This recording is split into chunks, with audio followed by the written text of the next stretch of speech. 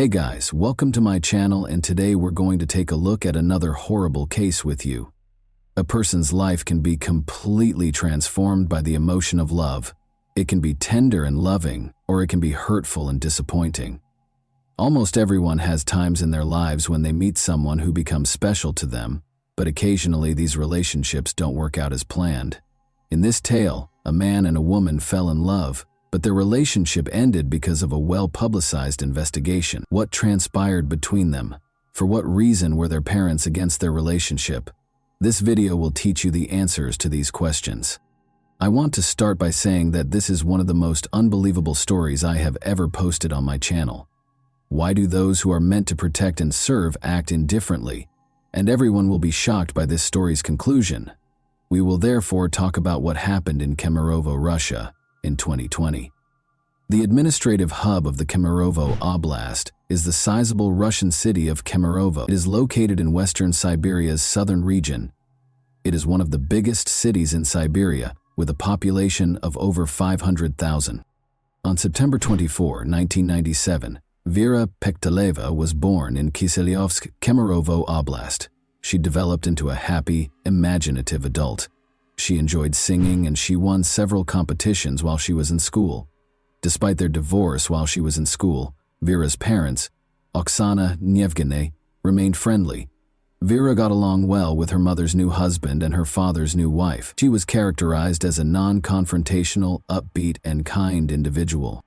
As previously mentioned, Vera was a creative person, so her family was taken aback when she chose to attend the State Technical University in Kemerovo after high school graduation, rather than pursue a career in the arts.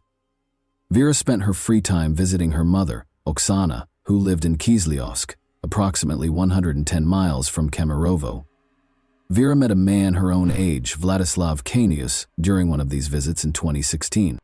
The total opposite of Vera was Vlad, as everyone called him. He was reclusive, irritable, and lacked life goals.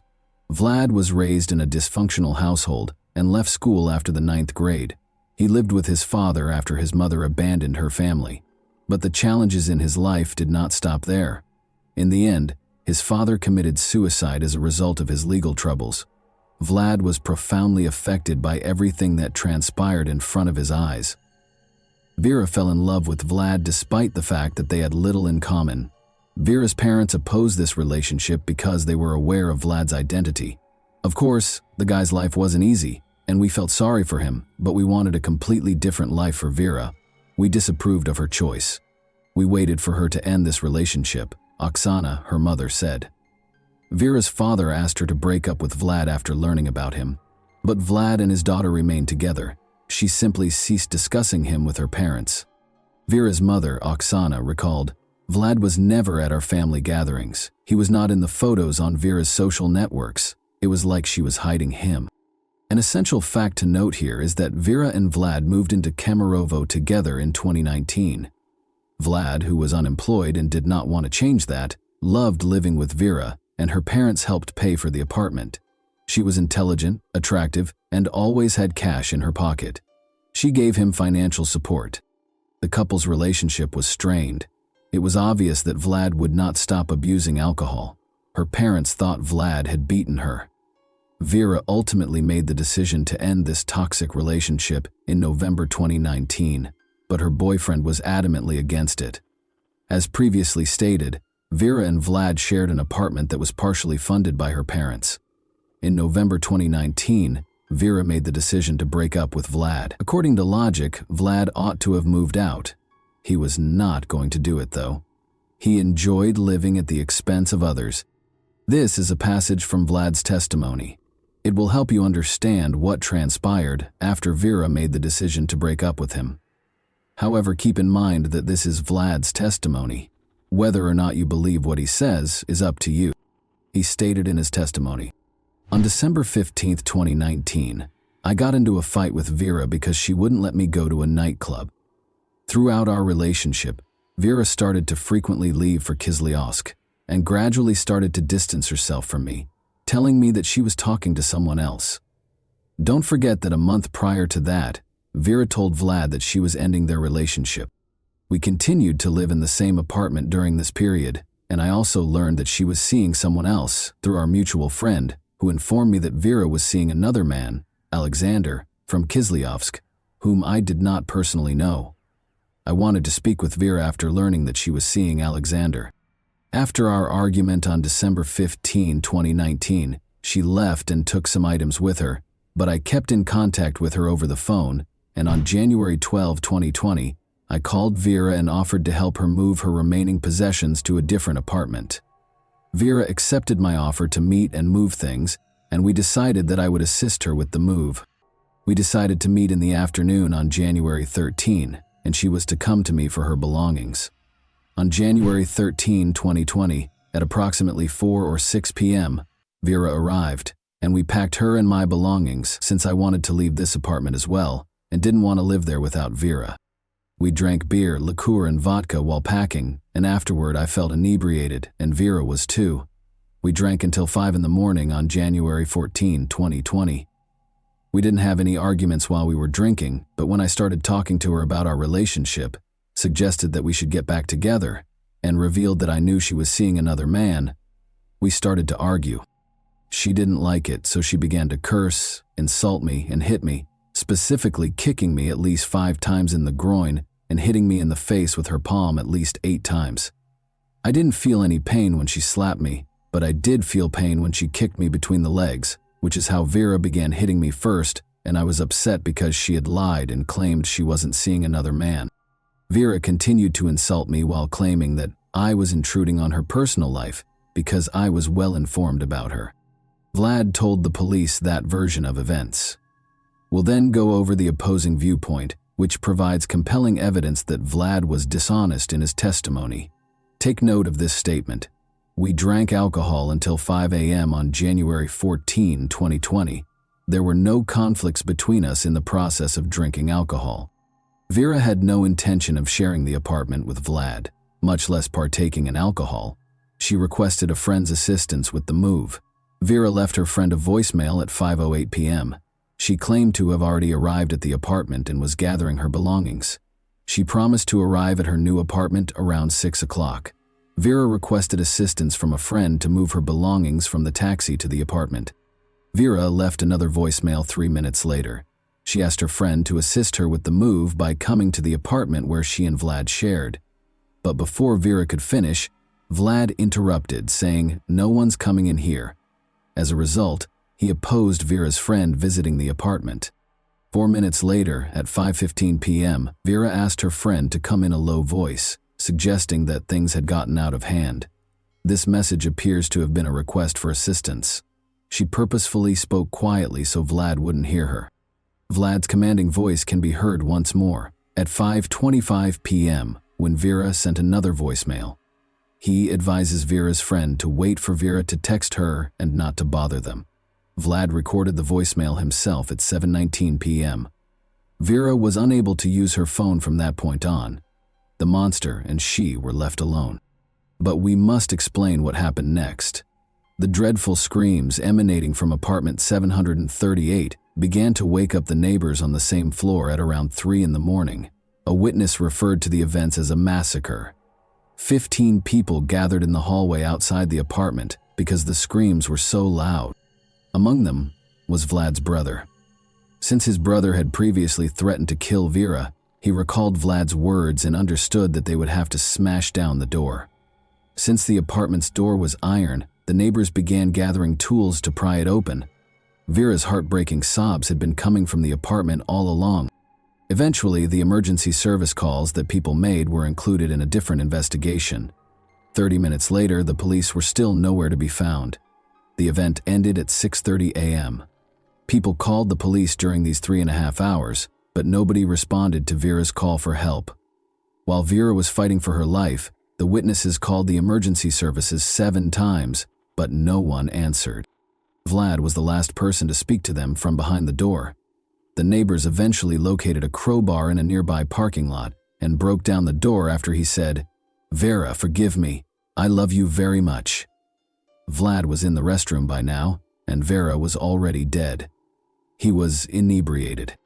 112 operators were discussing life, laughing, drinking tea, and were extremely upset that they were being bothered, while Vera was suffering a terrible death at the hands of her ex-boyfriend, and the neighbors were futilely attempting to contact the police for assistance. It was only after Vera's death that the police showed up. They will later allege that one car ran out of gas and that no officers were available because everyone was attending to other calls. Consequently, the police officers who were on duty that evening and the 112 operators were also put on trial. The police station video was released while the investigation was underway, but translating it into English is pointless. One word sums it up for me: indifference. And even without subtitles, it is obvious. Recall that Vlad stated in his testimony that he and Vera did not have any disagreements until 5 in the morning, but the forensic analysis revealed that he was lying. 6 hours prior to her demise, Vera sustained her initial injuries. At around midnight, that is, it indicated that she had been beaten and injured by Vlad Knus for 6 hours prior to her passing. She had stab wounds among the approximately 100 injuries on her body. She had broken ribs and a nose. Her neck also had marks from strangulation. And prepare yourself if you were surprised by the police's inaction. You won't be any less surprised by what happened next. At the funeral of Vera Pekulova, over 1,000 people showed up. Not everyone could be accommodated in the church. Vera's mother, Oksana, claims that despite the funeral home's 4-hour makeup attempt, she was still unable to identify her daughter. Her injuries were that severe. Vlad Knus, meanwhile, was providing his version of events to the investigators. Naturally, he made an effort to minimize his involvement in this crime. Regarding that evening, he stated, "She didn't like it when I brought up our relationship, suggested that we get back together, and told her that I knew she was seeing another guy. She then began to curse, insult me, and hit me, specifically kicking me at least 5 times in the groin and hitting me in the face with her palm at least 8 times. When she slapped me, I didn't feel any pain, but when she kicked me between the legs, I felt pain. This is because Vera began hitting me first, which infuriated me because I knew everything about her, and she lied when she said she wasn't seeing anyone else. She kept insulting me during this time, so I became enraged and struck her with my palms several times, hitting her head about 4 times, but with little force. When I struck Vera, she fell to the floor, hitting the closet, and she struck me back, specifically hitting my head with her fists and palms, which hurt. I asked her to stop, but she didn't, and I recall that she scratched my back. I then grabbed her by the neck, and after noticing an iron on the floor, I wrapped the iron cord around Vera's neck, tightened it a little, and squeezed her neck for 1.5 minutes or 2. I didn't want to kill Vera, and I didn't know at the time that what I was doing could do so. I was tightening the cord around her neck to frighten her, to make her lose consciousness, to put her to sleep. She began coughing and wheezing for 15 minutes after I took the cord off her neck. Vera was in a prone position when I took the cord off her neck, but I later placed her on her back. At that point, she was unconscious, but she was also making noises, i.e. wheezing, and I assumed she was okay. Vera was not responding when I tried to wake her up, so I put my ear to her mouth and then to her heart to check if her heart was beating. She had no pulse and was not breathing. I don't recall what happened next, but I do recall that I ended up in the bathroom at one point while holding a knife. After a while, the door to the apartment opened and my brother and a policeman were inside, and then I was told to get dressed and taken to the police station. I had a knife with me because I wanted to hurt myself, and I didn't want to live because I knew Vera was dead. I want to apologize to Vera's family for what I did, and I acknowledge that my actions were the reason behind her death. I didn't intend to kill her. Vlad has a selective memory, as you have observed. He recalled strangling Vera, but he couldn't recall how he hurt her roughly 100 times. Furthermore, it was unclear how Vera, lying on her stomach on the floor, could have scratched his back and punched him in the face. It also became evident during the interrogation how Vlad's brother got to the scene of the crime. He lived in a different city after all. Vlad told the police the following. "I called my brother. I told him about what happened. I told him that Vera wasn't breathing, and my brother told me to call an ambulance and give her CPR. I tried to give her first aid. I tried to give her CPR and cardiac massage. He called his brother around midnight and threatened to kill Vera, according to information uncovered during the investigation. When questioned again about Vera's injuries during the second interrogation, He responded as follows: "I admit that I caused Vera all of the injuries listed in the report, and I did not count the number of blows I delivered, but I may have been responsible for the injuries the expert discovered on her body. I don't recall how many times I struck her, but I believe it was the same amount. She screamed and insulted me during our argument, and I didn't like hitting her.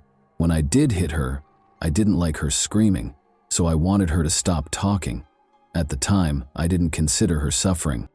Vlad Kanyus added that he and Vera had agreed to be intimate that night. Since it was impossible to prove the opposite, the charges associated with this were eventually dropped. Negligence charges were brought against emergency service providers and police officers. Unbelievably, they were not suspended from their jobs while the investigation was underway. They persisted in providing absurd justifications for their actions. For each of the 5 defendants, the prosecutor sought actual prison sentences. But the judge made a different decision. They were given suspended sentences ranging from 1.5 to 2 years. Additionally, the court mandated that each give the victims roughly $350. The police department also had to pay about $11,000 at the same time. Although the ruble is the currency of Russia, I have converted all amounts to US dollars so that everyone can understand them. According to the indictment, the police officers had gasoline, and even if they hadn't, they still ought to have taken the proper action to address the situation. However, they didn't view arriving at the scene as an urgent matter. Both police officers did not confess to any wrongdoing and refused to assist with the investigation. They claimed that the investigation team was at another address where a man's body had been discovered earlier when witnesses called to report the woman's screams and cries for assistance. It's likely that we will never find out what actually transpired that evening. Vera had no intention of residing in the apartment. She even asked a friend to assist her in moving. Thus, there is every reason to believe that Vlad poured alcohol into Vera's mouth while she was unconscious, or forced her to drink it. He had time to devise a story that would demonstrate that everything that occurred was accidental. Vlad Kanyus was given a 17-year prison sentence by the court in the summer of 2022. He partially acknowledged his guilt. Additionally, he was mandated to make a compensation payment of roughly $45,000. Vera's parents were shocked by what transpired next. Since they felt that 17 years was a very light sentence for what Kanyus had done to their daughter, they intended to appeal the decision. But Vlad was not even imprisoned for a year. Pictures of Kanyus in uniform were broadcast on the network in November 2023, and it was revealed in April 2023 that he had been pardoned by the president following 6 months of involvement in the war. You are all aware of the nature of the conflict Russia is currently embroiled in. Additionally, he was released from having to compensate Vera's parents in any way. In Russia, Vera Pektaleva's case has generated a lot of interest. Not less poignant was the news of Vlad Kanyus's pardon. The Russian president's press secretary said the following about it: "There is a specific process for pardoning, and we have discussed it on numerous occasions. The first step is for the convicted individual to confess to his guilt. The Federal Bureau of Prisons makes the initial decision, followed by the regional level, the federal district, the Central Commission, and finally the president, who receives the documents for review. This is one method, and there is another in which prisoners, including those incarcerated for severe offenses, redeem themselves on the battlefield by using blood under shells and bullets." When Vera's parents found out that the person who killed their daughter was free and could start over, it's difficult to imagine how they felt. Such a chance will never come to their daughter. She was not given another chance. And that wraps up today's chilling story. If you enjoyed this video, don't forget to like and subscribe so you never miss a new upload. Also, let me know in the comments, what part of this story shocked you the most? Thank you for watching, and I'll see you in the next video.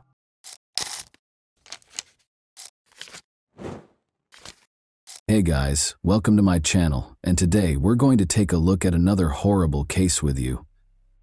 Victor Auxiliers, a seasoned skydiver, made another jump on a typical sunny day in Wiltshire County. The sensation of wind on her face, the rush of adrenaline, and the view of the infinite sky were all familiar to her. However, she became aware that something had gone horribly wrong shortly after she had deployed her parachute. The reserve parachute did not deploy correctly, and the lines were tangled. Victoria fell with a terrifying velocity. Her only concern during that heart-stopping moment was her kids and how they would be left without her. However, how could a seasoned teacher like this make such a mistake, and why? These questions led to the discovery of a terrifying mystery that would permanently alter Victoria's life. Victoria Cilliers. Who is she? Victoria Cilliers was born in 1977 to a retired military officer in Edinburgh, Scotland's capital. She was lively, vivacious, and full of life from a young age. She devotedly pursued a number of sports during her school years, and when she made her first skydive at the age of 16, she instantly fell in love with the sky. Victoria entered the University of Glasgow's medical program after graduating from high school. She obtained her degree in physical therapy while still participating in sports. She joined the British Army as a physical therapist because she wanted to be like her father. Victoria developed into a highly accomplished skydiver in addition to her medical career. She completed more than 1,500 jumps and obtained her instructor's certification. As a mentor with the Army National Parachuting Association and a free fall coach, she was a true professional. Through perseverance and hard work, Victoria rose to the position of captain by the time she turned 30, marking a significant career accomplishment. She made a good living while juggling her duties as a skydiving instructor and a physical therapist at a military hospital. Her private life, however, was less fortunate. She wed a medical colleague in 2008, but the union disintegrated after just 1 year. A tall, gregarious officer named Emile Cilliers entered the hospital where Victoria worked in the middle of 2009. He ended up attending one of Victoria's therapy sessions while he was recuperating from a skiing accident. He quickly became the love of her life and her second husband, a love that nearly cost her everything. Emile Cilliers, an unfaithful partner and perilous charmer. Let's now examine the primary antagonist of the narrative. Born in South Africa in 1980, Emile Cilliers came from a wealthy British expat family that ran a construction business. His parents catered to all of his needs and desires, allowing him to grow up pampered and conceited. Emile began dating Nicolene Shepherd, a young girl, when he was 17. He was already employed at his father's business and had completed high school by then. Emile knew how to make a good impression, dressed well, and always had money to spend. Shortly before her 16th birthday, Nicolene became pregnant and gave birth to their first child, a daughter. A second child was born to the couple approximately a year and a half later. However, they never made it to the altar, even though they had 2 children together. Emile asserted that he was not prepared for the obligations of family life. He kept having affairs with other women in spite of his role as a father. Although he didn't try hard to conceal his actions, he was always able to win Nicolene back and persuade her to stay with him. Emile made the decision to relocate to the UK in the early 2000s with the intention of establishing a prosperous career, purchasing a house, and eventually bringing Nicolene and the children to live with him. On a work visa, he went to the UK, but his trip didn't go as expected. Emile took on menial side jobs to make ends meet because he was having trouble finding steady employment. He often lived with different women and made fewer calls home to save money. Emile consistently refused Nicolene's requests to bring them to the UK or return to South Africa. Citing financial difficulties, he said he was unable to provide for them. However, he frequently bought pricey things for himself and lavished gifts on his many romantic partners. Nicolene and the kids were temporarily financially supported by Emile's parents. Nicolene's prospective mother-in-law then disclosed a startling secret during one of their conversations. Emile had just gotten married. Carly Taylor, a British woman, became his new wife. Nicolene called Emile that same day and demanded an explanation. He reassured her calmly that the marriage was solely for legal purposes, to obtain permanent residency in the United Kingdom. Nicolene tried to remain composed and trusted his story, but she soon discovered he had no intention of inviting them over. She packed one suitcase, gathered her children, and took a plane to the UK, determined to force Emile to take responsibility. She desired Emile to be involved in raising their kids. By this point, Carly was expecting their second child, and Emile and Carly already had a son together.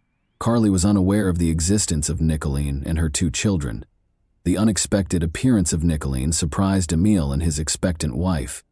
In an attempt to make his shocked wife understand him, Emil had to switch to South African Afrikaans. He told Nicolene quite bluntly that he had no intention of continuing to be involved in their children's lives, and that their relationship was over.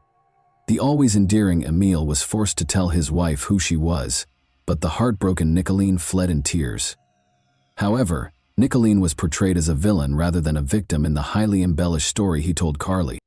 For about 6.5 years, Emil and Carly were married, but their marriage was not happy. It was the same pattern as in his last relationship.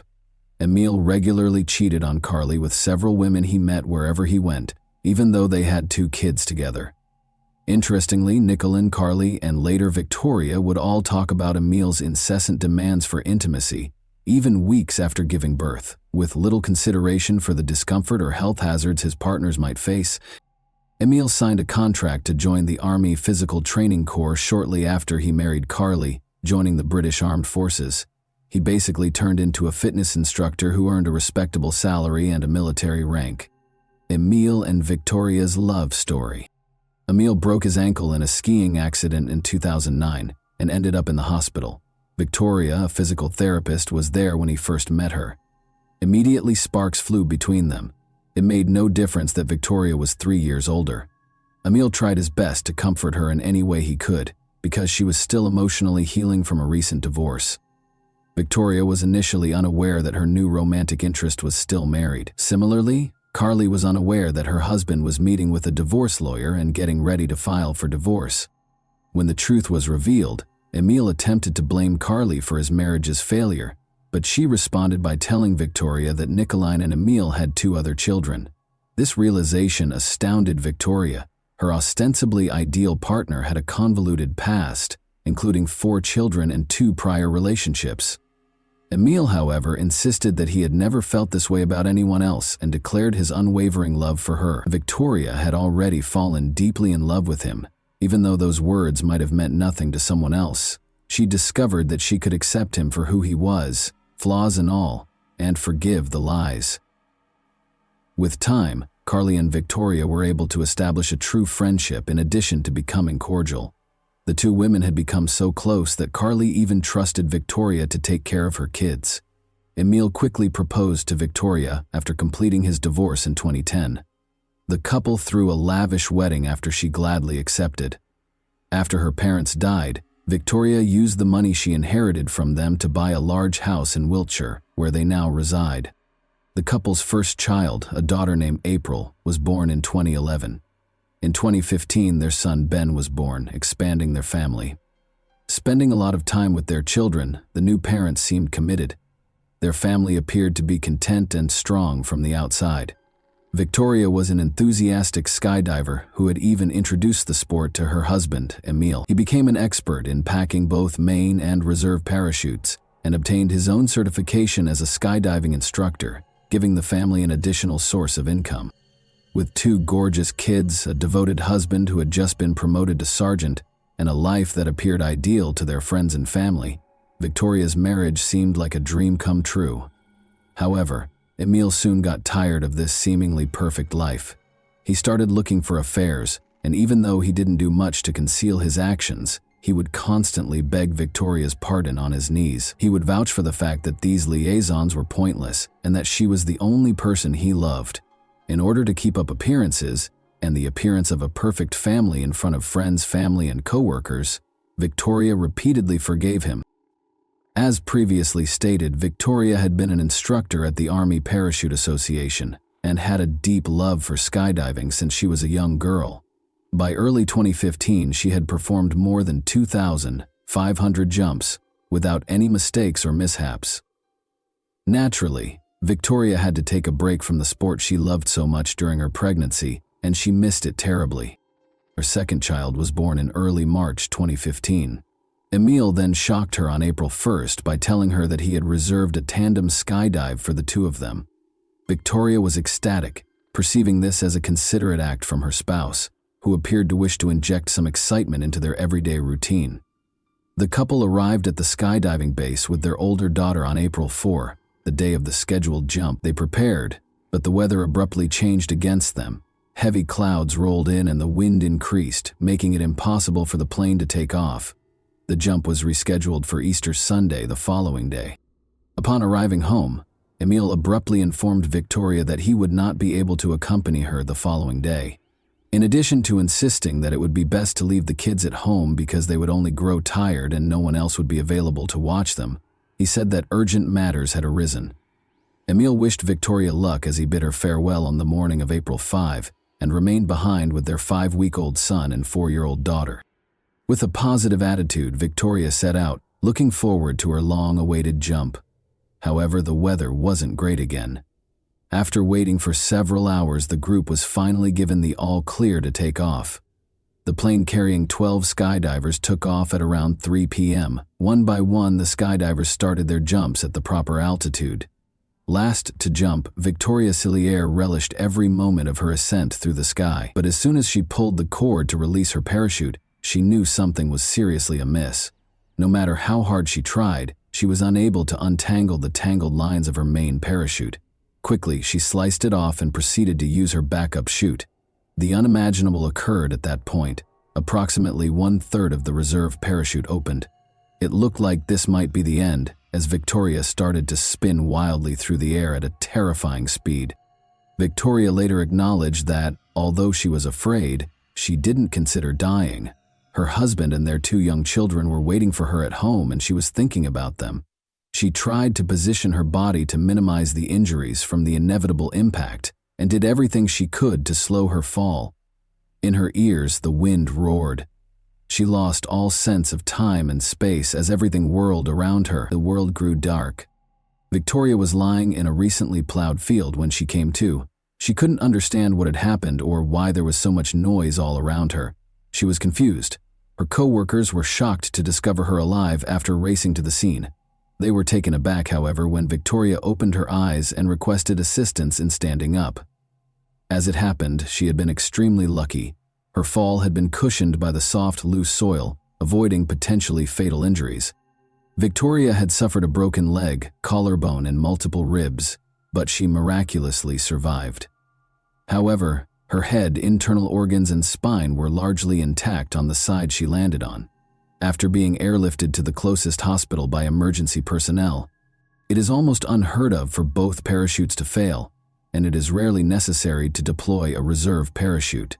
Red flags were raised right away. After learning of the incident, the skydiving base's lead instructor made the decision to examine Victoria's parachutes in person.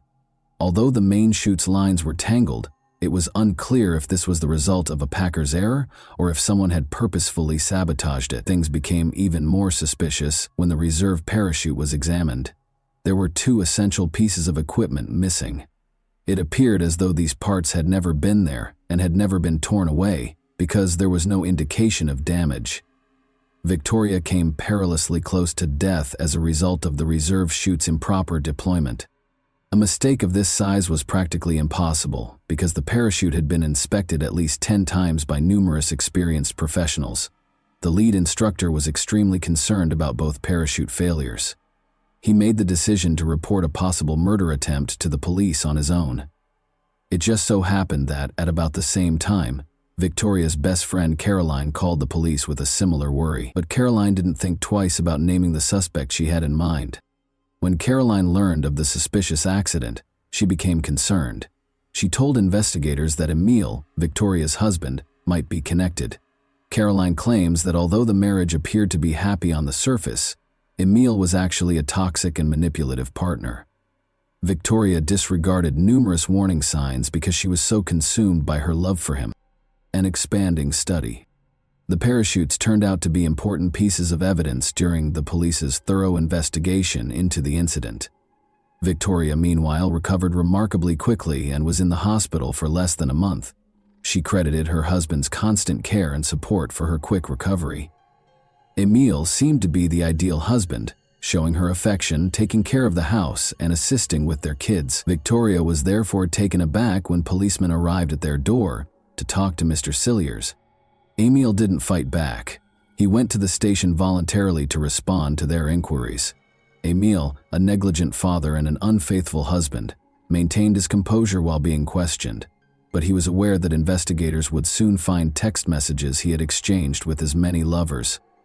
He made the decision to discuss his affairs with others in the hopes of avoiding the disclosures. He acknowledged that he had been dissatisfied in his marriage and blamed Victoria for not providing for him.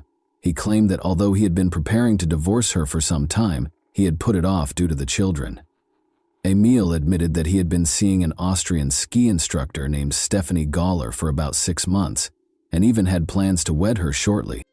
Emil disclosed his financial difficulties as well. He owed a lot of money to a number of individuals and businesses that provided high-interest loans. He was a self-confessed gambling addict who regularly wagered and lost, which led to his debts skyrocketing. He said that some of his creditors had started threatening him, and he even implied that Victoria's death attempt might have been a warning to him. As it happened, Emil Cilliers did have a mountain of debt, but his account of the parachute incident sounded so implausible. The fact that Emil casually stated that he had personally examined his wife's parachutes and never left them in his sight, even bringing them with him when he used the restroom, only served to heighten investigators' suspicions. The police detained him for additional interrogation after this detail raised serious concerns. Officers conversed with Victoria at home during this time, telling her about the strange details and the suspicions expressed by the lead instructor and her friend Caroline.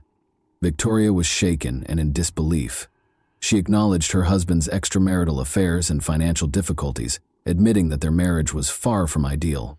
She also disclosed that Emil had not been very enthusiastic about the birth of their youngest son and had hardly spent any time with her children. Victoria found it difficult to accept that her husband would ever wish to hurt her, in spite of everything. Emil didn't initially seem to have a strong reason to divorce his wife. First of all, despite his mounting debts, Victoria had always supported him financially and forgiven him for his infidelity, giving him unfettered access to her bank account. Emil led a comfortable life and indulged in his vices. Second, Victoria had safeguarded her resources.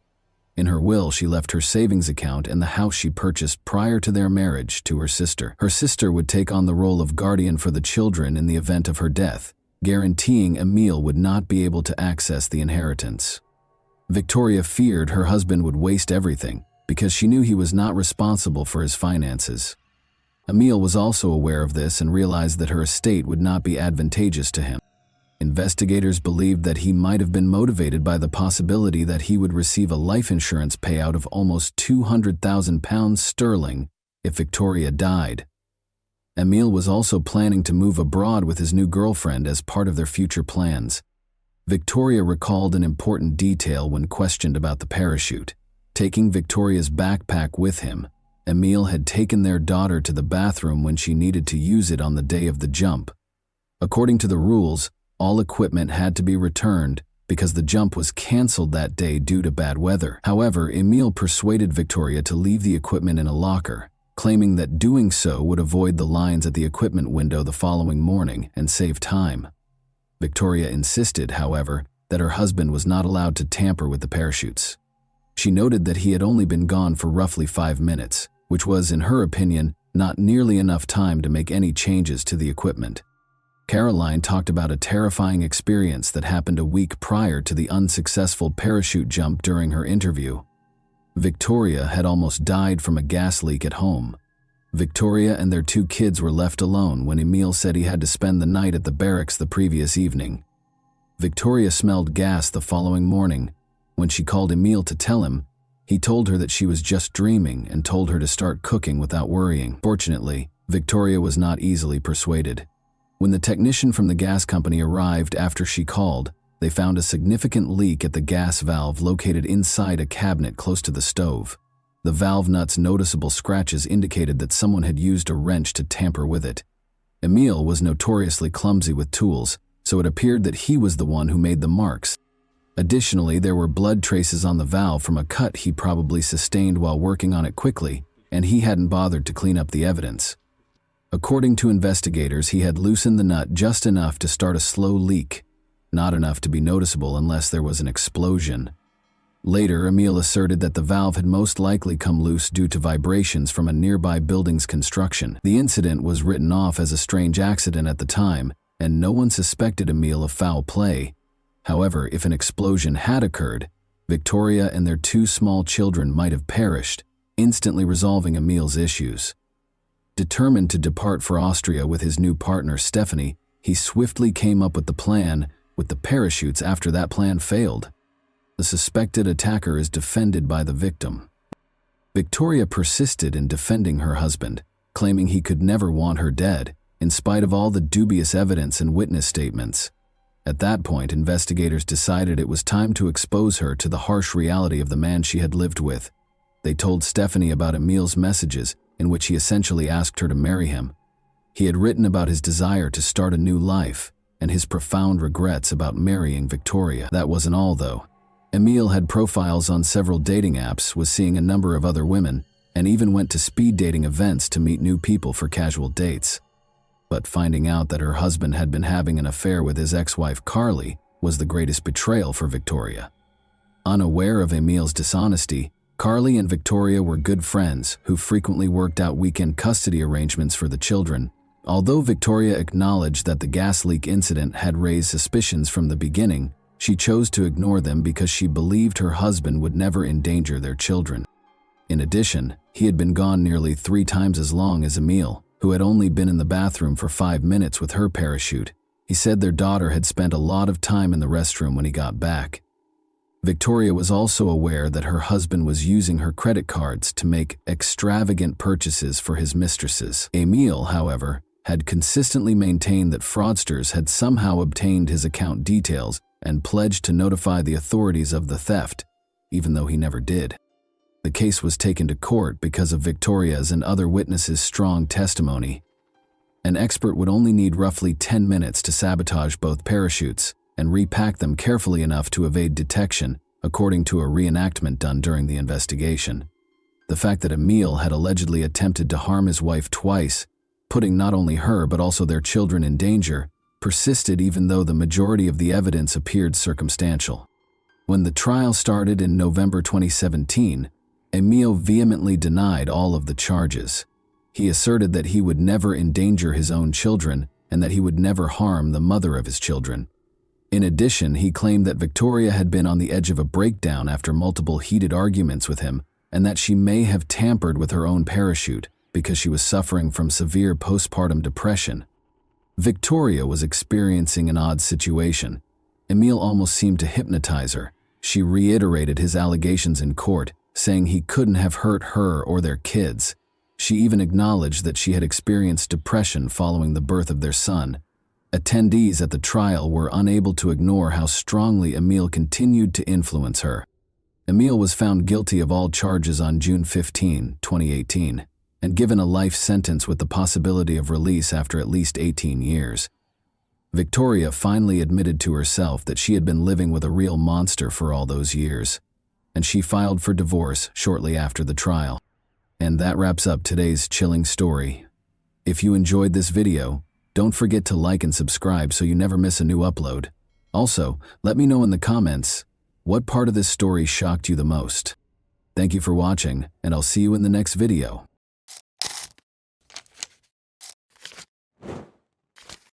Hey guys, welcome to my channel, and today we're going to take a look at another horrible case with you. Vicki Lynn Belk, a young mother, vanished in Charles County, Maryland in August 1979. Later, evidence of a vicious kidnapping, sexual assault, and deadly shooting was found on her body in a remote wooded area. The community was rocked by the horrible crime, and Vicki's family was left with unsolved questions and indescribable sorrow. A lack of leads, witnesses, and forensic evidence caused the case to go cold despite investigators' best efforts. After decades without a conclusion, an unexpected arrest was made in 2023 thanks to advances in DNA. What made the offender carry out this heinous deed? Will Vicki and her loved ones receive justice at last? Let's dive right in. A paradox exists in Suitland, Maryland, which is a census-designated community in Prince George's County. It appears to be a quiet town that offers a blend of suburban and urban living, making it an ideal place to raise a family. The community's residents love to spend their weekends in the well-known parks in the area, where they can take in the serene atmosphere and stunning scenery. Beneath this serene exterior, Suitland has a higher crime rate than the national average. It is comparable to both small rural towns and large metropolitan areas that face high crime rates. The community's safety and the steps required to address its higher crime rate are called into question by this striking disparity. It started like any other day in Suitland on August 27, 1979. The community was bathed in a warm glow as the sun rose above the peaceful streets. Vicki Lynn Belk, 28, and her boyfriend James Hill were having a typical Monday morning. They got up, ate breakfast, and prepared to work at the offices of the Department of Agriculture. They drove James's 1972 Buick out of their apartment and began their journey, making a partial stop at Stadium Armory Station before continuing on into Washington, D.C. For the last portion of their trip, they chose to get out of the car and ride the metro. Vicki reminded James that she would be running errands during her lunch break that morning before they parted ways. James bid them farewell quickly and went on with his work, oblivious to the tragedy that lay ahead. When James finished his work for the day, Vicki intended to meet him in the parking lot and take the subway back to the car.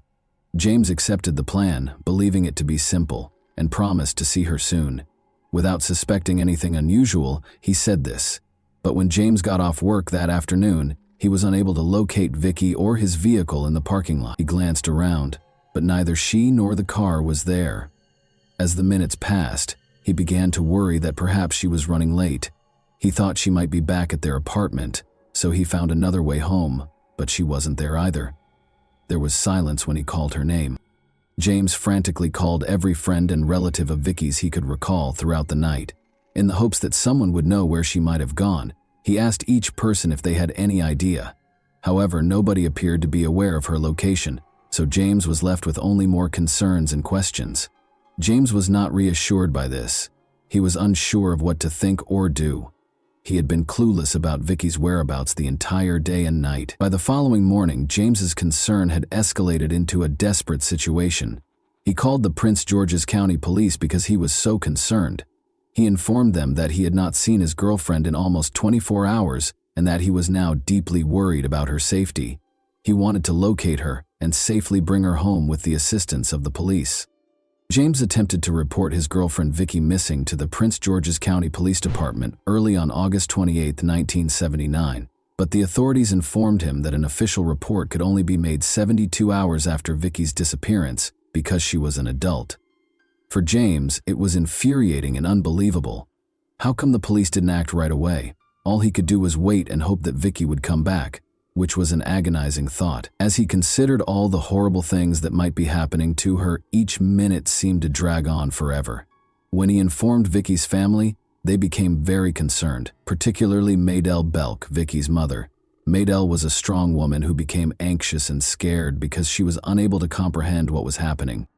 She couldn't stop thinking about how dependable and responsible Vicki had always been, and how it wasn't unusual for her to call or let her loved ones know where she was going. Vicki's failure to check on her son was definitely out of the ordinary, and Maydell's mind was churning with the worst-case scenarios. As Vicki's family awaited news, the uncertainty was intolerable. Their fear increased as each hour seemed to drag on forever. Their anxiety grew during the 72-hour waiting period. As they waited for the police to intervene, their minds were racing with horrible ideas and anxieties, and they felt helpless and dreadful. Vicki Lynn Belk, the oldest of 6 children in the close-knit Belk family, was born on March 20, 1951, to proud parents Lonnie and Maydell Belk. Vicki assumed a nurturing role as the responsible and caring oldest sibling, showing kindness and devotion to her younger brother Lonnie Jr., also known as Ricky, and her 4 younger sisters, April, Grenda, Judy, and Kay. The Belk family's children were raised in the lovely Virginian city of Alexandria. Vicki and her sister Judy broke the color barrier at George Mason Elementary School in Alexandria, making history as the first African-American students to do so.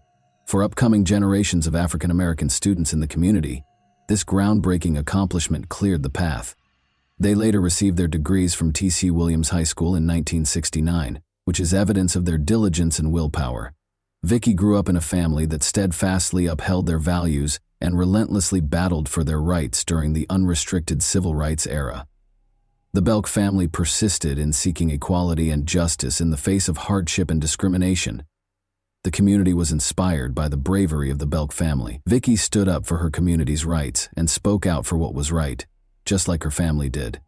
She was a leader who sought to improve the justice and fairness of society. As a leader, Vicky was respected and idolized by her siblings. Her generosity and compassion, which were apparent in all she accomplished, drew them in. Vicky persisted and became the first person in her family to earn a college degree in spite of many challenges and few opportunities. She graduated from St. Augustine's College in Raleigh, North Carolina, with a Bachelor of Arts in Education in 1974. Vicky's skills and knowledge were recognized. Vicky began a successful career by breaking down barriers and accomplishing great things, and in 1979, at the age of 28, she landed a prestigious job as a management analyst in the Department of Agriculture's Office of Operations and Finance in Washington, D.C. Vicky, a single mother, put a lot of effort into raising her young son, Lamont Belk. She also had a time-consuming and hard-working job in Washington, D.C. Vicky volunteered at Oakland Baptist Church, where her great-grandfather was a co-founder, in spite of the difficulties. She had a strong religious and community commitment. Vicky's family always found time for one another, despite everything, because they were so close. Judy, Vicky's sister, married at Oakland Baptist Church in August 1979. To commemorate this momentous day, the entire family gathered. Vicky was a key player in the wedding preparations and served as Judy's maid of honor. James Hill, her boyfriend and co-worker at the Department of Agriculture, accompanied her to the wedding. Following the wedding, Vicky resumed her usual activities. She still put in a lot of work, looked after her son, and spent time with James. Nobody was aware of Vicky on August 29. Every lead seemed to end in disappointment for her family and friends who had been looking for her. They had no idea that their hopes would soon be dashed by a terrible discovery. At 7 p.m. on that fateful evening, a teenage boy from the area rode his bike down Metropolitan Church Road. In Maryland, he was riding close to the intersection of Route 227 when he noticed something. It was hard to see as he rode because of the long shadows cast by the waning daylight. However, he noticed something. He noticed a strange, still figure in the brush. His interest sparked him to get off his bike and approach the object carefully. His heart sank as he got closer. The body was dead. In a panic, the boy ran home to tell his mother about the horrifying discovery. She called the authorities right away. Authorities confirmed the heartbreaking fact that the remains were those of Vicky Lynn Belk at 910, who acted quickly after reaching the scene. Vicky's body was found about 20 feet from the road in a wooded area. She appeared to be in a desperate attempt to repel an assailant because she was lying on her back with her legs outstretched and her fists clenched close to her collarbone. She was shot in the head and died as a result. Unexpectedly, the medical examiner's further investigation revealed that Vicky had experienced sexual assault. Vicky's parents, Lonnie and Maydell Belk, were contacted by the Charles County Sheriff's Office and asked to visit the police station. They made a suggestion that they knew something about Vicky. Lonnie and Maydell came with mixed feelings, hoping that maybe Vicky was just hurt and had been located at last. But when they got to the sheriff's office, their hopes were dashed. They couldn't handle the heartbreaking news they got. They had brutally attacked, killed, and mercilessly abandoned their firstborn daughter on the side of the road. Following Vicky's horrific murder, her family was overcome with trauma and grief. The man who did this to her daughter was cursed by her mother. They were completely traumatized by the violent and disorderly nature of the crime. They gathered themselves in spite of their suffering and trusted the detectives with the case, hoping that Vicky's killer would be apprehended and given a fair punishment. Detectives secured the crime scene, carefully looked for clues, and gathered evidence as part of the immediate investigation into the homicide. Vicky's pantyhose, brown shoes, hair samples, nail clippings, jewelry, bra, dress, and slip were among the items the detectives found at the crime scene. Despite being extensively tested several times, these items sadly failed to provide any noteworthy leads for the investigation. In addition, the detectives interviewed Vicky's family, co-workers, and witnesses to the crime scene innumerable times. However, despite following up on a number of leads, the investigation didn't appear to be moving forward. In the hopes that it would contain a vital clue that would help them find Vicky's killer, the detectives were still looking for James's car, which she had borrowed to run errands the day she vanished. Within a few days, James's Buick was discovered abandoned in Washington, D.C. Unfortunately, though, no evidence of the murderer was found. Even though there were no new developments in the case, the detectives were committed to finding Vicky's killer. In the hopes that it would eventually result in a breakthrough, They meticulously preserved every piece of evidence. Additionally, they were hoping that technological advancements would eventually aid in solving the case in the upcoming years. The case was further hampered by the lack of forensic resources and investigative methods at the time. Given the time period, other lines of inquiry were either non-existent or very limited. Detectives from Charles County and Maryland State Police worked together to re-examine the evidence in Vicky's case. To make use of cutting-edge technologies, they also collaborated with Sorensen Forensics in Salt Lake City, Utah, and Bode Technology in Lorton, Virginia. Together, they sought to solve the case and provide fresh insight into Vicky's killer. But they once again found themselves disappointed. The identity of Vicky's killer remains a mystery, as the investigation into her assault and murder gradually came to a standstill. DNA testing technology was not developed until the 1980s, and it was not in use when Vicky was tragically killed in 1979. After it surfaced, authorities started building a nationwide database of fingerprints and DNA samples from people accused of crimes. But until the 2000s, despite continuous research, no notable advancements were made. Advances in DNA technology by the early 2000s enabled detectives to re-examine the evidence in Vicky's case. Investigators were able to develop a possible suspect profile after re-examining Vicky's dress and finding a foreign bodily fluid. Even though testing technology had advanced, it still needed a lot of work. The created profile was judged inappropriate for comparison with suspects or database entry. Over the years, detectives continued to retest Vicky's possessions using new technologies, unfazed by previous failures. But in spite of their best efforts, no noteworthy progress was made, and the case was once again unsolved, leaving Vicky's family with unresolved questions. However, new evidence was found in 2022 when Vicky's clothing was re-examined with the aid of new technology. Important hints that had been overlooked for decades were made clear by this discovery. A male's DNA profile connected to the crime scene was discovered. This important finding gave investigators new hope that Vicky's killer would be apprehended at last. An important turning point in the case was reached when the new DNA profile was compared to profiles in the Combined DNA Index System, CODIS. When Noel Gehrman learned of a DNA match connecting Andre Taylor to the evidence gathered in Vicky's case on November 1, 2022, it was a momentous occasion. This crucial discovery led detectives to look into Taylor's past and his ties to Bryan's Road, Maryland, the scene of the crime, as he was a 62-year-old convicted criminal from Washington, D.C.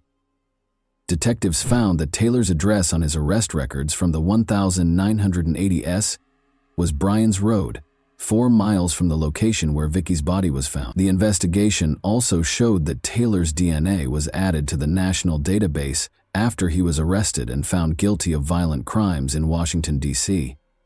This important discovery strengthened Taylor's connection to the case even more. Once Taylor was identified as the suspect, the next task for the investigators was to find him. Detectives worked in conjunction with law enforcement partners from the D.C. Metropolitan Police Department Homicide, the U.S. Homeland Security Investigations, and the U.S. Baltimore Field Office of the Secret Service to find him. After months of unrelenting search, investigators eventually found Taylor in Washington, D.C., where he was living in a nursing and rehabilitation center. In order to get proof, detectives kept a close eye on him and gathered more details about his past. In March 2023, detectives visited Andre at the nursing home with a warrant in order to obtain a saliva sample for a new DNA comparison with the evidence from the crime scene. Detectives weren't worried about Andre running away because of his poor health and amputated leg. Even though the unexpected visit made him aware of his suspect's status, the results of lab tests would not be available for weeks, and authorities were certain he posed no flight risk. Andre Taylor's life took a turn for the worse as he grew older. Even though Taylor had never met Vicky Belk, his actions would eventually bring him back to her case decades later. After killing a man during a street robbery in April 1989, Taylor was charged with murder. The prosecution contended that Taylor should be detained without bail, citing his lengthy criminal history.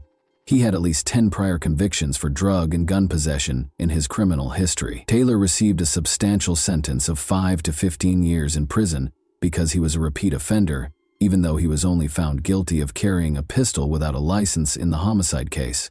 Following his release, Taylor made several arrests in the 2000 system and kept circling back and forth through the criminal justice system.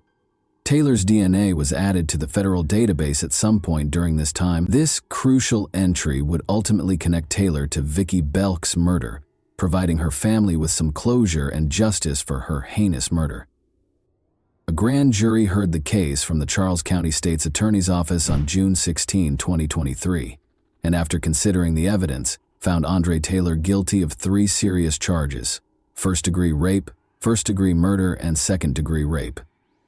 6 days later, on June 22, Taylor was arrested in Washington, D.C. by a team of detectives from the Charles County Sheriff's Office, the United States Marshal's Service, and the Metropolitan Police Department. Taylor was first detained in a Washington, D.C. detention facility before he consented to return to Charles County on June 27. Vicki Belk was 28 years old, and Andre Taylor was 18 when she was murdered in 1979. There is no proof that Andre Taylor and Vicki Belk were acquainted, according to a careful analysis of the original report and follow-up investigations since 1979. Furthermore, the Belk murder and the circumstances surrounding Taylor's arrests in Washington, D.C. are completely different. On June 22, 2023, Vicki Belk's family celebrated a momentous occasion. Vicki's family and detectives spoke to the media during a press conference after Andre Taylor was detained without bail. Although the tearful reunion brought back painful memories, it also brought closure. The family was content and joyful. "I thank God that we are alive and well to witness this historic occasion," Vicki's son said. "I was 7 years old in 1979. Vicki's family expressed their appreciation and treasured memories, saying, "Thank you to the court for holding this person in custody." Through their accomplishments and the establishment of the Vicki Belk Scholarship Foundation in 1980, they paid tribute to her legacy, in spite of the pain. About 100 students have benefited from the foundation, perpetuating Vicki's passion for youth and education. It wasn't over yet. Andre Taylor's sentencing was still pending for the family. Will this be the next one? After 45 years of waiting, will the family finally find peace? Will the memory of Vicki Lynn Belk be buried at last? In the decades-old murder case of Vicki Lynn Belk, a Charles County jury found Andre Taylor criminally liable for her untimely death and returned a guilty verdict on July 18, 2024. According to Assistant State's Attorney John Stackhouse, the 45-year-long incident resulted in generational trauma. Belk's son was raised without a mother figure. Her daughter had to be buried by her parents. Not knowing who killed their daughter, her parents were forced to lie on their deathbeds. There was never an opportunity for her grandchildren to meet their grandmother. However, throughout this case, I have never witnessed a family with such grace, grit, and determination. After decades of evading justice, Andre Taylor was finally held accountable for his horrible crimes. Taylor acknowledged raping Vicki Belk during a detective interview, but he denied having anything to do with her death. Nevertheless, indisputable proof revealed his guilt and connected him to the crime. A 4-decade wait for justice ended on August 25, 2024, at 12:30 p.m., when Andre Taylor was sentenced to life in prison for the horrific first-degree murder of Vicki Lynn Belk. He would be imprisoned for the remainder of his life because the consequences of his crimes had finally caught up with him. I can't thank the assistant state's attorneys enough for their tireless efforts to bring justice to this case, said State's Attorney Tony Covington, who praised the team. The Belk family had been waiting for justice for 45 years, and this was the culmination of a long and agonizing journey. Even though Vicki wouldn't return, it provided closure and explanation. Vicki's legacy would endure, proving the strength of tenacity. And that wraps up today's chilling story. If you enjoyed this video, don't forget to like and subscribe so you never miss a new upload. Also, let me know in the comments, what part of this story shocked you the most? Thank you for watching, and I'll see you in the next video.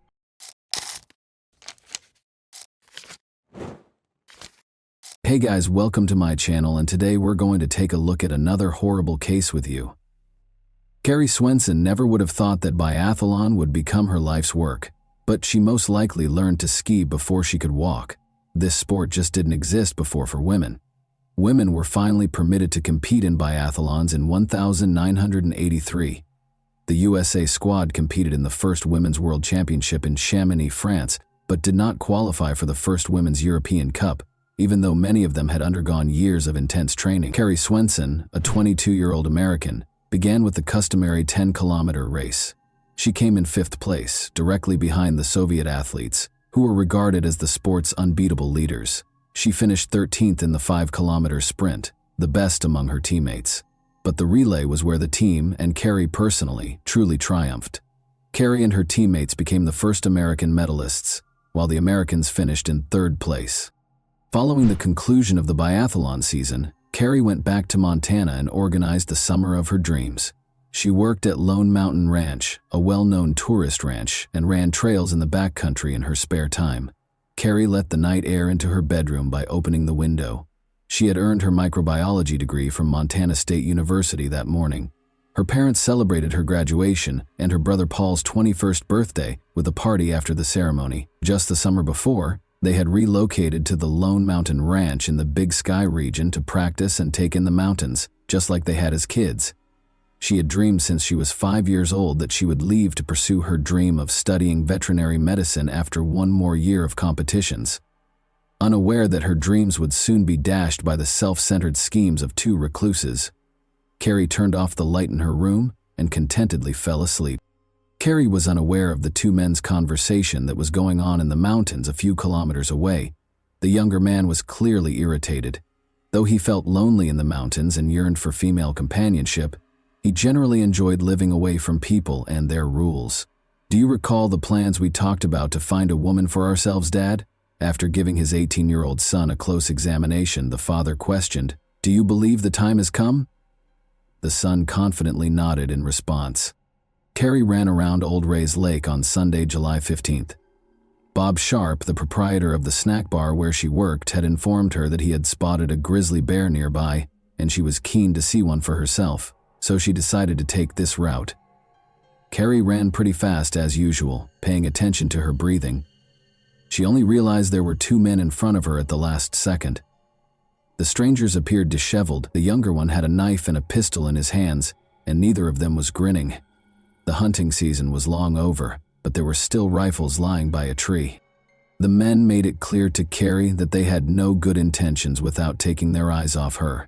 Regretfully, she saw them too late to turn around and flee. An adrenaline rush brought on by fear caused Carrie to run even faster, attempting to get past the strangers as fast as she could. But her plan didn't work. On the trail, the older man leapt directly in front of her and took hold of her wrist. He took hold of her other hand before she could respond. Unable to escape their hold, Carrie chose to keep her composure and use her cunning. She was scared by the wild expression in the older man's eyes. Remain composed. Avoid upsetting them, she thought. She pleaded, "Please, let me go." "No, we don't often see attractive girls like you. We would like to speak with you. What is your name?" He held Carrie even closer as he asked. He started questioning her about who she lived with, whether she was married, and other things. Carrie tried to scream, but the man quickly silenced her after realizing she wouldn't be easily freed. After letting go of her left hand, the stranger hit her in the face and tied her up with a rope. The men promised to hold her for 4 or 5 days before releasing her if she didn't enjoy living in the mountains, but she could tell by their smirks that they were more likely to exploit her weakness and end up killing her. She kept telling herself, "It's just a nightmare," hoping to wake up at any second. However, she knew it wasn't a dream because of the throbbing pain in her face and wrist. Carrie attempted to reason with them by stating that her friends and family would find her. The older man retaliated by threatening to shoot anyone who attempted to save her. In order to avoid being seen, the men rushed on, hoping to get deeper into the forest and away from the lake. All Carrie could do was let them pull her along on the rope. In order to make sure she wouldn't run in the wrong direction when she had the opportunity to flee, she covertly memorized the area while feigning submissiveness. As though kidnapping girls were a daily occurrence for the men, they strolled alongside each other, engaging in casual conversation. They talked about how they felt about the mountains, laws, and society. The elderly man voiced his displeasure with the way the area had developed, especially the fact that farmers were permitted to graze their animals on his property. He assured the younger man that he could acquire all life's necessities without going back to school or abiding by social norms. Carrie came to the conclusion that her captors were probably mentally ill as a result of these discussions. Carrie requested water and said she needed to rest in an effort to slow their pace. They decided to take a rest. As they got closer to a swamp, Carrie was horrified to see the older man start drinking from it. She attempted to alert him to the harmful bacteria found in the swamp, but he dismissed her worries, claiming to have never heard of it before. She also took a few sips, reluctantly. She observed that when she pretended not to be afraid of the kidnappers, they acted less violently. Carefully, Carrie began asking them how long they had been residing there without being aware of the risks associated with drinking water from the nearby swamp. They responded that although they had lived in the mountains for 12 years, they were still relatively new to the area. Carrie felt even more uneasy when the younger man smirked and added that they were in dire need of female companionship. Then they went on their journey. In an attempt to leave hints for her loved ones who would be looking for her, Carrie tried to step on soft ground and break twigs. Sadly, the older man saw her attempts and stopped them. Carrie, however, obstinately continued to make marks, and the older man continued to erase them because she had nothing to lose. They went on in this manner, and Carrie noticed that no one had yet begun searching for her when she looked at her watch. Only 4 o'clock in the afternoon had arrived. Alan Goldstein, Carrie's friend and co-worker who instructed visitors in shooting at the ranch, started to question why her run was taking so long. He was worried that she might not have been able to return home by herself because she might have run into a bear or twisted her ankle. Carrie was being led farther and farther from the ranch by the strangers in the meantime. They asked her whether she could walk 60 kilometers in a day. After talking about how far they needed to go, she declined to respond. It was impossible for her to tell her captors that she could run 50 kilometers in hilly terrain while training. They might go more slowly if they believed she was weaker than she actually was. Now she was certain they would not allow her to survive. Not today. Not in 4 or 5 days. They wouldn't give up their valuable independence for her. Carrie kept studying the men quietly. They were remarkably similar to one another in addition to having a similar philosophy. Her suspicion that they were father and son grew. Carrie was aware that people would soon begin searching for her, but nothing had scared her more than the idea of her parents or friends becoming the victims of her captors. Making an escape was one way to avoid this. She changed her strategy after pleading fail. "Change your tactics when you're losing," her tennis coach would often say. "When you have the chance to alter your approach, why keep playing a losing game?" Before deciding to take a night's rest at around 5 o'clock, the men chained her to a tree, drastically reducing her chances of escaping. Carrie was the centerpiece of the feast that the black flies and mosquitoes were enjoying. She was tired, thirsty, hungry, and afraid for her life.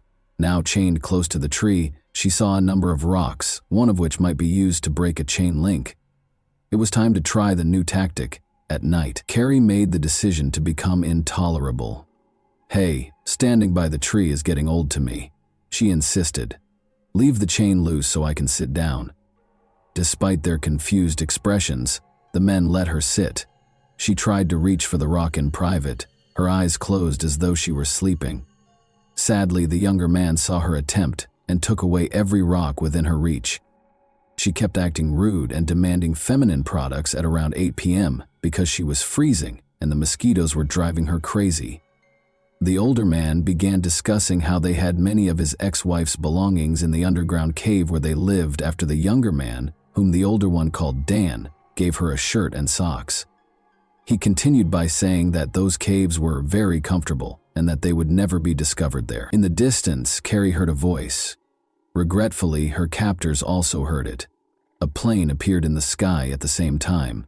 Carrie was unaware that the plane was looking for her, but the men were startled and put out the campfire right away. It is obvious that they were surprised that someone would look for the hostage so quickly. The plane circled the forest for about an hour before taking off. Carrie waited anxiously for the night to come and to see what they would do to her. But as they sat quietly by the smoldering fire, they left her alone. When night fell, they lay in one sleeping bag and gave her the other. Carrie's coworkers became increasingly concerned as the sun started to set. They began looking for her 2 hours after she was expected to arrive at work. Carrie's friends and family split up into 4 groups and were each given a specific area to search. In order to get assistance flying over the forest, Carrie's father, Rob Swenson, contacted a friend who was a pilot. He was filled with fear when Bob Sharp told him that Carrie might run into a grizzly bear on that trail. For several hours, the teams combed the areas where Carrie was likely to run while calling her name. However, they had to halt the search as night fell. When their father got back from the airstrip, Carrie's brother Paul discovered him at the ranch. His father appeared pale and anxiously restless. Paul went to his room and asked his father to notify him as soon as there was any update on Carrie because he needed some alone time. After a hasty shower, he collapsed on his bed. Then he caught sight of Carrie. Like a captive animal, she was chained to a log. Nearby, the men sat around the campfire. His sister was in tears. Paul hoped it was only a bad dream when he woke up from this terrible nightmare, not knowing what it might mean. They would resume their search as dawn broke, and they would undoubtedly locate her in the morning. To Carrie's surprise, the captors only moved the camp roughly 50 meters from the original campsite when they made the decision to move it. Dan didn't think twice about using his gun to go hunting and shoot a squirrel for breakfast, in spite of the continuous search for her. The older man insisted that Carrie turn over her shorts while Dan was making breakfast, claiming that their vivid red hue drew too much attention. After taking them, he returned to the former campsite. This gave Carrie a chance to speak with Dan alone. By claiming that he was too young for such crimes, she attempted to convince him to allow her to return to her family. Dan said, "No, you're cute, and you'll stay with me," after giving her a close look without showing any signs of regret, worry, or a smile. Carrie received her shorts, which were smeared with soot from the earlier campfire, from the second kidnapper when he returned. Carrie began putting on the shorts in her sleeping bag while fighting back tears. She was nearly finished when she noticed someone flat on the ground and heard rustling in the bushes to her right. Dan sprang to his feet and pulled his gun from its holster. Carrie yelled, "Remain back! Keep your distance! They will shoot because they are armed!" "Stop talking!" The older man grabbed his rifle and gave an order. "Get out! They will murder you!" Carrie yelled once more. Abruptly, a loud noise reverberated and she was flung back. She smelled the gunpowder and felt the searing pain pierce her chest. "I didn't mean to shoot her," Dan said again, startled. "I didn't mean to." Amazingly, Carrie believed she had been shot right before rescue arrived. No attempt was made by the kidnappers to assist her, but someone else appeared from the bushes to the left. It was Jim Schwalbe, another ranch worker. Evidently, he was unaware that the kidnappers were criminals and thought they were a rescue team attempting to assist Carrie, possibly hitting her by accident while frightening off a bear. Jim dropped his backpack on the floor and hurried over to Carrie. Only then did he realize the truth when he noticed the chain around her waist beneath the sleeping bag. While he was still being threatened with the rifle, he insisted that the older man take Carrie's chain off of him. Dan dropped his gun to the floor and removed the chain's key. Jim then told Alan Goldstein, one of the kidnappers, to flee for assistance. However, it seems that Alan had already discovered their true nature. The kidnappers were surrounded by 200 people, so he yelled that he was armed and told them to surrender. Carrie let out a painful scream as Dan yanked the chain violently. The older man pointed the rifle at Alan as Jim turned to face them. "No!" Carrie let out a gasp. Everyone heard something fall in the grass and heard a shot. The kidnapper had already vanished from view when Jim hurried to the fallen friend. Jim was already too far away when the older man reloaded the rifle and pointed it in his direction. With haste, the abductors stuffed their things into their backpacks, removed the chain, and even threw Carrie out of her sleeping bag, claiming she would no longer require it. Carrie and Alan lay on the cold ground, and they did nothing to help them. Carrie could hear Alan's radio crackling, but she dared not try to get to it because he was lying too far away. Her whole body felt cold, and she tried to crawl toward the extinguished fire with what was left of her strength. Hoping there were still warm logs to help the leaves catch fire, she tossed some leaves and twigs toward the fire while lying on her stomach. Carrie lost consciousness when she attempted to blow on them because she was too weak. An army of black ants raced toward her blood-soaked shirt as she awoke. No, she chased them off. She was reminded of her desire for life by these ravenous insects. Alan had fallen too far away for her to help him find the radio, but then she saw Jim's backpack close by. After struggling to unfasten the backpack with her icy fingers, she discovered a sleeping bag, a chocolate bar, and a water bottle inside. There was no radio. After successfully inserting her legs into the sleeping bag, Carrie opened the water bottle to find some warmth. She took a sip of what turned out to be warm lemonade and nibbled on the chocolate bar. Carrie attempted to approach Alan once more, but this time she had to pull the sleeping bag with her. She couldn't help but think of her brother Paul's reaction when he saw her crawling on the ground like a caterpillar. He would most likely chuckle and encourage her at every turn. She laughed at the absurd ideas that crossed her mind during these times. Unaware of the situation, other search teams carried on their work about 1.5 kilometers away from the shootout. Jim Schwalbe, breathing heavily, abruptly cut them off. To those around him, he yelled, "There were 2 guys. When Carrie yelled at us to keep away, they shot her and tied her to a log." "Is she alive?" Bob asked him. "She was when I fled, but she was shot by that scoundrel, and Alan was struck in the head by the elderly man." Carrie was losing life with each breath. The bleeding worsened as breathing became extremely challenging. She instinctively made a choice. She closed her eyes and found herself back on the biathlon track, where, like speed and accuracy, athletes systematically practice their breathing technique. Carrie was able to slow down her bleeding and heart rate by focusing and breathing very slowly, almost like in yoga. Strangely, the annoying flies that buzzed around her kept her awake. Jim was on her mind. Unless he encountered the kidnappers once more, he ought to have brought assistance by now. A few hours later, that grating buzzing noise was back. Searching for the source, Carrie noticed a helicopter hovering over the treetops. People were looking out of it as it paused right over her. "Please, locate us as soon as possible," she begged in silence. She heard the sound of a radio and the crack of branches as the helicopter took off. "Aid!" With all the strength she had left, she let out a cry. "She's right here," someone yelled. "We located her. Carrie, are you all right? Do you hear me?" "Yes," she said in response to a man's question. All she could do was smile, wishing she could yell, scream, or thank them for finding her. It was difficult to see what was coming next because her eyelids felt heavy, like they were made of lead. The police worked tirelessly to track down Carrie's kidnappers while she was being transported to the hospital. They had no idea that it would mark the start of a months-long search. The 2 fugitives are the only ones who are familiar with the hundreds of kilometers of local mountains and forests. For 5.5 months, the kidnappers were able to successfully elude the police, and the media romanticized their image, portraying Dan as a handsome prince and the other man as a strict and affectionate father. A local businessman even expressed interest in selling T-shirts featuring their pictures. The victims of their crimes were ignored by the journalists in the interim.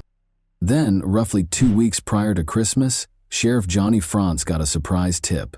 In the woods on his ranch, one of his family members spotted smoke. Franz knew every inch of that ranch, having grown up there. The radio had sporadic signals in the mountains. It was dark, and the criminals might vanish at any time. The sheriff, however, hurried to their camp. Years later, he joked, "Why did I go there alone? Because that's what I was paid for." He came as fast as he could on a snowmobile, found the father and son, and was aiming for them. Without hesitation, the father drew his rifle and vowed to shoot. The sheriff responded by threatening to shoot his son twice. To get the father to listen, he had to use the boy's influence. The sheriff persuaded them that they could at last take a shower, eat healthily, and warm up. The sheriff had complete control of the situation in a matter of minutes. Dan and his father, Don Nichols, were taken into custody and charged with kidnapping. Don was also accused of killing Alan Goldstein. It was disclosed during the trial that the men had plotted the abduction for a number of years. About 5 or 6 years ago, Don Nichols bought a chain for his future bride because Dan wouldn't live in the mountains without a woman, and not all girls would accept their lifestyle. Carrie was meant to be the mother of his son's future children, and he had aspirations of starting his own clan and living apart from society. Don was released in 2017 after receiving an 85-year prison sentence. Dan only spent 6 of the 20 years he was sentenced to in prison. With his marriage, education, and decision to assist those with disabilities, it appeared that the young man had changed his life. He was, however, arrested once more in 2012 in relation to illicit substances. After spending 8 days in the hospital, Carrie started pushing the limits of her physical capabilities and conquering pain to hasten her recuperation as soon as she was released. Carrie recovered sufficiently by 1,986 to compete in triathlons in Oslo, Norway. Despite her 4th-place finish, The third-place finisher acknowledged her abilities by inviting her to join her on the podium. Although it might have appeared to others that she was completely recovered, Carrie was aware that the injury and kidnapping had left a permanent mark that would never go away. During intense physical exertion, she still felt pain from scar tissue and the bullet shrapnel that was still embedded in her body, affecting nearby nerves. She therefore made the decision to give up competitive sports and concentrate on becoming a veterinarian, moving to Colorado to pursue her studies. Carrie Swenson, who has loved the outdoors since she was a young child, is a veterinarian in Bozeman, Montana, and still enjoys it today. She has turned into a harsh critic of the media's coverage of the kidnapping and hardly ever discusses what happened. She felt that the romanticization of the murderers and kidnappers as rugged mountain men skilled in wilderness survival was particularly inappropriate. Additionally, she thought that the media greatly minimized the emotional trauma of the kidnapping by making it seem more romantic than it actually was in the hands of the mountain people. The Nicholses may have lived in the mountains at times, but they couldn't survive there. At least, not without theft and robbery. Often leaving the woods for months and buying modern equipment, in the end they were so easy to catch because they froze, starved, and grew tired of mountain life. They are no true mountain men, Carrie wrote in a 2012 article for the local newspaper after Dan was arrested once more. And that wraps up today's chilling story. If you enjoyed this video, don't forget to like and subscribe so you never miss a new upload. Also, let me know in the comments, what part of this story shocked you the most?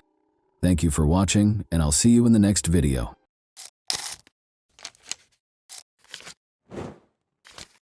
Hey guys, welcome to my channel, and today we're going to take a look at another horrible case with you. Gazella Diode heard her phone ring at 2 in the morning on March 1, 2011. The screen displayed an unidentified number. A Valence police officer approached her and inquired as to whether she was Samira Bernard's mother. Gazella said yes, but she didn't understand why the police were searching for Samira, her 20-year-old daughter. It had been 3 days since she last saw her. The police response did nothing to calm the woman, who demanded an explanation of what was going on. According to the call, Samira's boyfriend, Mile Columbia, 22, had vanished, so they were looking for her. The young couple had been dating for 8 months, the police had found out, but Gazella had no knowledge of the man. Mile had met Samira at a party. Samira Ben-Sard was a stunning woman who knew she was beautiful. She enjoyed posing for pictures and aspired to be a model. In turn, Mile was a very pleasant and kind young man. Their attraction to one another was instantaneous, and they began dating. But at 9:45 p.m. on February 28, 2011, Mile's supervisor at the construction company called the police. Since he hadn't heard from his employee in 3 days, he was concerned. When the man arrived at work on Saturday morning, his phone rang. Without giving a reason, he hurried to his feet and disappeared, never to be seen again. His boss was taken aback when he still hadn't arrived on Monday morning. It was his first absence from work, and they regarded him as a responsible and punctual worker. After learning that Mile was not returning calls from friends and co-workers, his boss made the decision to call the police. The police first visited the man's residence in Valence's downtown, but their efforts were unsuccessful, as no one answered the doorbell, nor was his car at the house. The police spoke with Mile's mother that same evening. She mentioned that she hadn't heard from her son in 3 days and that he had acted strangely during their most recent meeting, acting tense and very emotional. The woman reported that her son, who had never done so before, gave her a hug, kissed her, and declared his love for her. The investigators found some very suspicious details. Samira and Mile vanished the same day without telling anyone why, and they hadn't spoken to their families in 3 days. It couldn't have happened by accident. Analyzing their phones yielded one hint. The investigators discovered that Samira and Mile did not simply depart simultaneously, rather they drove off together. According to the phone pings, they left for Nice in the middle of the day on Saturday and checked into a 5-star hotel on the promenade in the evening. After getting in touch with the hotel, the investigators discovered that 2 men and a woman were being recorded by security cameras. Samira and Mile fit the description exactly. By Sunday evening, they had traveled from Nice to Livorno, 400 kilometers east of the French-Italian border. It was evident that the young couple was moving deeper into Italy, so the French police asked their Italian counterparts for help. Mile had made reservations at a high-end Livorno hotel. A man and a woman who fit the description of the missing couple had stayed with the hotel, according to the staff. Thus, they spent Saturday night in Nice before traveling to Livorno the following day. Everything suggested that Samira and Mile had taken a haphazard romantic trip, which was not surprising given how popular the Riviera was for such excursions, since Samira's mother had received a message from her daughter saying that she had left, but that there was no need to worry because she would return soon. The detectives had no reason to doubt their belief that the young couple would soon return home together. Although it appeared to be another affirmation that the young couple was doing well, Gazella was positive her daughter would never vanish simply by taking an impulsive vacation. Samira never skipped work and was a responsible woman. Additionally, Gazella was troubled by a detail. She couldn't comprehend how her daughter, who loved being photographed and never left the house without wearing carefully chosen clothes, applying makeup and styling her hair, could leave for several days with a young man without taking anything with her. The fact that Samira sent an SMS also baffled her. The problem is that she would typically just give her mom a call. Since they were close and could talk for hours, getting a text message didn't make her feel any better. On the contrary, it made her anxiety even worse.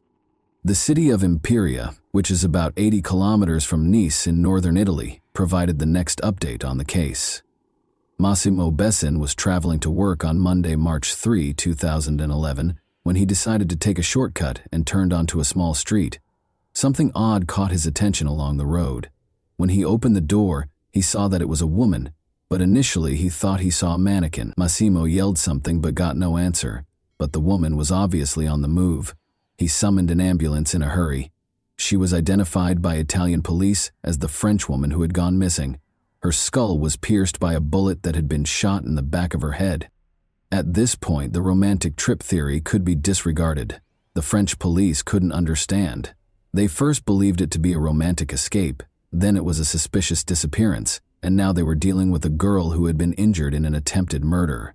Despite being critically ill, Samira was still alive. Her mother was notified and she was taken to the hospital right away. At first, Gazella didn't even recognize her own daughter when she got to the hospital. The sight is hard to describe. Samira looked like a 9-year-old girl with her head shaved bald. The woman found it hard to accept that her daughter had been shot in the head and ended up in Italy. Since the bullet was embedded in her daughter's skull, the doctors informed the mother that there was little chance of recovery. Gazella refused to accept this and made arrangements for Samira to be taken to a hospital in Marseille. She was told directly by a surgeon there that although he would do the surgery, he would not give her false hope. The patient would never fully recover, even if she lived. Samira had surgery for 10 hours. Despite surviving the surgery, she was unable to speak and did not recognize anyone when she opened her eyes. Like a child, she had to relearn everything. Samira was unable to provide any information regarding the events in Italy, but without her testimony, the police had to look for the perpetrator. There were numerous signs that the crime was being planned. The Italian police were unable to locate any of her possessions when they discovered her lying on the side of the road close to a landfill. No passport, no phone, and no purse were present. This suggested that the criminal did not want her name to be revealed, but the investigators had a lead. Samira's boyfriend, Mile Cambia, was the last person they saw her with. According to the police, Mile fled after committing the crime by crossing the border into Italy, but after Samira was discovered, he erred by using his bank card in France. Only 35 kilometers from his Valence apartment, he used it at a first-rate hotel in Les Turrets. Mile had returned to France the day before according to surveillance footage. But why didn't he return home to his family if he was innocent? He chose to stay in a hotel a few kilometers away instead. Investigators soon learned that he had used Samira's credit card, which was another error on his part. In other words, Miles stayed in a hotel and used the woman's card while the young couple went on an impromptu trip to another country, where the woman almost died. The worst suspicions of the police were validated by everything. The detective talked to the young man's friends and family in an attempt to find a motive. Samira and Miles' relationship was evidently far from ideal. Mile was bothered by the fact that Samira was a very attractive woman and that many men were interested in her. Their disagreements frequently turned violent. In front of their friends, Mile had the authority to slap Samira, and once he even put out a cigarette on her. He was obviously not a particularly stable individual. However, the motive remained a mystery. Was everything prearranged, or did Mile act out of rage? Despite Mile's actions, all of their friends were aware that Samira was smitten with him. She'd just learned, though, that her boyfriend was married. He had cheated on his girlfriend on a regular basis after getting married to her when she was 18. He had many mistresses besides Samira. Despite being upset by the information, she didn't end their relationship because she trusted Miles' statement that they were divorcing and living apart. The investigator went to Miles' house after learning of this, but as soon as he stepped inside, he saw that Samira was wrong. The husband and wife were obviously living together. In addition, Mile would soon become a father. The name Combi was written on 17 ultrasound pictures of the apartment. A love triangle involving Mile, his wife, and Samira was clearly in place, and one of them was bound to vanish. Finding Mile was essential, and it was far simpler than the police had expected. 5 days after the disappearance, Mile Cambia turned himself in on March 4 at the Valence police station. The investigation was extremely fortunate to have this. Mile not only willingly arrived at the station, but he also came clean and admitted to shooting Samira. He went on to describe what had transpired. According to the young man, Samira was merely a friend with whom he could have fun. She knew there was no future in their relationship. Samira was unable to accept Miles' explanation that their romance was over. She never left him alone, calling him non-stop and occasionally dialing his number 150 times in a single day. He showed the investigator his phone, which showed evidence of about 1,000 calls from Samira in a month. Although Mile acknowledged that Samira's actions might be categorized as stalking, would this be sufficient grounds to shoot her? The young man soon began to fear for his life as the situation worsened. He described the events of the Friday night before they left for Italy. He was kissing another woman in a nightclub when Samira confronted him. After leaving the club in a hurry and using her key to scratch his car, she got into a fight with Samira's cousins. Mile was frightened by this incident, since they threatened to kill him and claimed to have weapons. Mile was terrified. After deciding that he needed to find a way to protect himself going forward, he hurriedly got into his car and drove out of the nightclub. He considered purchasing a weapon for his personal protection. When he received a call the following day, he left without thinking and went to buy a revolver. Still, none of this clarified why he had shot Samira. Mile clarified that his intention in traveling to Italy was not to murder her or carry out any other heinous deed. All he wanted was for their tumultuous relationship to end. In an attempt to defuse their tense situation and give Samira an explanation, he took her to Italy, but things didn't work out. Mile got out of the car after they argued once more. Samira trailed after him. Mile claims that he did not intend to shoot when he grabbed the weapon, only to frighten her, but the revolver accidentally went off. Then he dropped her to the ground, climbed back into the car, and drove off. He claimed to be afraid when asked why he didn't call for an ambulance. He didn't know what to do, so he went into hiding for a few days after she fell. The police already knew the rest of the story. In general, the man asserted that what transpired in Italy was an accident, and that he was the victim of his compulsive lover's pursuit. The police weren't entirely convinced by his explanation, so he was arrested for attempted murder. A few things didn't add up. Why would someone go abroad and stay in a 5-star hotel only to break up with someone? Why did he use her credit card after stealing all of her personal items, and who used her daughter's phone to send Samira's mother the message? Although it was hard to prove without Samira's testimony, the investigator was certain that the young man was lying. Thankfully, Samira was able to testify after some time and therapy. First, though, Samira spoke very slowly and in a weak voice. She gave her account of what happened 8 months after the attack on October 11, 2011. Samira's statements ran counter to what her ex-lover had said. He said they needed to talk when he arrived at her house. He persisted, so she gave in, even though she didn't want to. She accepted Miles' invitation to a weekend retreat. When she asked him where he wanted to go, he said, Spain. The fact that this upset her made him take her to Nice, and then to Italy. Mile abruptly swerved off the road on the 3rd day of the journey, following 2 days of relaxation. He told her not to worry, saying he just needed to get rid of something, when she questioned why he had turned onto a road that led to a landfill. Mile halted the vehicle and exited. After letting her out through the passenger side door, he took out a revolver and aimed it at her. She was going to die, he said. She yelled, "Shoot if you're a man," and he pulled the trigger. The revolver was discovered by forensic experts on February 7, 2012, 1 year after the attack on Samira, and this finding totally disproved Miles' allegations. He claimed that the gun in his hand suddenly detonated. Ballistic analysis, however, demonstrated that such an occurrence was impossible.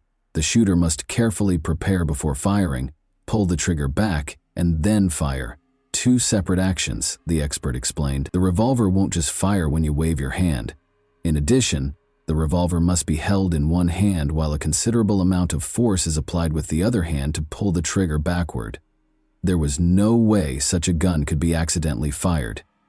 Miles Cambia lied because he intended to murder Samira. Detectives were finally able to piece together the murderer's plan after months of investigation. Miles left work on February 26, 2011 at 9 in the morning. He bought a weapon because he was determined to prevent a recurrence of the scene from the night before. He loaded it, tested it, pulled the trigger, and fired it as he made his way into the woods.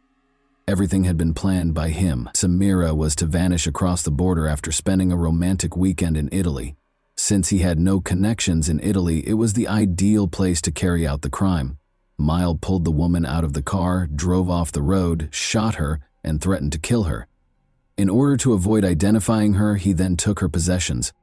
Miles tried to deceive the police by sending Samira's mother an SMS after returning to France. It was assumed that the woman had taken a vacation and was still alive. The man was sure he would never be caught and thought he had committed the ideal crime. You can only imagine how shocked he was to learn that his victim had lived. He hid for 5 days close to his hometown while the police searched for him, thinking about what he should do next. He came up with a new self-defense tactic since he lacked the resources and beneficial contacts to flee. Miles Cambia made the decision to tell his version of events to the police.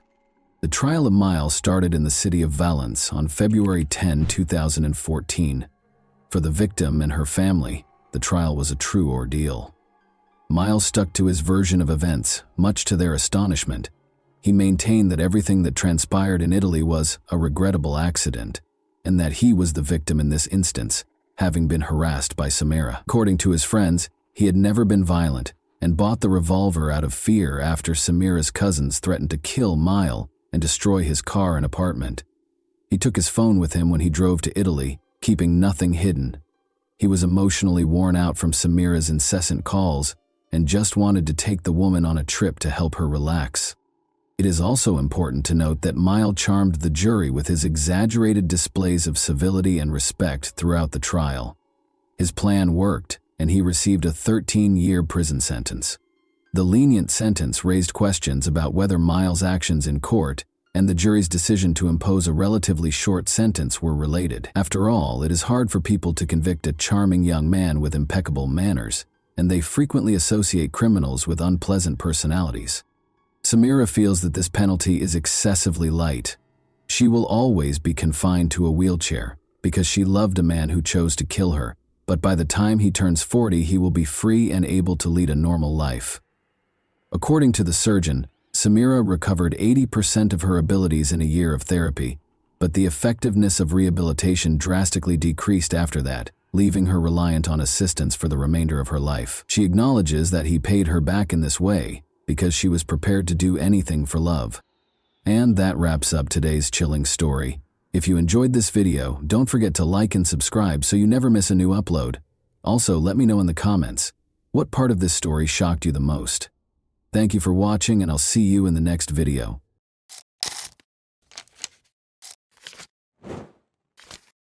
Hey guys, welcome to my channel, and today we're going to take a look at another horrible case with you. In December 2010, at St. Malachi's Church in Tyrone, Northern Ireland, it all began exactly where it ended.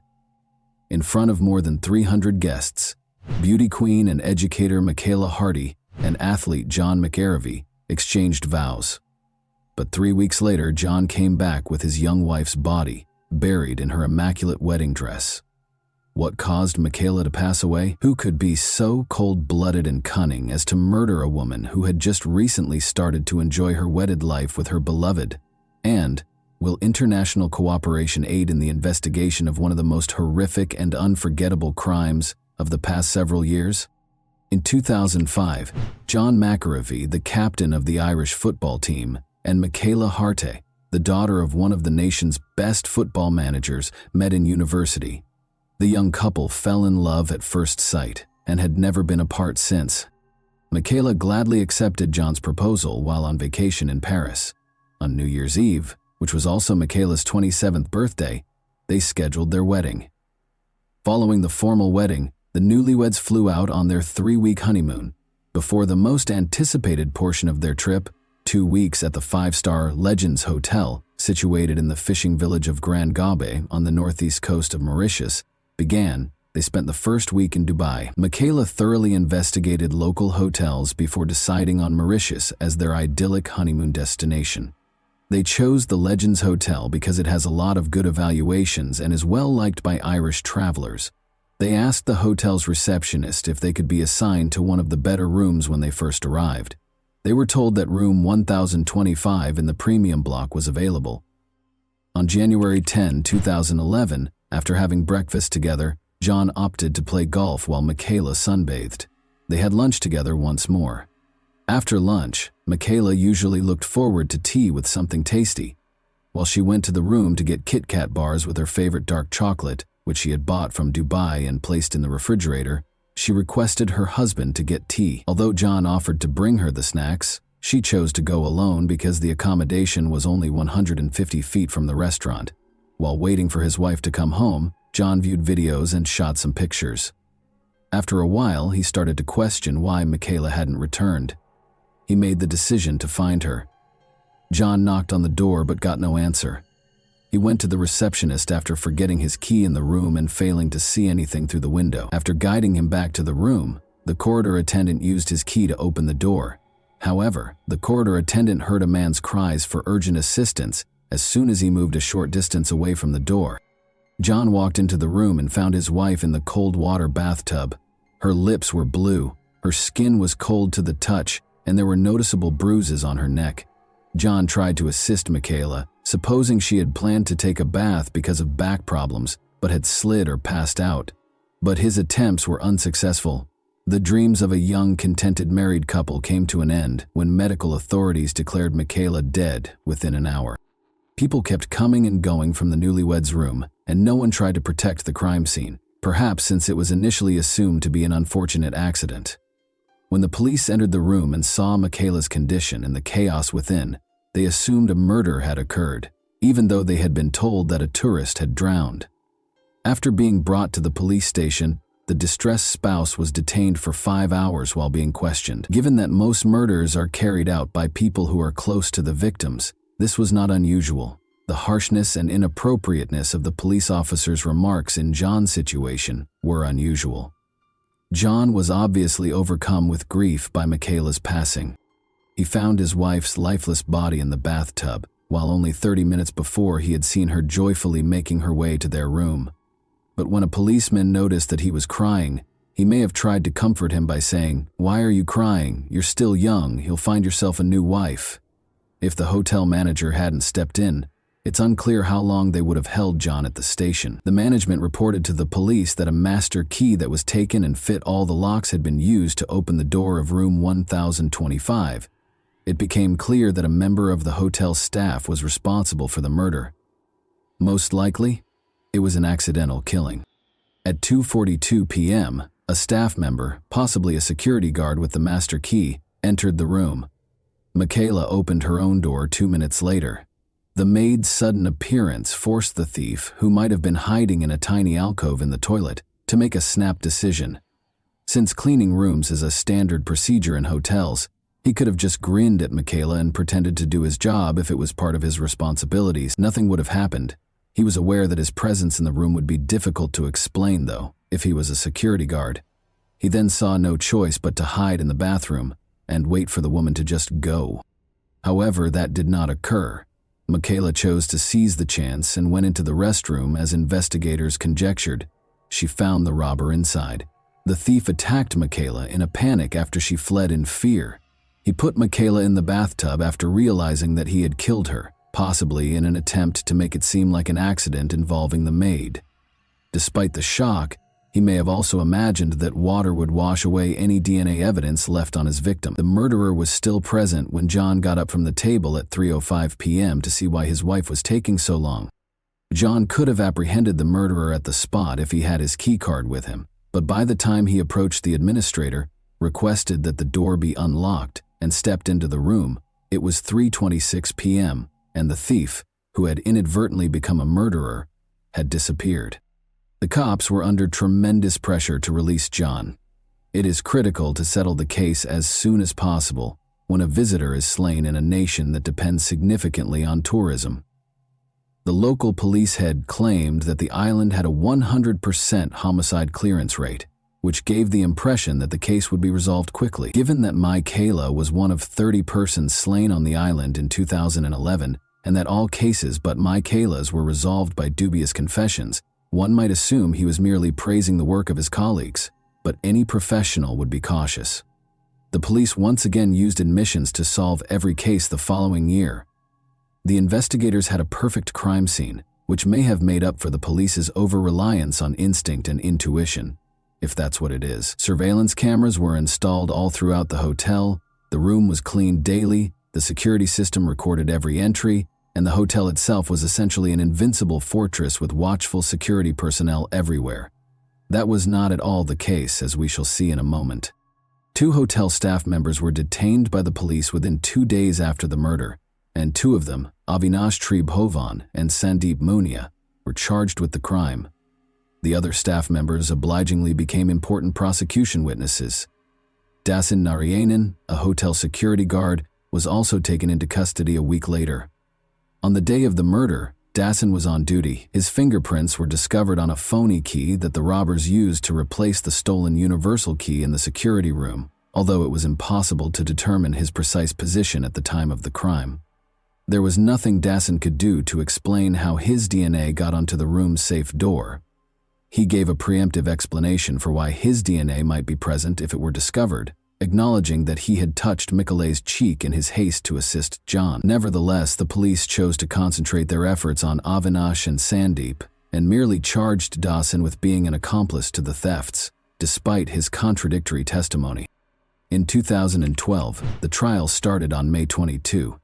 The police's pattern of obtaining confessions served as the foundation for the prosecution's case. According to the prosecution, Michaela discovered Avinash and Sandeep stealing cash from the safe or her purse when she returned to the hotel that day. In order to save their jobs, the robbers chose to silence Michaela because hotel workers frequently provide the majority of their family's income, not just their close relatives. Their colleague Raj Thikoi also provided testimony during the trial. After being arrested at first, he was granted immunity and turned out to be the most important prosecution witness. Raj claimed that although he was close to the room and heard a woman's anguished cries, he chose not to knock on the door. Rather, he hid and watched as Sandeep and an upset, sweaty Avinash left the newlyweds' room. When he later inquired about what had transpired, they responded, "Nothing happened, just keep quiet. If you say anything, we'll involve you in this matter." Prosecutors mostly relied on the confession that one of the suspects, Avinash Tribhovan, gave, in accordance with standard police procedures, in addition to witness statements. Because of their negligent investigation, it appeared as though the police were being judged alongside Sandeep and Avinash, even though they were the ones who were implicated. The defense lawyers called attention to all of the investigators' obvious flaws, errors, and gaps. First of all, the hotel was not closed when Michaela's death was found, and neither a visitor nor a staff member was questioned. The evidence was compromised since some tests were not carried out and others weren't done until the hotel room was given back to them. Although palm and fingerprints were discovered in the room, their owners were not recognized. However, there was no DNA evidence that Sandeep and Avinash were guilty. Even the paper money, which the authorities said the robbers were interested in, was not scanned for DNA or fingerprint. The court was also informed that numerous significant artifacts were not captured at all, and that all of the photos taken at the crime scene were in black and white. The enigma surrounding the 46 security cameras that recorded the activities within and outside the hotel, however, generated the most controversy. The cops refused to give the defense lawyers the videotapes in spite of repeated requests. As it turned out, they were unable to conceal the footage, not because they wanted to. Due to their inability to control the cameras, the police officers deleted 90% of the videos. Instead of providing a truthful response when asked to explain how the apparatus operates, they merely hit the button, which also happened to be the record button, and when they believed they were playing back the recordings, they were actually erasing them. International media questioned whether the local authorities were purposefully undermining the probe due to the police's obvious incompetence. Lastly, the defendants asserted that they only confessed after the police tortured them. Sandeep, who reportedly handed the keycard, stated that he was forced to make the confession under threat of a firearm. Avinash also refuted his testimony, claiming that he vomited blood after being tortured and subjected to water interrogation by the police. He was also allegedly informed that his wife would be deported and that he would have to move to Ireland to live with John McAvery, who would now require a new wife. Avinash claimed that he only signed the document that was given to him, not even reading his own confession. Even though he and Sandeep were in room 1009 where a VIP customer was scheduled to stay when the murder occurred, another witness said he was coerced into providing false testimony. Sandeep demanded that his subordinate keep the space spotless at all times. He even picked up the mop personally at one point to show how the floors should be cleaned. Telecommunications data also supported Sandeep's assertion that he was speaking on the phone with his sister in Britain at the time of the incident. Lastly, it was verified by the retained security camera film that he was in a separate area of the hotel when the murder occurred. The court case took over 8 weeks to complete, even though it was only supposed to take 2 weeks. This was mostly because the defense lawyers went beyond the bounds of decency and made the trial into a spectacle. They frequently cracked jokes and caused the board, spectators, and law students in the courtroom to erupt in laughter. The defense brought up the possibility of a sexual motive for the crime, implying that Michaela's husband was involved. They implied potential wrongdoing between John and his wife and mentioned an intimate aid they discovered in the hotel room. But it was actually a straightforward insert from Cosmopolitan, a women's magazine Michaela had bought at the airport. Then, using a purportedly verified video, they tried to demonstrate that John and Michaela had a heated argument. But the people in the video weren't Michaela and John. Rather, they were two Germans who looked like them. In order to verify that he was the man in the video, John had to reach out to him on Facebook and ask him to give a statement at a German police station. All things considered, the sensationalism surrounding Michaela's murder case caused great distress to her family. Specifically, John was ranked highly on the list of readers' choices in a survey called Who Killed Michaela that was published by a local newspaper. In addition, the police released pictures of Michaela's battered and nude body to the Mauritius newspaper, which caused her family unimaginable distress. But these 8 weeks were over, and the jury members had to decide what to do. After a guilty conviction, Michaela's family thought the accused would have the right to request a review of the case because the judge gave a clear summary of the case and highlighted the suspect's culpability. They were certain that the verdict would be just what they had expected. The court also firmly asked the jurors to make the appropriate choice from their point of view, rather than to think about how this case would affect the nation's reputation. And the jury found Avinash and Sandeep not guilty, after 2 months of trial and just 2 hours of deliberation. After the acquittal verdict, John and Michaela's families were incredibly disappointed. They endured all the agony of the process, inappropriate remarks from attorneys and police, tolerated laughter in the courtroom, and even faced aggressive behavior from the locals because they were confident that the guilty parties would be punished for the murder. They were certain of Avinash and Sandeep's guilt and believed that they were acquitted because the case received global media attention, and the jurors did not want the murder case to reflect negatively on Mauritius' image. The Hart and McCarvey families cannot forget that Avinash's lawyer appeared on a local radio station and essentially admitted his client's guilt, mentioning how Avinash cried and apologized to Michaela's family. The interview was supposed to be presented in court, but the lawyer managed to evade his responsibilities. John believes that Avinash told the truth when he confessed to Michaela's murder. He is why, when everyone hears about death by strangling, they image the killer suffocating the victim, ripping their neck with 2 hands. But Avinash recalled that when they were in the honeymoon suite, Michaela walked in and spotted him clutching a pocketbook. She asked what he was doing. She couldn't have known that Sandeep was in the bathroom. When the girl tried to prevent Avinash from leaving the room, standing in his path, Sandeep approached her from behind and put one hand around her neck. The truth is, the autopsy report was prepared much later, and it confirmed that everything happened exactly as Avinash claimed. If Avinash wasn't certain, how could he have created such a strangulation technique? Avinash added that when Michaela fell, she struck her head on the ground. That was further supported by a bruise discovered on the back of her skull during the postmortem. Furthermore, in summarizing the case, the judge reminded everyone that Avinash made his confession on January 12 and signed it on the 13th in the presence of his lawyer. Avinash would have been made to sign something else on the 12th if the cops had intended to fake the confession. Furthermore, 3 other doctors evaluated the youngster on separate days, and none of them discovered any evidence of abuse. After the acquittal verdict, a new investigation was launched. The key card that the murderer and thief used to enter the room was the main piece of evidence that the police concentrated on. Even these locks' mechanism, though, is unreliable. It is impossible to pinpoint the precise moment the murderer entered Michaela's room because the 240 locks in the Legends Hotel are not synced, and each one displays its unique time on the security system's dashboard. Because the precise hour of the crime is uncertain, this puts almost every suspect's alibi into doubt. The situation was exacerbated by the discovery of yet another serious weakness in the hotel's guest security. The number of possible suspects could rise from dozens to hundreds as a result of this vulnerability. Mauritian law states that the beach is public property if the hotel owns the guest rooms, dining establishments, bars, golf courses, and other such places. Locals own the island's beaches, and traders and fishermen have always had complete access to the hotel's grounds and the beach. Young boys are used to hanging around on the hotel grounds, and local craftsmen sell their wares to visitors.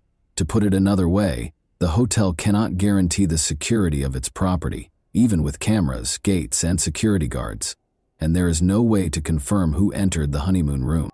Consequently, there were no noteworthy discoveries made during the fresh inquiry into the matter. Under international pressure, the Mauritian police examined Michaela's murder many times and even sought the services of a French laboratory for retesting DNA evidence. The discovery of DNA on Michaela's clothing that matched that of one of the suspects was reported as a major breakthrough in 2014, but this finding wasn't enough to justify a new trial. John offered a sizable reward for information regarding the case in 2017, in an effort to bring it back into the public eye. A lawyer called him a few weeks after he got back home to tell him that Sandeep and Avinash would now undoubtedly be arrested. Michaela's family was relieved and thought they would finally receive justice, but the attorney did not name the new evidence that made this possible. But months and weeks went by with no one being taken into custody.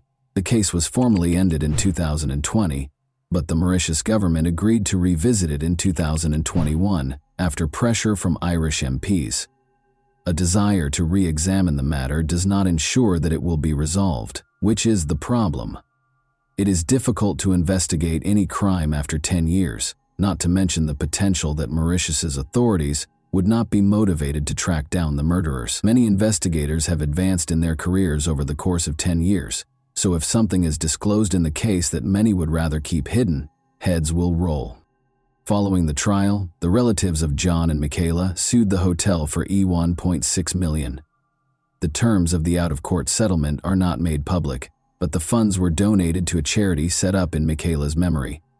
Both the Legends Hotel, which was renamed the Lux Hotel, and Room 1025, which was renovated and given the new number 1026, are still quite popular. At a memorial luncheon for Michaela in 2013, John, who is now an accountant, met a sweet girl called Cara Brennan. John proposed to Cara, who works as an accountant, in 2015. James McAravey, the couple's first child, was born last year. And that wraps up today's chilling story. If you enjoyed this video, don't forget to like and subscribe so you never miss a new upload. Also, let me know in the comments what part of this story shocked you the most.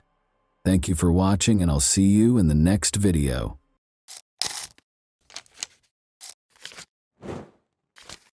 Hey guys, welcome to my channel, and today we're going to take a look at another horrible case with you. Sometime between 7 and 7:30 p.m. on the evening of May 30, 2012, 19-year-old Brittany Wood got ready and left her mother's home in Mobile, Alabama. Everyone thought Brittany was going to see a friend, but that wasn't the case at all. Brittany's real destination was her uncle Donnie Holland's house, but no one around her knew it. But what started out as a routine visit would turn into a terrifying experience for the family and the police. On June 1, 2012, 2 days later, the police discovered something horrifying. A terrifying crime scene was revealed when Donnie, Brittany's uncle, was discovered in his car with a gunshot wound to the back of his head. A layer of mystery was added by the startling and bloody scene, which grew more intense as Brittany Wood mysteriously disappeared. Did Brittany contribute to Donnie's demise, and, if so, what motivated her to act in that way? Or did someone else kidnap Brittany in addition to killing Donnie? Brittany's dream has always been to work as a hairdresser and eventually open her own salon.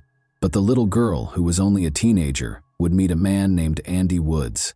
As their relationship grew, their lovely daughter Peyton was joyfully born in 2009, when Brittany was only 18.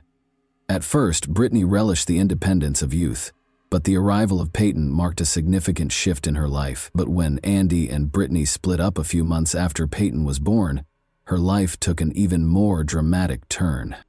In spite of the split, the couple decided to share custody in order to keep their relationship cordial and beneficial for their daughter's welfare.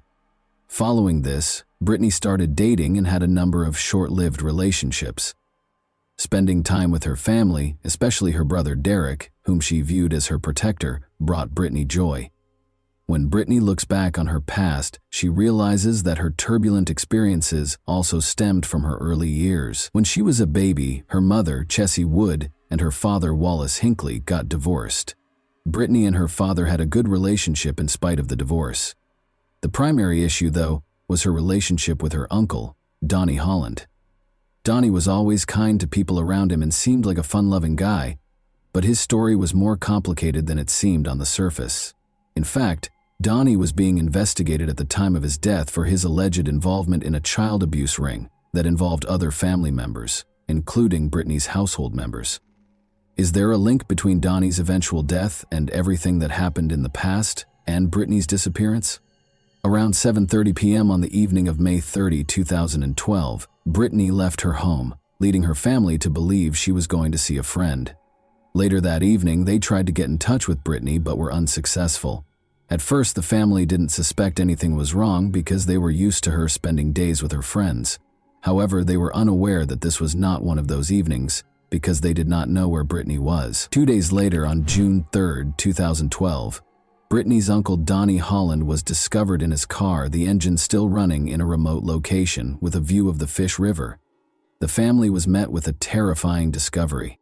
He was shot behind his ear, at the back of his head.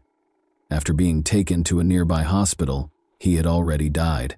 After hearing this heartbreaking news, Brittany's family made another effort to get in touch with her and let her know about the tragedy. Sadly, their efforts were unsuccessful because her phone was dead and still unresponsive. The family became increasingly worried when they couldn't find Brittany at her regular hangouts. They quickly made their way to the Mobile County Police Station and reported the missing person. This sparked a number of inquiries that involved Brittany and Donnie. The police searched the crime scene thoroughly in hopes of finding any evidence that would help them solve the case quickly. After a thorough search, they found a phone battery and a small gun inside the vehicle. Chessie, Brittany's mother, said that bags had been placed on Donnie's hands while she was in the hospital, most likely to be tested for gunshot residue. Why these bags were taken out without being tested is still unknown, though. Along with the investigation, the police spoke with Wendy Holland, Donnie's wife, and Jennifer Gonzalez Moore, their friend, who found Donnie's body. When they discovered Donnie about a mile from the main road, they said he was still gushing blood. The reason for their search and the details of the interrogation, such as whether Donnie was still alive, are still unknown. There was a strong suspicion, though, that Wendy was somehow involved in this incident. Presuming the gun was the one used to shoot Donnie, the police collected it along with the phone battery, but when Brittany's best friend, Tiffany Bailey, acknowledged that the gun was Brittany's, things took an unexpected turn. Tiffany disclosed that just before she vanished, Brittany had bought the gun for protection. Suspicions were running high and people started wondering if Brittany or Wendy and her friend were involved. But there was still another way to look at the story. Donnie was being investigated at the time of his death for allegedly being a part of a troubling child abuse ring that involved multiple members of his own family. He died from a gunshot wound while sitting in his car just half an hour before he was supposed to meet with the investigators to talk about these claims. According to former Baldwin County Sheriff's Office Detective Eric Winberg, Donnie probably expected to be arrested and killed himself just before the scheduled police meeting. The search for the truth started amid the assumptions and suspicions. Examining phone records was the first step in the investigation. The battery that was discovered in Donnie's vehicle turned out to be that of Brittany's cell phone. Additionally, it was verified by the call logs that Donnie and Brittany actually met on May 30, 2012, the day she vanished. According to the documents, Donnie had driven Brittany to the house near Styx River after picking her up at her mobile home. Brittany's text logs showed that she was messaging non-stop until 11:30 p.m., when she suddenly stopped. Early on May 31, they arrived back at mobile, just as her phone died, ending the opportunity to gather any more information. As a result of these disclosures, the police force's investigation into Brittany took extreme action. Volunteers, the search and rescue team, helicopters, dogs, and boats were all mobilized in the ensuing extensive search. The Styx River Basin, the last place Brittany's phone had pinged, was within a 5-mile radius of the operation. The intensive efforts produced no evidence of her whereabouts, even after multiple interviews with her friends and family. Brittany's daughter, meanwhile, yearned to see her mother. But after the search for Brittany was unsuccessful, attention returned to Wendy. Police reported that Wendy was seen removing items from Donnie's phone the day he was found dead, which may indicate an effort to hide something that was first disregarded. When the investigation came to a standstill and the police began to focus again on Wendy, this action took on greater significance. The case came to a standstill after the car's DNA results produced no solid proof. Eventually, there was no more evidence to connect anyone to Donnie Holland's murder. As a result, it was formally declared a suicide, and the case was closed. Many questions and controversy were raised by the decision to close the case as a suicide. Detective Eric Winberg confirmed that the gunshot residue test was not performed because it was a procedure carried out by the Alabama Department of Forensic Sciences. Becca Johnson, a private investigator who was actively involved in the search for Brittany Wood, expressed skepticism, saying, "Generally, it's 4 to 5 hours till unpreserved gunshot residue is gone, and hands in bags, it's being preserved." Cameron Busey, a firearms expert at the time, noted that if Donnie had shot himself, the bone fragments and brain matter would have probably lodged in his hands. To ascertain this aspect as well, no test was carried out. Furthermore, Busey emphasized that it would be extremely uncommon to hold the gun behind one's head. "I don't know of any suicide that was done in that position." Nevertheless, in spite of numerous worries and observations, suicide was officially declared the cause of death, and no hard evidence surfaced to refute this finding. Even though Donnie's case ended in a surprising way, the investigation went further to understand its complexities by looking into the possibility that a family member was involved in the crime. The family had been concealing a troubling past for years, but the investigations revealed it. They discovered that Donnie Holland was the leader of a child abuse ring in which at least 11 other friends or family members participated. For decades, they had been mistreating and taking advantage of children, including their own. Further evidence connecting the family to these allegations was found by the police as they looked through Brittany's Facebook profile. 11 family members were arrested for their roles in the abuse ring, including Donnie's wife Wendy and Brittany's adored brother Derek. The fact that Brittany's mother, Chessie, was charged with child abuse despite claiming innocence only served to heighten the seriousness of the situation. One of the accusations against the mother was that she had assaulted another female relative who was underage. As the investigation went on, details from Brittany's friends, whom she had confided in, came to light. It was revealed that when Brittany was only 9 years old, she had also been abused by Donnie. Brittany's friends claimed that she intended to confront Donnie and report him to the police. An important question was brought up by the revelation.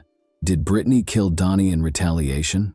Although the hypothesis had an interesting history, it was only speculative because there was no hard evidence to support it. Given the backstory and her subsequent disappearance, particularly after her gun was discovered, the audience might have assumed in a simpler plot or motive that Brittany was the cause of Donnie's death. However, evidence is crucial in legal proceedings, and no additional inquiry into her involvement was conducted in the absence of adequate proof. In addition to the idea that Brittany was seeking retribution, another theory surfaced. Could a previous victim have killed Donnie in retaliation and then abducted Brittany? Although the reason behind Brittany's abduction was never revealed, her mysterious disappearance raised suspicions that she was still alive. Despite a number of theories, it was indisputable that Brittany's family was about to face legal repercussions. Still, Brittany's mother, Chessie, was upset that her daughter had not yet been found. A young victim testified against Wendy Holland, Donnie's wife, in court on December 9, 2014. The victim's first memories of abuse by adult relatives, including the defendant Wendy Wood Holland, who was 35 at the time, were horrifyingly described in the testimony. The teenage girl testified that the relatives frequently participated in adult group activities, mentioning that Brittany Wood occasionally participated in these activities. During the biggest case in Alabama, which involved the prosecution of 10 people.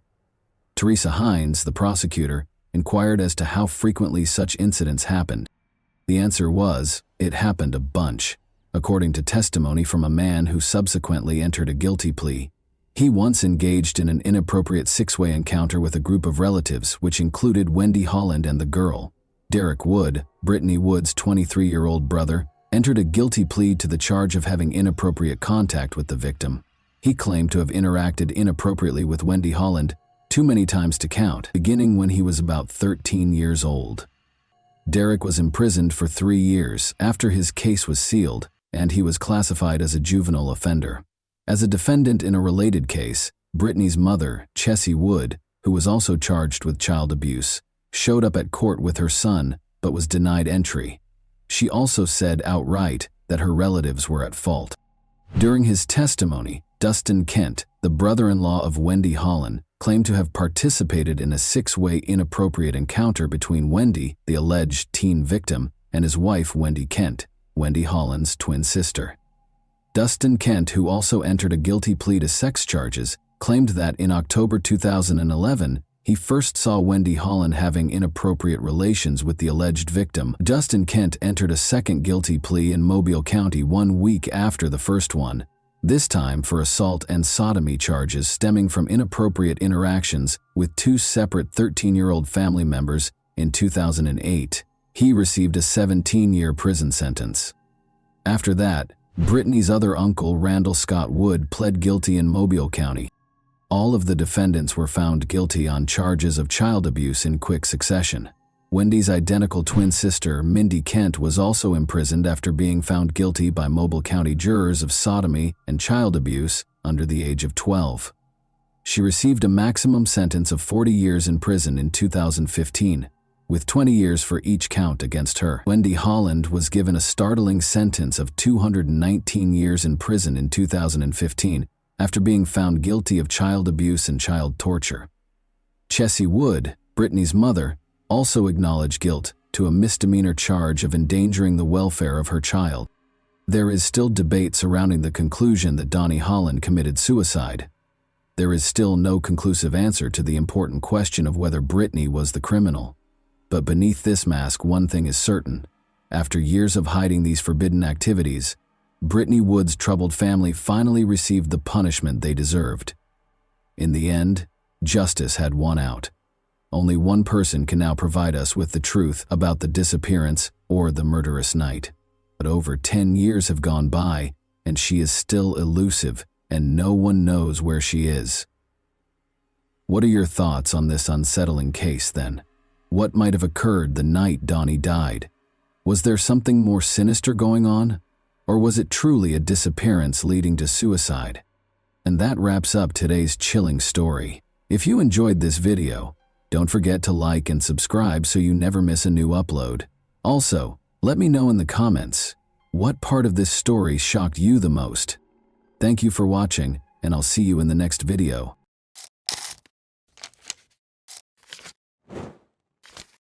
Hey guys, welcome to my channel, and today we're going to take a look at another horrible case with you.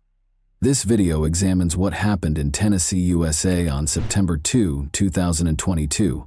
When 34-year-old Eliza Fletcher, a mother of 2 children and kindergarten teacher, left her Memphis home to go for a morning jog. Following police notification of Eliza's disappearance, an investigation was started after she failed to return home, which sparked a significant public outcry. A few days ago, the case was concluded.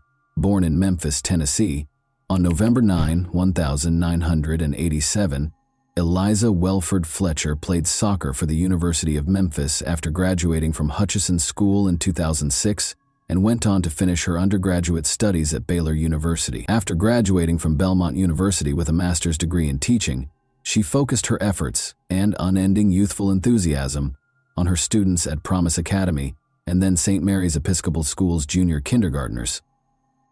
Eliza gave her all to her students, as she did to everything she did. She was a firm believer in the value of personal development and did not hesitate to show vulnerability. As a natural athlete, on the other hand, she welcomed it. From childhood teams to collegiate competition to winning marathons, Eliza's love of sports was evident. As an adult, she loved going for morning runs with her friends. She enthusiastically participated in everything she did by utilizing her competitive nature. Eliza was a skilled runner who qualified for the Boston Marathon, a prestigious event among marathon runners, by finishing the Stone Marathon in Memphis in 3 hours, 26 minutes, and 9 seconds. Eliza loved being a wife and mother more than anything else. Richard James Fletcher, her husband, and she met at the Second Presbyterian Church. On Friday, September 2, 2022, the couple welcomed 2 sons into the world after getting married on March 8, 2014. When Eliza did not return from her jog at the scheduled time, her family became concerned. Her husband Richard reported her missing at 7:45 a.m. after noticing that she had not returned home and was not returning calls or texts. Eliza began her day the same way she began many other days, with a morning run. She left the house at around 4 a.m. Police started looking into it right away. The investigators first spoke with every member of Eliza's family. In addition to ensuring that the family members' testimonies were consistent, they had to piece together the timeline of events preceding her disappearance. Eliza's husband, or any other family member's involvement in the disappearance, was promptly ruled out by authorities. Investigators retraced Eliza's route and started gathering surveillance footage after determining which route she was running. A still photo of Eliza was made public. She weighs 137 pounds, has blonde hair, green eyes, and is 5 feet 6 inches tall. Her hair was in a bun on the day she was last spotted, and she was dressed in a pink jogging top and purple-blue running shorts. Investigators concluded that Eliza had been abducted close to the University of Memphis. Eliza used to frequently jog in the area and had never experienced any personal safety concerns. But this time, police claimed that a man kidnapped her, forced her into his car, and drove off. The suspect was driving west on Central Avenue in a dark SUV. It was discovered that Eliza's cell phone was broken. Near the scene of her kidnapping, a water bottle and a phone were discovered. An image of the SUV was made public, and police urged anyone with information that could aid in the investigation to get in touch with them. Some information regarding the kidnapping was later made public by authorities. What the police report says about it is as follows. A black GMC Terrain was seen driving by and then waiting for the victim to run by on the scene's security footage. The document claims that a man got out of the vehicle, rushed over to Fletcher, and pushed her into the passenger seat. This kidnapping seemed to involve some sort of struggle. This is where the Champion Slide sandals were discovered. Sandals discovered at the scene were sent to a lab where specialists were to test them for a sample of the offender's DNA. The car then sat in the parking lot with the victim inside for about 4 minutes before it drove away. In a statement released on September 3, the day following the kidnapping, Eliza's family offered a $50,000 reward for information leading to Eliza's return. Police were looking for the dark SUV in the meantime. They discovered additional surveillance footage, some of which was subsequently made public. The police statement claims that this video shows the suspect in Eliza Fletcher's kidnapping cleaning the inside of his vehicle. It is clear from the statement that Eliza was no longer in the kidnapper's car at this point, but authorities did find a trash can where the suspect had disposed of the cleaning supplies he had used inside the vehicle. They might be an important piece of proof. The same day, September 3, Memphis police reported that they had found a car of interest and had taken its driver into custody to question him. The DNA sample came from the sandals the criminal misplaced when kidnapping Eliza Fletcher. Upon entering the DNA profile into the database, forensics discovered that the person who kidnapped Eliza was 38-year-old Cleotha Abston. He was released from prison approximately 2 years ago and had a criminal record. Investigators allegedly found that Abston's cell phone was close to the location where Fletcher was coerced into the car, based on cellular records they were able to obtain. Abston was a teenager when he pleaded guilty to kidnapping Kemper Durand on May 26, 2000, and was previously given a sentence of 24 years in prison. According to court records, Abston forced Durand into a car's trunk after kidnapping him at gunpoint. In a victim impact statement, Durand stated that he felt incredibly fortunate that I was able to escape from the custody of Cletty Abston. He then made Durand take money out of an ATM, from which he managed to escape when he caught the attention of a Memphis Housing Authority guard. He and his co-defendant had taken me from the trunk of my car, where they had kept me for several hours, and forced me to drive to the MAPCO station. I was supposed to get cash for Cleotha Abstain using my ATM card. We were extremely lucky that a Memphis Housing Authority guard in an armed uniform just so happened to enter the MAPCO station. It is very likely that I would have been killed if I hadn't escaped, he wrote in the statement. Durand, a criminal defense attorney who passed away in 2013, stated that he thought Abston had no remorse at all. Additionally, according to court records, Abston had a long criminal history beginning in 1995. The charges included rape, theft, aggravated assault, and evading arrest. Although the kidnapper was apprehended, Eliza Fletcher's whereabouts were unknown due to Abston's silence after his release from the Tennessee Department of Correction in November 2020. Regretfully, evidence discovered in his vehicle showed that Eliza had passed away. Forensics discovered traces of Eliza's blood in his SUV, despite the fact that Abstat had cleaned the interior thoroughly. Abston was accused of both evidence tampering and kidnapping.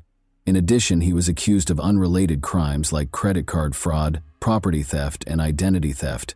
According to police, the judge set bail at $500,000 at the time of arraignment. A public defender was assigned after Abston informed the judge that he could not afford an attorney. Police were searching for Eliza in the meantime. On the morning of Friday, September 2, she was kidnapped. Authorities confirmed the worst fears of those concerned about Eliza Fletcher's fate at a press conference on Monday, September 5, 2022. The body of Eliza was discovered in the grass close to this deserted Victor Street home. The driveway contained tire tracks that matched those on Abston's vehicle. This is how this location appears on news reports, however, indicate that this abandoned house was encircled by tall grass at the time of the crime. The grass was as tall as a man in some places, making it an excellent place to conceal the crime's evidence. Journalists started asking locals if they had seen anything suspicious after Eliza's body was discovered here. According to some of the people the journalists spoke with, even before Eliza's body was discovered, they called City Hall several times to request that the grass be mowed. However, after Eliza's body was discovered, the city authorities did nothing. Abston was also charged with first-degree murder and first-degree murder in the commission of kidnapping, and the judge revoked the $500,000 bail that had been set when he was first charged. The judge also decided that Henderson would be accepted as the suspect's legal last name. Since his name is listed as Cleotha Abston in the prosecutor's reports as well, I will use that name going forward. Just to let you know, he is listed as Claretha Henderson in some sources.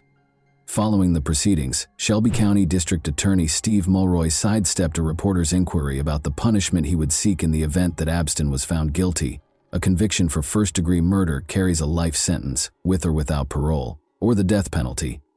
It is too soon for us to talk about the kind of punishment we will pursue. Outside the courtroom, Mulroy stated that Eliza's family and everyone who knew her were shocked by her untimely death.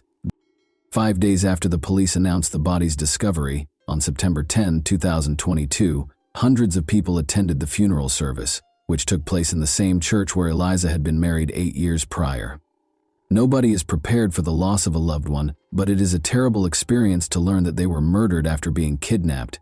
People's mental health suffers as a result of their inability to accept the devastating reality. It's time to honor those who loved her so much, and to remember and celebrate how unique she was. We are grateful for all of the love and care that we have received. We are incredibly appreciative of the local, state, and federal law enforcement agencies' tireless efforts to locate Eliza and apprehend the perpetrator of this heinous crime. According to Eliza's family, this senseless loss has left us devastated and heartbroken. Family, friends, co-workers, students, parents, members of her Second Presbyterian Church congregation, and everyone else who knew her loved Eliza. According to the statement, the faculty and staff at St. Mary's Episcopal School lit candles in Eliza's honor as the day began in chapel.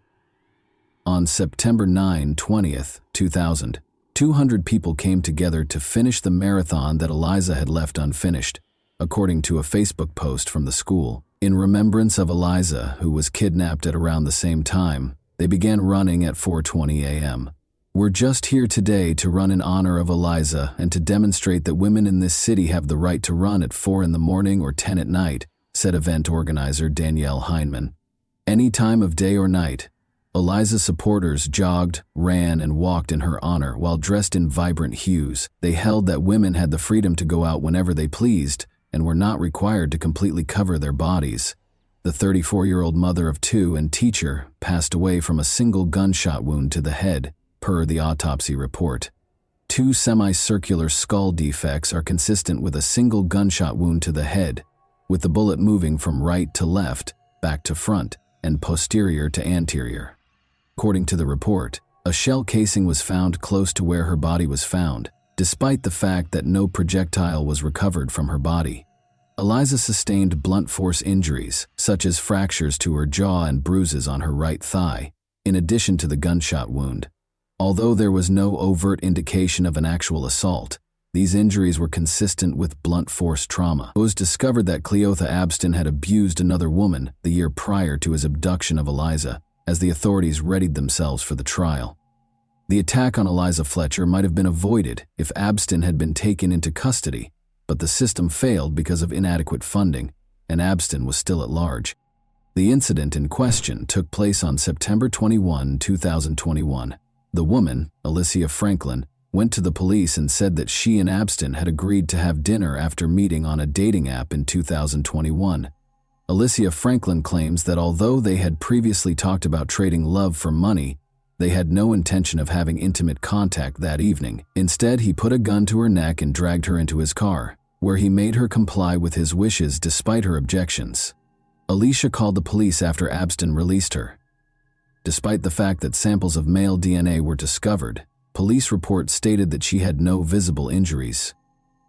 How much time did it take to analyze these DNA samples, in your opinion? The test results were released on September 5, 2022, nearly a year after the incident, which took place on September 21, 2021. When state leaders and victim advocates learned that Abston had been arrested for Eliza Fletcher's murder, they became indignant and demanded that officials change the way the state handles assault kits. There is still more to be done, but I am happy that we are able to take this extra step towards clearing this backlog. Tennessee Governor Bill Lee apologized and stated that authorities would expedite additional funds to hire 25 additional staff at the forensic lab to speed up the process of testing samples. According to Senate Speaker Randy McNally, we have to get these violent criminals off the streets and keep them off. Jim Strickland, the mayor of Memphis, has publicly defended the actions of the Memphis Police Department. Strickland responded, "I don't know the details," when asked if MPD blew the investigation. The investigation is ongoing. The mayor shouldn't get involved in the investigation's minutiae. Days after his arrest in connection with Eliza Fletcher's death, Cleotha Abston was finally charged in the case. Alicia Franklin is suing the city of Memphis, claiming that the Memphis Police Department did not conduct a thorough and appropriate investigation into her ordeal. She claimed to have sustained emotional and physical harm that necessitated continuous medical and psychological care. She is requesting damages that are not specified. Additionally, the lawsuit alleges that when investigators arrived at the crime scene, they failed to collect tangible evidence. The Lakes at Ridgeway were also sued by Alicia Franklin. The woman said that because there was no security at the apartment complex, Abston was able to take her to an unoccupied apartment and attack her. She claimed that the attack on her was not the first crime to occur in that vacant apartment, and she is suing for $2 million in damages. The apartment that Abstin used to entice the plaintiff to leave her car was unoccupied and available for Abstin to use illegally, the lawsuit said. In the court filing, the woman also claimed that Henderson had made inappropriate and obscene remarks to other women at the complex, but the property managers had done nothing to request that Abstin leave. In the Alicia Franklin case, Cleotha Abstin was found guilty on April 12, 2024. He consented to a maximum sentence of 8 decades in prison on all counts on May 17, 2024, waiving his right to a sentencing hearing. The sentence is divided into 40 years for the 20 years for the kidnapping and 20 years for the gun charge, which will run consecutively. When making a decision, said Judge Lee Coffey, the judge said that Abstin will not be able to appeal his sentence, but he can still appeal the trial and verdict itself in the Franklin case this week. On Monday, October 28, 2024, it was revealed that Cleotha Abstin was sentenced to life in prison without the possibility of parole in the Eliza Fletcher case. He also noted that the sentence would run consecutively for the counts he considered, including his lengthy criminal history and multiple disciplinary incidents while he was in custody, including indecent exposures and possessing drugs and weapons. The man accused of the violent kidnapping and murder of Memphis schoolteacher and mother of 2, Eliza Fletcher, entered a guilty plea to several charges, including first-degree murder, aggravated kidnapping, and tampering with evidence, according to a statement issued today by the district attorney's office. The case that has rocked the community was officially ended when Cleotha Abstin was given a life sentence without the possibility of parole. With the help of Mrs. Fletcher's family, the resolution was reached. The agreement reached today gives the family closure. In order to avoid years and decades of appeals, the defendant forfeits his right to appeal.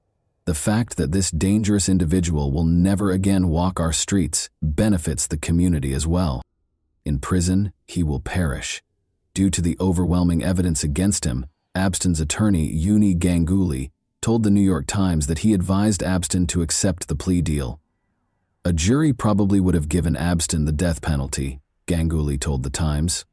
A statement from Fletcher's family that was sent directly to Abstin was read by District Attorney Steve Mulroy. We don't know what happened to you, but whatever it was that made you feel the need to harm people doesn't justify or explain what you did.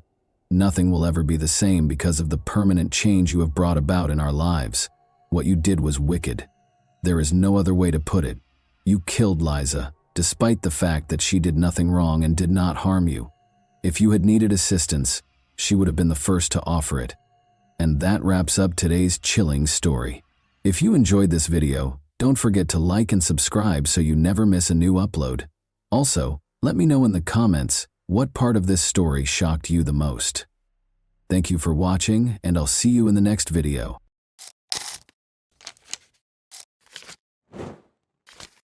Hey guys, welcome to my channel, and today we're going to take a look at another horrible case with you. While investigating the crime scene on April 29, 1998, Delaware police noticed a car in the distance. However, the car suddenly stopped, turned around, and started back without even approaching within 100 meters. Although they were aware of the driver's actions, detectives paid little attention to them. Why would they do so after all? They had no idea, though, that this story might have turned out very differently if they had followed the enigmatic driver. When Debbie was 21 and Nino Pitts was 24, they first met. At a party, Nino asked their mutual friend Bill Sharp if he knew of any attractive girls he could introduce to his mother. This led to their introduction. Debbie was introduced to Nino by Bill, who said she was a wonderful girl. After dating for a while, Debbie and Nino were married in 1973. For 25 years, their lives were just like those of millions of other couples in the modern world. Both of their twins, Michael and Melissa, had grown up and were enrolled in college. The couple was getting ready to celebrate their 25th wedding anniversary in a low-key way when all of a sudden, things changed.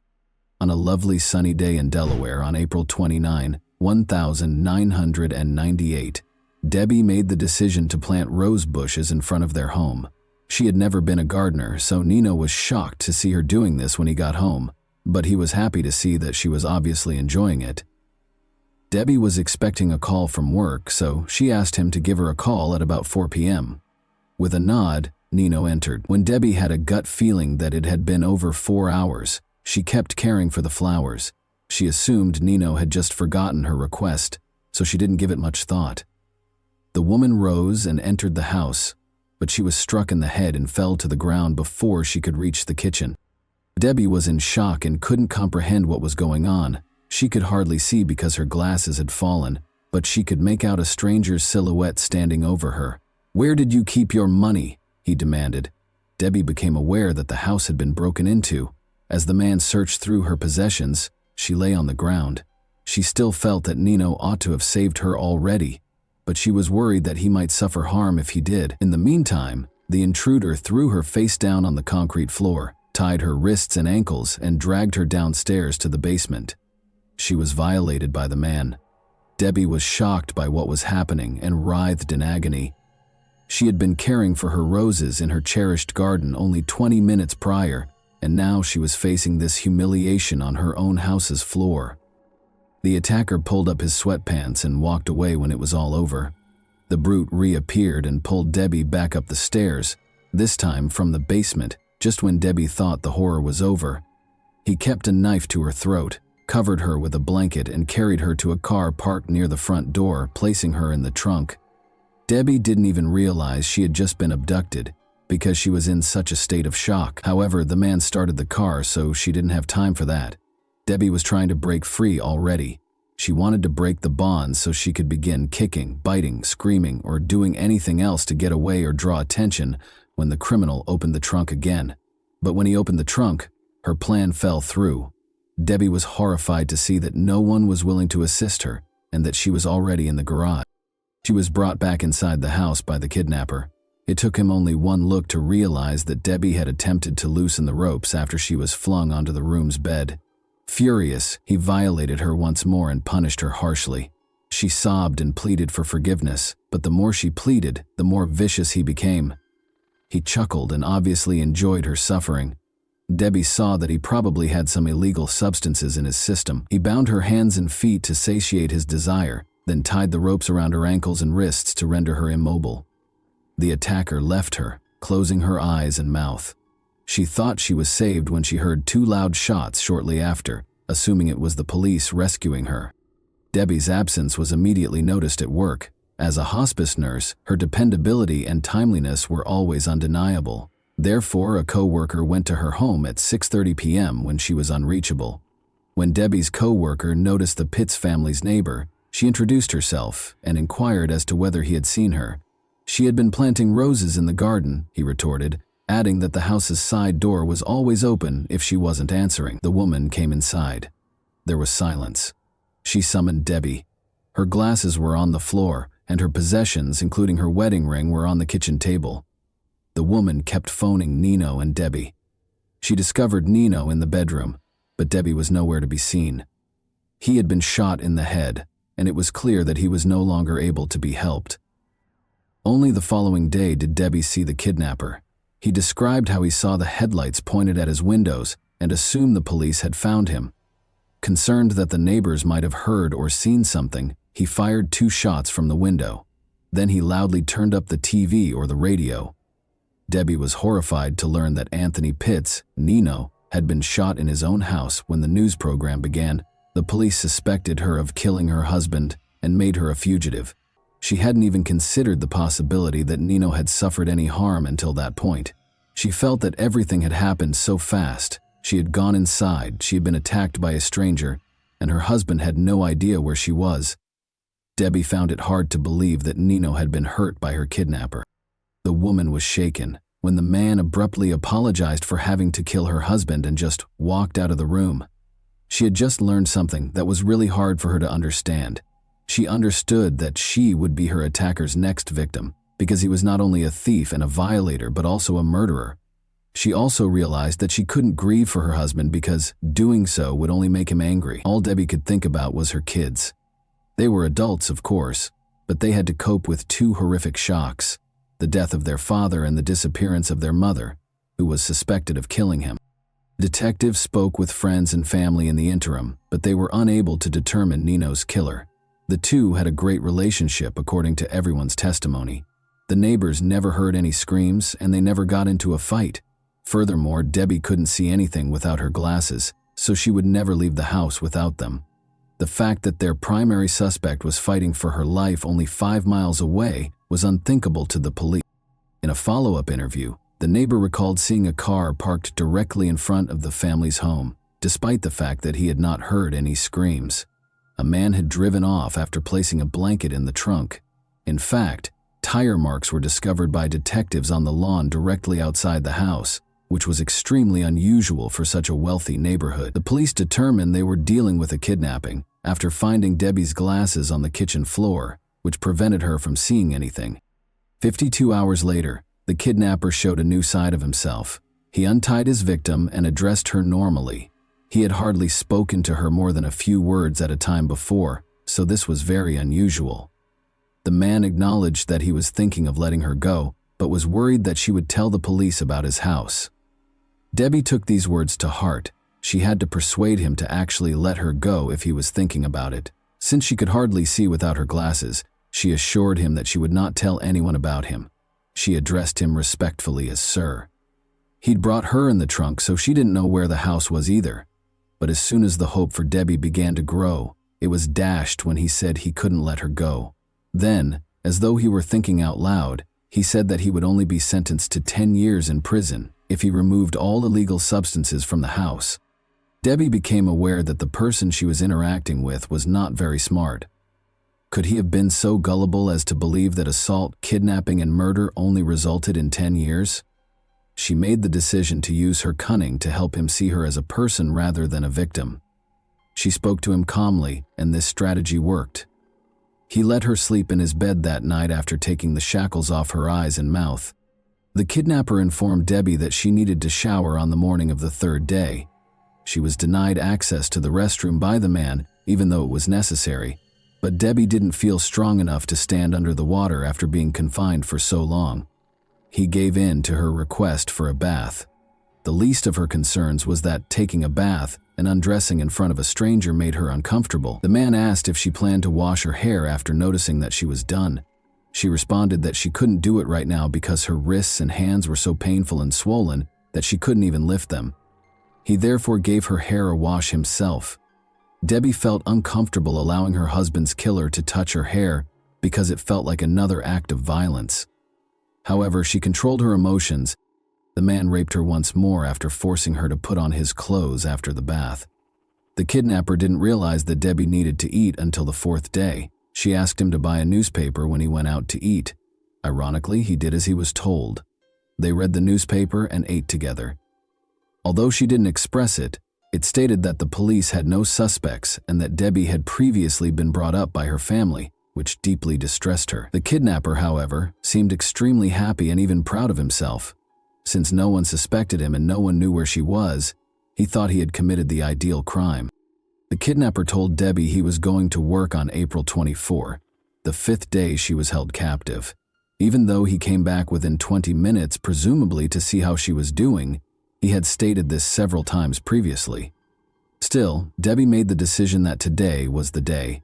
She had to do something if she was going to get away.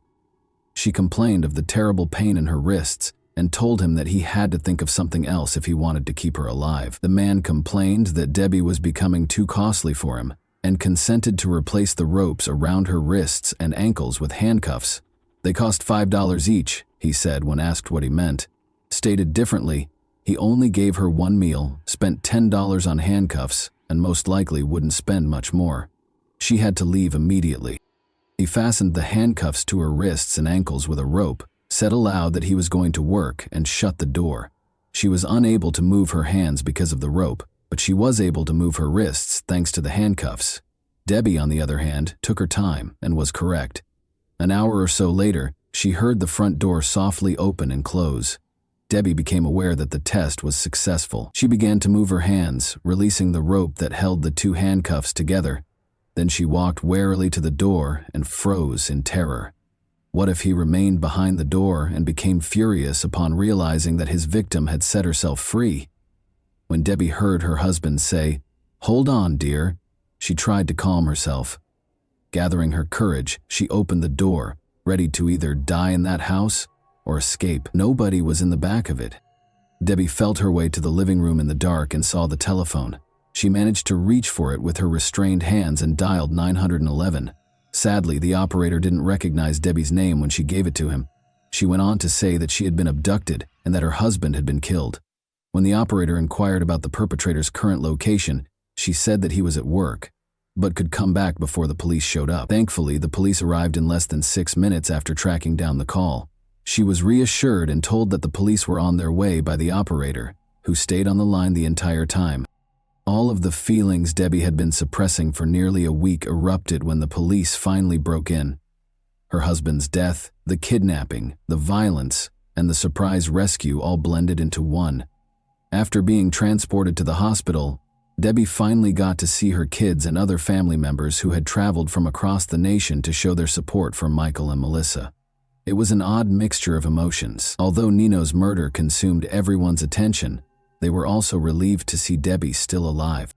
The owner of the home where Debbie was being held was easily identified by the police. Donald Flagg was a factory worker who spent his free time robbing and attacking women.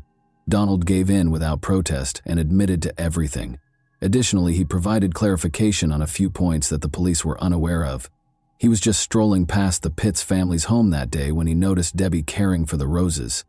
He went inside and waited in the kitchen, his eyes fixed on her. Because of the nearby construction and the lawnmowers in operation, Debbie was unable to hear the shot. He became acutely aware that he had not taken anything from the house after the attacker abducted Debbie. He went back to the victim's home, missing a great chance to make money.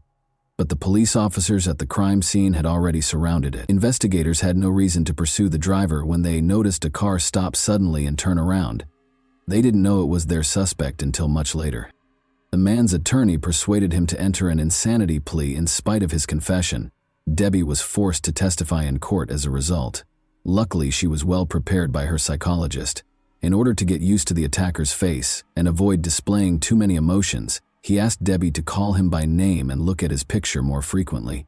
This performed flawlessly in court. Not only did she maintain her composure, but she even turned to face her tormentor, making him turn away. Donald Flagg was convicted in spite of the lawyer's best efforts. He was given 8 consecutive life sentences, plus an extra 166 years in prison by the judge. Additionally, he will spend 10 years in solitary confinement from April 20 to April 24, the same period that Debbie was held captive. Even Debbie is relieved that he won't hurt anyone else. She later expressed regret for not going to violence victim groups. She had to speak up, but her family didn't want to talk to her about what had happened because they found it too painful. Helping other assault victims helped Debbie find healing. She gave lectures, wrote a book about her experience that was required reading at some American universities, and even assisted the Delaware Rescue Service in changing its operations to find the caller much more quickly. Debbie even mustered the courage to confront Donald in prison and ask him the question that had been bothering her for so long. Was he going to murder her? Yes, he replied. He didn't intend to let her die. Bill Sharp, the same Bill who had first introduced her to Nino, got in touch with her after learning of Debbie's fate. During Debbie's challenging trial process, they had a face-to-face meeting and spoke. More specifically, Bill listened to Debbie and let her speak. He started going to therapy sessions with her, and the psychologist saw them together and realized right away that his help was actually helping her get better. Bill, who became Debbie's husband in September 2000, was a true comfort and support system. And that wraps up today's chilling story. If you enjoyed this video, don't forget to like and subscribe so you never miss a new upload. Also, let me know in the comments what part of this story shocked you the most. Thank you for watching, and I'll see you in the next video.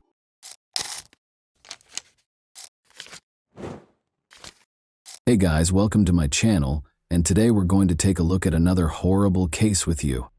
It was a quiet evening in Dallas when Amber Geiger, a seasoned police officer, entered the wrong apartment.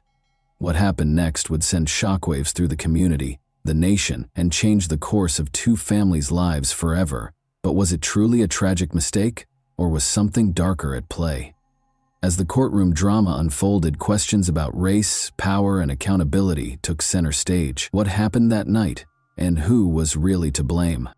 Botham Shem Jean was born on September 29, 1991, in Castries, the capital of the island nation of St. Lucia. His parents, Allison and Bertram Jean, were deeply religious and members of the Seventh-day Adventist Church. Raised in such a faith-driven environment, Botham's upbringing instilled in him strong moral values, including honesty, tolerance, and a desire to help others. These qualities were noted by many who knew him in his lifetime. From a young age, Botham stood out among his peers.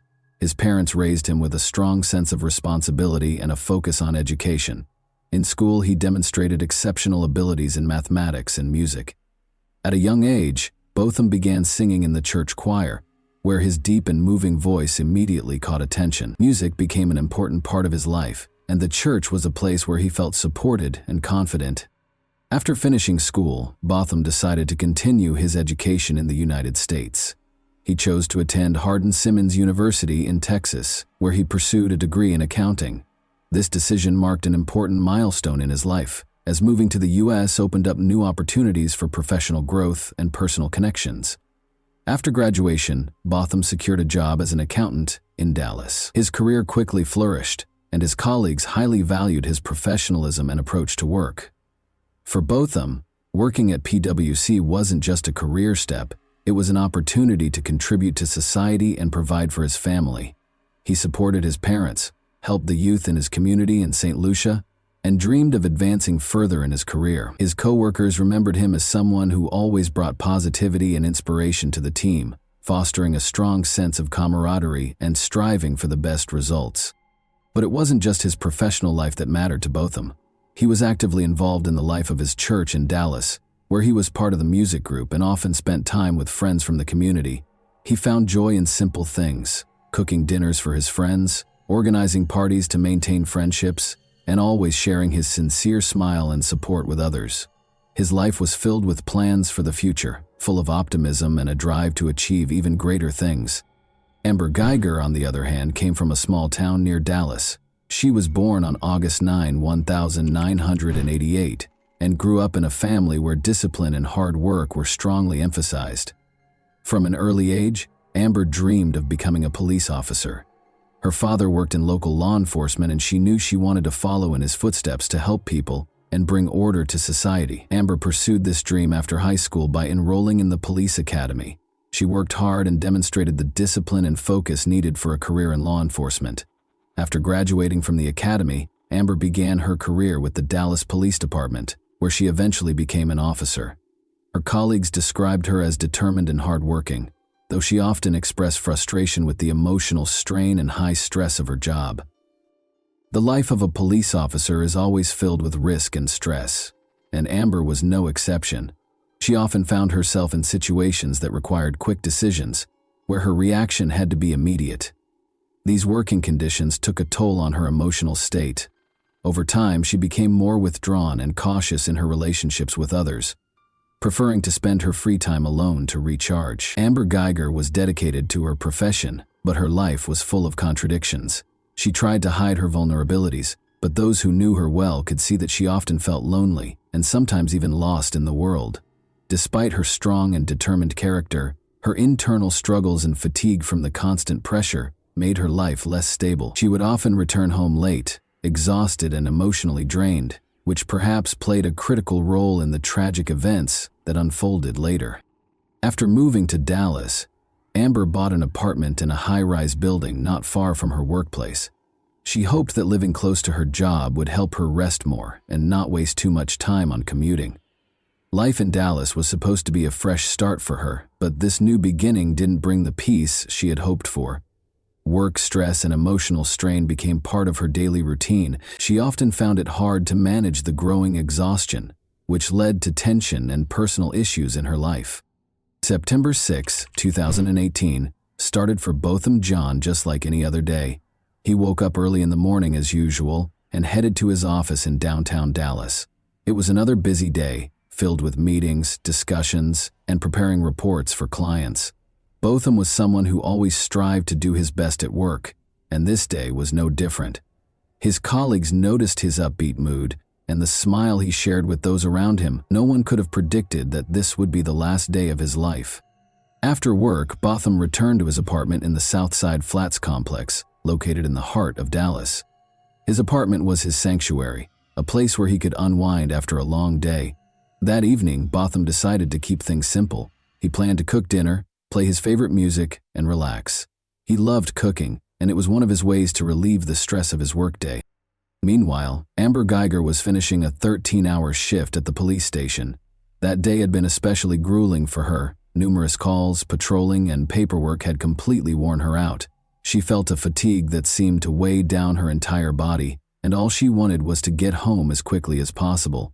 When her shift finally ended, Amber headed home, eager to collapse into bed and rest.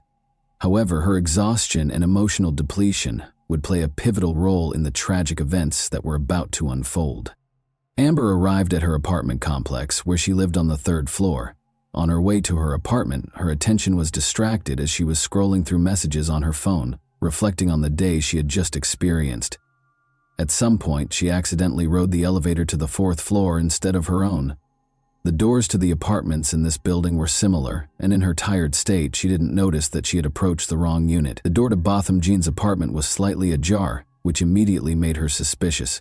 In her exhaustion and confusion, she thought someone might have broken into her apartment. Amber drew her service weapon without considering the potential consequences. The only thought in her mind was that she needed to protect herself. She pushed the door open and entered inside. Botham, who was preparing dinner in his apartment, heard the noise. He turned toward the door, unsure of what was happening. Amber, seeing a figure inside, mistook him for an intruder and without hesitation fired twice. The shots echoed through the quiet apartment, and within moments, Botham fell to the floor. Amber turned on the lights, and only then realized her mistake. She saw an unfamiliar man lying in a pool of blood, and it hit her that she had entered the wrong apartment. Panic and horror overwhelmed her. She rushed to Botham, trying to administer first aid. She called 911, explaining the situation to the operator, desperately trying to explain that she had entered the wrong unit and had shot someone. Her voice trembled with fear and regret as she pleaded with Botham to hold on, repeatedly saying she hadn't meant for this to happen. While waiting for emergency services to arrive, Amber attempted to stop the bleeding, but her efforts were in vain. Neighbors who had heard the gunshots and cries began to step into the hallway. Some of them also called the police, reporting the gunfire in the apartment complex. Paramedics arrived at the scene and tried to save Botham, but his injuries were fatal. That evening, the life of a young man with so many hopes and dreams was tragically cut short. Amber Geiger was detained at the scene. She appeared to be in a state of shock, completely disoriented, repeating that she hadn't meant for this to happen and that it was a mistake. She was taken to the police station for questioning. The police launched an investigation to understand how this tragedy unfolded. There were many questions. Why hadn't Amber realized she was not in her own apartment? Why had she resorted to using her weapon without confirming that there was an actual threat? These questions became central to the investigation and sparked intense public debate. As investigators gathered evidence, the public began to actively discuss the incident. The case sparked a massive outcry, especially in the context of racial issues and concerns about police abuse of power. Botham Jean was black, and many saw his death as yet another example of unjust treatment and bias by law enforcement. People began to ask, did Botham's race play a role in Amber mistaking him for an intruder and shooting him without attempting to assess the situation? Meanwhile, Botham's family was devastated by the events. His mother, Allison Jean, was in St. Lucia when she learned of the tragedy. It was a crushing blow for her. Her son, who had moved to the U.S. to build a better life, was killed in his own apartment.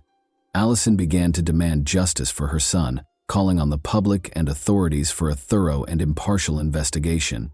She knew Botham as a kind, responsible, and hardworking person who posed no threat to anyone. In the days following the incident, there was a flood of contradictory reports and rumors. The media extensively covered the case, and public opinion was deeply divided. Some believed Amber had made a tragic mistake, while others argued her actions were the result of bias and an inability to properly assess the situation. Protests and rallies began in Dallas and other cities, with people taking to the streets demanding justice for Botham Jean and his family. During the investigation, it was revealed that Amber Geiger had been exhausted after a long shift and may have been disoriented due to her fatigue. Her defense attorneys argued that she acted in a state of stress and fear for her life. However, the prosecution maintained that her actions were inexcusable for a police officer who should be able to control their emotions and make sound decisions, especially in situations involving the use of a weapon. Witnesses who lived in the apartment complex testified that they heard screams and gunshots. Some of them tried to figure out what was happening, but no one expected such a tragic outcome. Investigators collected evidence, reviewed surveillance footage, and analyzed testimonies to reconstruct the full picture of the events that day. They were trying to determine whether this was truly a tragic mistake or if other factors contributed to such a devastating outcome. After Amber Guyger's arrest, the case entered a new phase, a lengthy and complex process of investigation and trial preparation. Amber was charged with manslaughter. During the investigation, her attorneys argued that her actions were a tragic but unintentional mistake caused by extreme exhaustion following a long shift. However, the prosecution maintained that Amber's actions were unacceptable for a trained police officer who was expected to assess situations carefully and avoid unnecessary use of force. One of the key pieces of evidence was footage from the surveillance cameras at the apartment complex where both Botham Jean and Amber Guyger lived. These recordings helped reconstruct the events of that night. The cameras captured Amber arriving at the building and entering. The footage showed her going to the wrong floor and approaching an apartment that belonged to Botham. Investigators pointed out that she failed to exercise due diligence and did not notice she was on the wrong floor. In addition to the video evidence, phone records played a significant role in the case. Shortly before the incident, Amber had been texting with a colleague with whom she had a personal relationship. Prosecutors argued that these messages might have distracted her and contributed to her failing to realize she was entering the wrong apartment. The defense, however, downplayed the importance of the texts, claiming they were unrelated to the incident and could not have influenced her actions. Over the course of several months, investigators continued gathering evidence and interviewing witnesses. Neighbors in the apartment complex provided statements about hearing shouts and gunshots. Some claimed they heard voices before the shots were fired, suggesting there may have been an exchange between Amber and Botham prior to the tragic event. However, witness testimonies varied, making it difficult to piece together a definitive account of what happened. At the same time, forensic examinations were conducted.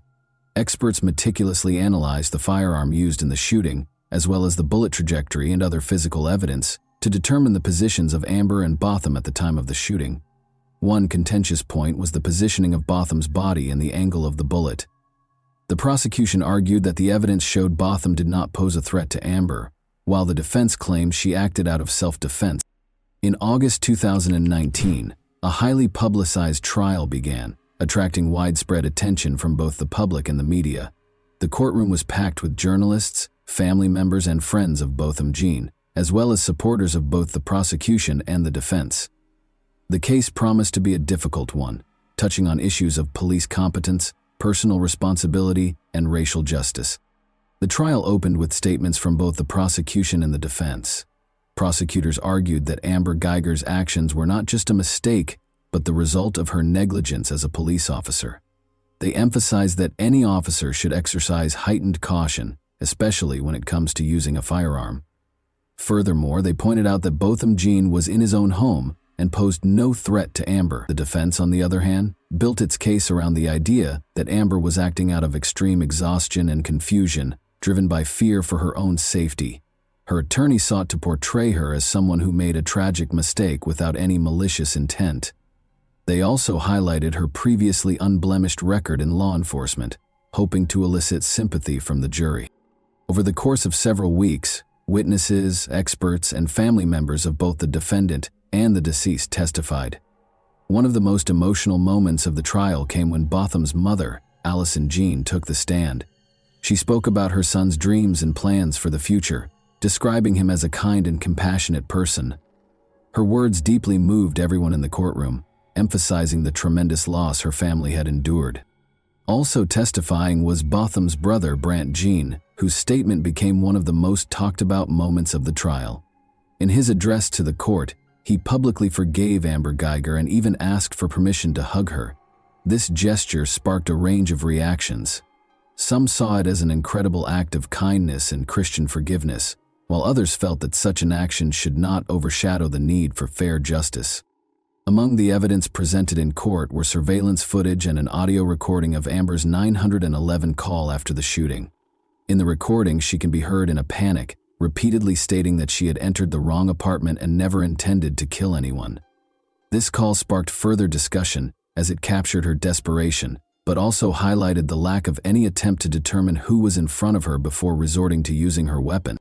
The expert testimony focused on analyzing the trajectory of the bullet, the position of Botham Jean's body, and the circumstances surrounding the shooting.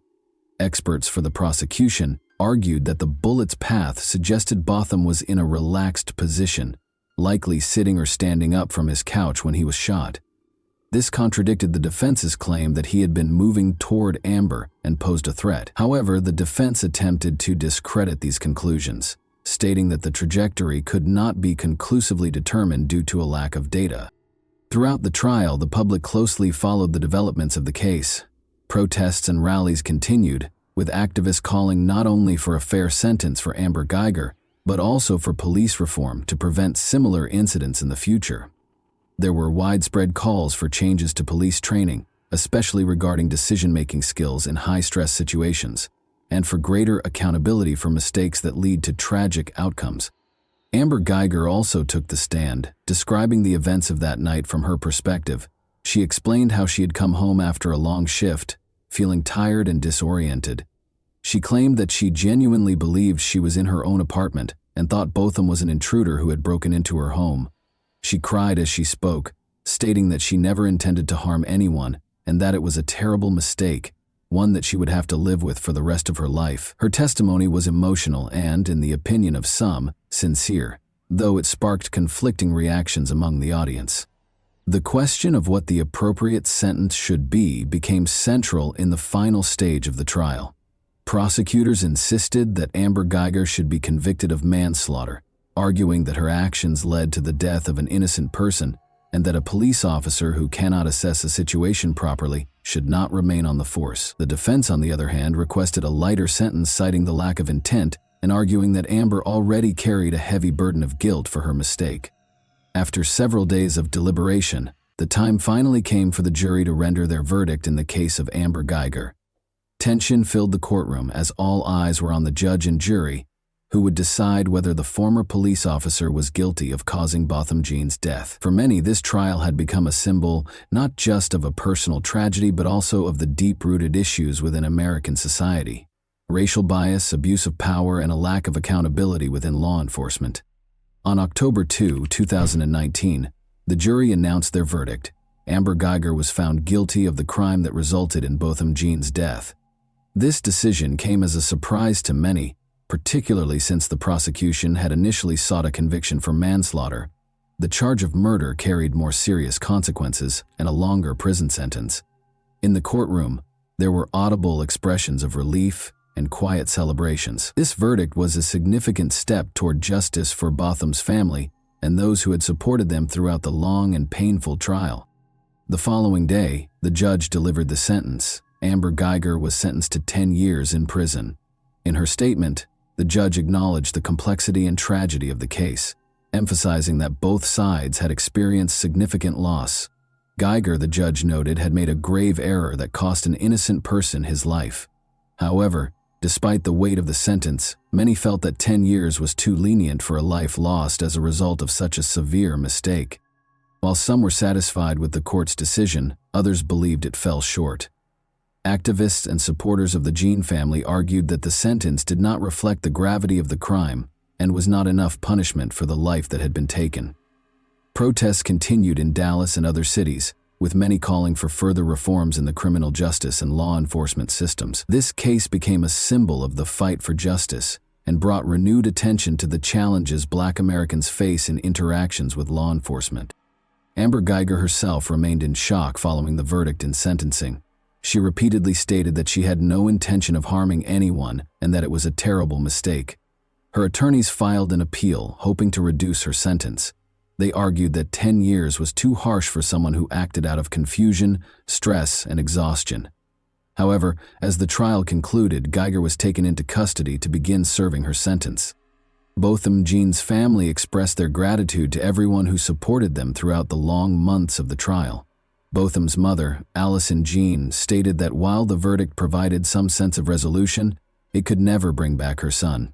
She emphasized the need for systemic reforms in the justice system and law enforcement to prevent similar tragedies from happening again. Allison continued to advocate for change within police departments, hoping her son's case would serve as a catalyst for meaningful progress. The case of Botham Jean had a profound impact on public opinion and the national conversation around policing. This incident became yet another example highlighting systemic issues in law enforcement and the treatment of Black citizens. In response to public pressure, several states began considering legislative initiatives aimed at improving police training, particularly in situations involving the use of force and community interactions. Calls grew louder for increased accountability for officers' actions, and mandatory training programs focused on racial and cultural competency. Additionally, the Botham Jean case inspired the creation of organizations and funds dedicated to supporting families of victims of police misconduct and advocating for law enforcement reform. These groups provided legal and emotional support while spearheading campaigns to raise awareness about racial discrimination and abuse of power. Allison Jean became an active participant in these initiatives, using her personal story to fight for justice and systemic change. As time passed, Amber Geiger continued to serve her sentence in prison while awaiting the outcome of her appeal. This case not only shattered the lives of two families, but also left a lasting mark on American society. The tragic mistake that led to Botham Jean's death served as a stark reminder of the need for reform and the importance of law enforcement officials making sound and responsible decisions, especially in life-and-death situations. The story of Botham Jean and Amber Geiger remains one of the most discussed and impactful cases in recent U.S. history. It underscores the profound consequences of poor judgment, particularly when exercised by those in positions of power. While justice, according to many, was only partially achieved, the case left unanswered questions and became a symbol of the ongoing fight for equality and accountability in America. And that wraps up today's chilling story. If you enjoyed this video, don't forget to like and subscribe so you never miss a new upload. Also, let me know in the comments what part of this story shocked you the most. Thank you for watching, and I'll see you in the next video.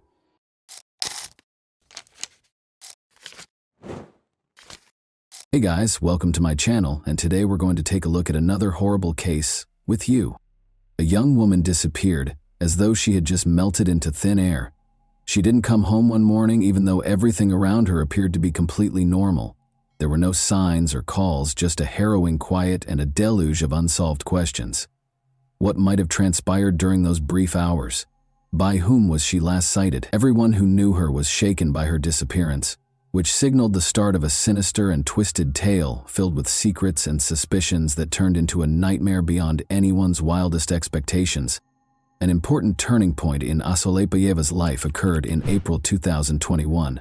She had long wished for a better life, one that was full of chances to live more comfortably with her loved ones. Then, like a beacon of light, an offer materialized. It came from her cousin's husband, Murat Meyerbekov. She had known Murat for years, and he was a car salesman in Georgia. Abruptly, he extended his hand and said he needed an assistant immediately. He told Aysel that the work, which would involve assisting with paperwork and managing car transfers for clients from Kazakhstan, would be simple and even exciting. It seemed to Aysel like a gift from fate, an unanticipated chance. Murat went into great detail about her duties, which would include managing the car sales process, setting up meetings, and preparing paperwork for clients. He clarified that Georgia's auto industry was flourishing and that there was a strong demand for used cars, particularly from Kazakhs searching for less expensive models. Additionally, he said that his staff was amiable and prepared to assist Aysel in settling in and feeling comfortable. The offer appeared to her as a long overdue reprieve from her cycle of constraints and issues. Everything seemed ideal: a $500 monthly salary, paid housing, and a flexible schedule. Aysel's prospects had never been so bright, and she thought her dreams might finally come true. She felt hopeful for a better future and financial independence when she considered working overseas. She had plans to support her parents in their later years, save money for her own apartment, and put money aside for them. She felt strong and confident that she was making the right decision because of these hopes. Asıl was raised in Kaban Betir, a small village encircled by endless, vast steppes in the Akmola region of Kazakhstan. She lived here for the majority of her life, seeing many of her classmates go through the normal village routines of getting married young, working on nearby farms, or finding employment in agricultural businesses. There were few options in the village, and opportunities were frequently reduced to a daily struggle for survival. Asıl, however, had higher hopes. The lure of large cities, the possibility of altering her fate, and the aspiration to accomplish more all enthralled her. In search of her identity, Asıl relocated to Nur Sultan after high school. There she found work as a fitness club receptionist and lived with her older sister, who helped her through difficult times. Although working as a receptionist gave her a reliable source of income, the salary was low, and she was still unable to realize her dream of owning her own apartment. She cut back on little things and saved every extra tennet she could, all the while clinging to the hope that one day she would have her own place, where she could make a comfortable home and experience the independence she so desperately desired. Asıl thought she could improve her family's situation in addition to changing her own destiny. Since her parents had put in so much effort to raise her and make sure she had everything she needed, she wanted to return the favor. However, reality showed her that her dreams were still a long way off, month after month. She was aware that it would be extremely difficult to achieve the degree of financial security required to support herself and her loved ones back home. Although it provided some stability, her job at the fitness club did not provide any of the opportunities she so desperately wanted. Then her cousin's husband, Murat Mirbekov, offered her a job in Georgia. For Asıl, this appeared to be the opportunity she had been seeking. It was well known that Murat knew business, and he talked confidently about the opportunities he could present. He clarified that he handled car sales in Georgia, serving Kazakhstani buyers seeking more reasonably priced cars, and that he needed an assistant to assist with paperwork and client relations. The offer wasn't taken lightly by Asıl. She discussed it extensively with her older sister, who was first apprehensive and gave it careful thought while assessing the dangers. Her sister was concerned about Asıl traveling to a foreign nation, far from home, and being in the company of strangers. Nonetheless, Murat persuaded them that Georgia was secure, that he would personally protect her, and that the position might be a fantastic first step toward a better future. Asıl was aware of the dangers, but her determination to make a difference in her life overcame her uncertainties and anxieties. She kept thinking that this might be her only chance to escape the constraints of her current circumstance.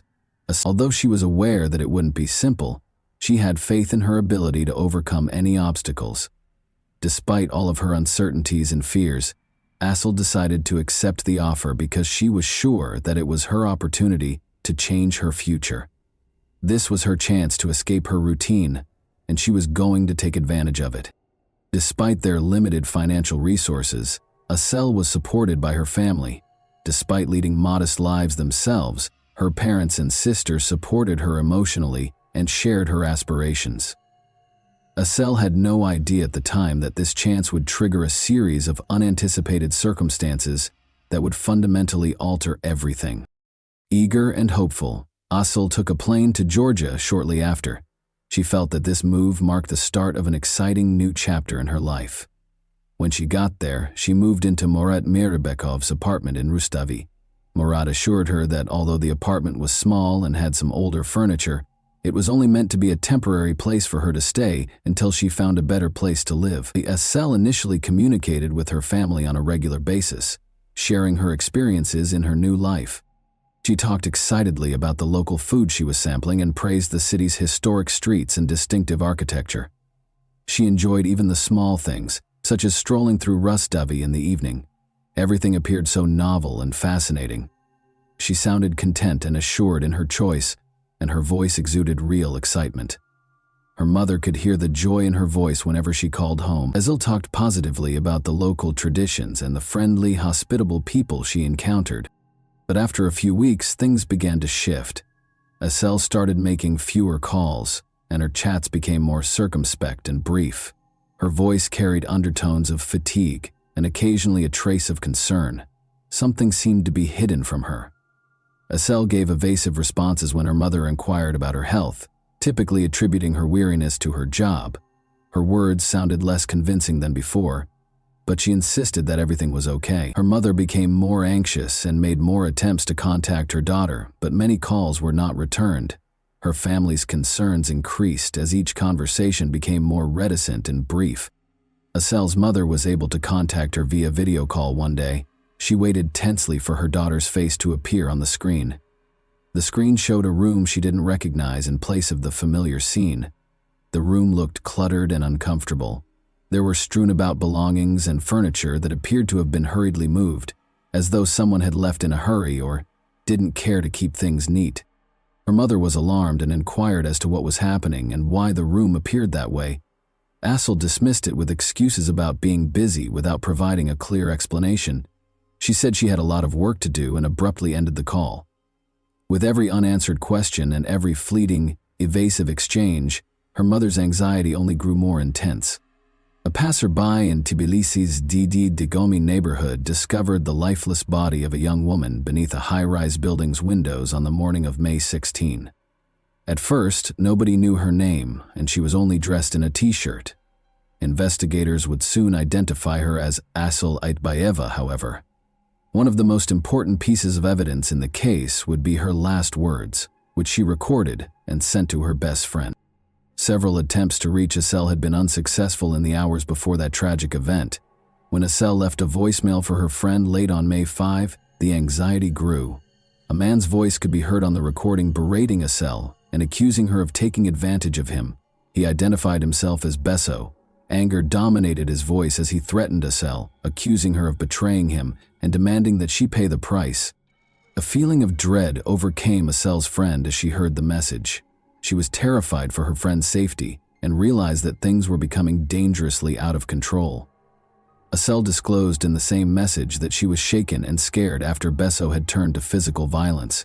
She talked about feeling stuck, having nowhere to go, and not knowing where to look for assistance. The friend tried calling her back right away, but the calls kept dropping, and Asel didn't answer, which only made her anxiety worse.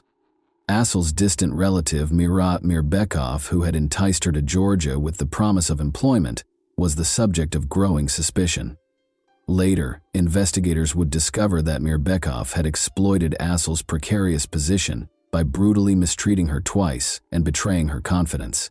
He took advantage of the fact that she had no support system and was alone in a foreign country.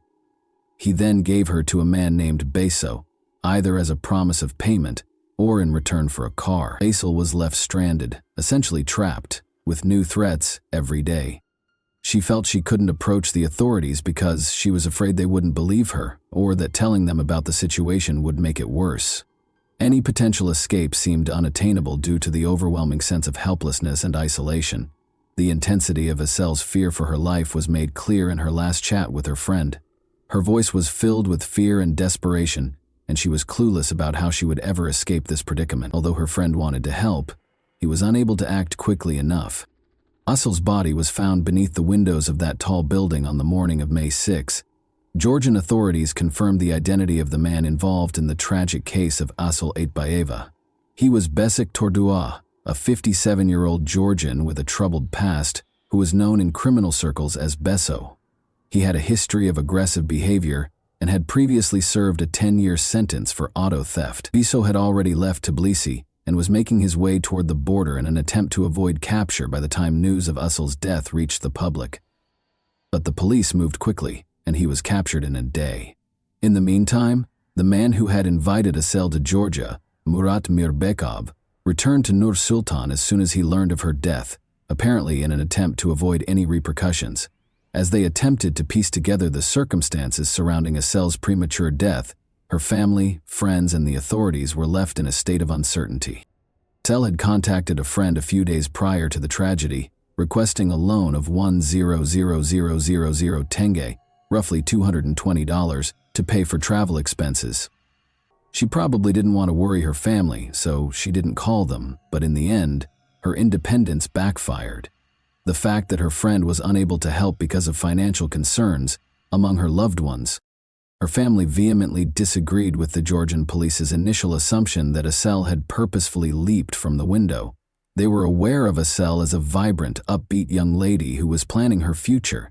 She had thought that the Georgia job opportunity would help her get better off financially and get closer to her goal of owning her own apartment. To the police, the conclusion seemed unimaginable. The injuries on Asel's body that didn't fit the description of a normal fall from a great height particularly worried her mother. Asel's mother noticed some unsettling details as soon as her body was returned to Kazakhstan. Her arms and legs were unharmed, and she did not have any of the common fractures that happen after a fall. Oddly, she was holding her arms across her chest, which is not the proper position in these situations. Additionally, her head was free of the typical trauma associated with falls from high altitudes. The internal injuries, which included a ruptured spleen and other organ damage, were even more worrisome as they raised the possibility of serious abuse. Her body also had several burns that resembled cigarette marks before she died, and some of her teeth had been knocked out, which raised the horrifying possibility that she had been tortured. The family's suspicion that Asel had been abused in her last hours was only strengthened by these disturbing findings. Her mother was shocked that her daughter would act in such a drastic manner. When her body was returned home, the disturbing details that surfaced only raised more unsettling questions, none of which seemed to have definitive answers. According to an examination, Asel had been mistreated prior to her passing. In an effort to create the impression that Asel had committed suicide, her mother insisted that her body had been placed beneath the high-rise's windows after she had already passed away. The Georgian police did not carry out any additional investigations and refused to admit any criminal involvement in Asel's death, in spite of these alarming facts. While in detention, Besik Tordua, popularly known as Beso, first refused to cooperate. He acknowledged that there had been physical contact, but insisted it was consensual after investigators disclosed that evidence verified an intimate encounter with Asel prior to her passing.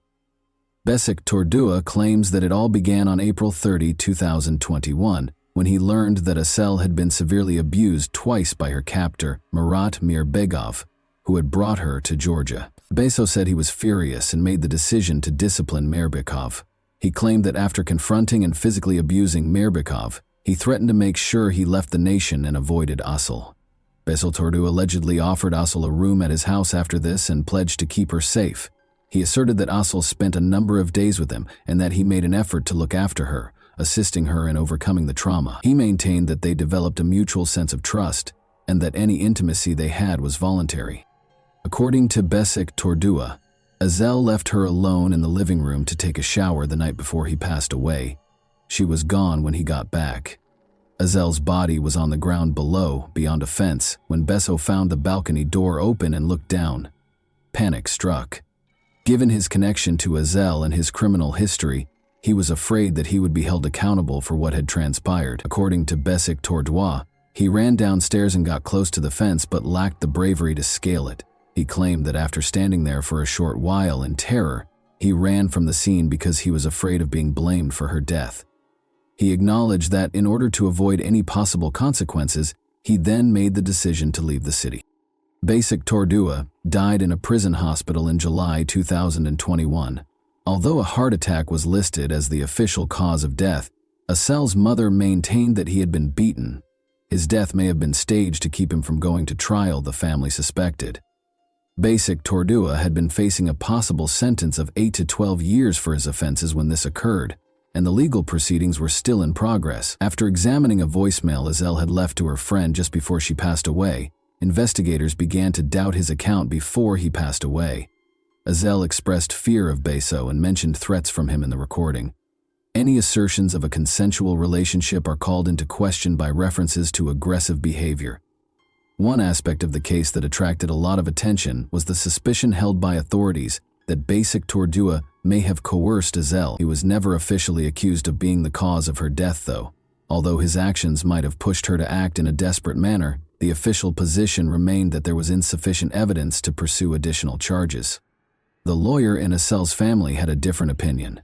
They believed that she had been murdered and that the death was staged to make it look as if she had committed suicide. The injuries discovered on her body and the circumstances surrounding her fall, which didn't match the usual outcome of a leap from that height, confirmed this theory. When Murat Mirbekov returned to Kazakhstan, he was captured. He was accused of both human trafficking and aggravated assault. Asel's parents petitioned to have him extradited to Georgia for trial because they thought he was directly responsible for her death. Local authorities, however, took a while to address their requests or look into the matter further. Things didn't start to change until Asel's mother's morgue photos were uploaded online. The prosecutor's office took the issue more seriously after the pictures sparked public outrage. Journalists and the general public both took notice of Asel's untimely death and began their own online investigations. Details started to surface, some of them unverified. On the night of the tragedy, witnesses reported seeing two men allegedly push Asel off the balcony. Police stated that they had not discovered any evidence to support the rumors that the incident was captured on video. Asel reported Murat Mirbekov's violent actions to the local authorities after arriving in Georgia in order to obtain protection, but her requests were ignored. When Georgian journalists started looking into the case themselves, it became clear that the police had done nothing. One of Asel's acquaintances in Tbilisi consented to testify amid the events that were taking place. He revealed that Asel had sent him a desperate message the day before the tragedy. She mentioned Mirabekov in her message, claiming that he had attacked her twice. She talked about the intense psychological anguish she was experiencing in addition to the physical pain. She had requested assistance, but was hesitant to demand it because she still believed she could manage things independently. Being stranded in a foreign nation without any support system made Asel feel trapped. She tried to remain strong despite her fear of Mirbekov, she confided in her acquaintance. Despite her persistent belief that she could find a way out, she frequently talked about feeling as though she was in a hopeless situation. The inquiry also turned up other information. In addition to offering Asel a job in Georgia, Mirbekov had made similar promises to other young Kazakh women. He had promised them good jobs, good wages, and good housing. Luckily, none of them had agreed to his terms. Some had found his messages, which emphasized the ostensibly exceptional opportunities he could offer, to be especially persistent. All the women, however, had refused. Later, their families thanked them profusely for their foresight, saying it had prevented them from being in danger. The case took a dramatic turn by the end of July 2022-208. After more investigation, Georgian forensic experts found Mirbekov's DNA traces on Asel's clothing, which is a crucial piece of evidence. This bolstered the prosecution's case in court and validated witness statements. Ultimately, the work of investigative journalists and the new evidence obtained through forensic analysis started to provide a more comprehensive picture of what Asel had gone through in her last days. The truth was slowly emerging in spite of all the barriers. One of the most talked about occasions in Kazakhstan was Murat Mirbekov's trial in Nur-Sultan. The case gained even more public attention when Georgian investigators, who were invited to the proceedings, presented the evidence and conclusions they had gathered. The tension in the courtroom was evident when Mirbekov showed up. He insisted he had nothing to do with Asel's death or any violent actions toward her, even in the face of overwhelming evidence to the contrary. He maintained that he was innocent and that he had been falsely accused. Those in attendance were left perplexed and incensed by his cold-blooded attitude and total lack of regret.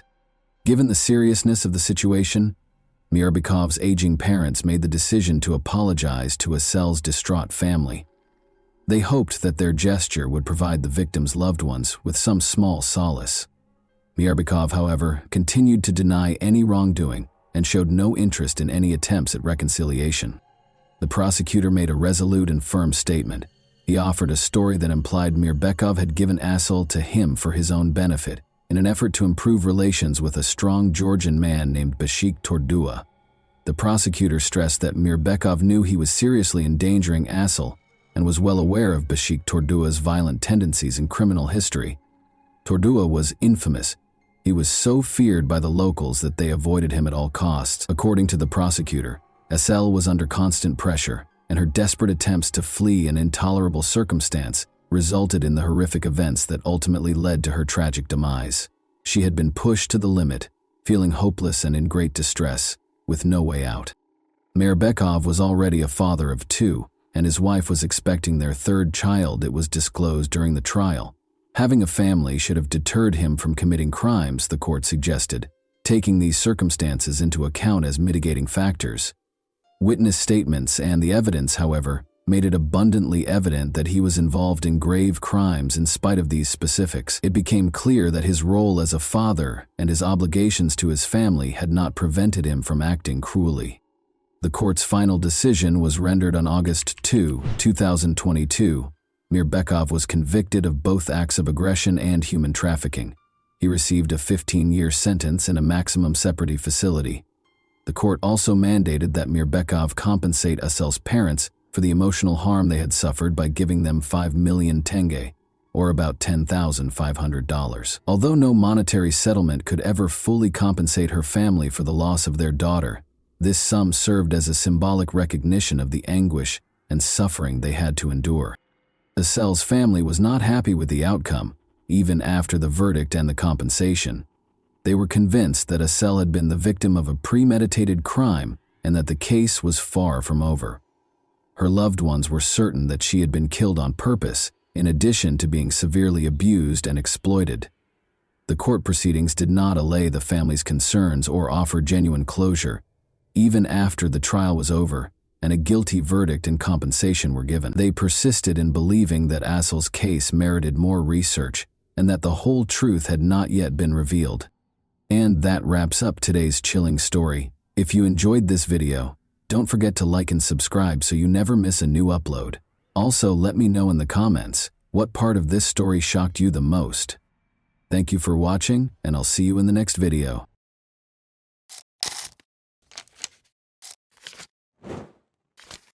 Hey guys, welcome to my channel, and today we're going to take a look at another horrible case with you. Aurora, then 26 years old, and Mark, then 32, decided to take their honeymoon to the stunning island of Corsica in the late spring of 1995. The girl had chosen this location for their first vacation together after Aurora and Mark got married 2 months prior. The young wife was eager to see Corsica's villages, mountains, and beautiful scenery. They made a stop in the quaint little town of Calvi that day.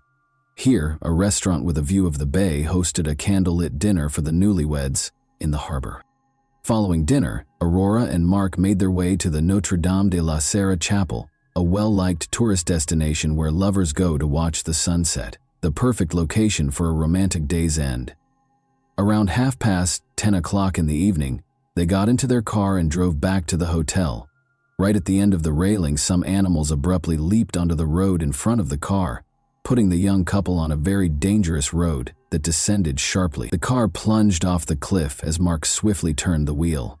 Aurora remained calm in spite of the dire circumstances. Before the car fell, she jumped out and opened the door. Mark was less fortunate. He and the car fell 140 meters. Aurora was alive, but she was in shock. In the middle of the night, in complete darkness, she bravely decided to go down barefoot to assist her husband. After locating Mark inside the vehicle, Aurora dragged him out. She washed his face and pulled him by the legs toward the sea. The girl then ascended the cliff once more in order to signal for assistance and stop a passing vehicle. Calvi firefighters showed up on the scene. Her husband was down there with a head injury and unconscious, and Aurora was screaming and sobbing in hysteria. In order to save him, she pleaded with the rescuers to descend as soon as possible. The firefighters immediately made their way to the cliff's base in an attempt to locate Mark, but their search was severely hampered by the night's darkness and the uneven ground. Just finding the car, which was empty, took them 30 minutes.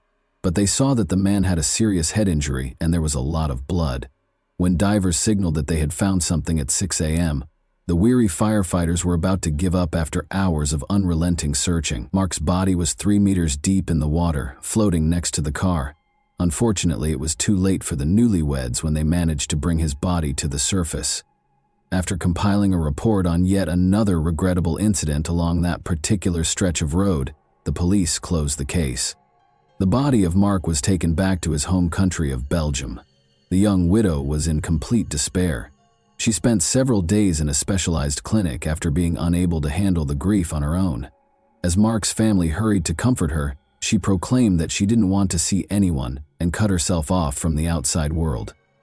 Mark's family didn't press because they understood her mental state. She had lost her husband on their honeymoon when she was 26 years old. However, her actions captivated Mark's family more and more in the days that followed. Slowly, suspicion replaced concern. His parents strongly objected to Aurora's insistence that her husband be cremated. She left the farewell ceremony earlier than anticipated on the day of the funeral, shocking the family even more. The relationship between her and Mark's family has grown more complex ever since. When she got back to the family home, she changed the locks and refused to let her mother-in-law in, who had come to pick up some of her son's sentimental but cheap possessions. Aurora listed the house for sale in the weeks that followed. In addition to the EUR 25000 she received from the sale of the house, there was more. After her husband passed away, it was discovered that she had gotten 7 insurance payouts. Aurora was given EUR 75000 in total. The Van Burr couple, who were shocked by their daughter-in-law's actions, took legal action and complained about the suspicious death. As a result, the coroner demanded that Mark's death circumstances be looked into. Investigators started by researching the couple's lives in order to comprehend what truly transpired that night. Mark Vander, 31, was employed at a reputable financial firm in Brussels in April 1994, about a year prior to the incident. Everything in his life seemed to be going well, or nearly so, and he had a great job, devoted parents, and amiable co-workers, but he had yet to find a woman he wanted to live a lifetime with. Mark wanted to start a family because he was old enough. In Brussels, Mark and Aurora met at a bar. Aurora was selling ironing boards door to door at the time, which wasn't a very lucrative job. There was immediate chemistry between Mark and Aurora. Mark was enamored with the attractive girl and fell in love with her right away. Their lively relationship left Mark's friends in awe and jealousy. Mark was shy, a little overweight, and uninterested in sports, whereas Aurora was very attractive, athletic, and fit. However, Aurora moved in with Mark a few weeks after they first met. Seeing that their son was content with her, the future husband's family embraced her as their future daughter-in-law and the mother of their grandchildren. When the young couple decided to tie the knot a year later, nobody was shocked. The girl asked Mark to put half of the house in her name, among other requirements for her future husband. Although this might have seemed strange or improper, Mark, who was incredibly in love, accepted all of the bride's demands. The young couple exchanged vows on March 11, 1995. Only the bride's twin sister was present from her side of the family, but the entire husband's family was present at the wedding. The husband's family gradually realized that their daughter-in-law avoided discussing her family and evasively responded to all inquiries about her background, education, and relatives. She acted as though she was from a wealthier family than theirs. More than a year after Mark's passing, on September 5, 1996, Aurora received an invitation to be questioned at the police station. She reaffirmed her earlier claims that she and Mark had gone to a chapel after dining at a portside restaurant. A wild animal unexpectedly leapt in front of their car on the way back. An unfortunate accident happened when Mark turned the steering wheel. Aurora opened the door and leaped out just before the car plunged off the cliff. No more information could be gleaned from her by the police. On October 8, 1996, Mark's body was exhumed in an effort to learn the truth. Some of the injuries were caused after death, according to the forensic expert. Although the body had many wounds, none of them were bleeding, suggesting that Mark passed away before the car plunged off the cliff. The widow was nowhere to be found when the police wanted to question her again. 2 years after the incident, the detectives made the decision to look into the crime scene in Corsica. The newlyweds' car plunged into the ravine, and Belgian police officers were at the edge of it. Armed only with photographs and without the car, the task became more difficult. However, the expert was able to reconstruct the car's pre-fall trajectory. A person's reaction to an unexpected event on the road, such as an animal running out, is to turn the steering wheel but not all the way around. Under no circumstances could the car have ended up where it was found if it had veered off the road and fallen into the water. The expert also observed another contradiction in the accident theory. When firefighters arrived on the scene, they reported that the bushes growing on the cliff's top had been crushed. The bushes would have been cut off if the car had sped down. It was clear from the crushed vegetation that the car had remained on the bushes for a while before descending gradually. Additionally, blood droplets were discovered unevenly distributed between the car and the water following the incident, indicating that the body was carried rather than dragged. Could an 80-kilogram man have been carried by Aurora, who weighed less than 50 kg? Aurora's version of events did not match the investigation's conclusions. The car was pushed off the cliff, according to the experts' conclusive findings. The investigators were now interested in learning what transpired following the incident. Did Aurora come down to assist Mark? Did she have the bravery and strength to go barefoot down the rocks? It was possible, as hard as it may seem to believe. Since Aurora Martin was a skilled athlete and a champion rock climber, the police found it difficult to deny that she had truly gone down to assist her husband. For them, it was a dead end. Since there was still no update on the young lady, the investigators made the decision to learn more about her past. Really, who is she? What secrets are concealed by her evasive responses? In actuality, the girl had a very challenging upbringing, devoid of both a loving family and a quality education. Her mother moved to Germany after her parents divorced when she was 12, so she hardly ever saw her daughter. Although her father was not very involved in her life, she led a carefree life with her two sisters. With lofty aspirations, the girl left her childhood home when she turned 18. Aurora entered beauty pageants in hopes of becoming a model, but was not very successful. She thus found employment as a bar hostess and occasionally as an escort service model. At the age of 24, Aurora made the most of her beauty and lived life to the fullest. In February 1993, she went to a rock climbing club one day as usual, where she met Peter Schwett, who would be her fateful encounter. He shared her love of mountaineering and was young, attractive, and wealthy. She was 24 years old and he was 23. At first sight, it was love. Aurora was able to move on from her previous life next to Peter. This tale sounded too good to be true. In fact, the investigators discovered an oddity while looking into Peter Schwett's past. He was a widower for a young man his age. The circumstances surrounding his wife's death were suspicious. 2 years earlier, on his 21st birthday, Peter was serving in the German army in Belgium. Peter liked going to clubs, and one night he met Ursula Deschamps, a young student, while he was out with friends. They fell in love quickly, and 3 months later, Peter proposed to her. Ursula soon learned, though, that Peter was not content with a single woman. Other surprises were in store for her. At their house, Ursula discovered counterfeit documents and substantial sums of money. She wanted to tell the police what she had discovered. Their young marriage became strained, and they made the decision to file for divorce. However, Peter was supposed to teach his wife how to drive, so he and Ursula got into a convertible and left on a trip on the evening of August 29, 1992. The outing was peculiar for soon-to-be ex-houses. Peter was behind the wheel and driving as fast as he always does.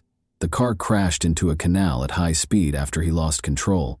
Although Peter was able to flee in time, he was unable to save his wife, who perished in the water with the car. He remembered that even though he touched her hand, he was unable to grasp her and drag her to the surface.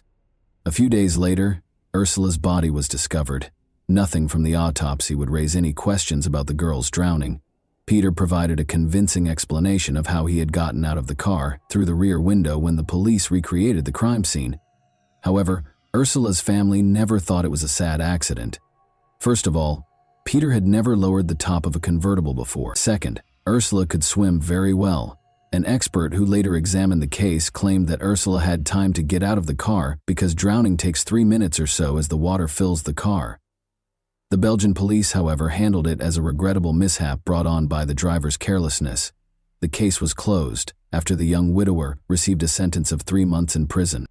Investigators couldn't help but notice coincidences between two scenarios, 2 crime scenes and 2 cases.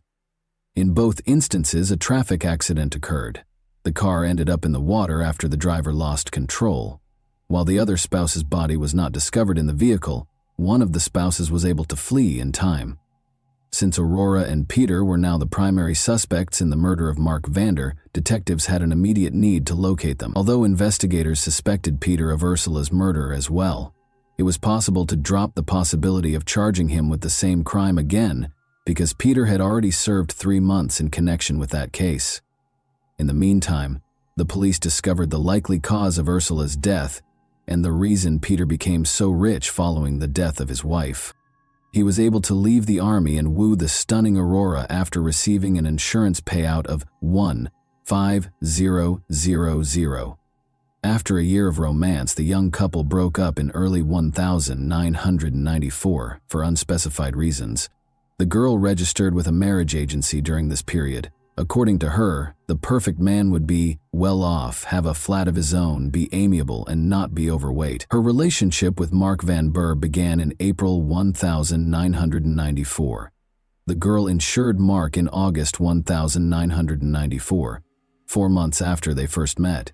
It's interesting to note that the documents had Aurora's signature rather than Mark's, indicating that he was obviously ignorant of this. She signed the paperwork on his behalf, claiming that his hand was hurt. Before long, a regrettable incident happened. After selling the house and getting the insurance money, Aurora vanished. She wasn't hidden for very long, though. Investigators discovered her trace in Luxembourg 2 months after Mark was murdered. She opened a bank account and deposited EWAR 275000 into it. She and someone named Peter Schwett were the only ones with access to the account. Had they gotten back together and relocated to Miami, Florida? Before, an article in a major French newspaper referred to them as diabolical lovers and detailed the police suspicions against them. The couple had been living a lavish lifestyle for nearly 2 years, complete with fancy apartments, cars, and a yacht. Peter and Aurora grew extremely wary.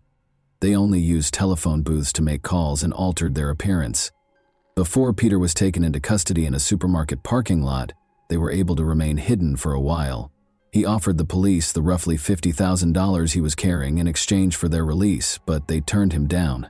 Aurora was taken into custody by the police in the apartment where the lovers were hiding 2 days later. Aurora and Peter made every effort to evade extradition. Nevertheless, they were sent back to Belgium on December 3, 1998. Aurora declined to provide any testimony right away. In contrast, Peter talked a lot, but not much of it was accurate. The police had no hard evidence against them because they obviously did not want to cooperate with the investigation. An anonymous phone call altered the case's trajectory. Over the phone, a woman disclosed that she had information regarding Mark's murder. The woman was later identified by the police as Fabienne Lefevre. Aurora's stepmother, Fabienne, had recently split from the girl's father and made the decision to either get even or atone for her transgressions. According to Fabienne, she hurried to the hospital to console her stepdaughter following the tragedy in Corsica, but the girl who met her was entirely different, not even in mourning. Fabienne claims that Aurora told her everything.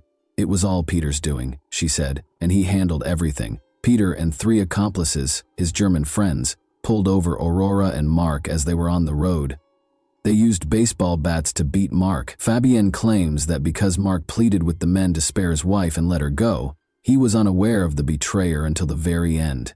They loaded Mark's body into the car and pushed it off a cliff after the beating was finished. However, because it didn't fit Peter's personality, the police were unable to track down the accomplices or provide evidence of their existence. Furthermore, there were numerous questions regarding Fabienne's veracity. First, there was tension between Fabienne and Aurora. Second, why did she make an anonymous call? And why did she call the police sooner? She was afraid, the woman said. However, the police sought additional evidence because they were certain that Fabienne's words alone could not be used to build a strong case. Police in Germany discovered that one of Peter's brothers had postcards from Corsica and pictures of the car that crashed off the cliff. The interesting thing about these souvenir photos is that they were taken 6 months prior to Mark's murder. Was it deliberate planning or just a coincidence? 4 years had gone by since the murder, but the specifics of the crime were still unknown. The police made the decision to recreate the airport crime scene on June 16, 1999. The vehicle was being driven by the driver at a maximum speed of 35 kilometers per hour. As if attempting to leap out, Aurora was supposed to open the car door wide. Even when the car slowed down considerably, she didn't do it. In an attempt to find an explanation for her failure, she lost her temper, started crying, and had hysterical outbursts. Peter stepped in and tried to protect Aurora. Since, in theory, he was not present at the crime scene in Corsica, it is unclear why he was involved in the reconstruction at all. Following this experiment, the researchers were certain that Mark Van Burr was murdered rather than killed in an accident. The trial started. A revised version of events was put forth by the defendant's attorneys. who claimed that Mark had a heart attack shortly before he fell from a height. Put another way, since he passed away just seconds before the collision, all of his subsequent injuries were post-mortem. This hypothesis had the potential to disprove the prosecution's entire theory. Such a version did not match the autopsy results, but even the forensic expert thought it was a smart move. Another crucial detail that the forensic expert disclosed during the trial was that Mark had not eaten anything for several hours prior to the crime. He was starving. The juror's last straw was when Aurora even made up a story about having a romantic dinner with her husband that night. Both of them were convicted. Peter received a 20-year sentence, and Aurora received a 15-year sentence. They probably didn't even complete half of their sentences. They were made available a long time ago. As of 2021, they remained together even after Aurora was forbidden from leaving the country, and Peter was deported to Germany. Peter secured employment as a carpenter, and Aurora is employed due to her multilingualism. The most amazing aspect of this case is that Aurora and Peter committed two nearly flawless murders. If Aurora had been a little more patient and hadn't slammed the door in front of her husband's family, the second murder would have probably gone undetected. She would have quietly left after a few months if she had continued to be the kind girl they knew, and the Van Burr family would never have suspected her of anything. And that wraps up today's chilling story. If you enjoyed this video, don't forget to like and subscribe so you never miss a new upload. Also, let me know in the comments what part of this story shocked you the most. Thank you for watching, and I'll see you in the next video.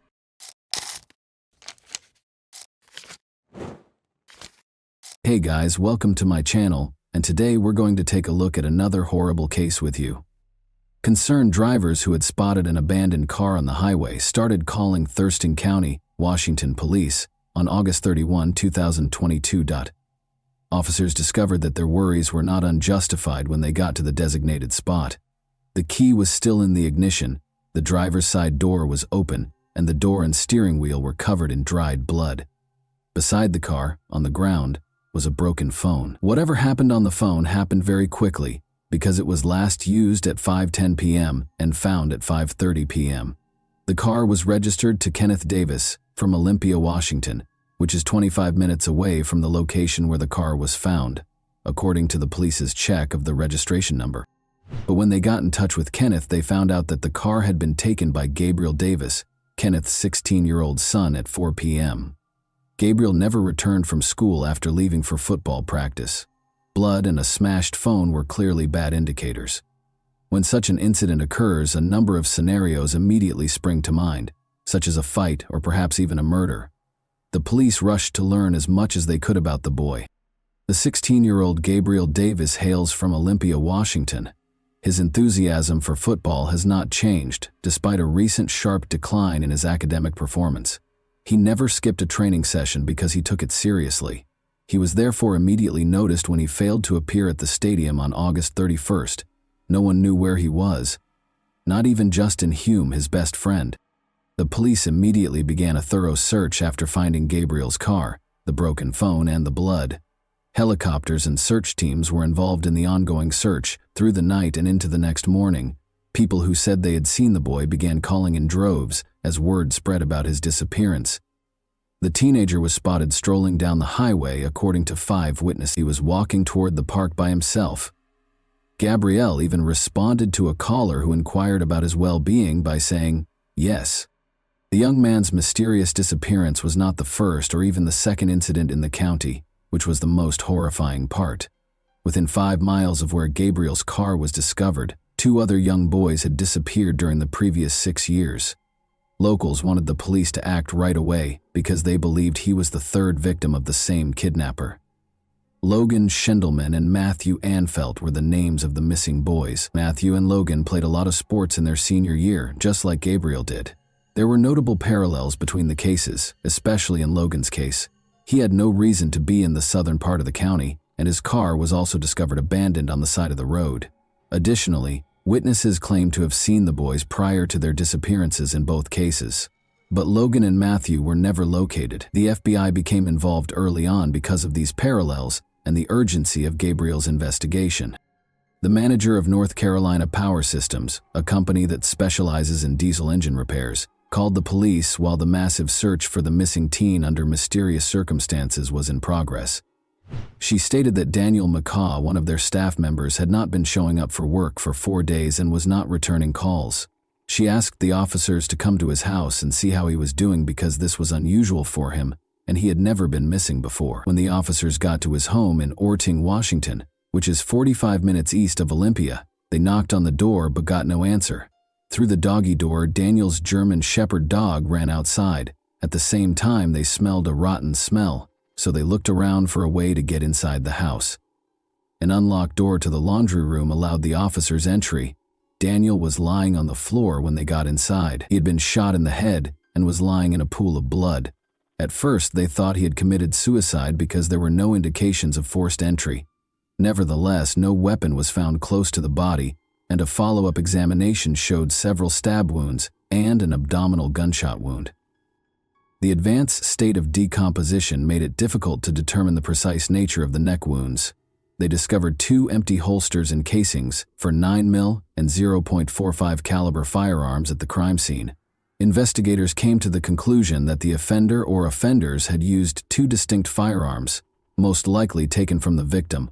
Only locals and the mailman had access to the man's elevated neighborhood residence, according to neighbors. How the offender could have muffled the gunshots was not immediately clear.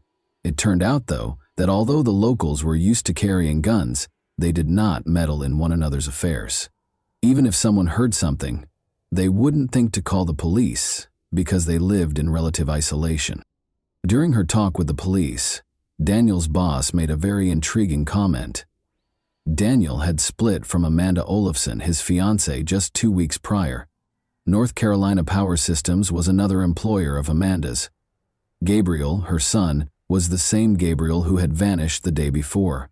It was an odd turn of events, and now the investigators had to figure out whether the murder of the 51-year-old man and the disappearance of the 16-year-old boy were related in any way. Thankfully, they could question Gabriel directly. On the evening of September 2nd, they located him in Thurston County, only 3 miles from the location of his car. Gabriel was found wearing only shorts, without a shirt, shoes, or even socks, and by himself in the dark in the woods. Gabriel said he didn't remember anything and didn't know where he had been when the detective asked him what had happened to him. The police found his response odd. Gabriel had no scratches, but his feet should have had some abrasions if he had been lost in the woods for 36 hours. The blood in his car also didn't match this. Gabriel didn't seem to be able to recall what had happened over the last 36 hours, possibly due to drug use. But in the end, the teenager's account was altered. He admitted that he broke the phone out of fear that the police would discover something that could be used against him. He went on to say that he was afraid of getting hurt, so he couldn't tell what had happened to him. This was a very strange and alarming statement, but since they couldn't force the boy to give an explanation, they let Gabriel return home to his family while detectives worked to determine what had happened. Kenneth, Gabriel's father, called the police the following day. He claimed that although his son did play a role in Daniel's death, it was only because Daniel's biker friends forced him to do so in order to steal something from the victim's safe. According to Kenneth, the biker gang approached his son because Gabriel had lived there and was familiar with the house's layout. If the boy didn't comply with their demands, they threatened to hurt him. Gabriel then confided in his friend Justin Hume about his problems, and the two came up with a solution. The police's evidence, however, painted an entirely different picture. Although the victim and the Amigos Motorcycle Club, which is connected to the infamous Bandidos Motorcycle Club, were connected, the police did not discover any proof that the Amigos Club was involved in the murder. In addition, one of Daniel's friends, who was also a club member, went to the victim's house a few hours after the body was found. When the detective told him about Daniel's passing, he was truly upset. Whatever was in the victim's safe, it had to be identified. When Daniel's mother gave the police the safe combination, she said that the contents would surprise and shock them. Amanda had called and told her that nobody knew how to open it, she said. Approximately 212 different kinds of weapons and ammunition, along with a few coins kept in plastic packets, were discovered by the detectives when they opened the safe. There were several packets containing illegally obtained pills and an empty jewelry box. There were details about his biker club in the notepad. There was obviously something the size of an ammunition box on the bottom shelf. Daniel took his safety very seriously, which was lucky for the investigators. He had a number of cameras in his home in addition to weapons. They assisted the police in figuring out what happened the night of the murder. The detectives discovered that Justin and Gabrielle spent a weekend getaway with their loved ones at Lake Panther on August 28. They left the campsite shortly after midnight and came back at about 6:30 a.m. The surveillance cameras at Daniel's house recorded their exact location, but their relatives were unaware of their whereabouts. Two young, slender men came up to the victim's house from the backyard at 1:50 a.m. On his belt, one of them carried a canister of pepper spray or something.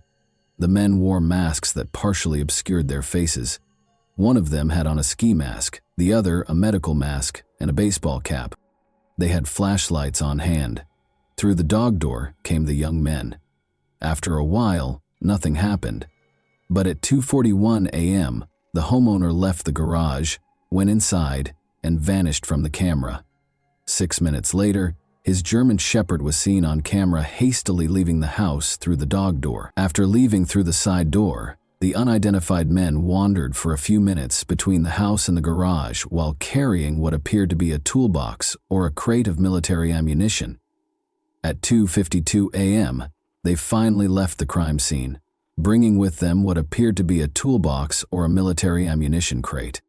Gabriel informed his father that Justin followed Daniel after he came inside from the garage, stabbed him, and then there was a gunshot. The safe was in the garage, so Gabriel went there. At that moment, he says he heard 2 gunshots. On August 29th, the guys went back to their regular lives after disposing of the weapons close to Daniel's house. Gabriel, though, vanished prior to the 31st. He claimed that after bikers found him, they dragged him from his vehicle and struck his head against the steering wheel, spilling blood inside. Then, after beating him for a while driving around with him in a Suburban, the kidnappers let him go. Additionally, they mysteriously took his shoes and shirt and looked through the car for the stolen item from the safe. They found nothing because he didn't steal anything. As a result, the teenager chose to portray himself as a victim, similar to Danielle. That being said, this version isn't cohesive.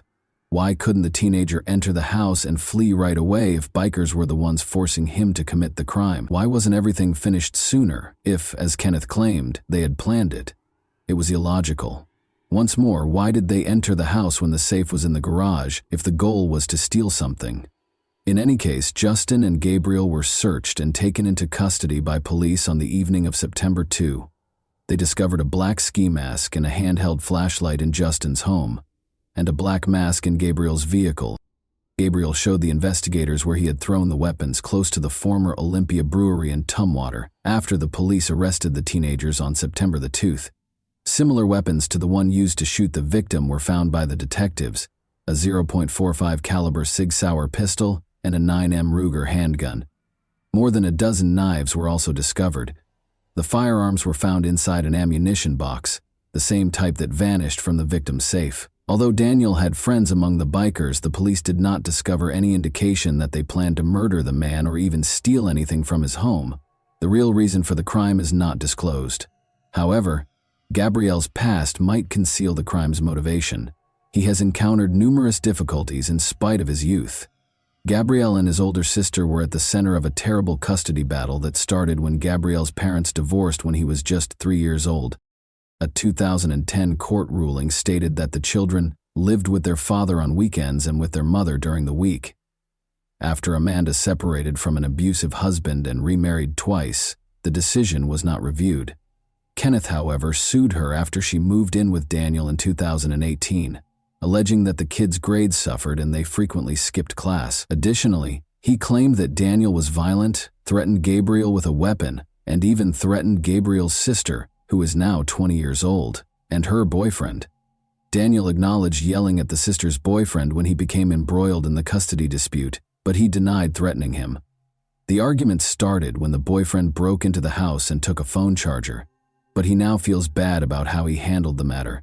In any event, a judge in 2018 ordered that Gabriel, then 12 years old, and his sister, then 16 years old, live with their father during the week and with their mother on the weekends. The chaos didn't stop there. Because of her subpar grades, Gabriel's sister was expelled from school in January 2019. The girl reported to the school psychologist that her father had grabbed her wrist with force and that he acted aggressively, particularly when intoxicated. This only had a short-term impact. It is unclear if this was the case or if Amanda and Daniel pressured her to obtain full custody. The children were ultimately ordered to live with their father by the court. Amanda and Daniel's arguments served as the background for all of this. According to Daniel's boss, they may have broken up because of his devotion to the biker club. Amanda gave him a choice, either she or the club, refusing to make concessions to the club. His reaction is unknown, but neighbors noticed her removing items from his home on August 13, about 2 weeks prior to the murder. Gabriel made friends with Justin Hume during this period, who also had a history of getting into trouble at a young age. He was accused of making false bomb threats in high school and threatening a classmate with a knife in middle school. As a result, he had to transfer schools as soon as the academic year started. There are numerous pictures of the boy at the shooting range with Gabriel, demonstrating his intense interest in firearms. They caused mischief at school. Daniel's murder might have been retaliation for the way his relationship with Amanda ended, or maybe Amanda is lying. Anyhow, only a teenager could imagine a biker gang sending a kid to carry out their duties. The Raymond Hall Juvenile Detention Center is currently housing Gabriel and Justin. Among the many charges against them are first- and second-degree murder. Because of the high probability of them trying to flee, the bail amount for each teen is set at $1 million. When police arrived to arrest Gabriel, Justin's family was seen packing their belongings into a car, suggesting that they were probably planning to flee. Gabriel has previously staged a disappearance to avoid being held accountable for his actions. The teenagers will face adult trials. Notably, the Supreme Court in Washington decided in May 2021 that a person under the age of 21 cannot be automatically sentenced to life in prison without the chance of parole. Therefore, after serving 20 years, they might be eligible for release if found guilty. And that wraps up today's chilling story. If you enjoyed this video, don't forget to like and subscribe so you never miss a new upload. Also, let me know in the comments, what part of this story shocked you the most? Thank you for watching, and I'll see you in the next video.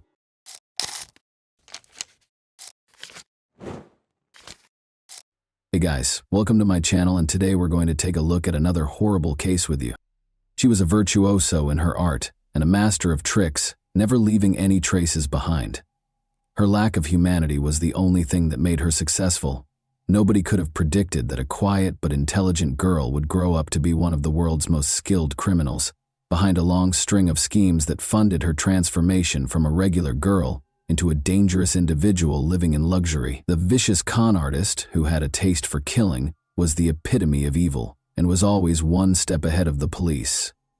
Until they finally got a chance to confront her in person. Steve and Jane McGowan, who lived in Florida, received a letter from their sister Beverly, who was 34, on Thursday, July 19, 1990. She wrote that she was leaving them and starting a quest to discover who she was in this world. Beverly went on to say that she planned to leave right away, so she was selling her apartment and resigning from her job. The brother and sister were shocked by what they read in the letter. Beverly had put in a lot of effort and was happy with her new home and job. She worked 2 jobs to pay off the mortgage and had just bought the apartment of her dreams.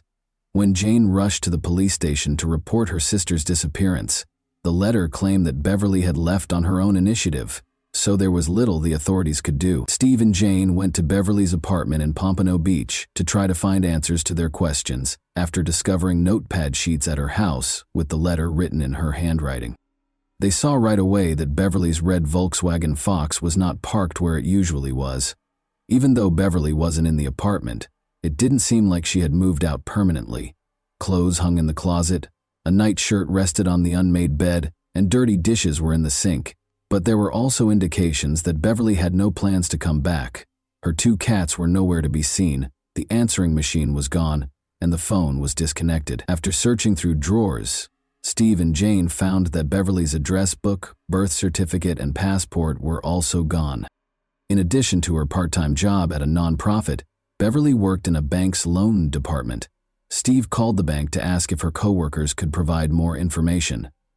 They told him that Beverly had taken a sick day, claiming to be ill, the day before he got the farewell letter. Given Beverly's reputation as a trustworthy and accountable worker, this was out of the ordinary. She asked them to sell the mortgaged property and get rid of her personal belongings that were still in the apartment during the phone call, adding that she no longer wanted to live there.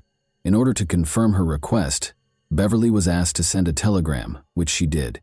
Steve and Jane had to accept that their sister had actually left without telling anyone why, despite the peculiar circumstances. Nevertheless, Steve closed Beverly's credit cards and persuaded the police to report her missing. Closing the cards would upset her travel schedule and make her angry enough to call the family, he thought. While Steve and Jane were checking out their sister's apartment that same evening, a fisherman and his young niece went fishing to find bait for their next trip. They reached a broad irrigation canal in a secluded part of St. Lucie County, 160 kilometers north of Pompano Beach. When the fisherman saw what looked like a bag of trash, he left his niece in the car and started to walk along the canal. He rushed back to the car and called the police as he got closer and recognized what it was.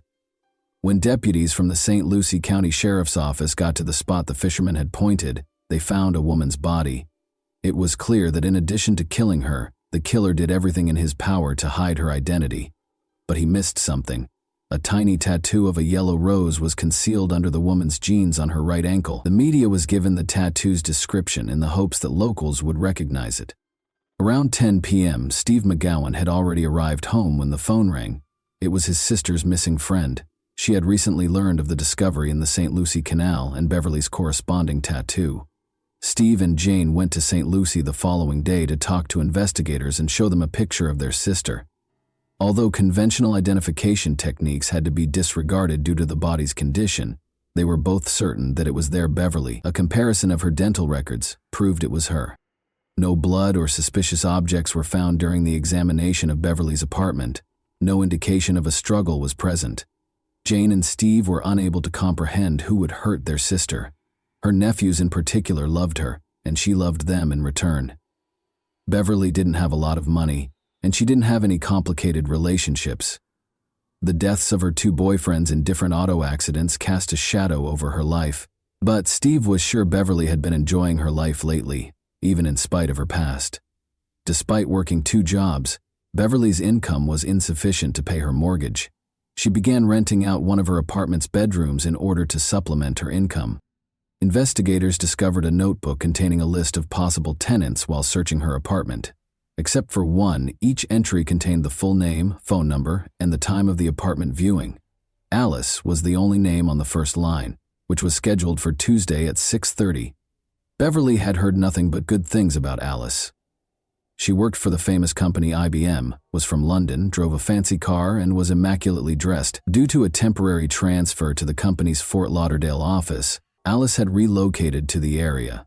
She told her friend that Alice would be moving in on Friday, July 20th, and she had impressed Beverly enough that she decided to make her the new neighbor. By the way, Beverly said she was first introduced to numerology by Alice. Alice tried to forecast Beverly's future, but she required a number of numbers that were important to Beverly, including her date of birth, social security number, passport number, and even information from her driver's license. The odd thing is that Beverly gave her all these numbers.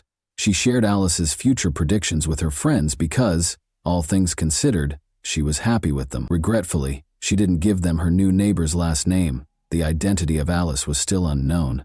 Furthermore, there was no proof that Alice had ever been to Beverly's apartment, let alone moved in. When the investigators contacted IBM, they were told that the company did not have any UK workers in the South Florida region. They didn't even have a Fort Lauderdale office. According to the results of the financial investigation, someone took $795 out of the $800 in Beverly's bank account on the day her body was discovered. Then, at a Miami shopping center, she used her credit card to buy books and women's clothes. The customer was described as bright blonde with a British accent by the salespeople who assisted her. The tall blonde woman who had garnered national attention at the time fit the description. Police officer Lori Bembenek had been given a life sentence in 1,982 years, 8 years prior, for killing her ex-husband's ex-wife. There had been a stir about the case. Lori was somewhat of a celebrity due to her glitzy appearance and the high-profile nature of the case.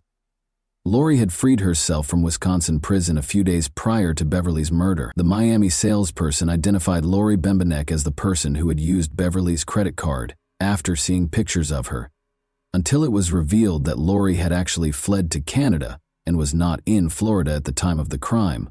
The police were baffled as to how the path of a modest bank employee could have intersected with that of a convicted killer. However, Beverly's card was used once more in Miami, this time at a travel agency, on Friday, July 20, one day after her body was found. Interestingly, the cardholder looked like a man disguised as a woman. The individual wore oval-shaped glasses and a cheap black wig in the Cleopatra style. The man identified himself as Sam and spoke with a British accent. Sam apparently used the card to buy a ticket for British Airways Flight 2922 because he was going to London in 2 days, on July 22nd through 2922. Investigators looked through Flight 292's passenger registration records and those of every other flight that was scheduled to depart for Britain on July 22. None of them bore the name of Beverly McGowan, but after being parked there for 5 days, Beverly's car was discovered in the airport parking lot. 4 synthetic black wig hairs were found inside the car, but fingerprints inside the car did not show any significant results. On Monday, July 23rd, according to London Time, British Airways Flight 292 touched down at Heathrow Airport. A traveler with oval glasses and short black hair came up to the Avis car rental desk after the plane touched down. The passenger, who was most likely Sam, provided her driver's license as identification and made a car reservation in Beverly McGowan's name. Beverly wore glasses and her dark hair reached her shoulder. She looked like the person behind the counter. Sam gave Beverly's Visa card to the clerk when she asked for a credit card to pay for the car's fuel. However, the card was turned down. They may have gone over the limit and paid in cash, Sam clarified. Actually, Beverly's credit cards had been canceled by her brother Steve by that point. Sam was long gone by the time Florida detectives found out about this botched transaction. Transactions on the credit card could not be tracked because it was no longer in use. American law enforcement agencies had no jurisdiction over Sam once he arrived in Britain. Detectives from Florida called the London police to ask for help. John Cornish, a detective, consented to assist with the global investigation. He talked to the Avis company and told their employees to tell the suspect to go to their closest office if he got in touch with them. Sam did get in touch with Avis later that week. He was asked to come to the local Avis office and asked for an extension on the rental car. Sam never arrived at the location where the police were waiting for him. On the day of the car's return, a contingency plan was developed in which officers would wait at Heathrow Airport. When that day finally came, Sam was nowhere to be seen. Without any hints, Sam's abandoned car was discovered a few miles from the airport in the early morning. Detective Cornish ordered his team to board all flights to the U.S. that day in order to check the passengers, because he suspected Sam might be trying to fly back to the U.S. However, this effort was in vain. The chance to capture the criminal was lost on the police. British Airways Flight 292 was the last lead the police had.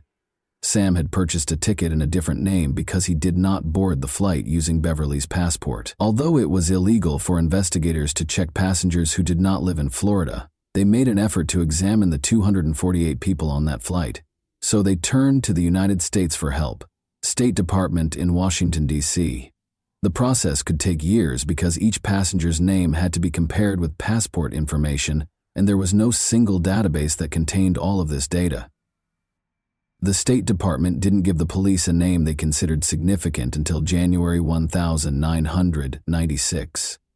British national Sylvia Hodgkinson was on Flight 292. A woman with dark hair and eyebrows was shown in the passport photo. She was compelled to relocate to a women's shelter following the death of her spouse. There was nowhere else for her to go. A passport was issued in her name less than a year after her husband's passing.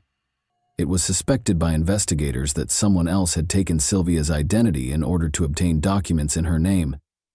There was fear that Sylvia had met a similar end to Beverly's because they were unable to find her in any way. Additionally, the State Department found a fascinating link between Sylvia and 2 other women, Elaine Antoinette Parent and Charlotte Ray Callan.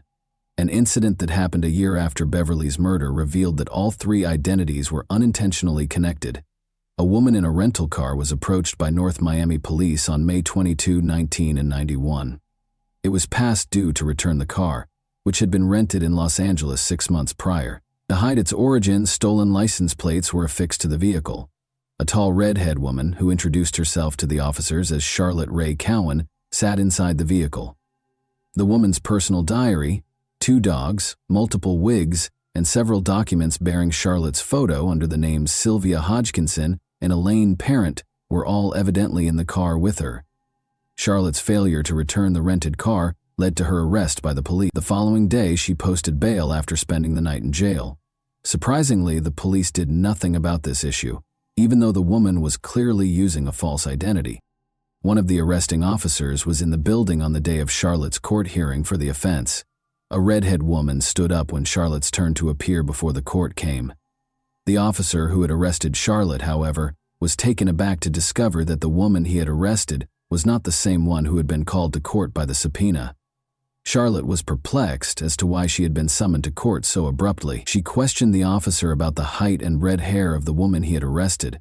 She boldly declared that she knew exactly who it was when he said yes. Almost 10 years prior, in the middle of the 1980s, Charlotte was unwinding at an Orlando bar when a well-dressed woman with a British accent came up to her. Like Charlotte, she had stunning blue eyes and short red hair. The woman offered to buy Charlotte a drink and identified herself as Anne Tremont. The offer was accepted by Charlotte, and they struck up a conversation. Anne mentioned numerology in passing during their conversation. She began by requesting Charlotte's birth date, adding that she would be pleased to make a matching matrix for her. Anne took Charlotte's driver's license information and social security number one by one. She wrote it all down on a napkin and made a hopeful forecast for Charlotte's future. Anne and Charlotte began talking and became friends right away. Charlotte met Anne's brother a few days later. He was a tall, blonde man who shared his sister's grace. The women eventually lost contact with one another, though, as they saw each other less and less. When Anne called Charlotte a few months later to inform her that her aunt had died and left her a sizable inheritance, Charlotte was taken aback. Anne claimed that her brother had chosen to have her institutionalized in order to keep all of the money for himself, even though they were meant to split it. Anne showed up at Charlotte's door at 3 in the morning, approximately a month after the phone call. She was wearing a man's shirt with a tie and a tangled wig. She broke down in tears as she described how she had gotten out of the institution where her brother had put her. She needed assistance going missing because she was hiding from her family. In order to establish a new identity for herself, Anne pleaded with Charlotte to let her take her birth certificate. At first, Charlotte declined, but after witnessing Anne's distress, she grudgingly consented. The birth certificate would be returned shortly, her friend assured her. Charlotte didn't hear from Anne for weeks. She started to worry. The birth certificate and a note from Anne expressing regret for the wait were finally sent to her. It wasn't until she was summoned to court in 1991 that Charlotte learned more about her friend. After hearing this intriguing tale, the investigators were curious to find out who the mysterious and elusive scammer was. Although not much was known about Elaine Parent's life, she was a real person like everyone else. On August 4, 1942, she was born in the Bronx, New York. Her parents were loving and reasonably well off, and she was their only child. She was a tall, slim beauty with dark hair and piercing blue eyes by the time she reached adulthood. She relocated to Florida at the age of 30, where she briefly worked at a real estate company before being arrested for shoplifting in Fort Lauderdale in 1976. They took her fingerprints and put them in the database. She then stole $40,000 worth of jewelry from an elderly acquaintance in 1985. Parent and Charlotte met at about the same time. The fingerprints of the parent and the woman who was arrested in 1991 for not returning a rented car were compared. They were identical. Elaine Parent was the woman posing as Charlotte Cowan. Naturally, it was assumed that Elaine Parent, the elusive suspect Sam, and the new neighbor Beverly McGowan's Alice were all the same person. They still had to establish a clear connection between Elaine and Beverly's murder, though. In addition to reviewing the case's evidence, the detectives looked through a notebook that contained letters that Beverly had written to her sister and brother. This specialized equipment uses an electrostatic detection device, ESDA, to find impressions or indentations left by previously written letters on paper. The notebook had been used for a number of other letters that weren't written in Beverly's handwriting, according to the analysis of the notebook. The author appeared to be a woman with a deep-seated animosity toward Beverly. Threats were included in the rather aggressive messages. Elaine Parent's handwriting samples were compared to the letters, and they matched. Parent's letters were sent to a woman in London who was the chief executive officer of a large corporation. She filled in many of the gaps in the elusive fraudster's life, but was named Witness X in the case materials for her protection. The woman disclosed that she and Elaine became friends right away after meeting during a trip to Miami in the 1980s. Elaine reportedly fled to London in 1985 while the police were looking for her in connection with the jewelry theft, and she asked Witness X if she could stay with her. However, Elaine's unstable and explosive temperament quickly made it clear to the two young women that they couldn't live together. The scammer went back to the United States in 1990, but Witness X was shocked when she left for London at the end of July. She was operating an Avis rented vehicle. Parent stole two of her old friend's dogs and fled to the United States 3 months after she returned to London. She then tried to extort a ransom for her dogs by sending Witness X threatening letters. Clearly, these were the same dogs that were discovered in her possession when she was arrested in Miami in 1991. The State Department accused Parent of forging her passport by the end of 1996, but they were clueless as to where she might be hiding. Elaine Parent was featured in an episode of the television program America's Most Wanted in 1998. Patricia Evans of St. Petersburg, Florida, was watching television at home when the show started. She instantly recognized Elaine when she saw her photo. Elaine was known to Patricia Nevins, a church employee, as Sandra Little, a blonde. In 1992, Patricia met Sandra Little while she was residing in a St. Petersburg homeless shelter. Sandra lived with Patricia for nearly a year and a half after Patricia let her use her empty bedroom. Sandra sued a restaurant during this time after she hurt herself after slipping there. She prevailed in the case and was compensated, though it is unknown how much. Patricia talked about a number of odd things that happened when she lived with Elaine. She was once informed by Elaine that adopting a new identity was one way to live a dignified life. After that, at a dinner party, Parent indiscriminately cut a guest's hand in order to take a gold bracelet. Elaine's psychiatrist, whom Patricia arranged for Elaine to see, told Patricia that Elaine was a highly intelligent sociopath who would leave Patricia's life as soon as she entered it. When the women parted ways in 1993, this prophecy was realized. An interesting letter was delivered to the St. Lucie County Sheriff's Office after the police made a public plea for the community's assistance in apprehending Elaine. There was a copy of an oil-colored painting inside. It showed Elaine Parent, with pearl earrings and a teal-green swimsuit. She had gray hair that was styled the way her parents usually did. She was shown emerging from a swimming pool. This was printed on the back. "Best wishes, your chameleon." According to psychiatrist Barbara Caven, who had been helping the police with the case, Parent both feared and desperately needed police attention. The painting is very telling. She sent it to the police to taunt them, as if to say, "I'm alive, I'm okay, look for me." Elaine gained international recognition after appearing in the documentary series World's Most Wanted in February 2009.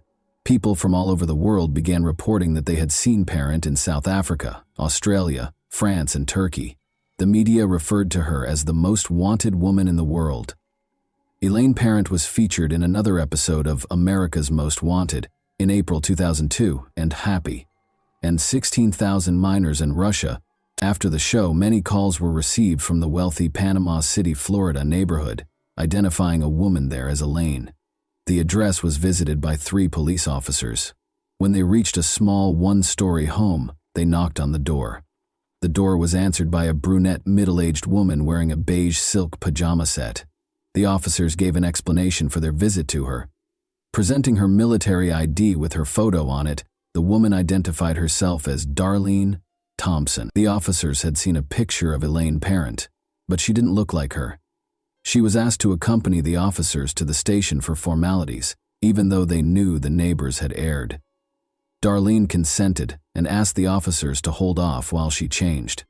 As the officers waited outside the bedroom, one of them looked over Darlene's identification card and, as a former military man, he saw right away a vital missing stamp that verified the document's legitimacy.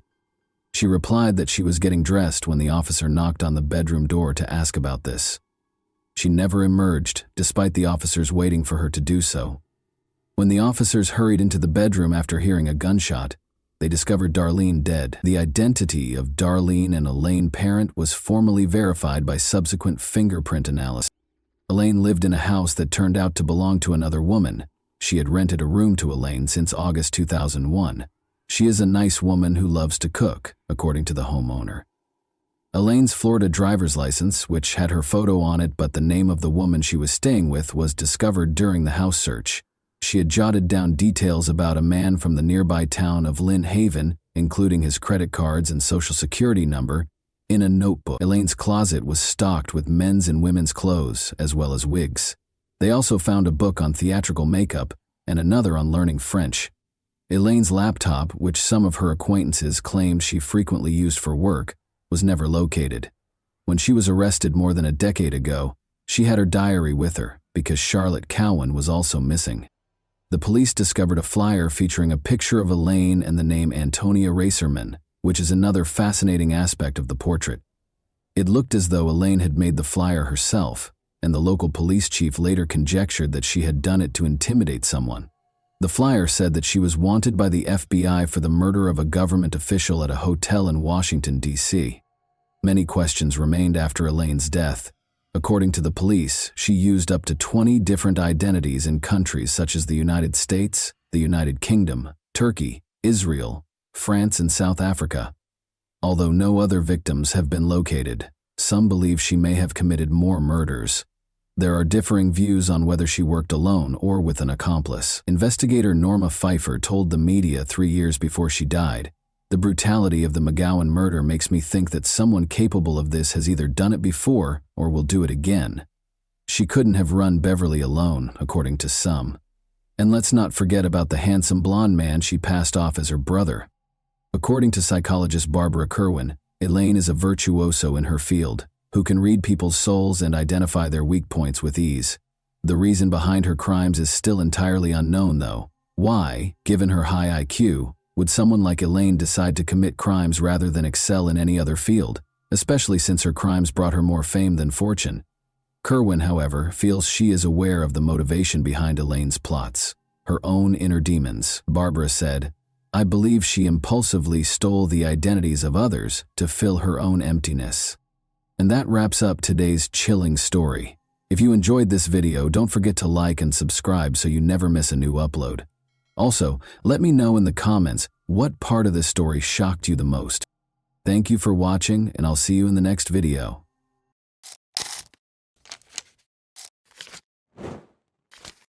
Hey guys, welcome to my channel, and today we're going to take a look at another horrible case with you. On a typical winter morning in 2006, a young woman disappeared without a trace in the busy city of Orlando, Florida, leaving a lingering sense of unease. The city, which is well known for its tourist attractions and lively neighborhoods, was quickly engulfed in terror as the disappearance of one woman turned into a mystery that would trouble many people for years to come. This is the tale of 24-year-old Jennifer Joyce Kessie, whose abrupt and inexplicable disappearance rocked her friends, family, and the community at large. Kessie had a bright future. Jennifer's fate is still unknown, despite a thorough investigation and a plethora of leads, including an enigmatic sighting of someone throwing a rolled-up carpet into a nearby lake months after she disappeared. Law enforcement is still perplexed by her case. Her story has been sustained over the years by her family's unrelenting search for answers, which has stoked optimism that the truth about her disappearance will eventually be revealed. On May 20, 1981, Jennifer Joyce Kessie was born in Orlando, Florida. Jennifer developed into a determined, perceptive, and compassionate young lady as she grew older. She did exceptionally well in her studies and extracurricular activities, and her family was very proud of her achievements. After graduating from Tampa's Vivian Gaither High School, Jennifer continued her education at the University of Central Florida, where she earned a degree in finance in 2003. She soon got a job at Central Florida Investments, an Ocoee timeshare company, as a finance manager. At the age of 24, Jennifer was establishing a prosperous life, living on her own, and looking forward to the future. In order to invest in her future and start a new chapter in her adult life, she had bought a condominium at the Mosaic at Millennia complex in Orlando. Jennifer was a cherished friend, sister, and daughter. She was renowned for having compassion and a cheerful disposition. She was very close to her family, especially her brother Logan and parents Drew and Joyce. Her abrupt disappearance in January 2006 left her family and friends bewildered and devastated, as they had always been there for her. Jennifer had a typical workday at Central Florida Investments on January 23, 2006. Around 6 o'clock in the evening, she left work, called her father, and then talked to her boyfriend. They talked about her recent trip, a brief getaway she had taken with him that had been a welcome diversion from her hectic life. The last verified conversation anyone had with Jennifer was during this call. Her boyfriend was worried when he did not receive his regular call on January 24, because she had a habit of calling him every morning. Her employer called her family when she failed to show up for work, and the morning passed without any communication from her. Since Jennifer was regarded as trustworthy and accountable, her family was aware that something was amiss. In the hopes that she would be there or that they would discover some clue as to her whereabouts, her parents drove to her condo. Jennifer's condo showed no signs of forced entry when they got there. It appeared from the scene inside that she had begun her morning as usual. Her towel was still wet, and her work clothes were neatly laid out, so there was proof that she had showered, dressed, and gotten ready for work. But she was nowhere to be found. There were no obvious signs of a struggle, and nothing seemed out of place. On January 26, 2006, 2 days after Jennifer Kesse disappeared, a big lead surfaced that gave some hope. Only a mile from her own condo, her black 2006 Chevy Malibu was found abandoned at the Huntington on the Green apartment complex. Although the car had been abandoned in a parking lot, no one was immediately interested in finding it. It was the video that the complex's security cameras had recorded. The video showed someone parking Jennifer's car, quietly exiting and leaving. But the video quality was so bad that it didn't provide many hints. Any identifying physical features were blurred, and the figure's face was hidden. Although it was evident that the person was male, the video offered no specific information regarding the person's height, physique, or attire. The suspect was later referred to by one journalist as the luckiest person of interest ever, considering the scant evidence provided by the video. Based on the hazy video, the FBI was called in to help identify the person's size and gender, but they were only able to estimate that the person was between 5'3" and 5 inches tall. NASA attempted to extract clearer images from the video as well, but the suspect remained a dark figure with few distinguishing features.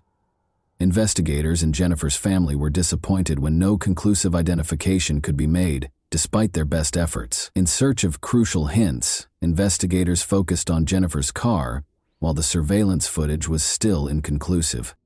The vehicle's forensic analysis produced very little evidence. Despite the discovery of a small DNA fiber and a latent fingerprint, the case did not advance. The car had clearly been completely cleaned, indicating that whoever had left it had taken great care to remove all traces of themselves. The car was missing a number of things, including Jennifer's briefcase, purse, keys, iPod, and cell phone. The mystery was further complicated by the fact that her phone was still off and her bank account had not been accessed, in addition to these missing possessions. Authorities were unable to provide a definitive explanation for Jennifer's disappearance, which seemed to be more intentional. Jennifer Kesse's family and close friends were the first to be questioned, as is typical in cases involving missing persons. The goal of the investigation was to find out if Jennifer's family members had any reason to hurt her. Her ex-boyfriend, with whom she had broken up before dating Rob Allen, was among the first individuals questioned. Jason Schofield was his name, and he had recently stated that he wanted to resume their relationship, but it was soon determined that he was not responsible for her disappearance. Jennifer's then-boyfriend Rob Allen was also questioned. Rob, a British expat residing in Fort Lauderdale, Florida, had met Jennifer while visiting Orlando in 2005. Rob and Jennifer had been dating for a year when she vanished from sight. Rob and Jennifer made it a point to spend every weekend together, despite living roughly 3 hours apart. Jennifer's mother, Joyce, remembered that her daughter was in love and that the couple seemed to have a close relationship.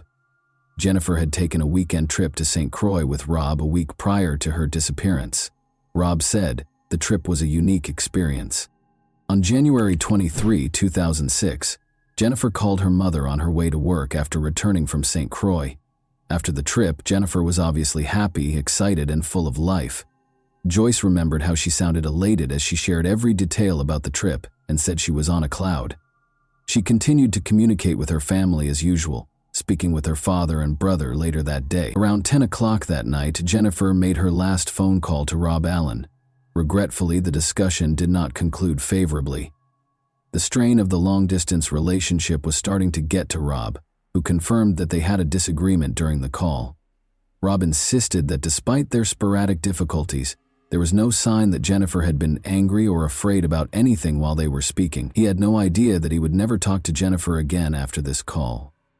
Because it was not unusual for romantic partners to be involved in missing persons cases, investigators closely monitored Rob Allen while he was being questioned. But Rob's alibi was confirmed. There was no proof that he was involved in Jennifer's disappearance, and he had been in Fort Lauderdale when she vanished. The possibility that someone she knew might have been involved was nevertheless not ruled out by Jennifer's family, which included her parents, Joyce and Drew Kess. They remained watchful due to the emotional toll of the investigation and their fear of not knowing what had happened to their loved one. In particular, Jennifer's parents held out hope that someone would come forward with information that would help explain her disappearance. As investigators looked into every possibility, the investigation grew, but Jennifer's family remained committed to getting the truth. They never thought Rob Allen or any of Jennifer's family members had any motive to hurt her. Instead, as the investigation continued, they sensed that the mystery grew more complex. The investigation into Jennifer's disappearance evolved into a search for justice and the truth about what had happened to a lively young woman who appeared to have a promising future. Jennifer's condominium complex was going through major renovations when she vanished. The fact that many of the complex's employees did not speak English presented a problem for investigators. Jennifer had complained to her family that she was frequently whistled at, catcalled, and otherwise uneasy by the construction workers. Many of the employees were unable to be interviewed by law enforcement due to the language barrier, making them possible but evasive suspects. According to the surveillance footage, the person seen exiting Jennifer's car was dressed in white overalls, which are typically worn by manual laborers or painters. This made investigators question whether the person in the video was a construction worker on the property when she vanished. Nevertheless, the lead remained frustratingly ambiguous in the absence of additional evidence connecting the individual in the video to a particular employee. Jennifer's parents appeared in court in 2009 to request the case's release. Interviewing a former housekeeper who had worked at the complex gave detectives an unexpected lead. When the woman saw CCTV footage of the suspect, she surprised law enforcement by stating that the figure's gait, attire, and hairstyle reminded her of a man she knew from the complex named Chino, although she was unable to confirm that it was him. Her identification was a clue worth following up on. Chino had been employed at Jennifer's complex as a maintenance worker only a week prior to Jennifer's disappearance. He had even resided in a different complex building.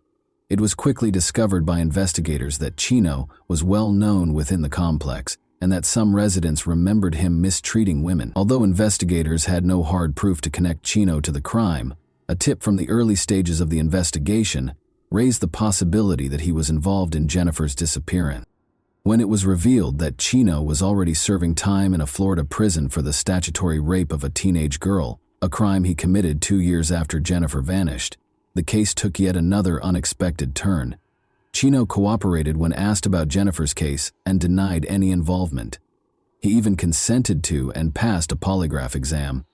Still, the lead cooled off once more. Jennifer's family became more and more irate with the Orlando Police Department's OPD handling of the case as the days stretched into weeks, and those weeks into months. Police refused to label her case as cold, which would have prevented the allocation of more resources, despite her persistent efforts. The family felt that law enforcement could have done more, but this decision left them feeling abandoned. When the family filed a lawsuit against the OPD in 2018 to gain complete access to Jennifer's case files, their frustration reached a breaking point. The Kesey family was granted access to more than 600 pages of documents and hours of audio and video recordings following a grueling legal battle. They hoped the documents would shed light on Jennifer's disappearance and offer fresh leads. Michael Torretta, a private investigator, was hired by the Kesey family to go through the case files and return to the crime scene. Interviewing former complex residents was Torretta's first step, and he was shocked by what he learned. Jennifer's neighbor Colleen recalled that the complex used to be a secure neighborhood. She and other women, however, started to feel uneasy when workers started residing in empty apartments throughout the complex. Nothing had been done despite their complaints about the workers' inappropriate behavior to the leasing manager. Several other women who had resided in the complex were also interviewed by Torretta, and they all voiced similar worries regarding the construction workers. Tammy, a neighbor, reported that she had observed odd occurrences in her apartment, including footprints discovered in her closet, her underwear drawer being thrown, and the shower appearing damp as though someone had used it. Tammy even caught a man on her patio who she thought was one of the employees looking at her. Once more, the name Chino came up. Another woman remembered how uncomfortable it was when Chino would frequently approach her in the parking lot late at night. Suspicion was heightened when Chino moved out of the complex in the middle of the night, 9 months after Jennifer vanished. Eventually, Torretta found Chino, who had served time for statutory rape and was now at liberty. He once more denied any involvement in Jennifer's disappearance, despite his cooperation and insistence on his innocence. According to Torretta's main theory, one or more employees who had been residing in the apartment complex targeted Jennifer. Torretta said the workers, many of whom had been crammed into a single apartment, probably moved in after Jennifer locked her door early on January 23rd. They are thought to have pulled her into one of the empty apartments in the area. Unfortunately, since many of the workers were undocumented and had no long-term connections to the complex, there is no record of their identities. 10 months after Jennifer's disappearance, a person was observed throwing a rolled-up piece of carpet into a lake near her condo, according to additional investigation. Because workers had been installing carpet in the building across from Jennifer on the day of her disappearance, this discovery seemed especially intriguing. In 2019, a dive team searched the lake, but they were never able to find any carpet. In order to preserve Jennifer's memory in the public consciousness and media, Drew, Joyce, and Logan persisted in following up on every possible lead. To raise funds for the costs of a private investigation, they set up a GoFundMe page and urged anyone with information to contact a special tip line. CrimeCon appearances, social media appeals, and public awareness campaigns all helped to keep the case in the public eye, but none of them yielded the answers they so desperately needed. Jennifer's family persisted in seeking justice in spite of the obstacles. After years of advocacy, the Florida Department of Law Enforcement, FDLE, took over Jennifer's case in 2022.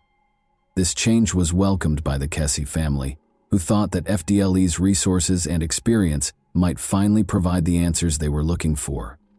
Joyce Kesey and Drew were cautiously optimistic, pointing out that the investigation entered a new phase with FDLE's involvement. There was hope that the case might make progress thanks to the agency's sophisticated forensic tools and investigative resources. The same period saw the publication of a book by Jennifer's uncle, Bill Gilmore, which described the family's search for her. He told tales about Jennifer's life and the unsolved mysteries surrounding her disappearance through public speaking engagements and appearances at events such as CrimeCon. His efforts strengthened Jennifer's case and brought attention to the family's dissatisfaction with the OPD's initial handling of leads and evidence. Jennifer Kesey's disappearance has had a profound impact on her family, particularly on her brother Logan and parents Drew and Joyce. The lack of answers has caused them to suffer emotionally for almost 20 years. There is a sense of lost time every year that goes unresolved, such as holidays and birthdays they never spent with Jennifer. They hope for closure in spite of the heartache. Their extended family and close friends also feel the pain, and they keep helping with the search and spreading the word. Despite the uncertainty, the family is steadfast in their conviction that the mystery will be unraveled. The youngest, Logan, shares his parents' desire for justice after seeing their suffering. The Keseys are steadfast in their pursuit of the truth and in preserving Jennifer's memory. No matter how long it takes, they are adamant about finding answers and won't give up until justice is done. Their strength is demonstrated by their tenacity in continuing to search for almost 20 years. And that wraps up today's chilling story. If you enjoyed this video, don't forget to like and subscribe so you never miss a new upload. Also, let me know in the comments, what part of this story shocked you the most? Thank you for watching, and I'll see you in the next video.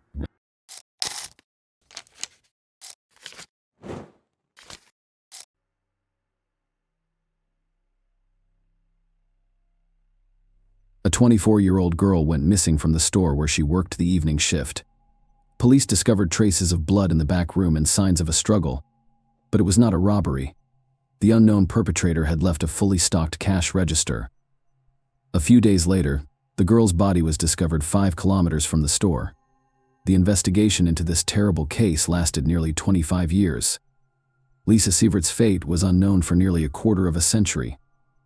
Lisa Marie Seeger was born March 24, 1968, in Holyoke, Massachusetts. She was raised in a close-knit family with 3 other children. Aside from her, they lived in a town called Agawam. The girl has always been interested in music and has learned to play a variety of instruments. She was even a part of the school music group. Lisa attended Westfield State University after graduating from high school and earned a teaching degree in 1990. As an intern, she works multiple shifts as a counselor at a children's camp, while also teaching Sunday school at her church. After that, she works as a teacher's aide at Agawam High School, where she previously studied. At 24 years old, she spent the majority of her time working with a group of special needs children. She understood her students better than any other teacher, and she was also very professional, ensuring that each of her students received the best education possible. She also worked part-time at a local card and gift shop. On Wednesday, April 15, 1992, she finished her school shift around 5:30 and went to the store, where she worked until 9 p.m. At around 5 p.m., her sister Lynn briefly joined her at work. Lisa recalled being in a good mood that evening, and nothing foretold trouble. The next morning, saleswoman Sophia Maynard arrived at the store and was scheduled to start her shift at 9 a.m. Lisa was surprised to find her car in the parking lot. It was unusual because the girl worked at school in the mornings and was not supposed to be in the store. Sophia thought Lisa might have been out for the morning shift due to the approaching Easter. They were planning to inflate balloons for sale for that holiday. Sophia walked in the store and called Lisa by name, but there was no response. When she approached the counter, she saw her things there. Including her wallet and car keys, it all looked very strange, so if she decided to call the police, a squad arrived at the store and began their inspection. Everything seemed normal. A heel strike. Despite this, they were unable to locate any useful leads on the premises. It was soon discovered that Lisa had also failed to arrive at school this morning. The principal even called her mother to see if everything was fine, but she had no idea where her daughter was. Lisa's disappearance quickly spread throughout the small town, and within hours all of her friends, relatives, and acquaintances had joined the investigation. The police began by developing a robbery theory, which quickly fell apart. Nobody had touched the money in Lisa's cash register or wallet. All of the merchandise was also available. Detectives then began to reconstruct the chronology of events. That evening, they learned that Lisa's sister had left the store at around 6 p.m. After talking to employees at neighboring stores, they obtained more information at about 7:20 p.m. Lisa spoke with the owner of the carpet store next door. They discussed a pressing problem with the local parking lot, which was being occupied by bowling alley customers. The owner told her that he himself would not risk voicing his displeasure with the drivers who parked in front of there. The door was open, but the clerk never emerged. The woman thought she heard noise in the back room, but she decided to leave. As a result, the police determined Lisa's disappearance occurred around 8:20 p.m. She served her final customer, and by 9 o'clock, something had happened to her. The detectives were to figure out what had happened during those 40 minutes. The local investigators were assisted by the FBI and state police, who coordinated a massive surge. Foot squads searched the area surrounding the store from helicopters. The more distant terrain police dogs were also brought to the store in the hopes of tracking Lisa down. Unfortunately, none of this led to any results. Investigators concluded that Lisa had clearly not left the store of her own free will, so on April 17th, the head of the local police announced a reclassification of the case, which had previously been classified as a missing person case. 2 days after her disappearance, police were already looking into a kidnapping. On Sunday morning, April 19th, all local churches prayed that Lisa would be found alive and unharmed. It was Easter, but there was no holiday spirit whatsoever. At around 2 p.m., the police received a call. A man was walking his dog on the outskirts of town near Highway 75, walking along a wooden area when he noticed a woman's body and immediately contacted law enforcement. Officers arrived on the scene and identified Lisa Sievert. They found multiple wounds on her body from a sharp object. Later, medical experts determined that the girl had also been abused. Her body was about 5 kilometers from the store, which meant that the perpetrator most likely drove the girl here in a car. A farewell ceremony was held at the church where the girl taught on Sundays. It was attended by nearly 1,000 people. The residents of the small town, who were accustomed to a quiet and safe life, panicked. Many store owners eliminated single shifts, and employees walked each other to their cars. The self-defense sections became overcrowded in a matter of days. In addition, approximately 300 women applied for firearm ownership permits. The entire town feared that an unknown criminal would strike again. The police and FBI were working on the case almost all day and night. It soon became clear that they had obtained a DNA sample from the crime scene that could belong to the killer. They developed a theory that Lisa's boyfriend was involved, but he had an alibi and his DNA did not match the sample. They discovered that the girl's friends, coworkers, and relatives had all undergone DNA testing, but there were still no matches. The police also received numerous tips from local residents. Some reported seeing a suspicious car on the night of Lisa's murder, while others claimed to know the identity of the perpetrator. However, all of these leads led nowhere, and detectives sifted them from the tire tracks on the road near where the body was discovered. The police determined that they were abandoned by a van or large SUV. Detectives questioned all drivers of similar vehicles and were no closer to apprehending the perpetrator, but they did locate a witness who may have seen the same vehicle. At around 9:15 p.m., an employee from a store near Lisa's workplace drove home. Standing at a traffic light, she noticed a large SUV pull off the road and head toward the location where Lisa's body was later discovered. The woman was unable to describe the car in greater detail because it was dark outside. She only mentioned that she thought there were a man and a woman in the car. She also mentioned that when the car pulled onto the dirt road, the woman's head twitched unnaturally, as if she were asleep or unconscious. Because this information did not aid in the identification of the suspect, all leads have been exhausted. The police continued to investigate the case, but with each passing month, the prospect of solving this macabre mystery faded.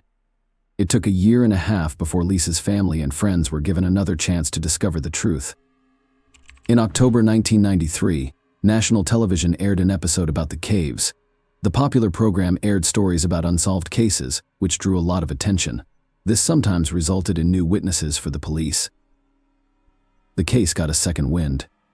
Lisa's case was no exception. Within an hour of the broadcast, the police had received hundreds of calls from people with information. As is often the case, the majority of these leads led nowhere, but the police pursued each one thoroughly. The detectives stated that they had identified a few valuable leads, but did not specify which ones. Unfortunately, it did not go anywhere. The chances of solving the case decreased steadily over time. Lisa's family went to great lengths to ensure that her legacy was never forgotten. Although Lisa's teaching career was cut short early on, her relatives made significant contributions to the Agawam educational system in 1995. Lisa's parents donated $11,000 to the science division of the school where she worked. These funds were used to buy equipment and support genetics classes. The parents also established a fund to assist gifted students, which distributed approximately $35,000 in awards. Lisa was murdered 10 years ago. Her mother refused to give up hope that the case would ever be solved. She went to great lengths to honor her daughter's memory. Her mother participated in all interviews and answered reporters' questions. Every year, hundreds of people gathered to light candles in Lisa's memory. Meanwhile, police had only one piece of significant evidence in their possession: a DNA sample from the alleged killer. They kept cross-referencing it with known criminal databases, hoping that the right person would show up sooner or later, but it never happened. A new method of DNA phenotyping essence is as follows. Using the information embedded in a person's DNA, experts determine the features of his appearance and construct an assumed portrait at the time.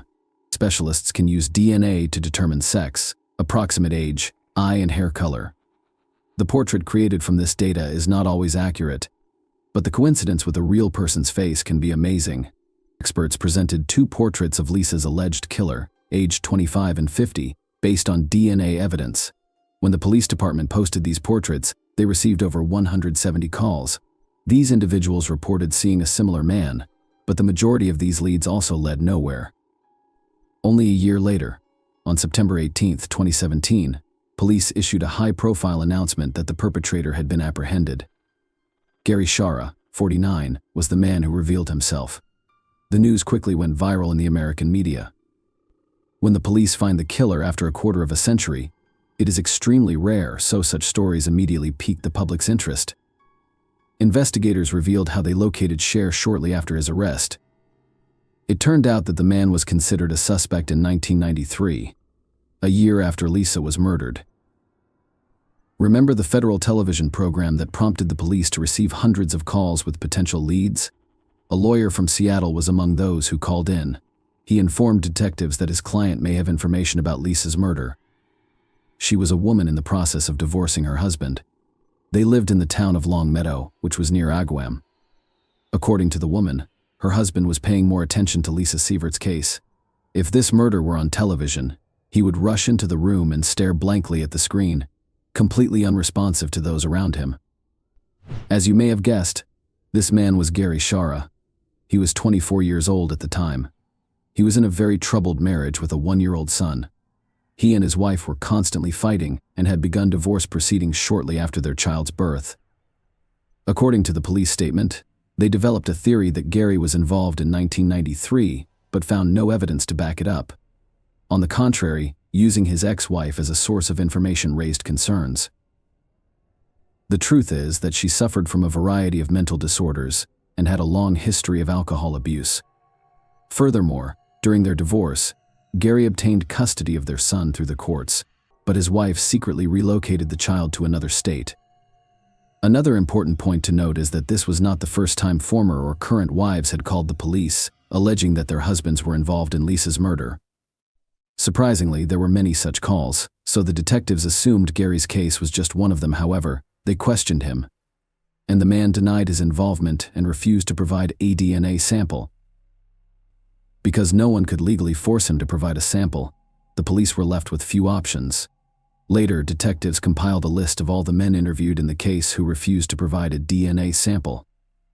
Gary was among them, and the police called him in for questioning several more times. During the third interview in 2008, it was apparent that Gary was trying not to touch anything, not even the table. He was offered a bottle of water, but he refused. He looked as if he had only one thing on his mind: how the cops wouldn't get his DNA sample. By 2017, detectives had a list of 11 suspects on their hands, including Gary. All of them had been interviewed at various stages of the investigation and refused to voluntarily submit to DNA testing. In fact, there were many more suspects on that list, but through DNA phenotyping, investigators were able to weed out unsuitable candidates. They did not match some of the characteristics that experts determined from the DNA sample of Lisa's killer. In August 2017, detectives gathered all available information and went to court. They asked for an order compelling all the list members to provide DNA samples, and the court agreed. On September 13th of that same year, police went to Gary's apartment to notify him of this obligation, but the man was not home. The door was opened by his neighbor with whom they shared an apartment. The detectives left him their business card and asked him to give the information to Gary urgently. The very next day, something unexpected happened. Gary's current girlfriend came to the police station and reported that he had left 3 letters in her apartment. The researcher was surprised to find an apology to the secret family, as well as a detailed confession of Lisa's murder on 2 sheets. Gary wrote that he had violent and uncontrollable desires since childhood, and that evening he was obsessed with the idea of kidnapping and abuse. Gary, as he stated in a letter, allowed himself to do something horrible while driving past Lisa. The man stated that he did not intend to kill Lisa, but events allegedly spiraled out of his control. Gary stated that he wanted to surrender to the police hundreds of times but was unable to do so due to cowardice. He admitted to having suffered from self-loathing for many years. At the end of the letter, he stated his intention to commit suicide. Police immediately began looking for Gary, and his car was soon discovered in. Another suicide note was found on the windshield of a car in Stafford Springs Hospital parking lot. The man had ingested some powerful drugs, but he immediately got into his car and drove to the nearest hospital, where he was pumped out. When the doctors finished helping Gary, the police arrested him and took him to the station. At the same time, a judge issued a search warrant for both his and his girlfriend's apartments.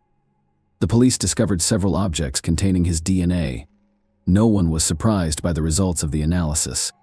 It matched the killer's sample exactly, as well as several other potentially significant leads. Gary's wife, who had reported suspicions about him back in 1993, died in 2014. However, investigators discovered documents drafted by her lawyer in which the woman revealed numerous gruesome details. One day, Gary told her in plain language that he could not engage in intimacy with her unless he had a knife in his hand. The day after Lisa's murder, the woman called her sister and told her that Gary had come home late at night, was extremely disturbed, and his body was covered with scratches. He also gave his wife a music box and said that he had bought it at the very store where Lisa worked, except according to Gary himself, it was an older woman with gray hair who sold it to him. The problem is that no such employee has ever been there. It is not clear why all these details were not reported to the police in 1993, and it is impossible to find out now. While in custody, Gary suddenly proclaimed his innocence and refused to confess to what he had done. In all likelihood, he was driven by simple fear, but with that kind of evidence, there was no chance of getting away with it. The only thing he was able to achieve was a postponement of his sentence. The trial was not to begin until 2 years later, but Gary, who had been in a cell the whole time, suddenly decided to confess on September 21, 2019. He appeared before a judge and pleaded guilty to the murder of Lisa Sievert. This charge qualified as first-degree murder, and in Massachusetts, a defendant on such a sentence faces life in prison without parole. Lisa's family was present in the courtroom. Her mother, who had waited 25 years to learn the truth, spoke.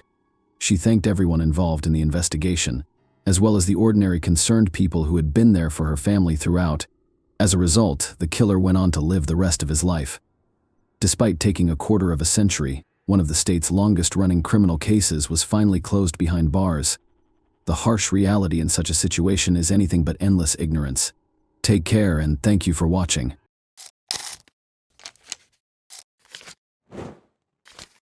Hey guys, welcome to my channel, and today we're going to take a look at another horrible case with you. I'll see you in the morning, Mom. Misty Morse never spoke to her mother again after making that unfulfilled promise. What would motivate someone to take such action? How will Misty Morse never spoke to her mother again?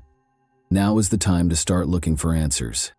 On April 10, 1978, Misty April Morse was born in Springfield, Ohio.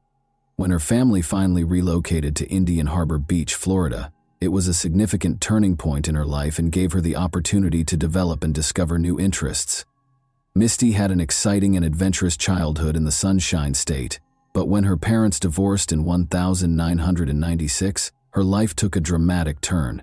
Misty and her mother, Linda, moved to a new house in Brevard County following the divorce. She stayed close to her father in spite of the change. Misty found work at a number of local bars and clubs during her late teens and early 20s, working a variety of jobs to make ends meet. After some time, she made the decision to continue her education and enrolled in a nearby college. Misty was characterized by friends as an adventurous, carefree young lady who never took life too seriously. When Misty got home from work early on July 20, 2000, she started preparing for a night out with a friend. Linda, her mother, was also up, getting ready for her 3 a.m. shift. Misty got a few brief phone calls while she was chatting with her mother. Misty promised to see her in the morning, as she said goodbye after the call. She had no idea that this would be her final farewell. Misty wasn't home the following morning when her mother got home. At first, she didn't give it much thought, assuming Misty must have spent the night at a friend's house. Misty had not returned or gotten in touch after another day. Her mother started calling Misty a lot out of concern. Misty rarely checked in, especially if she was going to be gone for a day or two. Fearing that no one had seen or spoken to her, her mother contacted Misty's friends and then her father. The more days went by, the more she worried. A retired judge went for a peaceful walk on July 24, 2000, to see how his boat, which was moored in the lagoon behind his house, was doing. He had no idea that a somber discovery would soon upend this serene moment.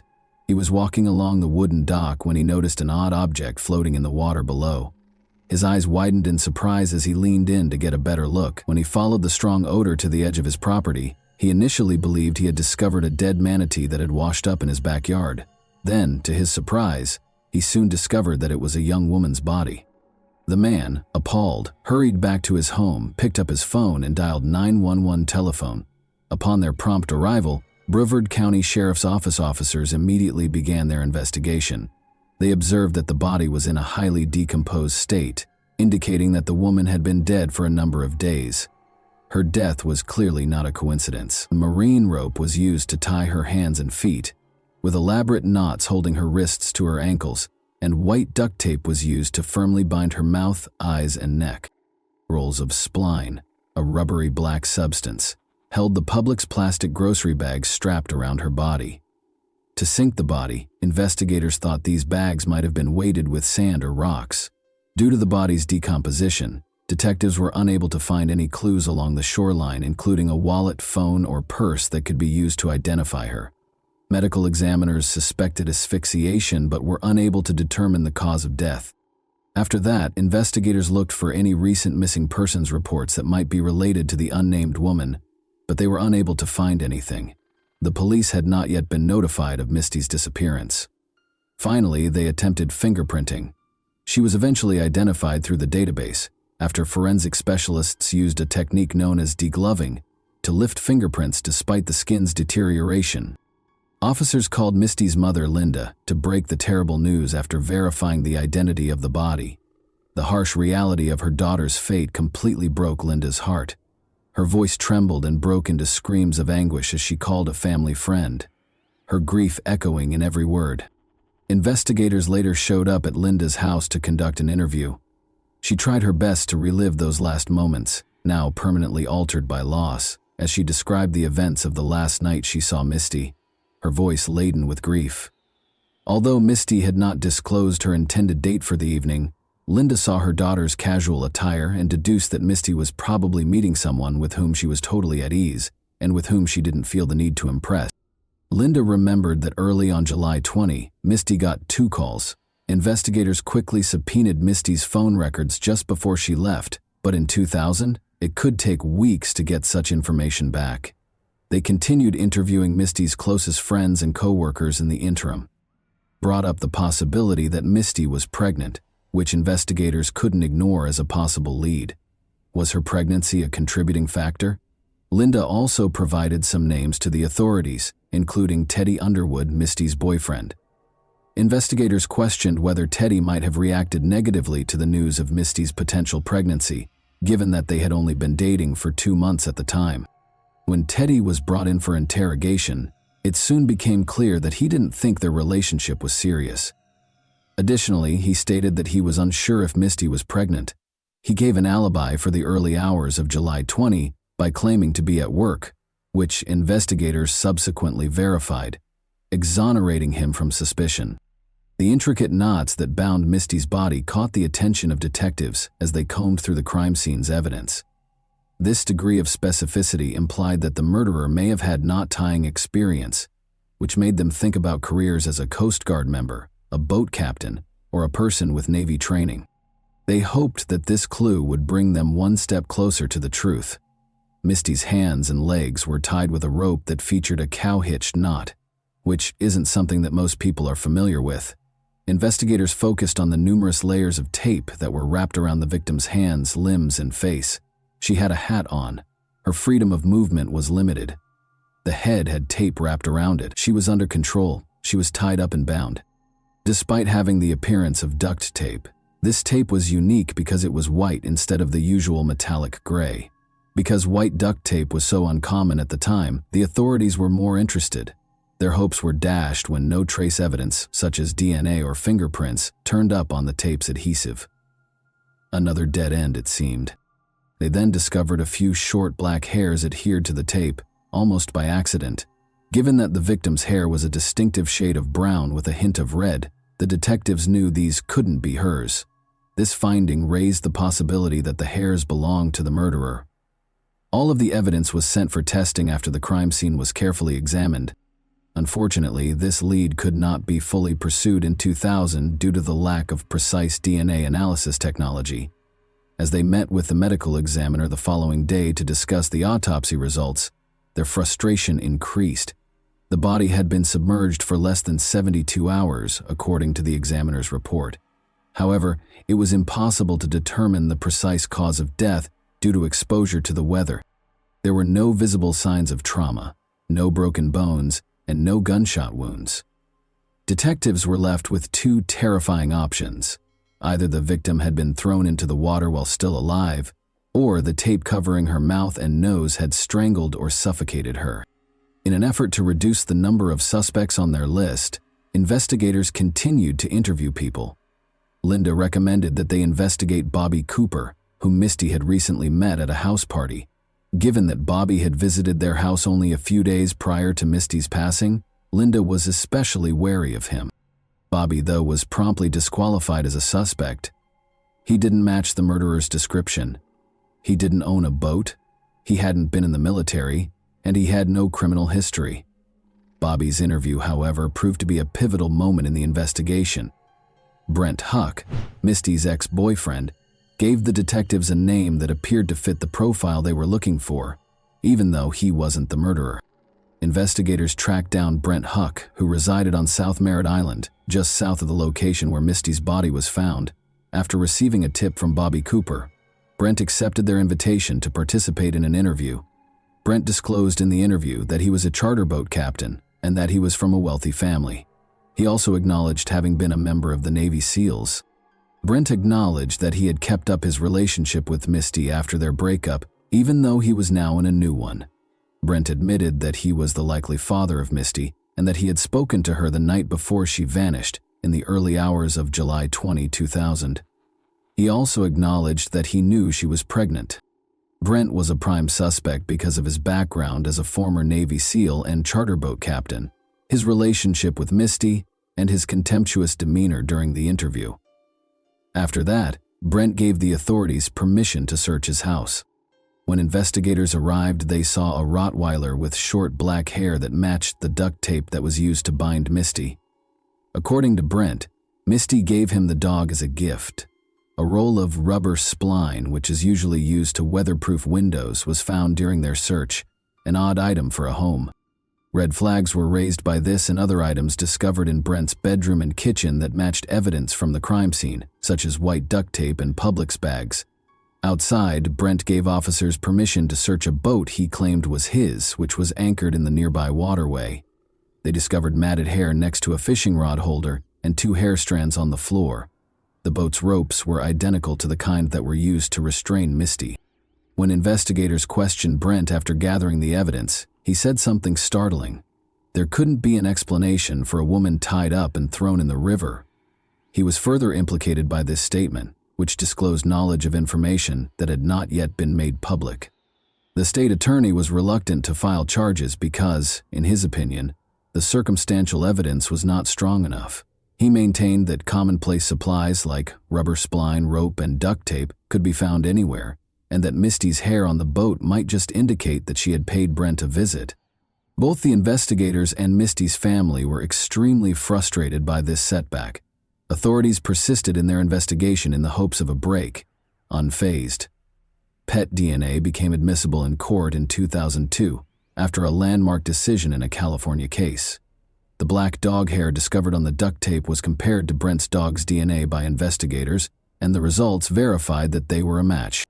The state attorney's office decided to move forward with the prosecution after receiving this crucial piece of evidence along with the mounting circumstantial evidence. Brent Huck was taken into custody and accused of killing Misty Morse on October 23, 2002. Prosecutors claimed during the trial that Brent killed Misty because he was afraid her pregnancy would jeopardize his new relationship. They described in graphic detail how he used the pretense of reconciliation to entice Misty to her demise. The crucial DNA match from the dog hair discovered at the crime scene was among the strong circumstantial evidence gathered by detectives and presented by the prosecution. It was time to decide Brent's fate after all the arguments and supporting documentation had been presented. Brent Huck was found guilty of first-degree felony murder and felony kidnapping in May 2003. He received 2 consecutive life sentences without the chance of release. He is presently incarcerated at the Apalachicola Correctional Institution in Florida. This decision ensured that Misty's terrible death was not unanswered and gave her family a sense of justice and closure. This case emphasizes how crucial it is to persevere in pursuing justice despite obstacles. It also reminds us how important it is for communities and committed investigators to hold people responsible for their actions. Even though Misty's life was tragically cut short, her story would live on thanks to the pursuit of justice. And that wraps up today's chilling story. If you enjoyed this video, don't forget to like and subscribe so you never miss a new upload. Also, let me know in the comments, what part of this story shocked you the most? Thank you for watching, and I'll see you in the next video.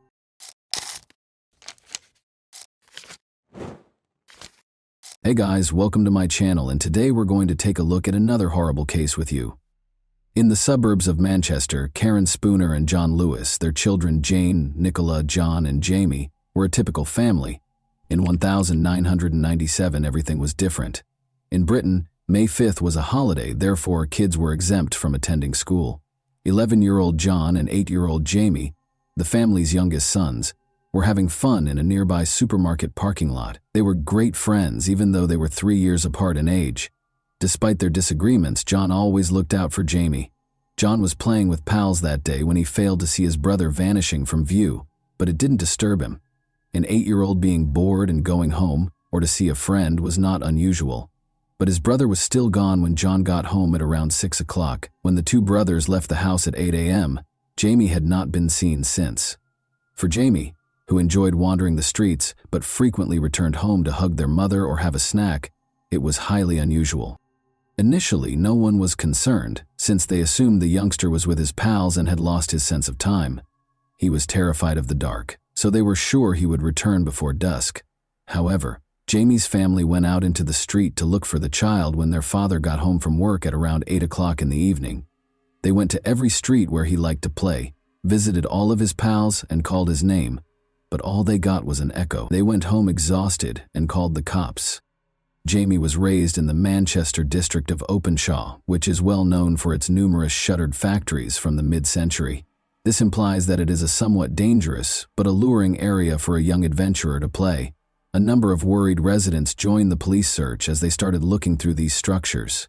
Karen asked anyone with information regarding her son's whereabouts, or who may have seen him, to call the police. The boy was short for his age of 8, she said, and he frequently wore clothes for children of 5 or 6.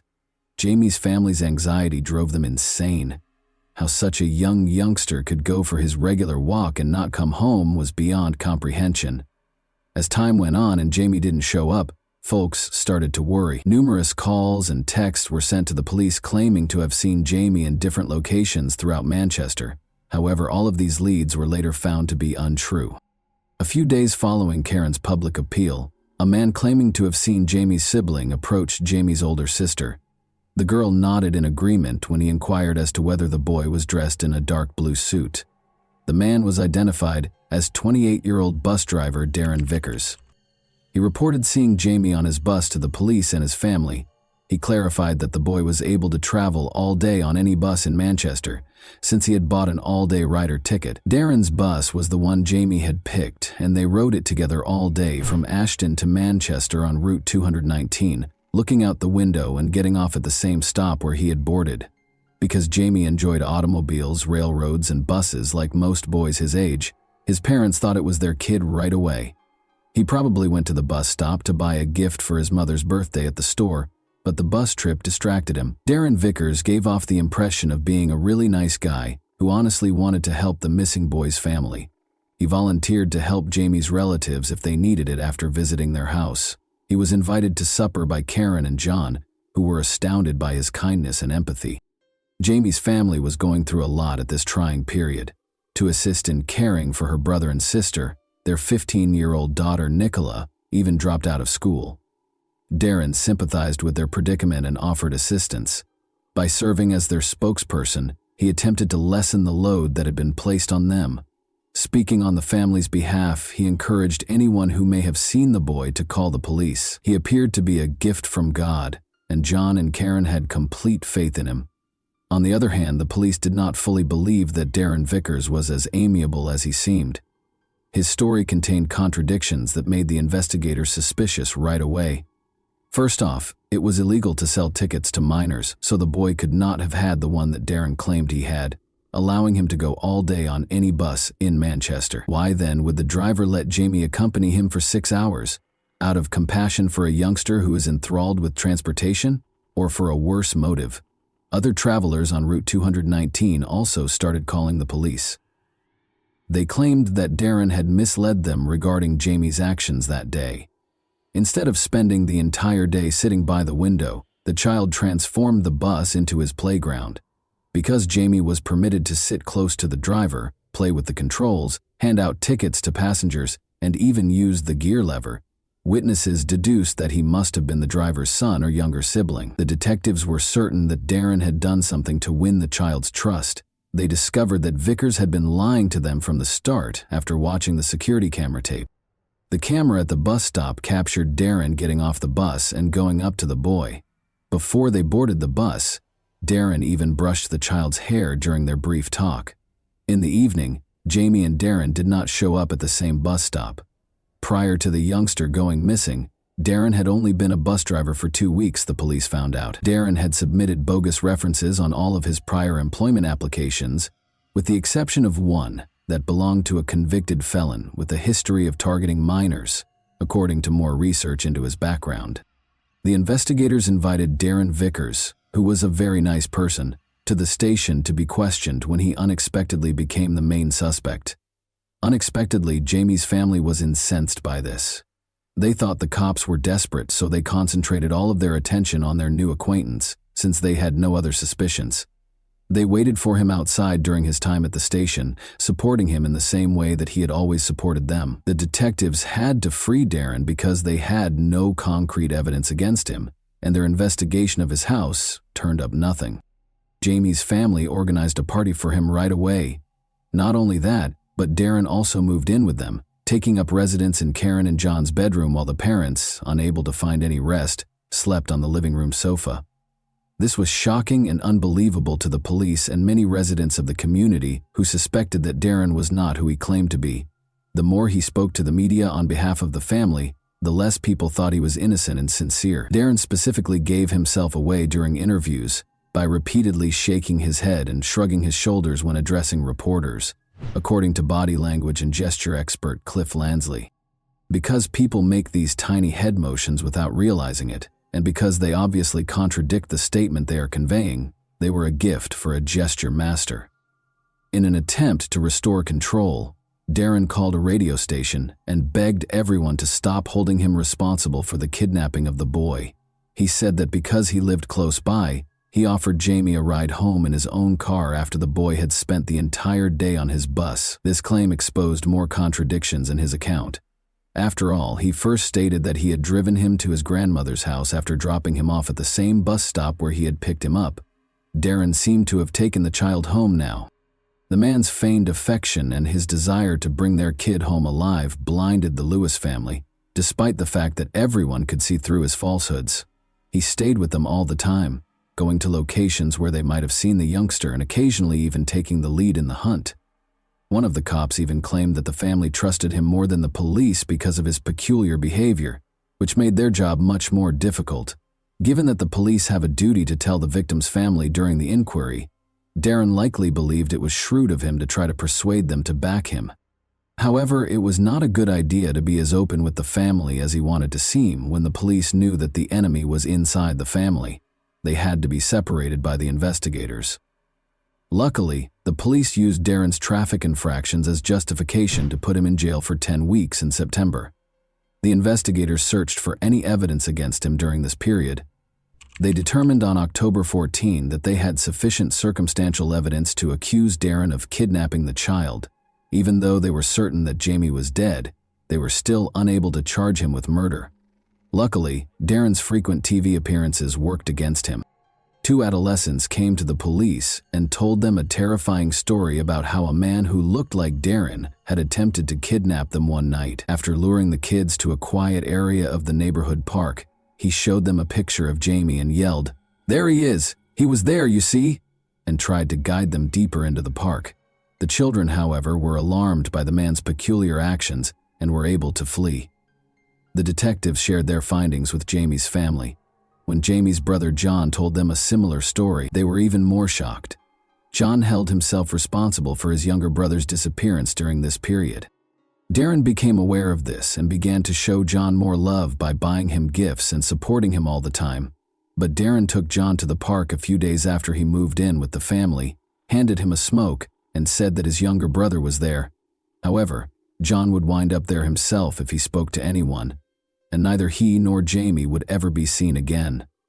John was frightened and startled by this confession, so he honored his oath and vowed to remain silent. It's interesting to note that the boy's older sister acknowledged that she was first uneasy about Darren's treatment of John. He obviously became attached to him, purchasing him a variety of things, such as a bicycle and pricey shoes, while utterly disregarding the older girls. Like the rest of the family, though, she soon came to feel that the man had been sent to support them at their darkest moments. The police and forensic specialists started searching the location that the teenagers had told them was where Darren had tried to lure them. Police found a jacket that matched Jamie's outfit and children's sports pants during the search. They discovered a piece of a jawbone when they took the garments to the lab for analysis and spread them out on the table to dry. According to experts who examined the bone, it was a human bone and belonged to a child between the ages of 7 and 9. The jawbone was identified as belonging to Jamie Lewis by subsequent DNA testing.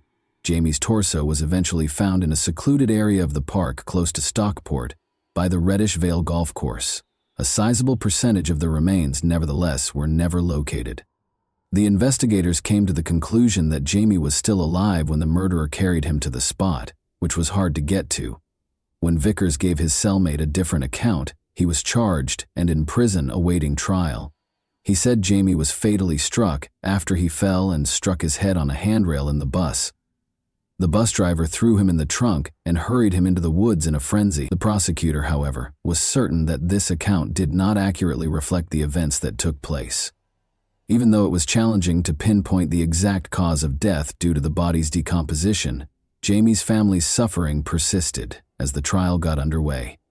They were the targets of the murderer's horrible charges, in addition to being made to listen to what he had done to their son. Darren claimed to have a close relationship with Karen and that she was expecting his child. He also claimed that his father John killed Jamie. Even pictures of Darren and Karen touching hands were used as evidence by the defense lawyer, in order to show that Darren was lying and to stop the rumors that were spreading about her behind her back and creating repulsive graffiti on the walls. Poor Karen had to submit to a DNA test. Darren Vickers was convicted guilty of kidnapping and murder by the jury following 7 weeks of trial proceedings. He was given a life sentence in jail with the chance of release after 25 years in April 1999. He unexpectedly asked to speak with the case's main investigator a day after the guilty verdict was handed down, and he admitted to killing, raping, abducting, and dismembering Jamie. According to the murderer's detailed account of the incident, Jamie called for his mother, but that didn't stop him from strangling him. He then made several trips back to the crime scene, most likely to dispose of the body pieces one at a time. Darren made this startling admission in the hopes of receiving a lighter sentence, but as his ruse backfired, he made a last-ditch effort to recover control by calling the media and taking back his confession. Another prisoner used a hammer to strike Darren in 2014. He suffered multiple severe head injuries. Despite spending some time in the hospital, the man recovered completely. In 2024, 3 years later, he is requesting a parole hearing. The police in the case pledged to do everything in their power to keep him from being released if the parole board determines that it is feasible. And that wraps up today's chilling story. If you enjoyed this video, don't forget to like and subscribe so you never miss a new upload. Also, let me know in the comments, what part of this story shocked you the most? Thank you for watching, and I'll see you in the next video.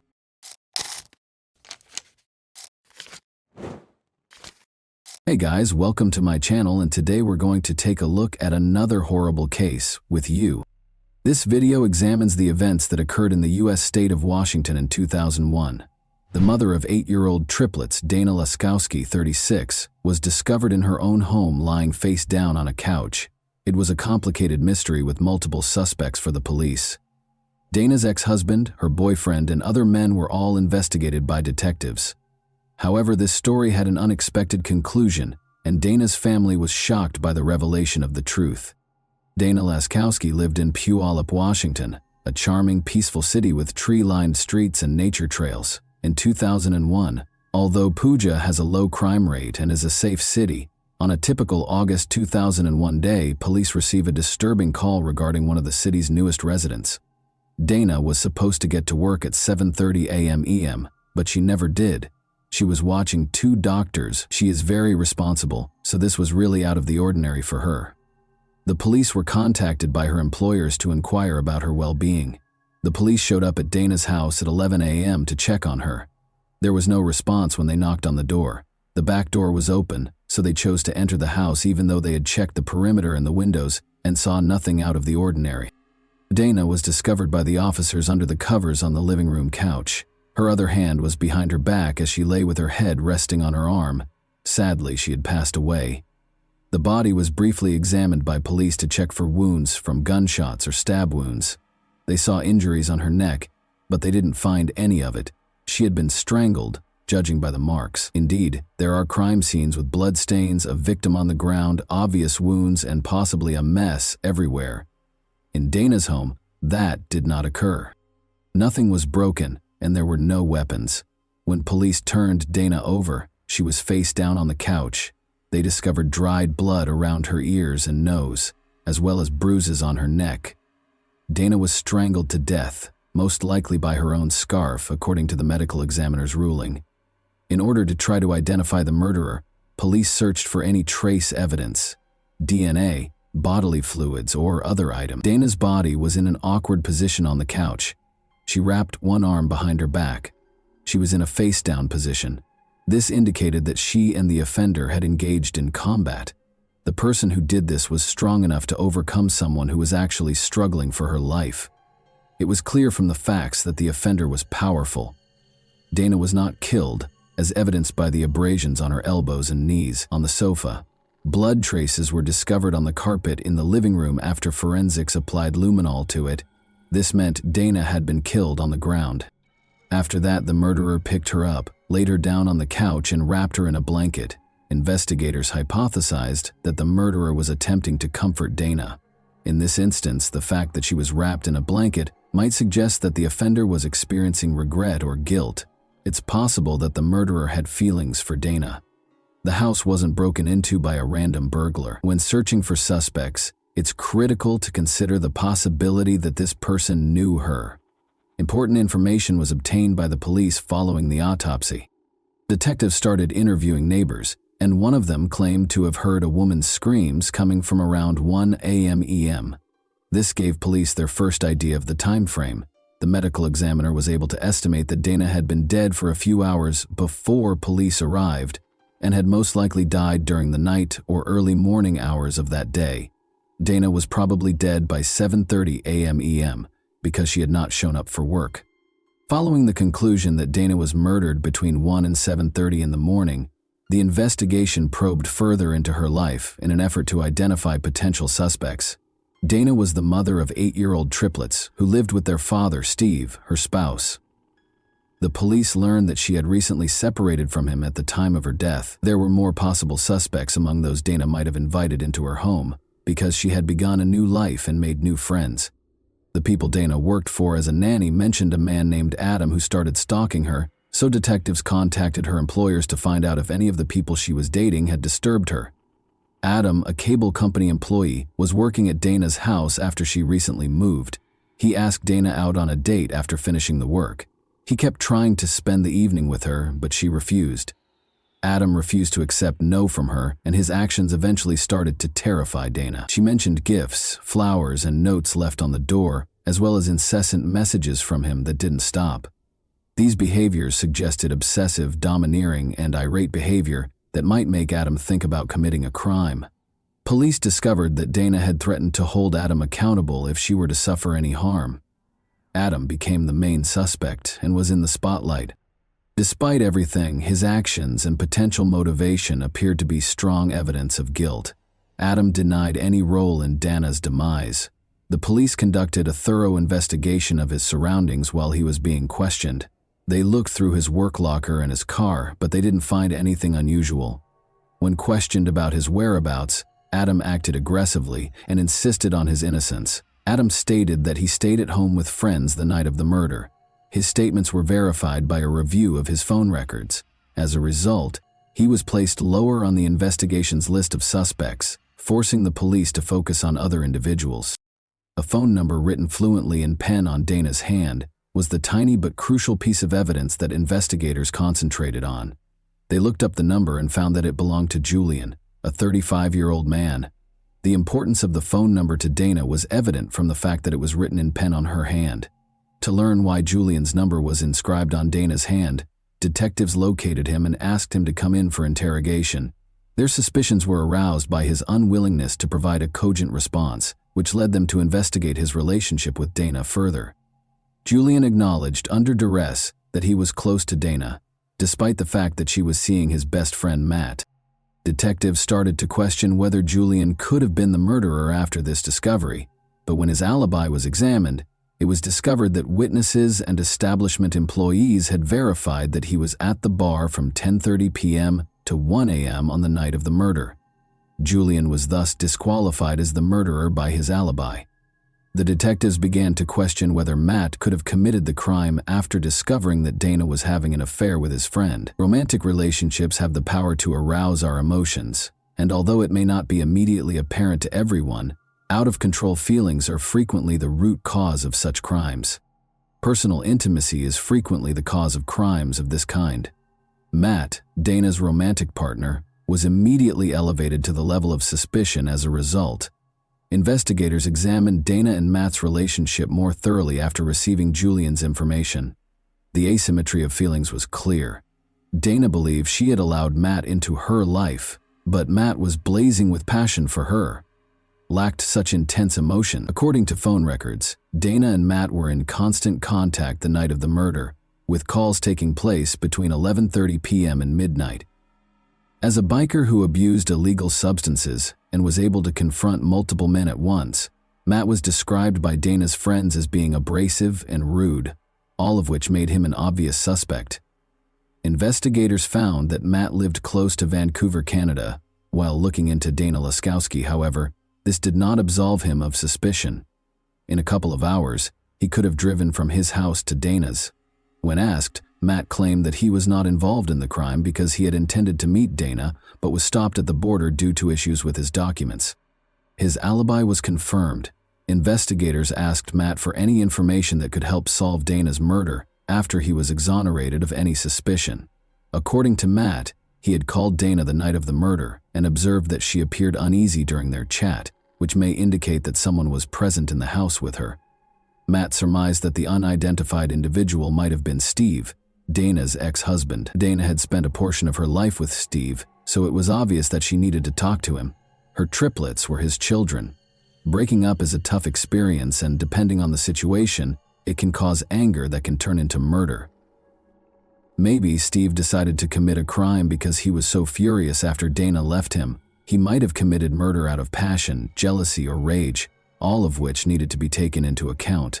When investigators started looking into Steve's identity, they discovered that he had given Dana a life insurance policy, which expanded the pool of potential explanations for what transpired to include financial ones. When Steve was brought to the police station to be questioned about his relationship with Dana, he seemed unusually distant and withdrawn, seen in his feelings.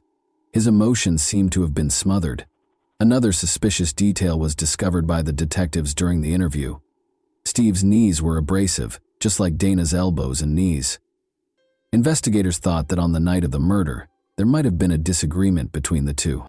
Steve explained that he had sustained the abrasions on his knees while playing baseball when detectives questioned him about them, but according to one of the detectives there, who was a real baseball expert, those kinds of injuries were not typical of the sport. Steve was even more anxious after that, but did he have a chance to murder Dana? Steve responded that he was at home, 5 hours away from Puyallup, when asked where he was on the night of the murder. The following morning, he said, he put the children to bed, filled up the gas tank, and drove to a nearby campground. His explanation was intriguing. The triplets' absence from Dana's home the night she passed away could have been a coincidence, but it could also indicate that Steve had prearranged the entire situation. It took 10 hours to travel back and forth between Steve's and Dana's homes.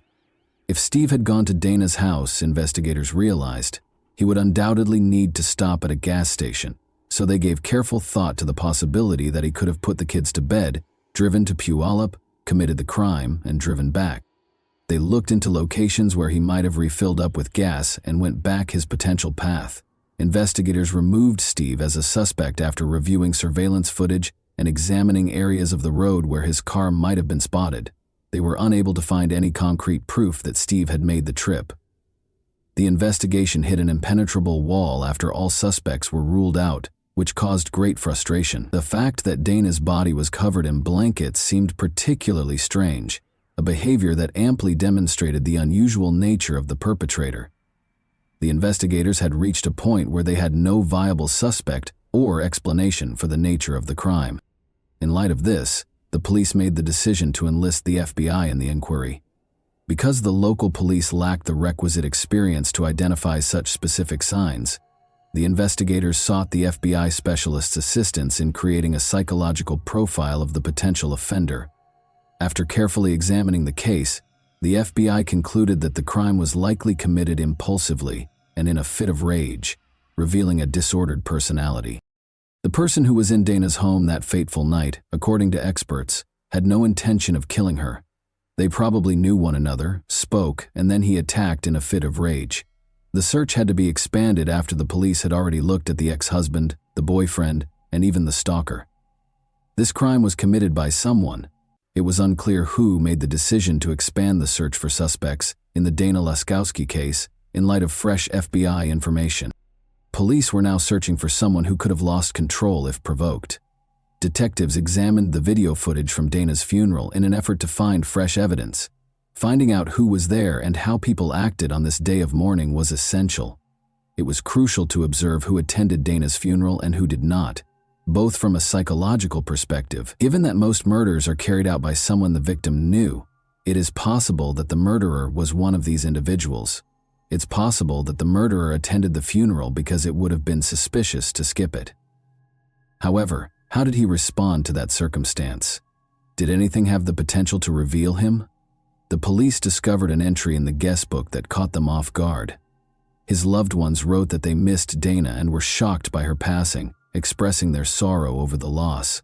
However, Amanda, Dana's niece's entry was especially noteworthy. "I apologize for not being the best niece," she wrote. "It's been 34 days since I broke free from addiction. You are the reason for this." Amanda was characterized by some family members as a wild and erratic young lady. According to what was written, Amanda had overcome her addiction following Dana's passing. She also did it for Dana's benefit, which said two crucial things. Her love for her aunt was the primary factor, but it also revealed that she felt bad about her death for whatever reason, which was important because it raised the possibility that she was involved in Dana's demise. Dana was a compassionate, kind individual. Dana loved her family, and in an effort to keep her niece, Amanda 17, out of trouble, she would often let her stay with her. Amanda was a frequent runaway from home. Because Amanda was a reliable adult who was always there to support them through any problems at home, Amanda and her friends would frequently visit Dana's house. The detectives looked at Amanda to talk about the circumstances surrounding her aunt's death. They had scheduled a meeting with her. Amanda disclosed that she and Dana had been like mother and daughter. She and her friends had always had the support of their aunt. They were teenagers with unstable home lives who spent time in the park and associated illegal substances and alcohol with their future. All of them had just finished high school, but they had no clear plans for the future. Dana was attempting to establish a secure location that Amanda and her friends could visit day or night. As a result, when investigators questioned Amanda about Dana's murder, the back door of her home was always left open at night. She gave a list of those who had visited the house, naming Zane in particular. "He was a strong man with a violent temper," she said. Then Amanda revealed something even more unsettling. She described how she had once been beaten by Zane. He threw her on the couch and started acting aggressively. He would try to hit on her hard and she would push him away and ask him why. Zane merely chuckled at this, displaying his strength and beauty, as though he was taking pleasure in the situation. The detectives made the decision to examine Zane more closely and search the databases. Zane was a suspect due to his criminal history of fighting and dealing illegal substances. To find out more about Zane, one of the detectives got in touch with his young informant. In their meeting, he talked about Dana's murder and recommended Zane as a potential suspect, but according to the informant, Zane was not the one who killed Dana. Emily, a young woman from Amanda's group, was the murderer. Emily Lauenborg, a 17-year-old drug user, lived close to Dana's home. Emily and Amanda had a close relationship. They might have even been best friends. After hearing the story, the detective started to question its authenticity. He couldn't believe that Emily, a 5'2" girl who was frail, could strangle a 36-year-old mother of 3. The informant responded that she was no longer the frail girl she had been. She had matured and gained muscle. Because she enjoyed wrestling men, she was known as the mutant. Emily wasn't your usual suspect, but as the investigation progressed, it became clear that she was the strongest of the problematic teenagers, impressing everyone, including the guys, with her physical prowess and wanting arm wrestling and even regular wrestling. Emily was taken to the station by the detectives to be questioned about her potential role in Dana's murder. After placing her hands on the table, Emily threw back her head and frantically looked from side to side before leaning forward and angrily telling her that she had been slandered. Emily was asked by the police where she was when Dana was killed. Emily and Amanda both stated that they were present at the party when the crime was committed. But around midnight, Amanda and Emily left the party, and the police were able to track them down. Consequently, they could have arrived at Dana's residence by 1 in the morning. Everything suggested that they were concealing something and were most likely involved in the crime. However, what had actually occurred? Was Emily responsible for the murder? The police were able to secure a search warrant for Emily's rented room because of mounting circumstantial evidence against her. Her private journal was one of the things confiscated. It had the usual entries of a 17-year-old girl, but it quickly disclosed surprising information. A wish list that included the desire to murder someone and escape punishment was one of the entries. Emily expresses her anger towards Amanda in a different entry, stating that she wants to strangle Amanda in the same manner that she strangled her aunt. Emily's guilt was confirmed by this startling discovery. The murder, Dana's strangling, and the intention to potentially strangle Amanda in a similar way were all described in the diaries. Crucially, detectives had not yet made public the news that Dana had strangled to death when they discovered Emily's diary. This further suggested that Emily was to blame for Dana's ordeal. Amanda was questioned by detectives once more and was accused of lying about the night her aunt was killed. They questioned why she had deceived everyone. After all, Emily stated that she wanted money and that she wasn't there under duress.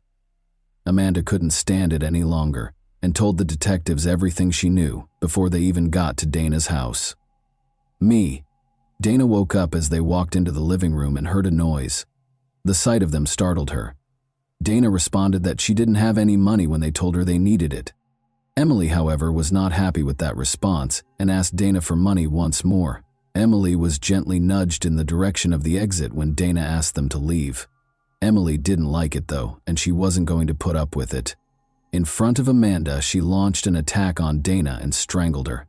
Emily refused to listen to Amanda's cries for her to stop. The fact that Amanda did nothing but watch Emily kill her aunt suggests that she either feared Emily or that it happened so fast that she was likely unaware of what she was seeing. Amanda's scream, not Dana's, was heard by a neighbor at 1 in the morning when Dana was killed. Emily covered Dana's body with a blanket and placed it on the couch. Before they left, they took what little money Dana had. Emily took a brief break to get a black shirt out of Dana's closet. Emily wore that exact shirt when she attended Dana's funeral. It was her display of power and authority. Motive was the question that the investigators were struggling with. Emily had expressed her anger to her friends about Amanda's constant abandonment of her for her aunt. Given their close relationship, Emily might have killed Dana in order to fully control Amanda. However, Amanda was given a plea deal and would not be imprisoned for her involvement in Dana's murder. After much deliberation, investigators decided that Amanda was needed as a witness because she had witnessed the murder and would have the right to remain silent if she were charged with a crime. As a result, Amanda became a witness and gave information about what transpired that fateful night. It was the vital data that the authorities required. However, because of Emily's unremarkable size, prosecutors were unsure they could convince a jury of her guilt and allowed her to enter a guilty plea to the lesser charge of manslaughter. After being convicted and serving 5.5 years in prison, Emily Lollenborg was released in 2008. She later moved back to Puyallup, changed her name, got married, and had kids. Locals will undoubtedly be concerned about Emily's freedom to roam the streets. Like serial killers who wear mementos of their crimes, she was dressed in the victim's clothing, having already killed once and never regretting it at the funeral. And that wraps up today's chilling story. If you enjoyed this video, don't forget to like and subscribe so you never miss a new upload. Also, let me know in the comments what part of this story shocked you the most. Thank you for watching, and I'll see you in the next video.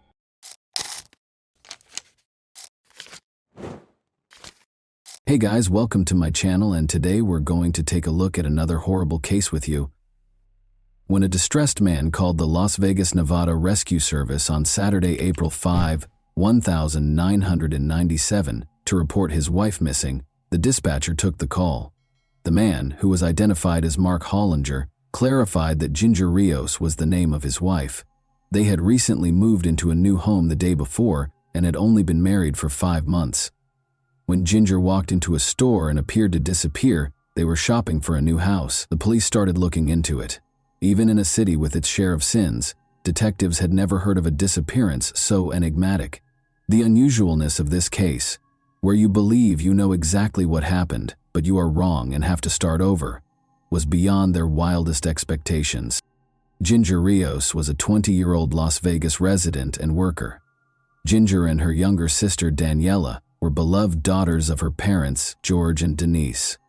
The girls were surrounded by care and attention as they grew up.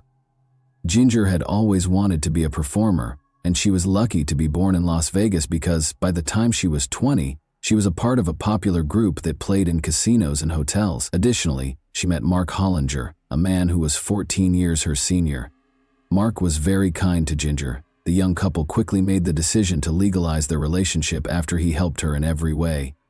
They were married in November 1996, when Ginger was just 20 and Mark was 34. Because Mark was a quiet introvert and Ginger was a happy extrovert, some people thought their union was unusual. However, they were already planning how to construct their family nest and were a perfect match. Ginger discovered a fantastic house with a buyout option that was for rent in the spring of 1997. Ginger could already picture converting the house's large basement into a dance studio. She dreamed of eventually buying the house because she liked it so much, but she and Mark needed a good credit history in order to make this dream a reality. Ginger wanted to purchase books that offered pertinent advice because they needed a clear plan for how they would handle their money. In the city, a store that carried the exact books Ginger was looking for was becoming well known.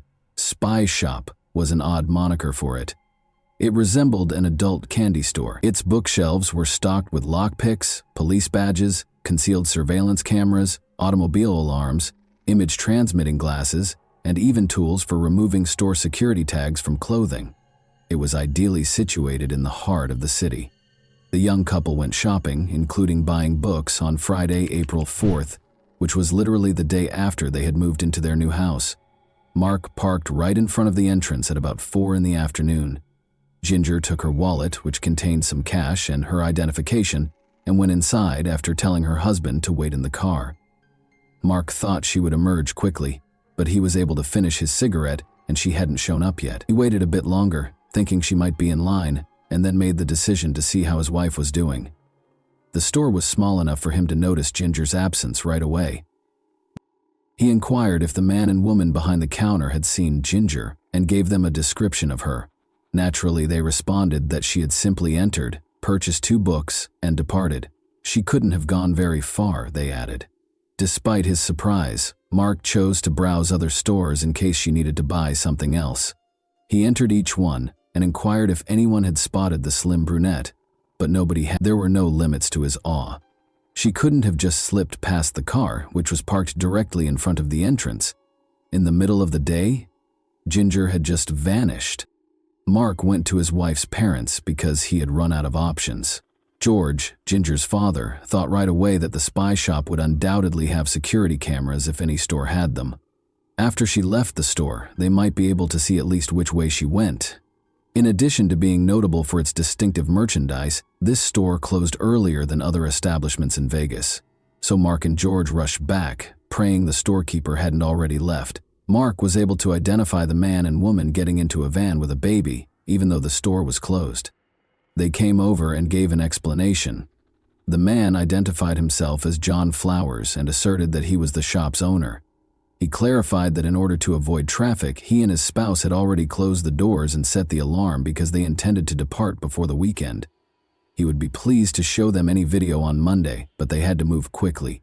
Despite their extreme frustration, Mark and George didn't want to clog up traffic for a family with a small child. The men went home and decided to call the police in the morning if the young woman wasn't there by nightfall or evening. Mark dialed 911 as soon as the sun came up. After being assigned to the case, Detective Jeff Rosen naturally started his investigation by attempting to find out more about the girl's life prior to her disappearance. She seemed to have a very happy life. She was truly loved by her sister and parents. Her career was booming. She had recently moved into a new house, and she had only been married for 5 months. She didn't seem to have any reason to flee, or did she? Is there something that nobody is aware of? What if she had purchased something else that made her disappear in the store instead of financial books? A few weeks ago, George remembered, his daughter had talked about going to that same store, but he had no recollection of her discussing anything out of the ordinary or buying anything during her visit. Her family came to the conclusion that she had to have been kidnapped in some way, but how could this have happened so quickly without her yelling or phoning for assistance? Did this mean she was acquainted with her kidnapper? The young woman did not take out her most recent paycheck or use her credit cards after she vanished. This implied that her disappearance was probably not voluntary. The detective also talked to the girl's friends and co-workers, who had a very different perspective on Ginger's life. Initially, the girl was not as ecstatic about her career advancement as it may have appeared. She felt that she ought to have pursued a solo career by now, instead of serving as a backup vocalist. Second, some strangers who saw her on stage made persistent advances and even harassed her, which she didn't like. Thirdly, she experienced severe mood swings as a result of having to take weight loss pills. Lastly, she had been living in a hotel for a while in order to avoid going home because her marriage was not going well. Detective Rosen believed Mark was concealing something because he had heard enough, but Mark's tale had remained unchanged. Ginger's parents maintained that it was a waste of time and money to suspect Mark because he had no apparent reason to hurt his wife. However, there were no other leads in the investigation. Only Mark's story had been told. The girl's purchases were verified by the shop owner, of course, but could anyone be certain that Ginger didn't go back to the car before Mark did something to her? Mark fervently hoped his wife had just escaped. At least she was safe, even though it wounded his pride. He even made an effort to carry out his own investigation, interviewing people and looking for Ginger or any leads in the city with George. Mark was Ginger's husband, so on the one hand he loved her, and undoubtedly spent every moment he had free looking for her.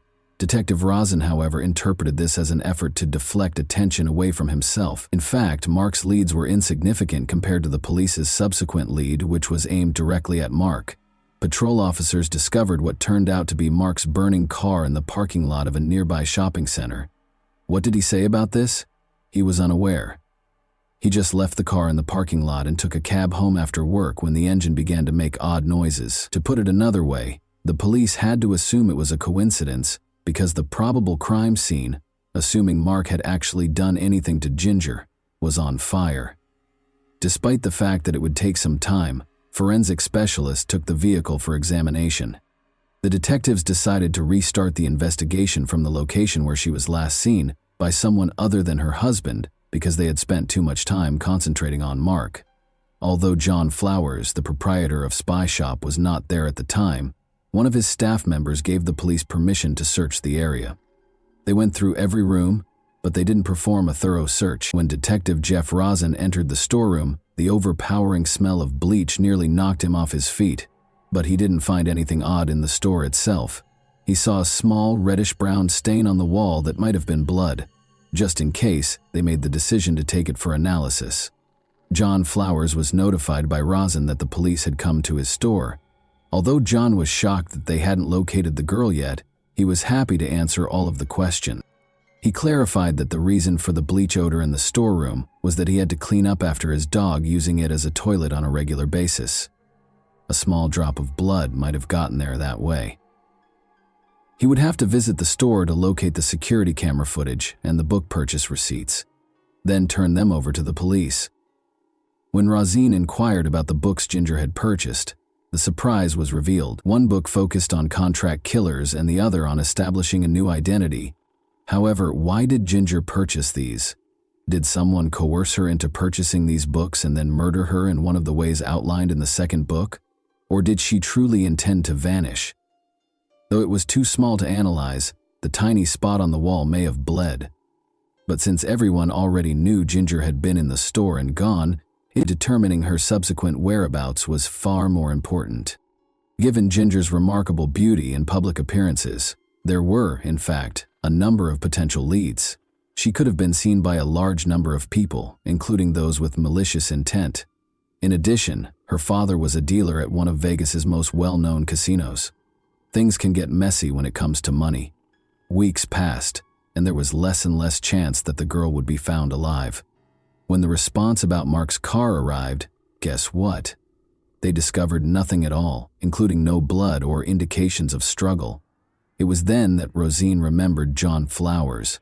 He thought about watching the security camera footage to see if Ginger had been approached at the store's exit, but it was too late for him. "Where have you been all this time, guys?" John exclaimed, explaining that he had watched the video and witnessed Ginger walk into the store, select the books, pay with cash, and walk out. The video had been replaced with fresh footage from the security camera because no one had arrived to watch it. John was also unable to locate the book's receipt, even though he was positive it was somewhere. John appeared reluctant to continue working with the detective after this, in part because of the negative impact that the police, the media, and interested bystanders had on his business following Ginger's disappearance. Although it made sense, selling lockpicks and phony police badges in a store already stocked with law enforcement gear severely strained his small business. Rosin was aware of this, and John had nothing to encourage him to speak with them. The police had no fresh leads, and the case was put on hold. The truth was there, in fact, but it would take several more months for the detectives investigating Ginger's case to realize it. A team of hunters discovered a shallow grave in the Mojave Desert on May 5, almost 400 miles from Las Vegas.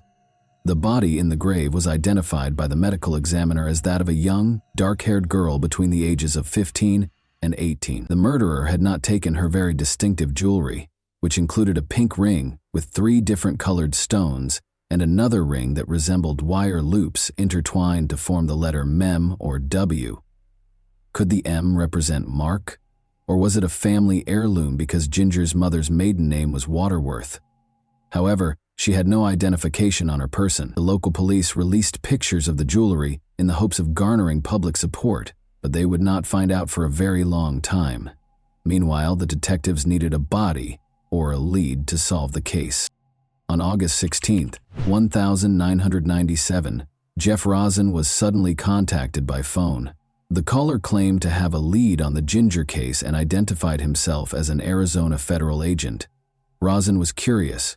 What was the connection between Ginger and John Flowers' alleged sale of unlawful eavesdropping devices? The agent clarified. The agent went on. John had fled because he didn't want to be taken into custody, but Cheryl Subzone, his wife, had been taken into custody to be questioned. She abruptly began discussing Ginger Rios, who had vanished in Vegas a few months prior.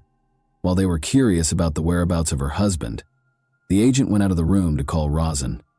Only now did Rosin realize that he had never asked the proprietor of the spy shop where Ginger was last seen a formal question. Nevertheless, Ginger's spouse had mentioned that a man and a woman were behind the counter. Rosin rushed to Arizona after requesting that the agents keep an eye on Cheryl.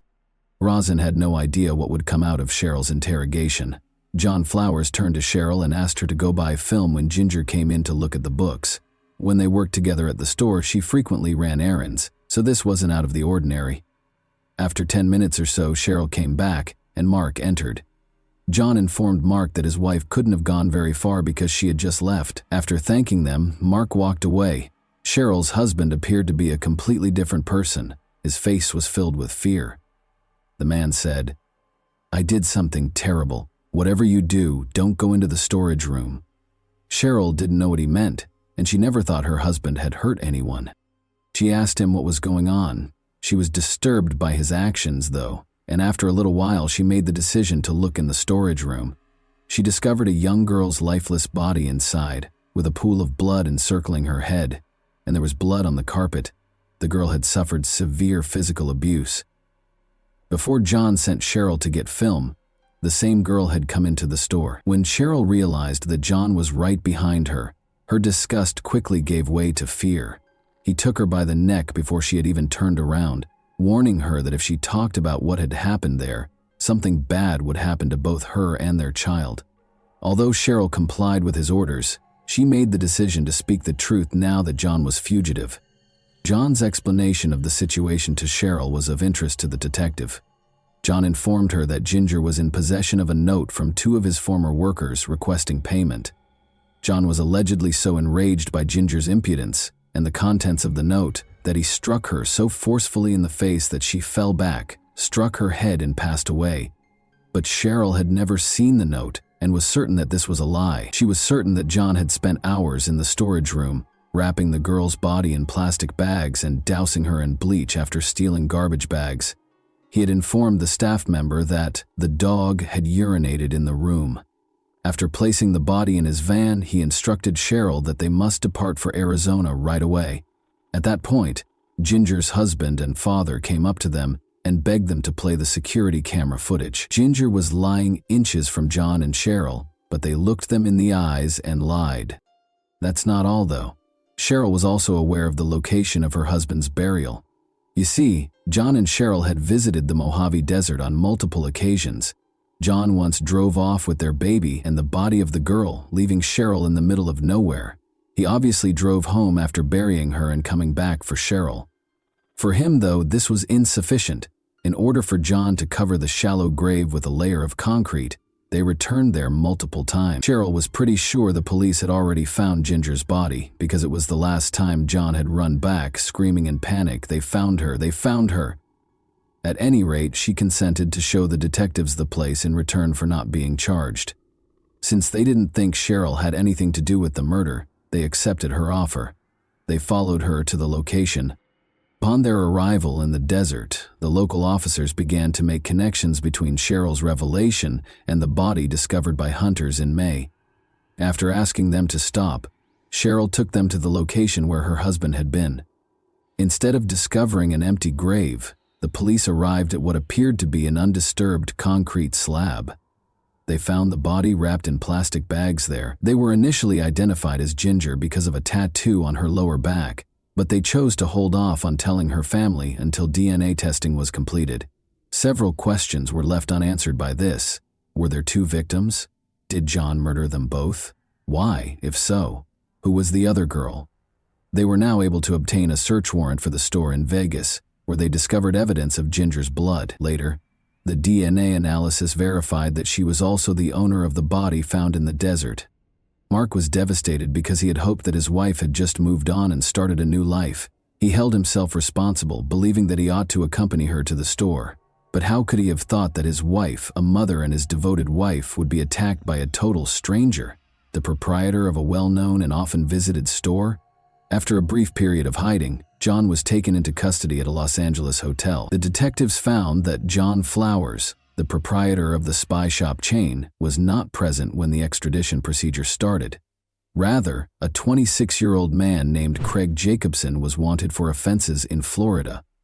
The boy had battled mental health problems since he was 10 years old, with borderline personality disorder, paranoia, and probably antisocial personality disorder. After a year in a mental health facility, he was sentenced to 30 months in prison and 3 years of probation. However, he vanished in 1995. John appeared in his place. In addition to this discovery, 2 months earlier, the police had discovered another possible victim of Craig or John. Before she could even look at the merchandise, The owner of the Vegas store came up to the adolescent girl, slung her over his shoulder, and carried her into the storeroom without saying a word. She was extremely lucky, because John Flowers let her go after being frightened away by another customer who entered the store. Fear prevented this young woman from calling the police, and it might have been problematic for her to contradict the statement of a well-known businessman. Naturally, this was prior to the revelation of John's true identity. Psychiatrists examined him several times over the next few months and concluded he was not fit to stand trial. Despite being certain that Craig was lying, the prosecutor was concerned that the crime might go unpunished. He informed Ginger's family that a plea bargain would be the best course of action. Prior to being eligible for parole, Craig was sentenced to 25 years in prison after entering a guilty plea to the murder. Craig said that the other girl's name was Mary Stoddard. When he abducted and murdered her, she was the 18-year-old daughter of a chiropractor who had traveled to Vegas. In order to at least receive a life sentence or perhaps even the death penalty, Ginger Rios's family hoped that he would be charged with Mary's murder. The catch is that Mary Stoddard, who Craig described as the daughter of a chiropractor, was still alive and well. They had already taken a DNA sample and made a 3D model of the unidentified girl's possible appearance, but her body had already been exhumed. As it turned out, the documents containing information about her place of burial were lost, and no one knew which grave she was in, so this was all the police had. To put it another way, they had lost the body. The police, however, persisted in their efforts to identify her. There were 300 people on their list of missing persons. After 13 years, they were finally able to identify the girl on June 30, 2010. She was, more specifically, a 15-year-old girl from Phoenix, Arizona named Christina Mary Martinez. The girl lived in a group home, but she was mistreated there, so she frequently fled. She was taking a load of laundry to a self-service laundromat when she vanished on May 3, 1997. She passed Phoenix's spy shop on her way. Even though Christina had a rough upbringing, she had a lot of loved ones who were always looking for her, including her friend Valerie. To raise awareness of Christina's disappearance, Valerie set up a number of social media accounts. Valerie used to say, "I will never stop thinking about her, and I won't give up, no matter how long it takes. She is more than just a case number to me. I cherished her." Never giving up on finding someone is the essence of true love. Valerie had no idea that Christina, who was 16 years old when she vanished in the desert, had been found a week later. Regarding the girl's ring's mystery, the letter M on it stands for Martinez. It's interesting that Craig dated Mary Stoddard when they were both younger, according to the real Mary Stoddard's sister. If this is accurate, the man was already acting strangely at the time, and he might have become so obsessed with Mary that, after they broke up, he would constantly look for women who looked like her to vent his resentment. Given that Mary is still alive and Craig referred to Christina as Mary, it's plausible that, like many murderers, particularly serial killers, he had this fantasy in his mind when he committed the murder. Like the teenage girl from Vegas who survived because another customer scared the killer away, Craig most likely didn't plan his crimes, but instead gave in to impulsive behavior. Given that we know Ginger had visited the store prior to her disappearance, it's also possible that he specifically targeted victims. Craig never gave an explanation for his actions, but because Ginger's underwear was discovered around her ankles, investigators think the killings were motivated by violence against women. In any event, he will now be imprisoned for the remainder of his life after being charged with a second murder. Craig's ability to fool so many people with such ease is astounding. Mark and George, who were looking for Ginger, his own wife Cheryl, who was unaware of his secret personality, and even seasoned Vegas police officers who had seen a lot in their careers. A store owner with his wife and infant behind the counter makes you wonder where one can feel safe. He really seemed like a typical family man.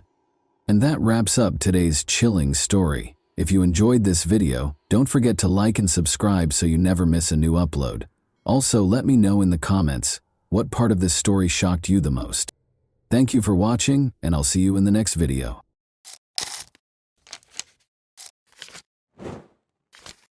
Hey guys, welcome to my channel, and today we're going to take a look at another horrible case with you. The phone rang early on April 27, 2006, in a comfortable home in a small Michigan town. The homeowner's previous life was instantly shattered by the sound she heard when she answered the phone, but the second phone call she would have to take 5 weeks later was nothing like that conversation. Whitney Sarek, an attractive and outgoing 18-year-old student, was crossing campus to attend a lecture on Wednesday, April 26, 2006. Whitney attended Taylor University in Upland, Indiana, as a freshman.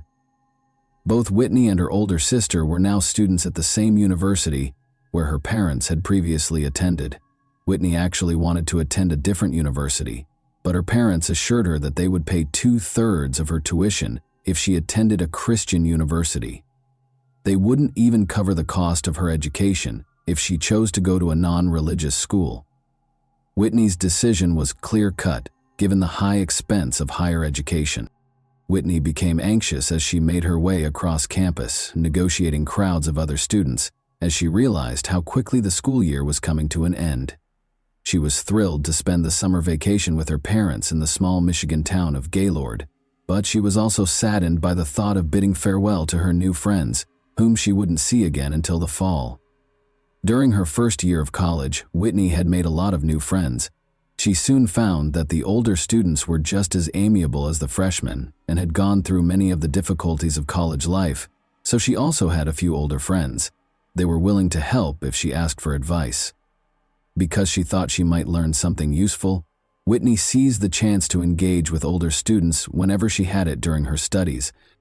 Whitney saw a poster asking for student volunteers to help decorate the banquet hall for a celebration honoring the new university president just that morning as she was making her way to her lecture. As she got closer, Whitney found that the majority of the volunteers who had signed up were older than she was. When she heard this, she also wrote her name down. The student had a typical rest of the day. After studying and hanging out with friends, she went back to her dorm room in the evening and fell asleep quietly. Naturally, she had no idea that the events that would alter her life would occur just 24 hours later, when she laid her head on the pillow that night. Whitney got up early the following morning, showered, brushed her teeth, and took her time choosing her outfit. Whitney wasn't conceited, but she wanted to look respectable because she knew she would be interacting with university employees and senior citizens all day. As she got closer to the parking lot meeting place, she noticed some students standing close to a university van. Despite not knowing them, she greeted them with confidence, introduced herself, and since she was the first person they had been waiting for, they all boarded the van. With ease, the car began traveling north on Highway 69 in the direction of Fort Wayne. It was the banquet hall, where the event was scheduled to take place, and it was only an hour away. Whitney immediately started talking to Laura Van Ryn, a 22-year-old who was seated beside her. Another student questioned whether Whitney and Laura were related, despite the fact that they were strangers. In addition to having similar appearances, the two stunning blondes who were tall and slender learned that they had been raised in small Michigan towns. Whitney's hometown of Caledonia, 2 hours south of Gaylord, was where Laura had traveled to study. In addition, they were both younger daughters of devoutly religious parents and were involved in sports, playing football, basketball, volleyball, and running. The students went into the banquet hall as soon as the van came to a stop. It was their responsibility to get ready for the celebration. As they set the tableware, arranged the chairs, and arranged the tables over the course of the following few hours, Laura and Whitney remained together and spoke amicably. The volunteers ultimately determined that their work was finished at around 7 p.m. They took their seats on the van again, and the van drove back south. Laura and Whitney chatted for a few more minutes on the drive, but they soon felt the weariness from their work, just like the other children. They fell silent as they looked thoughtfully out the window at the passing landscape. When the van was within 2 miles of the campus, about 30 minutes later, a bright beam of light filled the van's interior. It quickly grew stronger, bouncing off the faces of those inside, and in a matter of seconds the whole interior of the van was blazing. After a horrified scream, there was total quiet. In a matter of minutes, distressed drivers on Highway 69 called the 911 hotline to report that something horrible had happened. Rescue personnel were shocked by what they saw, even though they had prepared for the worst when they got to the scene. Bodies, glass fragments, and wreckage littered the area. The headlights of a fully loaded truck driven by Robert Spencer were the source of the sudden light that filled the van's interior. While traveling north on the highway, the truck driver had dozed off behind the wheel. The truck didn't stop when it swerved off the road and onto the grassy median strip. After veering back onto the road, it struck the southbound van that was transporting the students. The truck literally tore off the van's back end when it hit it, sending it spinning uncontrollably. The pupils were thrown out and dispersed in all directions, since half of the vehicle was gone. Sadly, 5 of the 9 people in the van could not be saved, but when the rescue crews arrived, they discovered Robert still alive inside his truck. A few hours later, on April 27, Whitney's mother and Gaylord got a call early in the morning. Her husband wasn't at home because he was helping the church rebuild houses following Hurricane Katrina's devastating effects. The coroner, who was on the other end of the line, told the woman that her daughter had died in a terrible accident. The Van Ryn family also had to take a late phone call at the same time, 3 hours south of Gaylord in Caledonia, but they were informed that Laura had survived the same accident and was in critical condition. Early in the morning, the girl's boyfriend, Aaron, and her parents arrived at the hospital. In the hallway, Laura's classmates were already anticipating their arrival. The girl was in a coma, swollen, bandaged, and wearing a neck brace as she lay in a hospital bed. Laura's leg, elbow, collarbone, and ribs were all broken, the family was told, but the brain trauma was the most serious injury. The patient had been stabilized, but it was unclear if she would ever awaken from her coma. Even if she did, she would probably not be able to live independently because of the severe damage to her brain. Laura's family made the decision to move her to a Grand Rapids rehabilitation facility that specializes in brain injuries because they knew that her recovery would be a long one at best. Additionally, Whitney's sister and mother showed up at the hospital. Even though they were only a few feet from her body, the coroner reassured them that they didn't need to identify her and even discouraged them from going inside the mortuary. They were also given Whitney's handbag, which was filthy, stuffed with broken items, and smelled horribly of gasoline. When the handbag was discovered close to Whitney's body, the women knew that her body would be in an even more appalling state. They didn't want to remember her that way, so they couldn't bring themselves to look at the body. They merely returned their daughter's body to Gaylord, their hometown. Whitney's 19th birthday fell on her farewell, so her family chose to play a collection of videos from her past birthdays.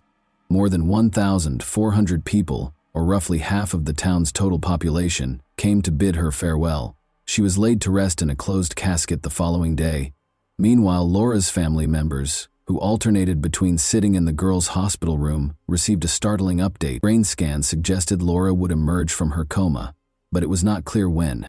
For the next few weeks, Laura stayed in a coma, but her injuries healed over time, and there were all indications that she would get better. After 30 days following the incident, Laura finally regained consciousness on Tuesday, May 16.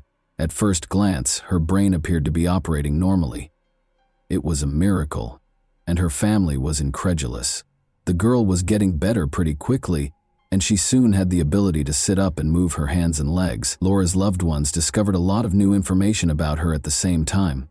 Laura's 3-year boyfriend, Aaron, whom she intended to wed after graduating from college, was astounded to see that her eyes had changed from being greenish to a much deeper shade of blue. Additionally, her sister discovered that Laura had a belly button piercing when she inadvertently lifted her shirt. Additionally, the girl appeared to have shifted her teeth to one side. All of this, however, seemed trivial. What mattered most was that Laura was still alive and making progress toward recovery. Or did she? Before long, she did something that caused her family, doctors, and others to question whether her brain was working correctly. A week after emerging from the coma, Laura sat on a hospital bed with her family and medical staff on Monday, May 22. She was given a pencil and paper by the doctor, who asked her to write her name. Laura took the pencil, nodded as though she understood the assignment, and began writing the letters slowly. But her scrawls didn't make sense when she was done, and the doctor saw what she had written. He requested that the girl repeat the action. She began writing even more intently, but the name was still wrong. Laura was mistakenly identifying herself as someone else, and the doctor had to acknowledge that her brain injury might be more severe than he initially believed. But that was not the problem, as everyone would soon discover. There was something far more serious going on. Her father was deeply hurt when Laura told him that they were fake parents. This was the next warning sign. Although it was impossible to accuse them of being bad parents, he took it to mean that she thought their relationship with her was phony. However, his wife also started to believe that if Laura wasn't who she claimed to be, After Laura's face stopped appearing swollen, friends who saw her also came to the conclusion that she was not herself. Compared to their parents, her sister Lisa found it a little easier to accept the truth. Lisa once paused as she was escorting the girl back to the room following therapy, knelt beside Laura, and expressed her pride in the girl's development. She then requested that she respond to a single question: what was her name? The girl said, Whitney. However, they clarified to her that people who have experienced brain trauma occasionally mispronounce their own names. Because of this, when Lisa inquired about the names of her parents, she replied, Sarah Newland and Laura and Whitney had only known each other for a short while, so Laura was unable to provide an accurate response. Despite her understanding, Lisa didn't want to frighten the poor girl who was seated in front of her. She summoned the courage to compliment her, carried her back to the room with composure, and told their mother and father everything. A horrible reality hit the entire family when their father discovered that his daughter had been identified only by appearance. The parents of the girl they had been caring for all this time deserved to know that Laura had been dead for 5 weeks. Rescue services began working at the scene on that terrible day of April 26, following the accident, attempting to ascertain who else they could assist and who was beyond saving. On the side of the road, they discovered a girl who was critically hurt and barely surviving. Medical personnel hurried to her, loaded her into an ambulance, put her on a stretcher with a nearby handbag, and drove her to the hospital.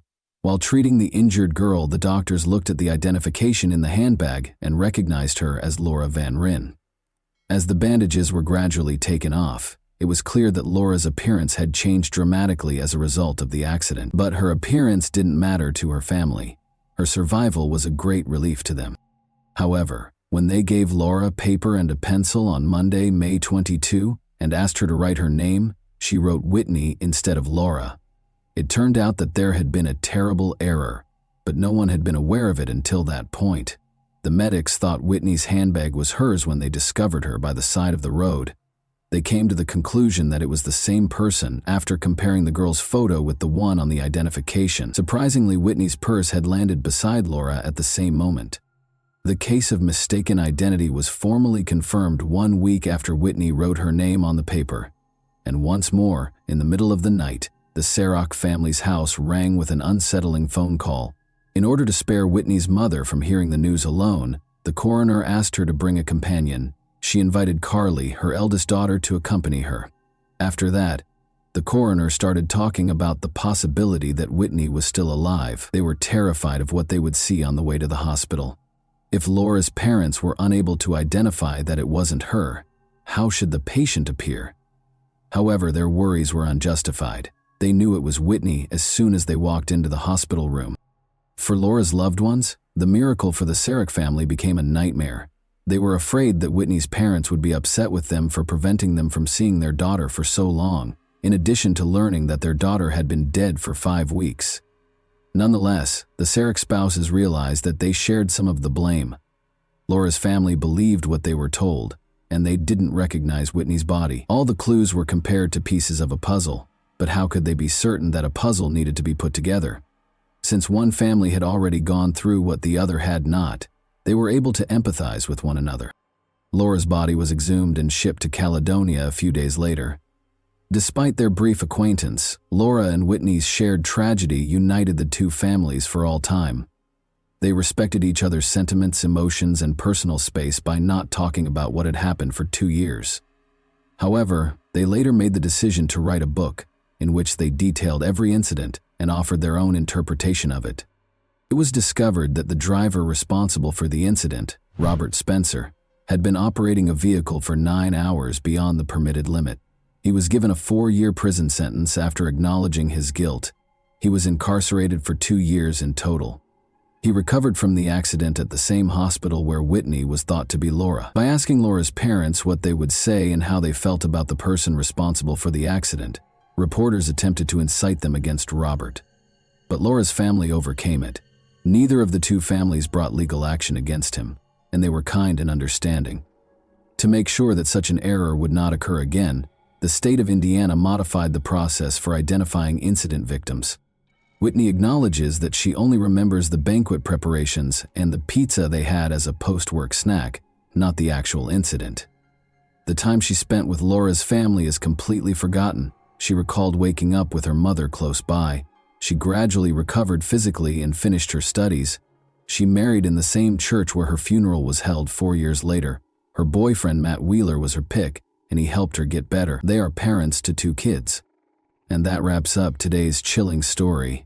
If you enjoyed this video, don't forget to like and subscribe so you never miss a new upload. Also, let me know in the comments what part of this story shocked you the most. Thank you for watching, and I'll see you in the next video.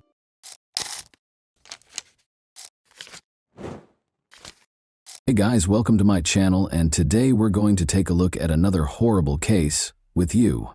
Today, we'll examine what happened in the U.S. state of Pennsylvania in 2017. Alina Shaikhet, 20, a University of Pittsburgh student, stopped returning calls and texts on October 8, 2017. Her mother and father were unable to get in touch with her, and she was supposed to meet them that morning. The Shaikhet family's life was forever altered by what they discovered when they visited her house. When Alina was 3 years old, her family relocated to the United States from Ivanovo, Russia, where she was born. Alina had extraordinary talent. She had a passion for acting, dancing, and singing. Many people were moved by her beauty and passion on stage.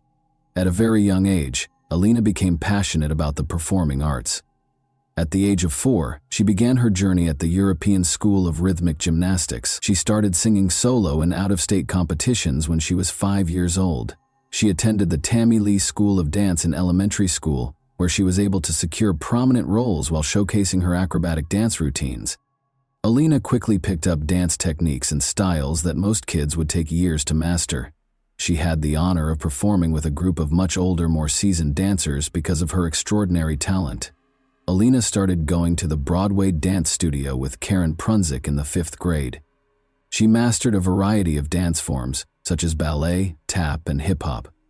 She even performed as the studio's prima ballerina, staying true to her Russian roots. She participated in Access Broadway and Onstage New York, where she received numerous honors for her exceptional performances over the years. Additionally, Alina performed at a number of local Pittsburgh events, such as Light Up Night, Macy's Christmas parades, and other gatherings in Idlewild Park, Robinson Township, and Kennywood. Alina was also able to find her singing talent thanks to the confidence she gained from dancing. Both in front of an audience and at home with her family, she moved audiences to tears with her exquisite performances of numerous well-known songs. Alina had extensive surgery after suffering a serious knee injury in a ballet class when she was 14 years old. Alina was devastated to learn that she would never be able to dance competitively or recreationally again after months of physical therapy. She was determined to find a way to get back on stage, in spite of this significant setback. Alina was able to safely express her love of dancing while attending Montour High School by participating in the musical theater program. As a talented actress, dancer, singer, and comedian, Alina made a triumphant comeback to the stage, illuminating the audience with her love and light. She brought tears, smiles, and a lot of applause to her roles in a number of plays and musicals. Alina continued to shine her light and make everyone happy while performing at numerous events throughout the city as a member of the chorus at Montour. Despite the fact that Alina's injury kept her from pursuing her love of dancing and performing, her experience receiving treatment motivated her to seek a career in medicine. She wished to assist those who had sustained injuries that hindered them from following their aspirations. Alina made the decision to pursue a career as a physical therapist. Alina and her parents had a close relationship. In 2015, she wrote on Facebook, "Happy Father's Day to the greatest dad out there. Thank you for always being there for me and having my back no matter what. I couldn't get through one day without you. I love you so much, Dad." She also wrote, "Happy birthday to my gorgeous mother. I can't wait for another year of countless laughs and more memories. You are my best friend and I love you with all my heart." After graduating from Montour High School in 2015, Alina attended the University of Pittsburgh-Greensburg for her first 2 years of college. While attending Pitt Greensburg, she resided in the Outdoor Adventure and Community Service Living Community. She actually served as OACS's vice president for the spring 2017 semester. She enjoyed being a part of an organization that helped kids and animals. Once more, Alina shone her light, bringing her love and care to the lives of both humans and animals. After that, Alina moved to the Oakland campus of the University of Pittsburgh. She was ready to commit herself to becoming a doctor of physical therapy and shared an apartment with her friends. But on October 8, 2017, Alina, who was only 20 years old, was tragically and senselessly killed. Alina shared a home with other University of Pittsburgh students. Zach Brandner, her roommate, could never forget the night he last saw Alina alive. Zach and Alina took a Snapchat together at around midnight after returning home from a late shift at work to make fun of other students who were sharing night out selfies on Saturday night. A couple of minutes later, Alina texted me the picture we had just taken. That was the last I heard from her. The next morning she was gone, Zach said in an interview with reporters. We all said goodnight and said I love you, like we did every night. And she went up to bed. A little more than 8 hours later, Alina's father, Jan, and mother Ellie arrived to collect their daughter. They were scheduled to take a charity walk in the park to raise money for breast cancer. Zach described the specific events of that morning in the interview. He stated, "Her mom came to pick us up at 8:45 a.m. Her mom rings the doorbell and says, 'Is Alina not awake? She isn't answering my calls. Let's go wake her up.' I thought she slept through her alarm. Her dad was still in the car with their dog at this point. We went up and her mom started knocking on the door with no answer. This went on for 5 minutes and it started getting really loud. She started shaking the door. You could tell she was starting to get a bit scared, like this wasn't normal. The dog was barking uncontrollably. That's when Ellie called for her husband Jan, who came inside and broke down the door, and then they saw what was inside. At this point, I was halfway up the stairs and all I heard was screaming. Her parents were screaming at the top of their lungs, saying, 'Alina is dead. Alina is dead.' It got hard to understand. They started speaking in Russian. It was horrible. They said it looked like her face had been cut off. Running up, Zach peered inside. Looking for more than a few seconds was too much for him. I went into the room and it was horrifying. There are no words to describe what I saw. She was just lying there with her arms spread out. The whole side of her face was unrecognizable. You could barely recognize it was a face, it was so bashed in. She was lying in a pool of her own blood. As though to remind us that someone's life was at stake somewhere nearby, a siren broke the stillness of the morning. The doctors hurried inside the house as soon as the ambulance arrived. At the door, Alina's terrified mother greeted them with shaking hands and tears in her eyes. Her daughter was lying on the floor, and she led the way to the room. Regretfully, the doctors were forced to announce Alina's death. The police had roped off the house. Police Chief Scott Schubert issued the following statement. "We do not believe at this time that this was a random act of violence. There is no continued threat to Oakland residents and the university communities. However, releasing additional details at this time could be detrimental to the investigation. Our primary interest is collecting sufficient evidence that can be successfully used in a court of law. The investigation is ongoing. I encourage anyone with information that could be helpful to call police headquarters and speak to a violent crime unit." According to Detective Schubert, the medical examiner determined that Shiket's cause of death was homicide and that blunt and sharp trauma to the head was the cause of death. The police actually already had a suspect. Investigators suspected 21-year-old Matthew Darby, Alina's ex-boyfriend, of committing the crime. During her time at the University of Pittsburgh-Greensburg, Alina Shiket got to know Matthew Darby. In 2015-16, Darby participated in basketball as a sophomore at the University of Pittsburgh at Greensburg. Darby was reported by Alina, who had broken up with him after she changed schools, for breaking into her house on September 20.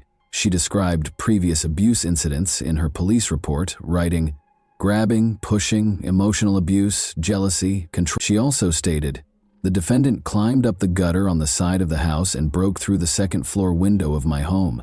He did this because I left him and stopped answering his phone calls."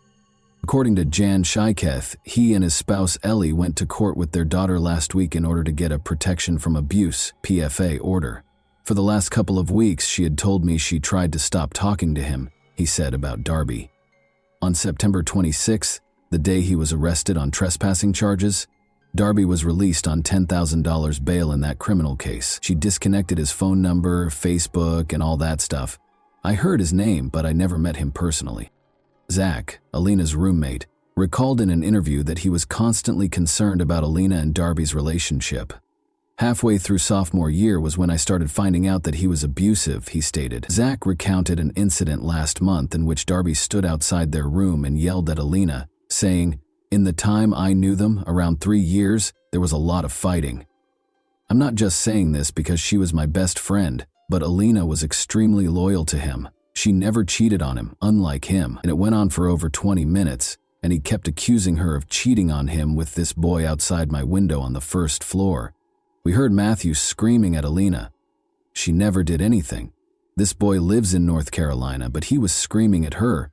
All she was saying was, "Matthew, please, stop, stop." He was uncontrollable. Zach clarified that this was just one of the many times Darby would lose his temper without cause. Zach claimed that Darby's demanding behavior carried over to her social media accounts. We would go out for pizza and everything would be fine, and then he would just turn on her. He would just go crazy for the littlest thing. If she liked a picture of a guy on Instagram, he would go and unlike it because he had her social media passwords, he stated. This was before they broke up. She changed them when she broke up with him. He would never let her wear clothes that could be considered too sexy looking. He was extremely controlling. He was notorious for texting and calling. Matthew would call her upwards of 20 times if she didn't answer. He just kept on calling and it just wouldn't stop. She blocked his number after they broke up. According to the police report, Darby broke into their house on September 20 following the breakup. According to Zach, it was approximately 12:30 a.m. when he heard glass shattering outside that evening. He texted his house group chat and ignored it, assuming it was a bottle breaking at a nearby party. Then he heard a shriek coming from upstairs, followed by the sound of someone falling. Alina was yelling for assistance. Because Matthew Darby was in her room at that point, we weren't sure what his intentions were, but now we think it was a failed attempt at murder. We caught him and got him out of her room. Then the police came, and he was arrested. She was scared. You could tell, Zach continued. She didn't feel safe at all. Call logs from Alina's cell phone, which was not at the apartment when she was discovered, revealed that between 4:15 a.m. and 4:15 a.m., she received 5 unanswered calls from a number that turned out to be Darby's, and 4:55 a.m., Sunday. According to the police, Alina's cell phone was last seen close to Irwin, where Route 30 and I-76 meet. The criminal complaint states that at 4:21 a.m., Darby was picked up by a commercial car service vehicle. According to the driver, he took Darby to Oakland's Semple Street and Ward Street, which are close to Cable Place. According to him, Darby asked him to wait 10 minutes after getting out of the car. The driver reported that 10 minutes later, Darby asked him to wait for 10 more minutes. About 5 minutes later, the driver got a call on his phone requesting that he wait an additional 10 minutes. He told the police that he could not wait any longer and walked out of the area. According to surveillance footage gathered by investigators, Darby is seen throwing objects into a sewer close to Semple Street, which is close to Alina's home. According to Pittsburgh Police Homicide Detective Edward Fowler, he and other officers discovered a hammer and 2 knives in the same sewer grate. The hammer's claw part seemed to have skin and hair adhered to it. Police asked for a warrant to arrest Darby based on the information above. He was accused of stealing by unlawful taking, burglary, criminal homicide, fleeing to avoid capture, and possessing criminal tools. Matthew Darby was taken into custody in Myrtle Beach, South Carolina, a few days after Alina passed away. A concerned citizen reported witnessing a male tampering with a window at a residence, according to Myrtle Beach police. Officers discovered a man who fit the description when they got there. It was discovered during their investigation that Darby was the male suspect. He was accused of loitering and giving police misleading information in connection with the South Carolina incident. Both of the new charges are punishable by up to 30 days in jail and a monetary fine.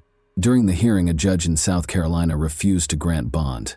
Because of the pending Pennsylvania warrant, the judge deemed Darby a possible flight risk. The judge informed Darby that he could either waive his right to an extradition hearing or exercise it. Then Darby said he wanted his attorney. When asked to enter a plea to the charges in South Carolina, he also stated that he wanted his attorney. Alina's family and friends, many of whom were Pitt students, crowded the courtroom. Many carried signs raising awareness of domestic violence and Alina's Law, a bill that is currently pending in the state legislature and would give judges the authority to mandate electronic tracking of high-risk domestic abusers. The words, "Our Russian Princess," were written in Russian, on purple shirts featuring a picture of Alina. The judge ordered Darby to stand trial on all charges, including homicide, flight, burglary, theft, trespassing, and possession of a criminal instrument. The back read, "Love shouldn't hurt." According to evidence presented by the prosecution, Darby spent the night of October 7 and the early hours of October 8 on the campus of Duquesne University, where he spoke with Raymond Marr, a university police officer. Darby wanted to know how to get to Brodart Hall. According to Marr, security cameras caught Darby at several locations on campus, including the student union, which Darby was permitted to enter so he could charge his phone. He claimed that Darby appeared apprehensive and had a faint alcohol odor. Prosecutors have presented a picture of a man they claim is Darby standing in a campus elevator that evening while sporting a striped shirt with the Miller Beer logo embroidered on it. When Darby was arrested, he had that shirt among his belongings.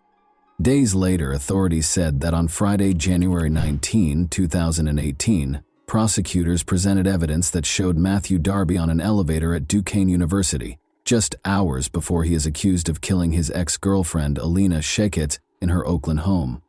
David Schrager, Darby's lawyer, contests that the video depicts Darby hours later.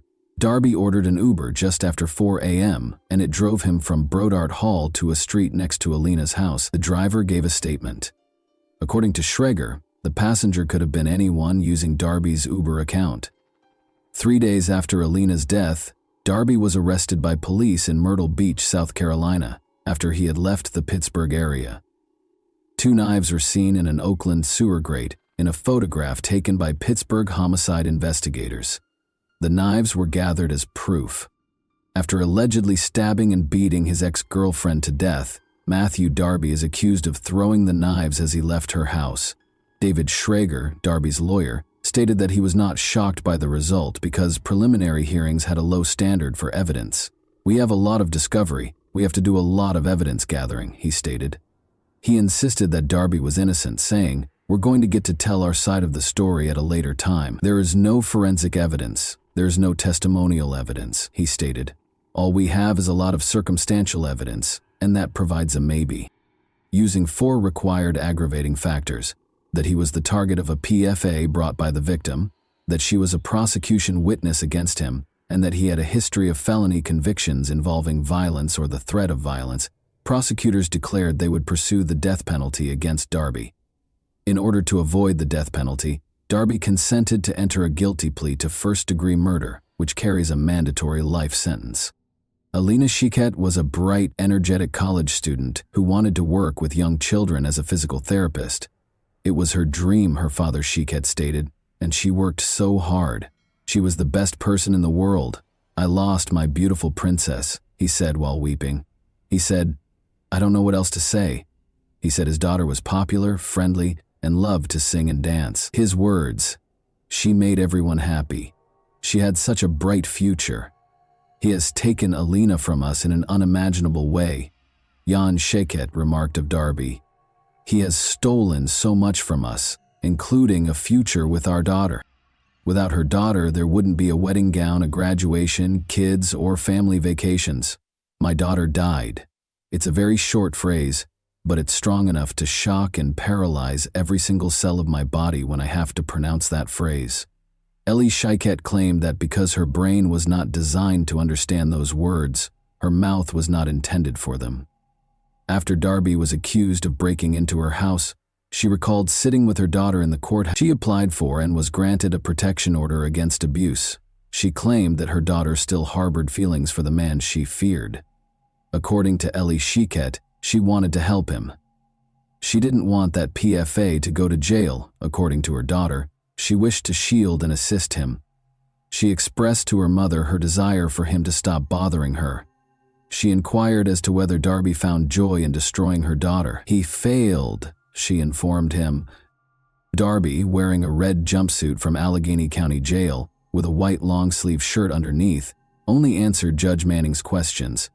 Darby was given the mandatory life sentence without the possibility of parole for first-degree murder, and when asked why he was entering a guilty plea, he responded, "Because I am guilty." In addition, Darby entered a guilty plea to charges of trespassing, burglary, theft, and possession of a criminal instrument in relation to the murder of Alina Shiket. Darby entered a guilty plea to trespassing in a different case where he had broken into Alina's apartment 2 weeks prior to the murder. But a year later, Darby filed a post-conviction petition claiming ineffective legal assistance with new attorney Joseph Hudak. Darby claimed in his filings that Thomas Farrell, his lawyer at the time, had not adequately explained the case or conducted a risk analysis. The Allegheny County District Attorney's Office responded that Darby's claims would not be successful, but it acknowledged that a hearing on the issue might be required. The decision is based on a precedent known as the Coordinate Jurisdiction Rule, which states that judges in the same jurisdiction should not overrule one another, rather than any potential merit for Darby's claim. Joseph Hudak, Darby's new lawyer, said, "This is the first step in taking back Darby's life sentence." He said, "I think Darby has been totally mischaracterized, and I believe Darby is guilty at the most of third-degree murder, and a jury might find him guilty of voluntary manslaughter." Hudak said Darby's lawyer should not have pushed him to enter a first-degree murder plea.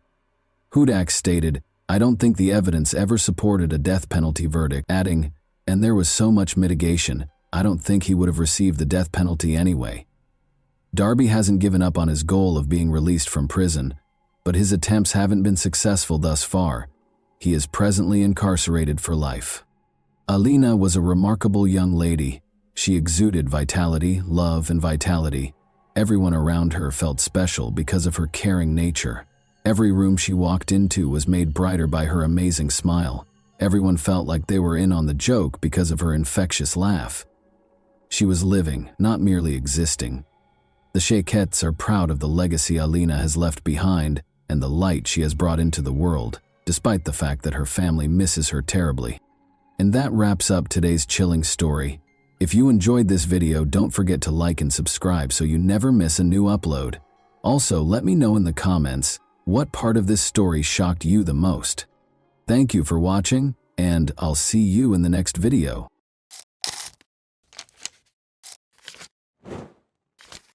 Hey guys, welcome to my channel, and today we're going to take a look at another horrible case with you. The South Carolina state in the United States is where the events in this video took place. Jessica Carpenter resided in the city of Aiken with her parents and 2 older sisters. The city of Aiken, which has 300 residents, is not very big. As a result, word of Jessica Carpenter's ordeal quickly spread throughout the city and caught the media's attention.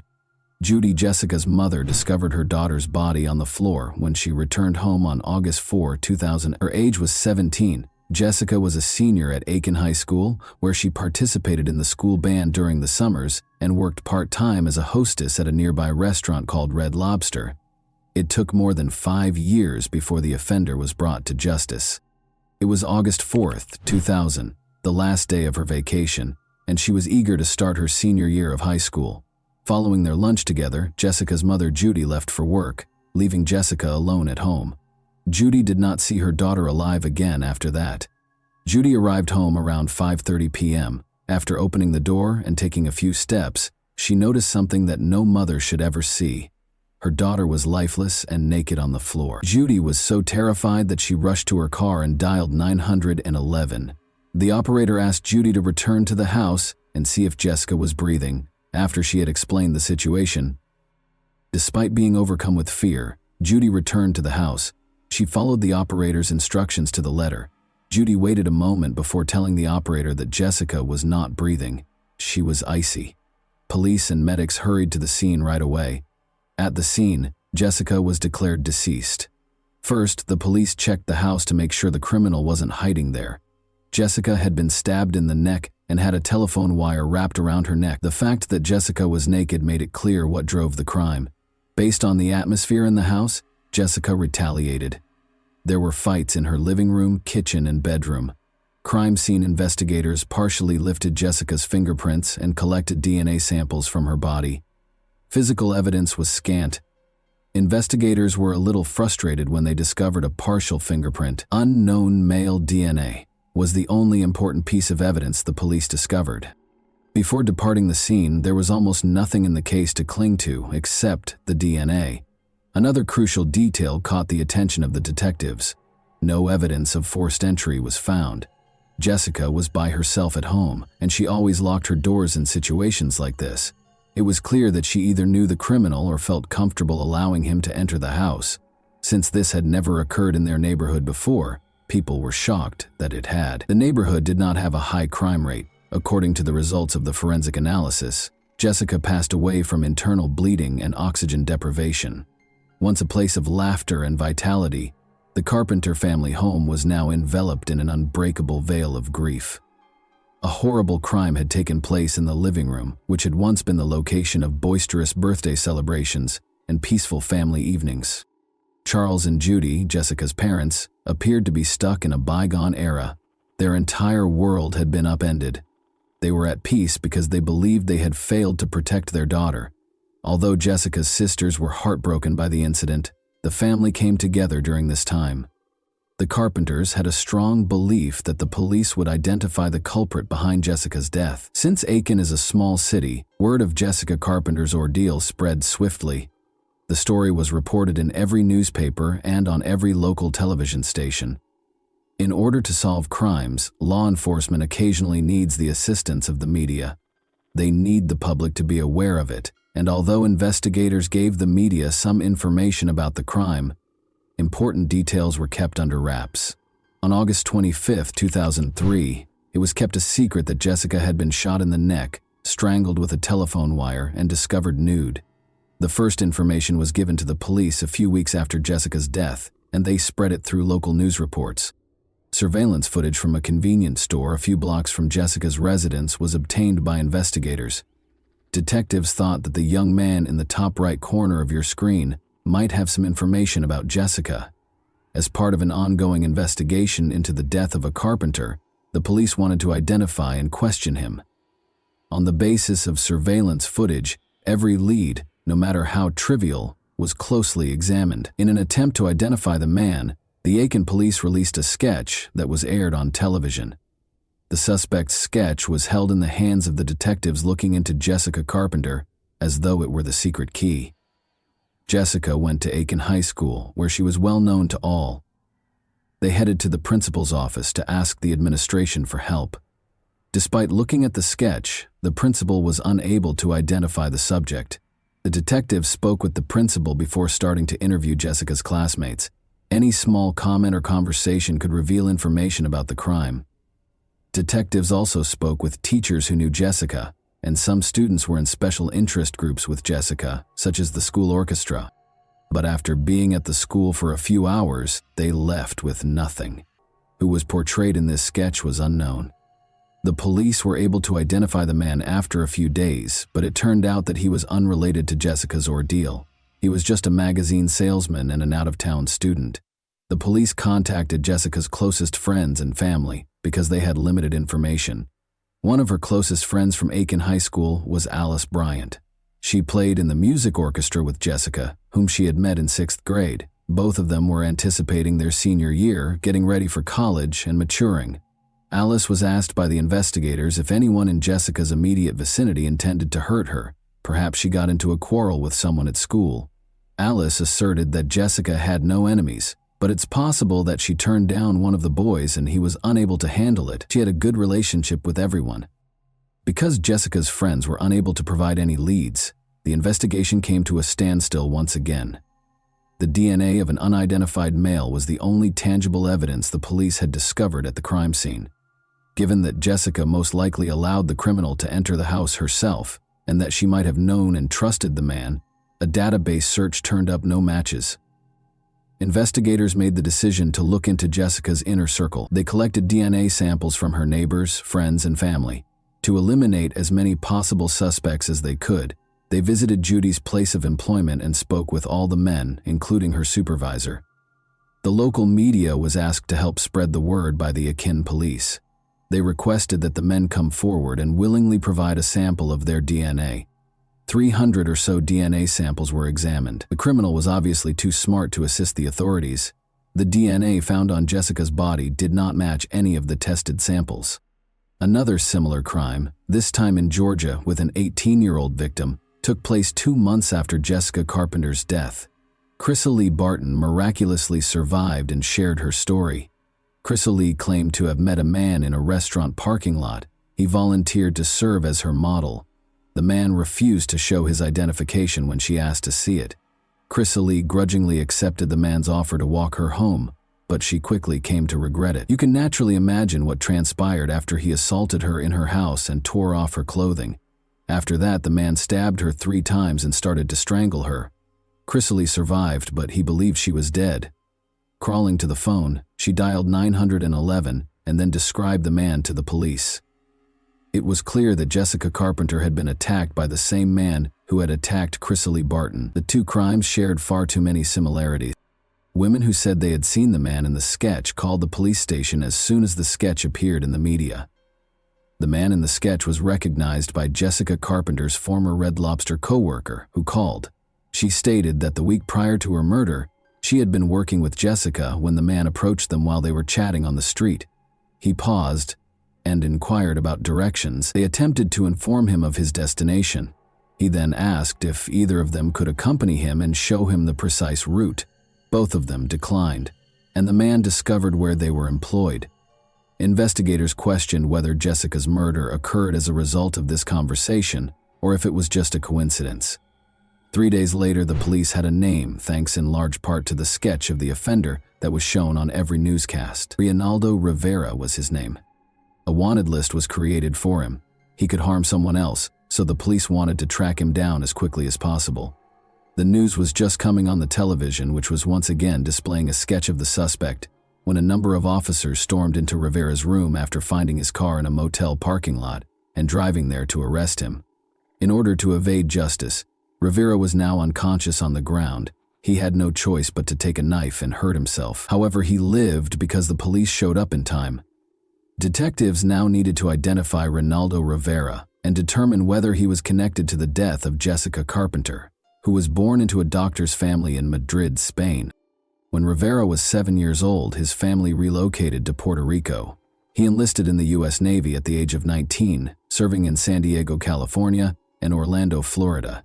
As an adult, Rivera attended the University of South Carolina and graduated with a degree in office administration while working for the Joint Chiefs of Staff in Washington, D.C. From December 1986 to March 1991 before relocating to North Augusta on Valentine's Day in 1993, he had lived in Graniteville, Columbia, and Fayetteville, North Carolina. By 1998, he was married to Tammy Lisa Bonet and had 2 kids. Rivera was hired by the Firestone Tire and Rubber Company in Aiken to work as a tire inspector. When investigators searched the motel room where Rivera was staying, they discovered a surprise. He left a note claiming he had nothing to do with Jessica Carpenter's death. No one suspected that he led a second secret life like a police officer, and Jessica's family was certain they had found the person who killed her. After assaulting Chrysalie Barton, Reinaldo Rivera was taken into custody. Authorities believed he might be involved in the Jessica Carpenter case as well. They believed the case would be closed and that was the end of it. However, Rivera shocks authorities by confessing to yet another string of unsolved crimes, rather than Jessica's murder. Moussa Faye Dingus, a 17-year-old from Graniteville, South Carolina, disappeared on July 17, 1999.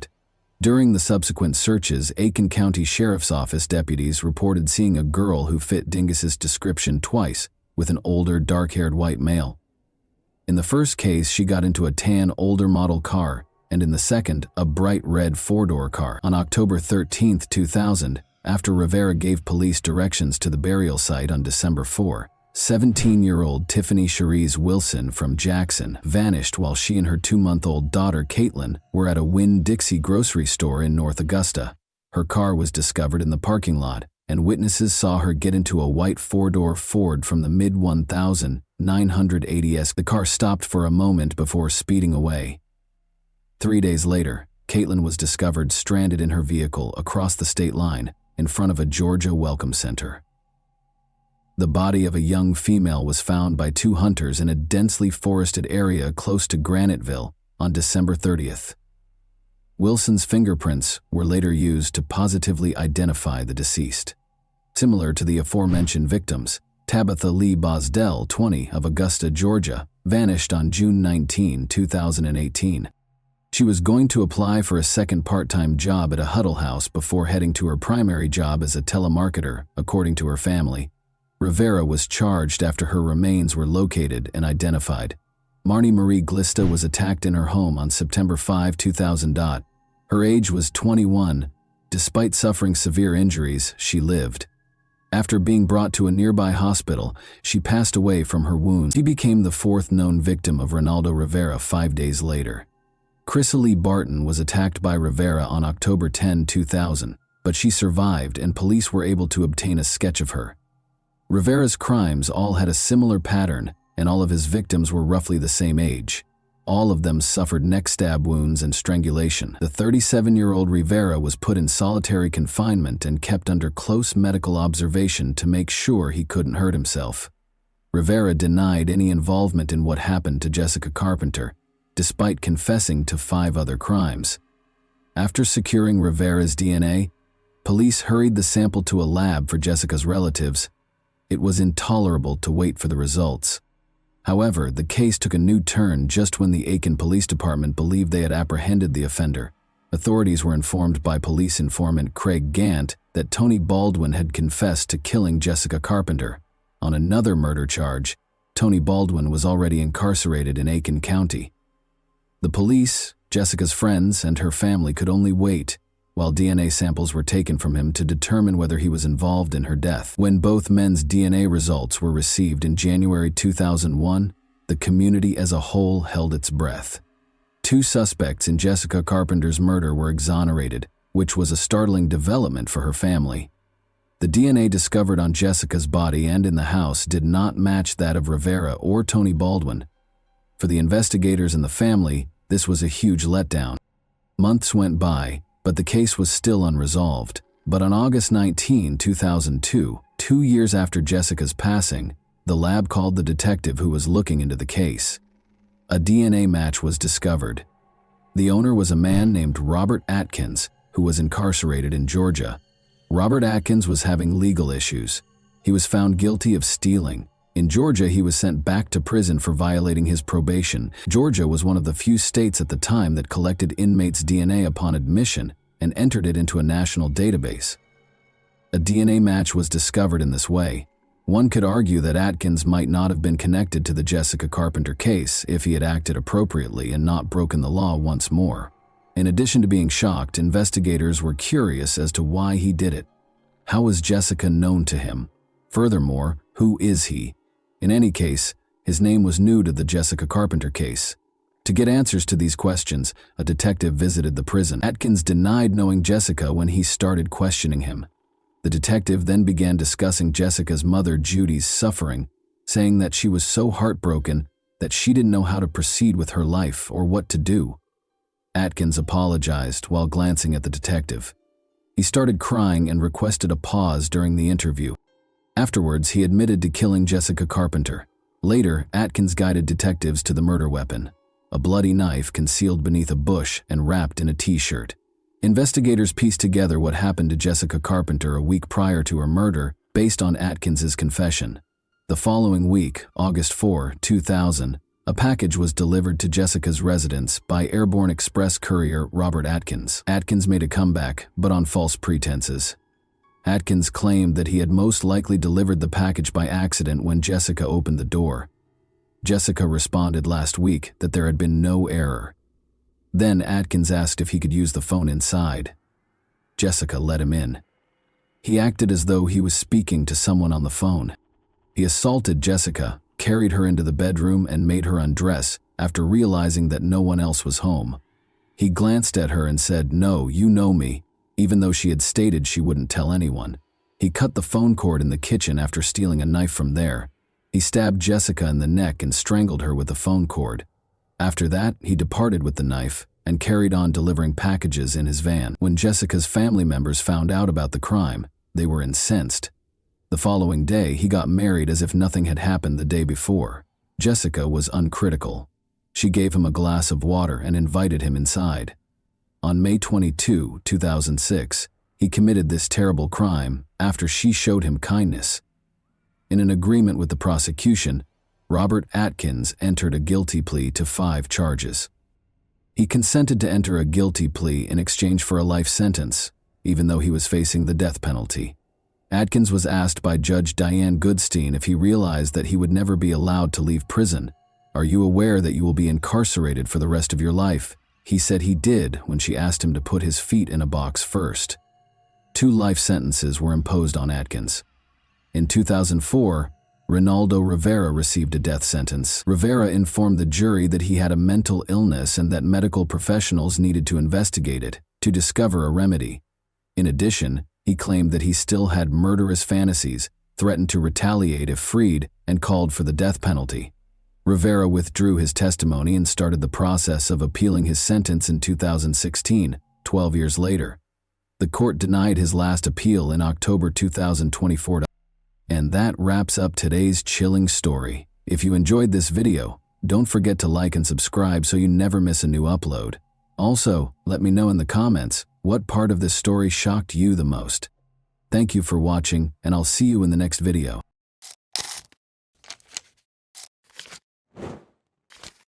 Hey guys, welcome to my channel, and today we're going to take a look at another horrible case with you. After meeting in high school, Lloyd and Michelle got married in 1991, not long after they graduated. After getting married and attending college, they soon began a family. Prior to landing a job as an engineer in a factory, Lloyd Neurotter served as a professor of exact sciences at a college. After earning his engineering degree in the mid-1990s, Michelle was a professor of English and also held a college degree. Their first daughter was born at about the same time. 2 more daughters were later born to Michelle. In the 1990s, as their lives were changing significantly, they moved to a large house in the charming town of Corning, New York. The two seemed happy. In addition to working hard, Lloyd spent a lot of time with his family, particularly his 3 daughters. Michelle was cheerful and energetic, keeping occupied with housework and the children. She homeschooled the kids in addition to being a teacher. Many of their friends looked up to them as an example of the perfect family. But Lloyd's actions changed significantly over time. He changed from being a devoted husband and father to a despot who aimed to rule the whole household. He insisted on complete obedience and following the guidelines he established. In order to get his wife and kids to comply with his wishes, Lloyd was willing to use force if needed. Relationships within the family consequently quickly deteriorated. The only daughter with whom Lloyd had a positive relationship was Carrie, the middle daughter. She was different from her sisters in that she was devoted to her father. By taking her to events like the ballet, doing her hair and makeup, and giving her extra attention, Lloyd showed her how much he valued her loyalty. He brutally imposed order and control over the rest of the family, though, and showed them no such kindness. Carrie was compassionate and kind as a child. She was involved in many humanitarian endeavors and especially loved working with the homeless. Up until 2008, when America went through a serious financial crisis, the family was able to get along. Millions of Americans experienced financial and employment difficulties during this period. After losing his job, Lloyd started looking for another one right away, but his efforts proved fruitless. Michelle began looking for work as well, but she found it difficult to juggle her search with taking care of their daughters and the house. Lloyd eventually secured a reputable position in New Jersey.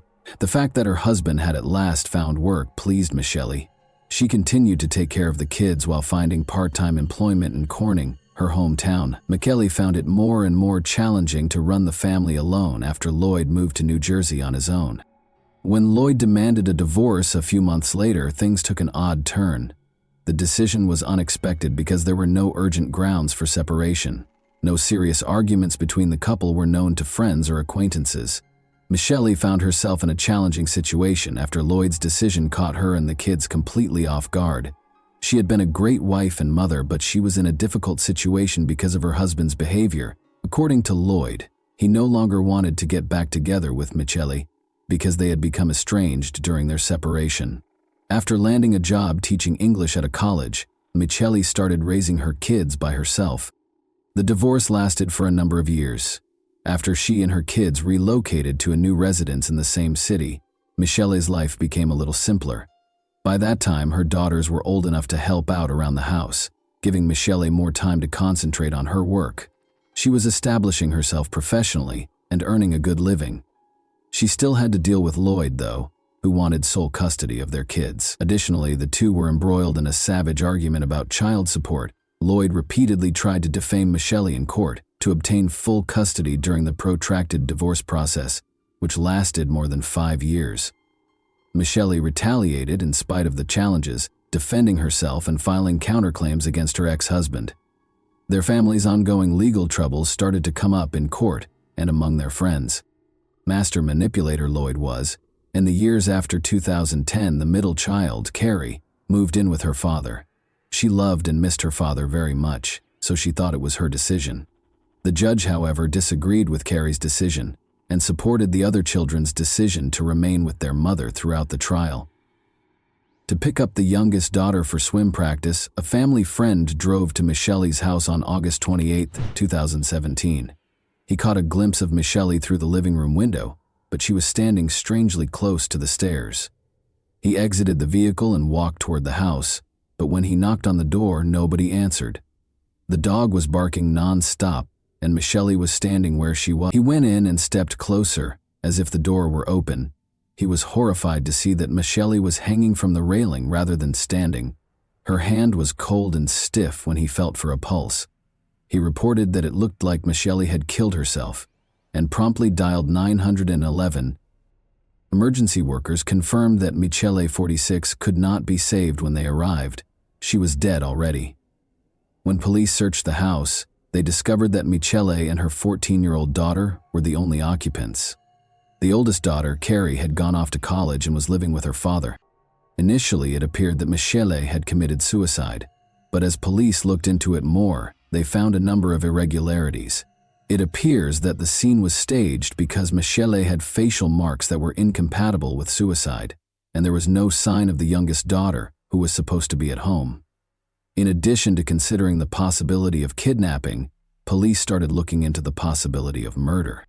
Michele's husband and daughters were contacted by detectives. It turned out that Carrie, who was the first to reply, was accompanied by her younger sister. Since the younger sister had not missed her swim lesson and had no justification for being with her father and sister, the police thought this was suspicious. When asked, Carrie disclosed that she had gone to spend the night with her mother. She said that because Lloyd was attempting to take away her youngest daughter and the court appeared to be siding with him, Michele had been upset and crying all night. Carrie claimed that just before the family friend found Michele's body, she and her sister left their mother's house. She clarified that she was afraid to leave her with Michele, who had been acting strangely and inappropriately all day, so she brought her younger sister along.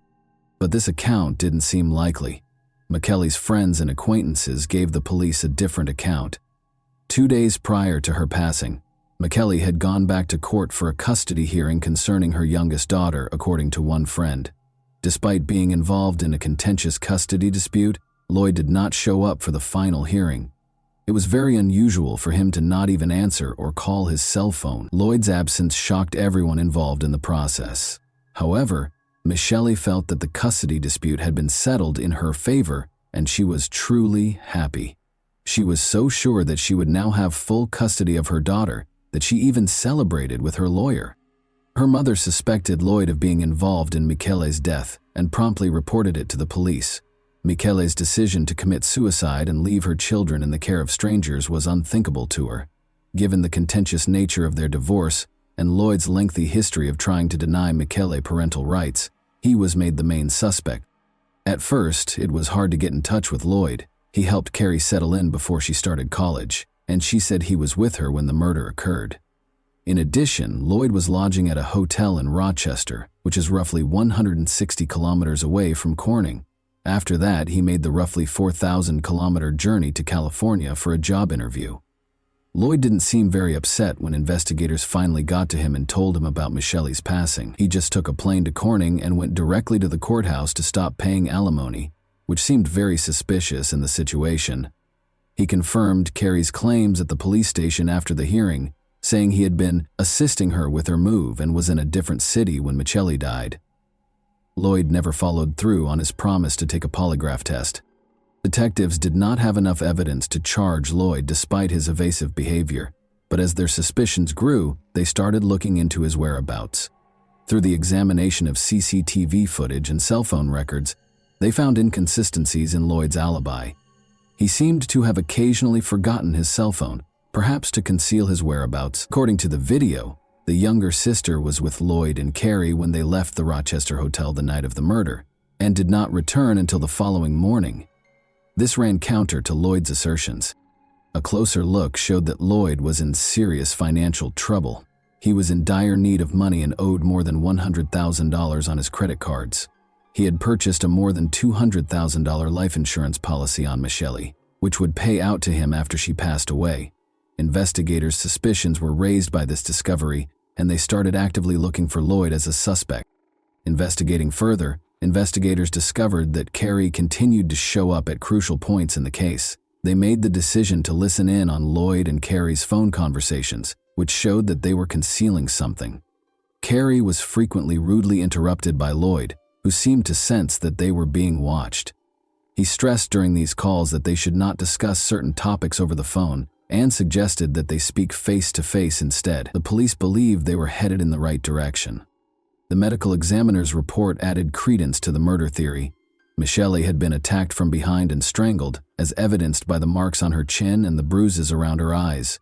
It was almost impossible for her to resist the killer's use of a rope to squeeze her throat. To make the scene appear to be a suicide, it had been sloppily staged. Armed with this evidence, investigators once again focused on Carrie. Detectives confronted her after her college classes, despite her repeated refusals to come to the police station for interrogation. Carrie initially denied any involvement, but after being coerced, she acknowledged that she and Lloyd had spent the morning of the murder at her mother's house. She said that after an argument between her parents, Lloyd and Michelle went upstairs, after which Michelle fell silent. But when the investigators dug deeper, Carrie told a far more sinister tale. While making sure her younger sister didn't see the crime, Carrie admitted that Lloyd had killed Michelle. She had actually been involved in the murder. She clarified that Lloyd had been outlining how to set up the scene to appear as though it was a suicide, a week prior to the incident. Although she was unable to provide a clear explanation, Carrie's startling admission made it clear that she had publicly detested her mother. She acknowledged that her feelings had been impacted by her father's continual disparaging remarks about Michelle. Because of Lloyd's manipulation, Carrie had turned against her mother and was prepared to help him commit the crime. Police moved to arrest Lloyd, and Carrie was taken into custody as an accomplice, but there was no sign of him. When police finally caught up with him in Princeton, he threatened to jump from a fifth-story parking garage railing. Officers were able to subdue and arrest Lloyd Neureuther, who was 45 at the time, after 2 hours of negotiating. Carrie and Lloyd were both charged with Michelle's murder.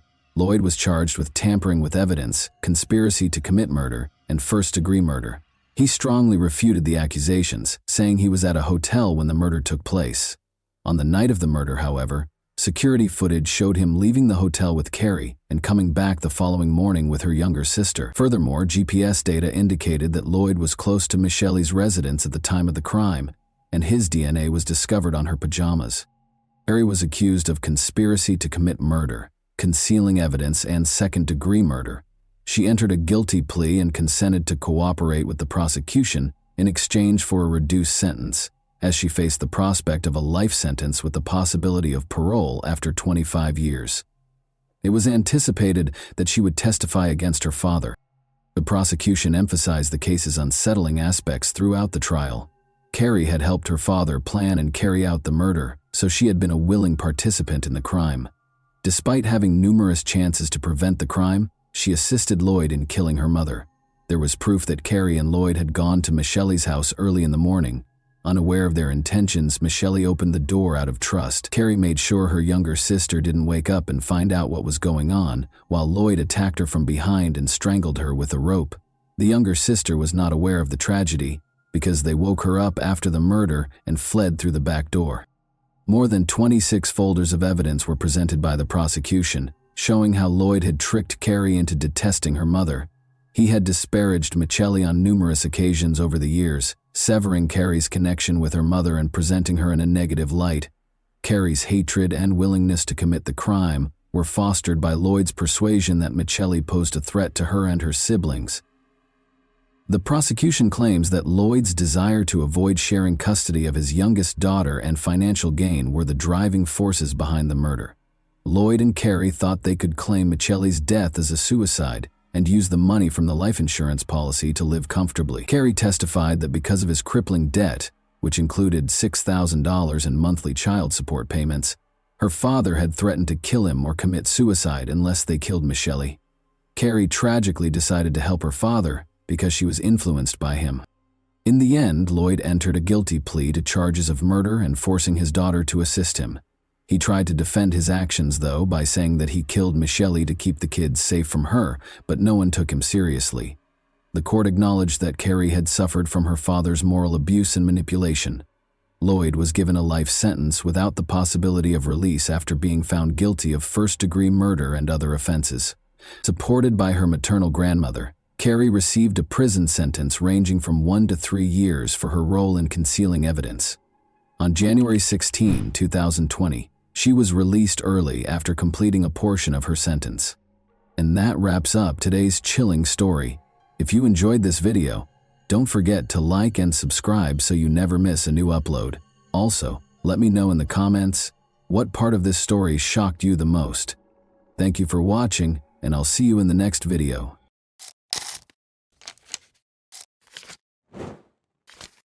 Hey guys, welcome to my channel, and today we're going to take a look at another horrible case with you. A terrifying discovery broke the quiet of a comfortable Goshen home on the evening of February 6, 2015. Respected policeman Daniel Green was discovered dead in his own restroom. 1 bullet to the forehead, 4 shots. The shots went unheard. Nobody noticed anything unusual, and there were no hints that would identify the offender. This was no coincidence. It all appeared to have been done with cold, deliberate precision. An officer had devoted his entire career to serving the community. Who could have killed him? Nobody close to him could have predicted how complicated and sinister the answers would be. In the tiny town of Goshen, encircled by orchards, the silence of the deserted house was suddenly broken. A dead man lay flat on his back on the bathroom floor. On February 6, 2015, at precisely noon, Daniel Green, a well-respected police officer, was discovered. His co-workers went to Daniel's house because they were worried that he hadn't arrived for work. They were completely shocked by what they discovered there. The 31-year-old officer was killed by 4 bullets, one of which hit his forehead. Nothing had been heard by any of the neighbors. No one had contacted the police, and there was not a single clue that identified the offender. No weapon or DNA evidence was found. The criminal left behind nothing but emptiness, as if they knew exactly what they were doing. Daniel Green had spent his whole life in Goshen. The people of the town held him in high regard during his 11 years of service with the California Police Department. He always sought to make a positive impact on the community and loved his work. His life ended so suddenly and brutally in this place, which was like a fortress in a quiet corner where everyone knew and trusted one another. As soon as the police started their investigation, they turned their attention to Daniel's private life. Following his divorce from 27-year-old Erica Sandoval, he had been living alone. It was not an easy relationship with her. Daniel's friends and co-workers were aware that Erica had not let him go and was still meddling in his affairs, even after they had split up. Despite their formal separation, she frequently attempted to manipulate him. Almost instantly after receiving a message from a friend, Erica showed up at the scene on February 6, 2015. In front of the officers, she sobbed uncontrollably as she entered the house, claiming she had nothing to do with what had happened and that she hadn't seen Daniel that day. But the investigators were suspicious of her actions. There were too many unresolved questions, she reacted too emotionally, and she got to the scene too soon. The Tulare County Sheriff's Department was rocked by Officer Green's death. His co-workers started to question whether his untimely death had anything to do with his work or if it was a personal matter. One thing was certain: despite the growing number of questions, these mysteries needed to be resolved as quickly as possible. Motives, relationships, personal disputes. Investigators put in endless effort, step by step, to find the truth, looking everywhere. Daniel's twin brother and sister, Matthew and Misty, were devastated by his passing. The twin brothers had grown up together in Porterville, a small Californian town, where they had known early on that they wanted to work in law enforcement. Matthew chose to pursue a career in law after starting out in the police force. In contrast, Daniel remained in the force, becoming an officer and taking pride in his career choice. Their sister was proud of her brothers and was always there for them. Daniel Green was well known for his love of motorcycles, in addition to his work as a police officer. He enjoyed the feeling of speed and freedom while he was a member of a motorcycle club. Daniel had a special bond with James Bonds Downey, one of his closest friends. Both of them loved riding their bikes through the countryside, relishing the freedom they felt on the road. Daniel had a busy personal life. He was rarely by himself and loved going on dates. For a while, he would bring a new girlfriend to family get-togethers every month. This went on until he met 22-year-old nurse Erica Sandoval in late 2009. Everything changed for him when he met Erica. He made the decision to settle down after falling deeply in love. He was still single at that point, but his sister and brother were already married. But things were different with Erica. She captured Daniel's heart. According to Erica's close friend Angelica Ramirez, Erica was incredibly infatuated with Daniel at the start of their relationship. They appeared to be the ideal couple at first glance, and their passion was strong. But as Daniel's sister remembered, even though Erica was friendly, she could lose her temper easily if something didn't go her way. Tension in their relationship increased over time, leading to frequent disputes and arguments. Born into a middle-class family in Southern California, Erica Sandoval grew up there. David Sandoval, her brother, recalled how Erica always felt special as the only daughter. Her parents tried to give her the best of everything and spoiled her. She grew up expecting her wishes to be granted without question, and never faced hardship or mistreatment. Due to her parents' and brother's unwavering support and attention, Erica developed a sense of entitlement and the conviction that she should be given preferential treatment. Everyone close to Daniel Green and Erica Sandoval was caught off guard when they learned of their covert Las Vegas wedding. When they made the decision to get married without telling anyone beforehand, Daniel was 26 and Erica was 23. When Daniel's brother and sister got a late-night message with a picture of the marriage certificate, they were astounded. A few weeks later, Daniel wore a black suit and Erica wore a white dress, and the newlyweds threw a small wedding celebration for their loved ones. But even though they seemed content, Daniel and Erica's relationship was anything but ideal. Daniel's friend and fellow motorcycle rider Herb Adams recalled how Daniel once told him that they had a fight even before they were married, and Erica took a razor and cut the furniture in his house. According to Herb, it was a concerning indication that shouldn't have been disregarded.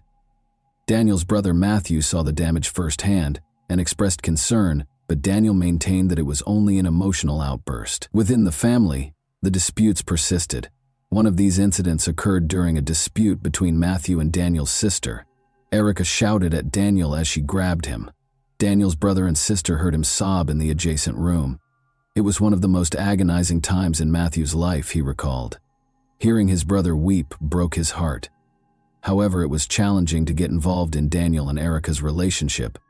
The Green family had a difficult upbringing. Daniel's mother, brother, and sister recalled the harsh treatment they received from their stepfather. He frequently drank excessively, used illegal substances, and had a criminal history. Being older than their sister, Matthew and Daniel frequently took the brunt of the abuse in order to keep her safe. Their stepfather died shortly after their mother finally obtained a restraining order. They were all affected by these incidents. There were concerning similarities between Daniel's relationship with Erica and his early years. Family members observed that Erica verbally denigrated her husband, kept him away from friends and family, and controlled him. Even though Daniel works as a police officer and regularly deals with victims of domestic abuse, he was unable to acknowledge that he had experienced a similar circumstance. He was aware that he was turning into a victim, but there was nothing he could do about it. He was hampered by his fear, shame, and unwillingness to admit his vulnerability. For the same reasons that women do, men frequently fail to report domestic violence. In February 2011, Daniel and Erica's marital problems peaked. Daniel's neighbor overheard the couple getting into a heated argument. In an attempt to push her husband over the edge, Erica was shouting and making fun of him. Knowing that losing control could cost him his career, Daniel made an effort to maintain his composure. He once requested that the neighbor contact emergency services in order to put an end to the situation. Despite the gravity of the incident, Daniel declined to file charges against Erica, so she was quickly freed after the police took her into custody. Daniel concluded that their relationship was over after this incident became irreparable. Only a year after their formal marriage, they got divorced and separated in January 2012. Erica revealed to her friends that she was expecting Daniel's child a few months after the divorce. Daniel was informed promptly, and in spite of everything they had experienced, he made the decision to try to start over for the benefit of the unborn child. They moved back in together and resumed their relationship. The family of Daniel hoped that this time would be different and that their arguments would no longer be a problem. Daniel eagerly awaited the baby's birth and did everything he could to keep the peace at home. Nevertheless, the issues persisted. Erica frequently bemoaned Daniel's severe demeanor to her friend Angelica Ramirez. She said she was unhappy in the relationship with Daniel and that he could be cold and uncaring. Angelica remembered that Erica used to claim that Daniel had tried to strangle her by grabbing her by the neck. One day, she feared it might end tragically. Although she was aware of her limited influence, Angelica made an effort to assist Erica. Daniel's friends and family discussed Erica's violent behavior at the same time. She demonstrated uncontrollable behavior by damaging Daniel's property by slashing couches and mattresses. Month after month, the disputes intensified, but neither side asked for assistance. Tension only increased and their relationship remained precarious. Despite their best efforts to keep the family together, Daniel and Erica were always at odds. Friends and family saw that their relationship was becoming more and more like a vicious cycle, where both parties suffered but neither dared to break free. Their story turned into a string of accusations and suffering because neither of them wanted to ask for help. Erica gave birth to a son on January 5, 2013, and they named him Aiden. Their relationship appeared to be finally getting better at that point. Daniel felt his life had a new purpose and was overjoyed to become a father. He made the decision to sell his motorcycle for the benefit of his family, realizing that their security and welfare came first. Though it was difficult for him, he made this choice for Aiden's sake and their family's stability. Daniel shared images of himself and his son on social media. These were the happy times in his life. But after only 6 months, tensions began to rise once more. Arguments and ongoing disputes increased in frequency. Erica accepted Daniel's suggestion to move out, but she took Aiden with her and severed all communication with her ex-husband. Daniel became depressed after being unable to see his son. He made the decision to battle for custody of Aiden, which sparked a heated argument between them. These things happened in the context of another incident that had a big impact on Daniel's life. Daniel's brakes abruptly failed while riding a motorcycle with a friend just before Aiden was born. Daniel found that some wires had been cut when they pulled over. He thought Erica might have been the culprit right away. He confronted her head-on when he got home, but Erica denied everything. Never would she do anything that would endanger his life, she insisted. In an effort to deflect attention and prevent future confrontations, Daniel decided not to call the police or tell anyone about the incident. Erica was adamantly against Daniel's love of motorcycles. They were dangerous in her opinion. They quarreled each time he came back from a ride, and their relationship only became more tense. Following the incident with the cut brakes, the motorcycle's disputes peaked. In an attempt to maintain control and lessen the consequences, Daniel chose to keep quiet even though he knew their relationship was becoming toxic. Daniel thought that his family would enter a more tranquil phase after selling the motorcycle and having his son, but the arguments persisted. Daniel was thoroughly shaken by an incident that happened in the fall of 2014 while he and Erica were spending another night together. When he awoke in the middle of the night, Erica was standing over him brandishing a gun. She pointed it at him and claimed to have had a nightmare about Daniel cheating on her. She expressed her desire to take his life in order to relieve herself of that suffering. By telling her that it was only a dream and that he had never betrayed her, Daniel was able to calm her down. Erica lowered the gun and appeared to relax. Daniel came to the realization that their relationship had become risky after this. After sharing the incident with his friends, he made the decision to permanently break off the toxic relationship. They reconnected in January 2015 to commemorate their son Aiden's second birthday in spite of this incident.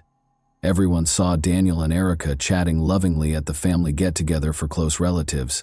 Many believed they were back together, after Daniel even gave her a cheek kiss. Daniel, however, was aware that they could not have a future together and did not wish to resume their previous disputes and arguments. Following that encounter, Daniel announced to his friends that he had a new girlfriend, Brenda Vela, who was 20 years old. He shared the good news on social media with a picture of the two of them. Many believed that he was finally starting a new, more tranquil chapter in his life because he appeared to be truly happy.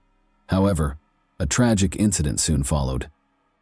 As agreed upon, Daniel dropped Aiden off at Erica's house early on February 6, 2015. He then proceeded to the gym. When he got home from his workout, his life abruptly ended. After entering the restroom and taking a seat, Daniel was shot 4 times, in the forehead, neck, chest, and arm.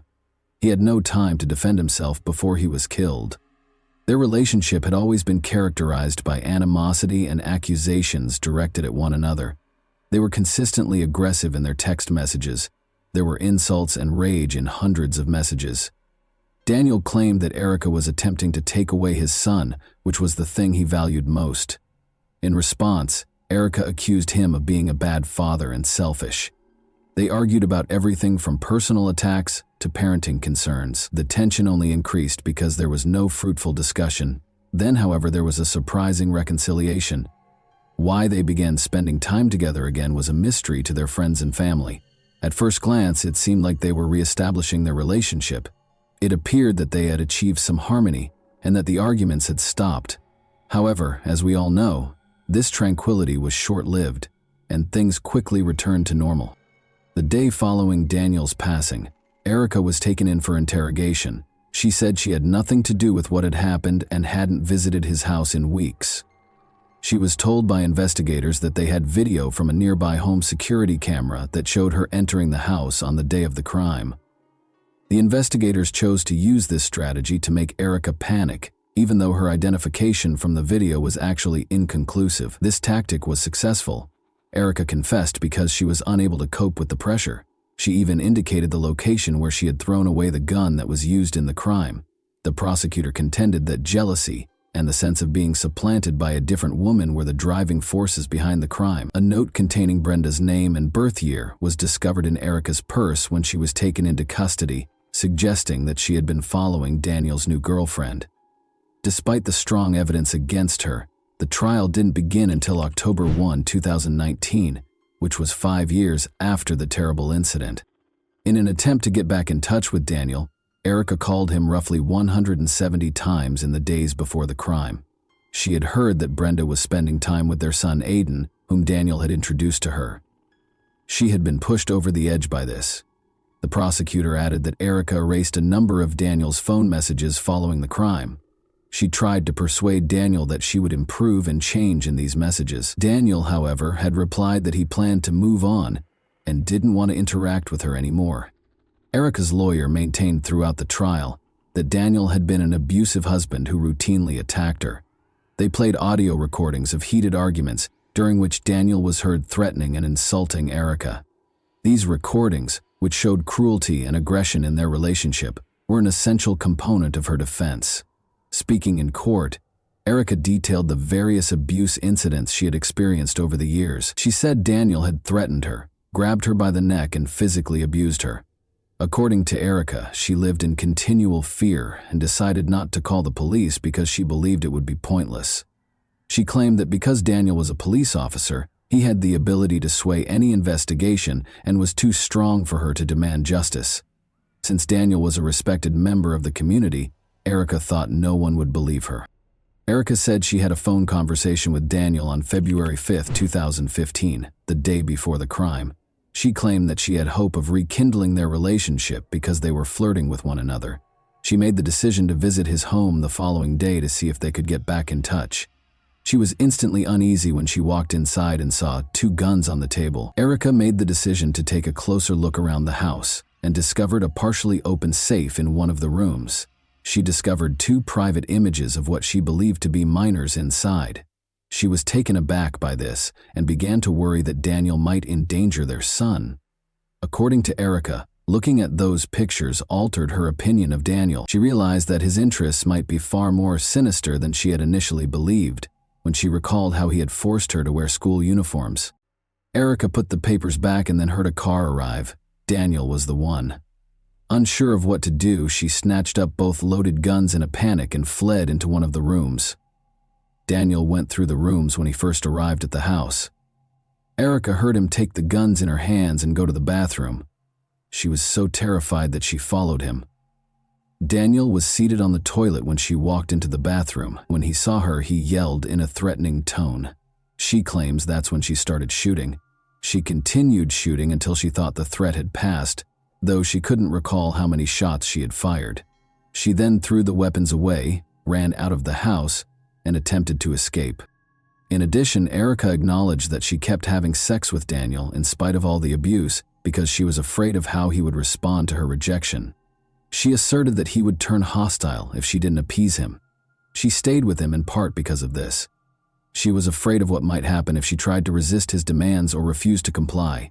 She believed that obeying his wishes was directly related to her safety. During the trial, Erica first brought up the pictures she had discovered in Daniel's safe. She claimed that because she didn't trust the authorities and thought they would support her ex-husband, she had purposefully kept quiet about it during the investigation. Daniel's family members were appalled by these allegations and flatly denied their veracity. Erica maintained that she was afraid her words would be misunderstood or disregarded. Erica's assertions were unsupported, though. When the police searched Daniel's house, they didn't find any illegal images or proof to back up her claims. According to the prosecutor, Erica lied about everything she said in order to escape punishment. Erica's lawyer attempted to paint Daniel in a bad light by pointing out that hundreds of private images and videos of adults were on his computer and phone. The lawyer also pointed out that more than 1,000 pictures had been removed from Daniel's phone years prior, which he believed might reveal sinister secrets. Perhaps Erica had good reason to be afraid of him. Erica apologized to Daniel's family and said she was sorry for what she had done. She claimed that her actions were motivated by panic and fear for her son, and that she never intended for things to end so tragically. Additionally, Erica's lawyer contended that Daniel himself was equally responsible for Daniel's death as Erica.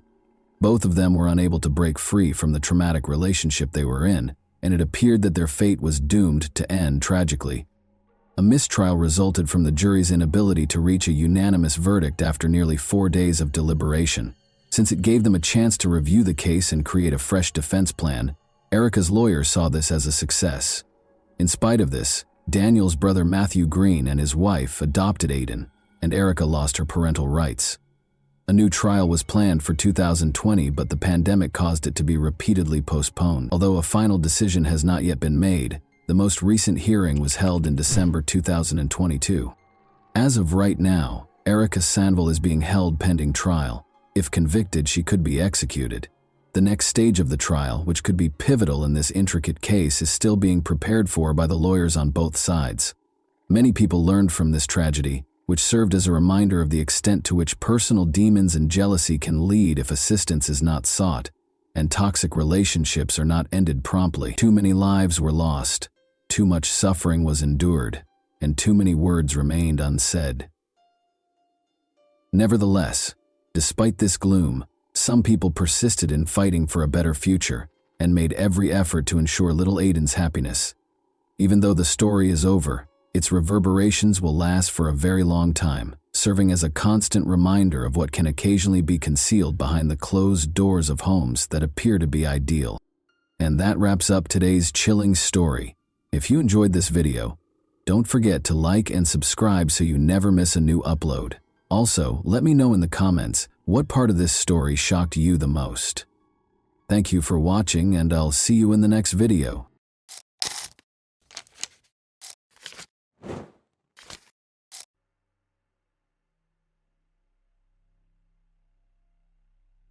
The only significant clue was a bite left by the attacker on the victim's body. It took the police over 20 years to discover the horrifying truth, but such a turn of events sparked outrage and criticism because no one expected such a result. Sherry Rasmussen was born on February 7, 1957 in the state of Washington. She grew up in a big, friendly family with 2 sisters and loving parents. They later moved to Tucson, Arizona, where Sherry attended the local school. Sherry was an excellent student who completed elementary school a year ahead of her peers. During her summer vacation, she completed the entire 7th grade program by herself.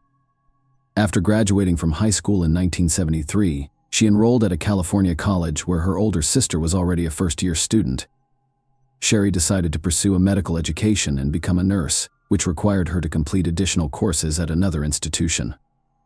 After graduating from college in 1975, Sherry decided to pursue a master's degree at the University of California, Los Angeles, where she also worked as a nurse to fund her education.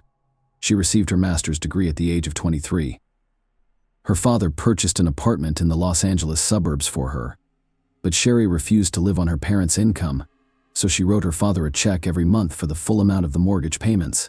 She also got a job at a local hospital, where she led the nursing department that cared for seriously ill patients.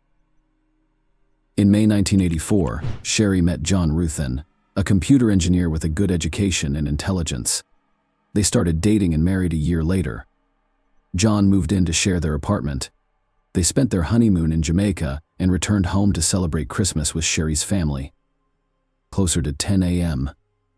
John tried to reach her by phone, but she didn't answer. Half an hour later, he tried again, but still no answer, so he called her workplace to check if she had gone to work, but Sherry hadn't shown up at the hospital. Either her sister also tried to reach her, but without success. John returned home from work at around 6 p.m. and immediately noticed something strange. The garage door was open, even though he had closed it in the morning, and Sherry's car was missing. Therefore, he first thought that she had gone somewhere. As he approached the garage, he saw a lot of broken glass and immediately discovered its source. There was a small balcony above the garage with a glass door which had been smashed. He entered the house through the garage and to his horror found Sherry there. She was lying on the floor, her body badly disfigured. John immediately called the police, and detectives began to examine the crime scene. In all the rooms there was complete chaos. Broken vases, overturned furniture, and scattered items. A bloody handprint was found on the wall next to the alarm button. Apparently, the victim tried to reach it but failed. In addition to extensive bruises and wounds, experts discovered a human bite mark on Sherry's wrist. Aside from all of the foregoing, the marks on her hands indicated that the attacker had tied the victim before releasing her. The death was caused by 3 close-range gunshot wounds. Detectives discovered a blanket with bullet holes in the apartment and concluded that the attacker had wrapped the gun in it to muffle the sound of the shots. Detectives immediately concluded that the attacker and Sherry had engaged in a prolonged struggle.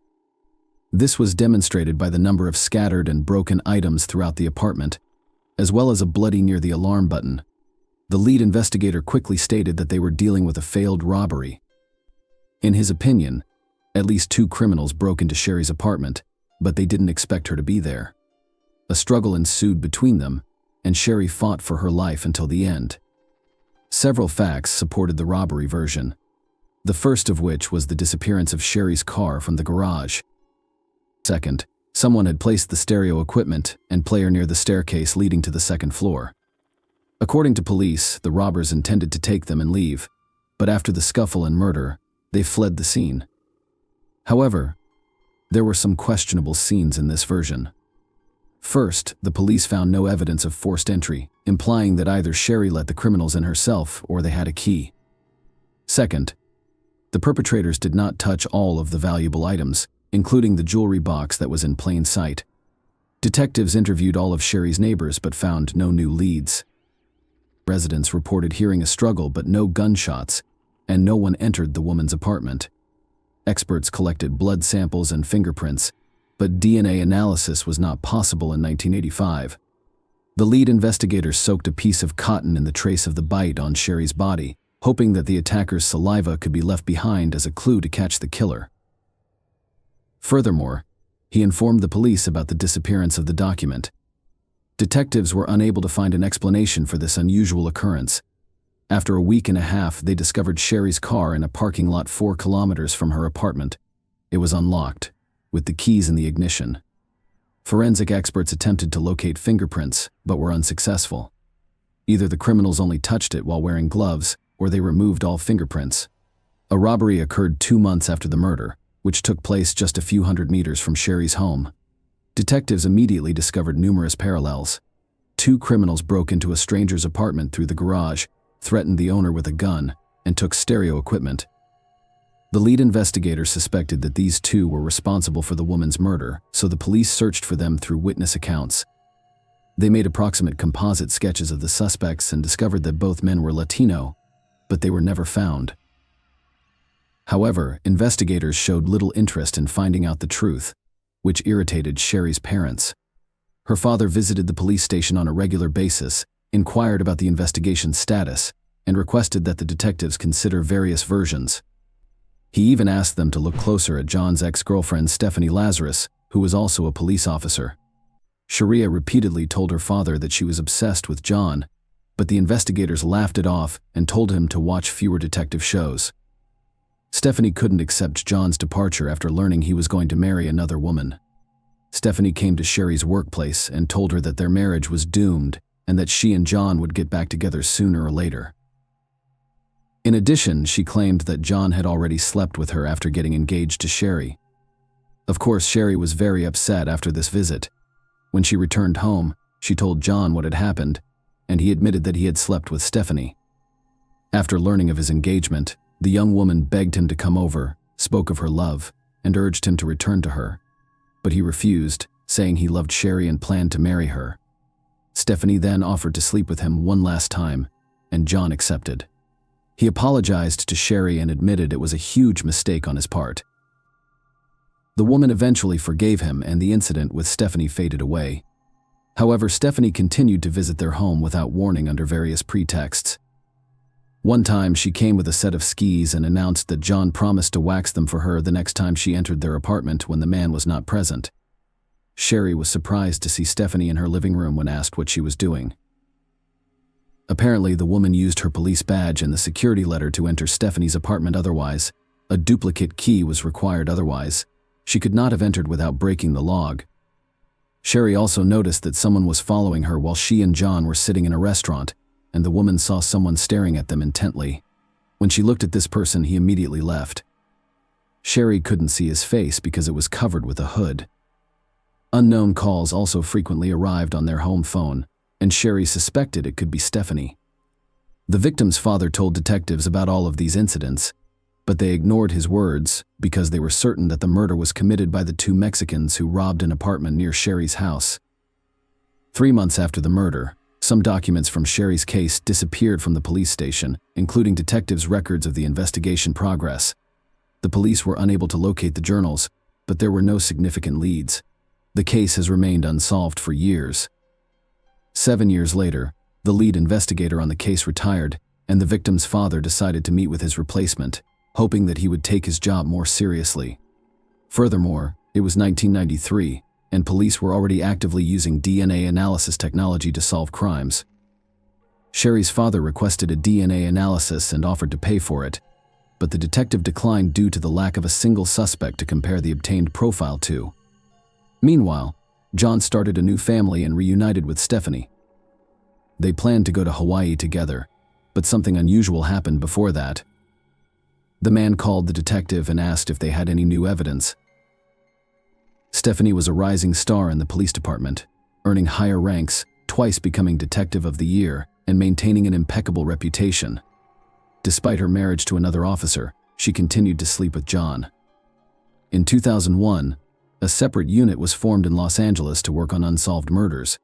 They were assigned Sherry's case, along with thousands of similar cases, and the detectives began their investigation, left behind after a bite 2 years later. Detectives took up the case and sent all available evidence to the lab. Due to high demand, they had to wait nearly 2 years for the results, which came in January 2005. The evidence included nail fragments and blood samples from Sherry's apartment. Forensic scientists only needed to study the sample from the bite mark on her body. However, they couldn't find the vial for a day until they discovered it by the wall of a large refrigerator. After studying the sample, Experts discovered foreign DNA belonging to an unknown woman. This lasted until February 2009, when a new detective took over Sherry's case and began studying the materials left by previous investigators. He questioned the robbery theory after discovering DNA from another woman near the victim's bite mark. Detectives reasoned that the motives for this crime could be very different, so they compiled a list of all the women who could be linked to Sherry's murder. As a result, they were able to collect 5 names, including Stephanie, the victim's work colleague, and 3 other young women. The detectives initially questioned Stephanie's involvement, citing her reputation and successful police career. For this reason, he decided to investigate the other suspects first. Together with other investigators, they quickly concluded that 3 women on this list had no connection to Sherry's death. They lacked motives and had alibi. Following that, they began investigating the nurse who worked with Sherry. File stated that their relationship was tense, and the police obtained a sample of her DNA from the trash she threw away. Experts extracted the profile and discovered that it did not match the saliva found at the bite mark location, leaving the detectives with only one suspect. Stephanie and several colleagues agreed to keep this information secret until they could obtain solid evidence or disprove this theory. None of them wanted to accuse a police officer with an impeccable reputation of murder, and Stephanie could easily ruin their careers using her connections. They began secretly gathering information on her, trying to find any connection to the murder. Interestingly, the woman worked in the same building on the same floor as them. Because of this, the investigators had to take many precautions and not even mention her name in their notes. Soon, the detectives discovered the first interesting fact during the years of the murder. Stephanie owned a .38 caliber revolver, the same type of gun that was used to shoot Sherry. They also learned that the victim had repeatedly complained about strange and even aggressive behavior from Stephanie. The fact that the police officer came to Sherry's workplace in her uniform and said rude things to her seemed suspicious. Even more suspicion was added by the fact that Stephanie had broken into Sherry's gated community and even into her apartment several times. After analyzing the reports and photos from the crime scene, the detectives concluded that the possible robbery seemed staged. Nothing was taken from the apartment, not even the valuable items that were prominently displayed, but instead only a player and stereo were taken away. Moreover, the shooter had to be well versed in how the gun worked in extreme conditions. They were able to wrap the gun barrel with a blanket in such a way that the neighbors did not hear a single shot. It is unlikely that a low-level thief of players could possess such skills, but a trained and experienced police officer could. Another fact indicating Stephanie's involvement was a stolen marriage registration certificate found in her apartment.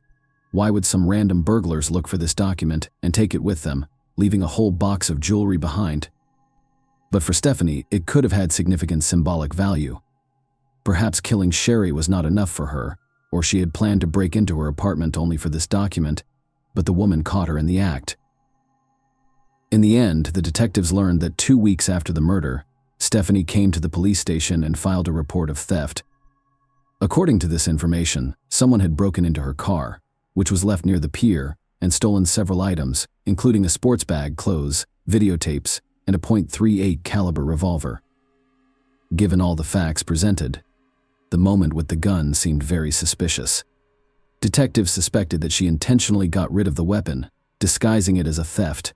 Furthermore, she filed a report at a different police station where nobody knew her, which seemed very strange since her colleagues would have taken the case with the utmost responsibility. As a result, the detectives decided to obtain a DNA sample from Stephanie. Several officers undercover followed her for a week until they finally had the opportunity to get it. On May 28, 2009, Stephanie and her stepdaughter stopped at a cafe for a snack. As soon as they left, the officers took the glass she drank from and sent it to the lab. The next day, the result was ready, a full match. Despite the many factors pointing to Stephanie's involvement, the detectives were still shocked. It was hard for them to believe that a high-ranking and respected police officer was connected to the murder, but the DNA results were indisputable. However, at that moment, they did not have time for these thoughts, and investigators began developing a plan to arrest her. None of them wanted to do this in the middle of the police station in front of hundreds of officers. Moreover, Stephanie had extensive connections, and the detectives decided to lure her away from prying eyes. The chief of the Los Angeles Police Department was unofficially informed that one of his subordinates was suspected of the murder. The chief ordered the detectives not to approach Stephanie while she had her service or personal weapon with her. The detectives considered arresting her in her home, which was risky because she lived with her husband and stepdaughter. They devised a plan to entice the person who outranked them to surrender their weapon. They found holding cells in the basement of the police department designed for temporary detention of criminals, where anyone entering had to surrender their weapon. This led to the creation of a legend saint. Stephanie went with them to the basement where the suspect was supposed to be held. After the woman surrendered her weapon, they went to the interrogation room, but there was no suspect there. The detectives gradually laid out the cards on the table and asked Stephanie questions about Sherry's murder. At first, they simply said that they needed to ask her a few questions about an old case related to her ex-boyfriend over the course. The detectives let her go, but at the end of the corridor, Stephanie was met by several police officers wearing handcuffs. 23 years after the murder, the woman was arrested. Given Stephanie's extensive police experience, all attempts to speak with her during interrogations yielded no results. She had a perfect understanding of the situation. There was DNA evidence against her found near the bite mark on the victim's body, which was extremely difficult to refute. Nevertheless, she denied any involvement and maintained her innocence. As a result, the detectives were forced to prepare documents for transfer to court over the next several years. Stephanie was housed in a women's prison until the first hearings began in 2012. It took the police 3 years to basically rebuild the case from the ground up because their predecessors believed in a failed robbery. It was necessary to redo all of the materials, focusing specifically on Stephanie. Throughout the trial, the woman insisted on her innocence. Stephanie's lawyer questioned the DNA test results and argued that there were no suspicions against her during the initial investigation. However, the prosecution believed that Stephanie entered Sherry's apartment and shot her once. Sherry resisted and a struggle ensued, eventually leading to Stephanie's death. The trial concluded on March 8, 2012, with Stephanie being found guilty of murder by the jury. She received a sentence of 27 years to life in prison, plus an additional 2 years for using a service weapon. The judge reduced her sentence by 1,000 days, citing her good behavior and time spent in custody awaiting trial. Sherry's parents attempted to sue the detectives who first worked on the case, despite the fact that the victim's father had instructed them to look into Stephanie from the start. They ignored his words. This begs the question, were they purposefully concealing their colleagues' involvement, or did they truly believe she was not involved? In the first case, it would have been a serious crime, whereas in the second case, it would have been simple negligence and disregard for significant facts. The statute of limitations expired in this case, so the court did not prosecute the police officers. Stephanie filed an appeal after the trial, but it was quickly rejected. She still denies her guilt and can only petition for early release in 2039. Sherry's ex-husband John lost interest in investigating her murder and began a new life. Please share your thoughts on this story in the comments section, and thank you for watching.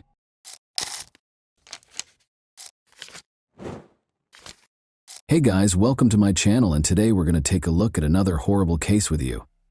You just heard a 16-year-old boy make a last-ditch plea for his family's survival. Subsequent attempts to contact him were unsuccessful shortly after the call ended. The Kitsap rescue team later discovered a terrifying and unsettling scene. 3 burned bodies, 2 boys and a woman, were discovered inside the burning house. The father, John Derek Carriga, was absent from the scene though. It was highly suspicious because the father was not present, suggesting that he may have been involved in planning this gory scene. The quiet surroundings of Kitsap County were the scene of this terrifying incident, which left the community in shock and in search of answers. John Derek Carriaga, 43, Christale Lynn Carriaga, 37, and their 2 teenagers, Hunter Evan Shape, 16, and Jonathan Felipe Higgins, 16, made up the Carriaga family. They shared a home in Washington's Kitsap County, with the 2 teenagers from prior relationships. John and Christale married in 2009, combining their families. But their joy was short-lived, and as their 8 years as a family were coming to an end, an unexpected guest turned everything upside down. Kitsap County, Washington, saw another ordinary Friday on January 27, 2017. The Carriga family gathered in their quaint 1-story ranch home on West Tenino Drive as evening approached. According to reports, Chris Cale had some friends at the house. While at the house, Johnny got a call and left to meet someone, informing the family that he would be back soon. Later, Johnny was back on the property, but he didn't go inside the house. They snacked and indulged in late-night activities like watching TV or browsing through their phones, just like any other family. On that fateful Friday night, however, 16-year-old Hunter Shop made a terrifying 911 call to Kitsap County dispatchers, shattering the peace of the evening. He begged authorities to come to their aid immediately. When the rescue crew finally reached the Carriga home, they were met with a somber scene. All members of the family, including Hunter Shop, had been shot and killed inside their house, which was later burned down.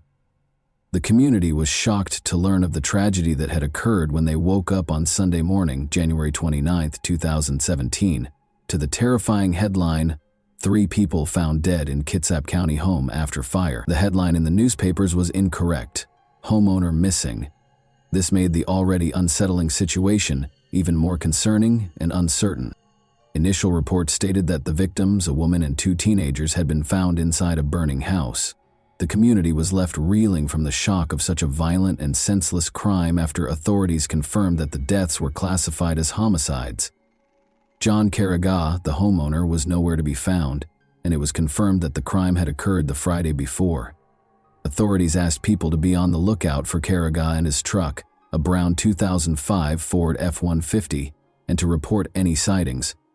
Although John was listed as missing, rumors started to circulate that he might have been complicit in the horrible crime.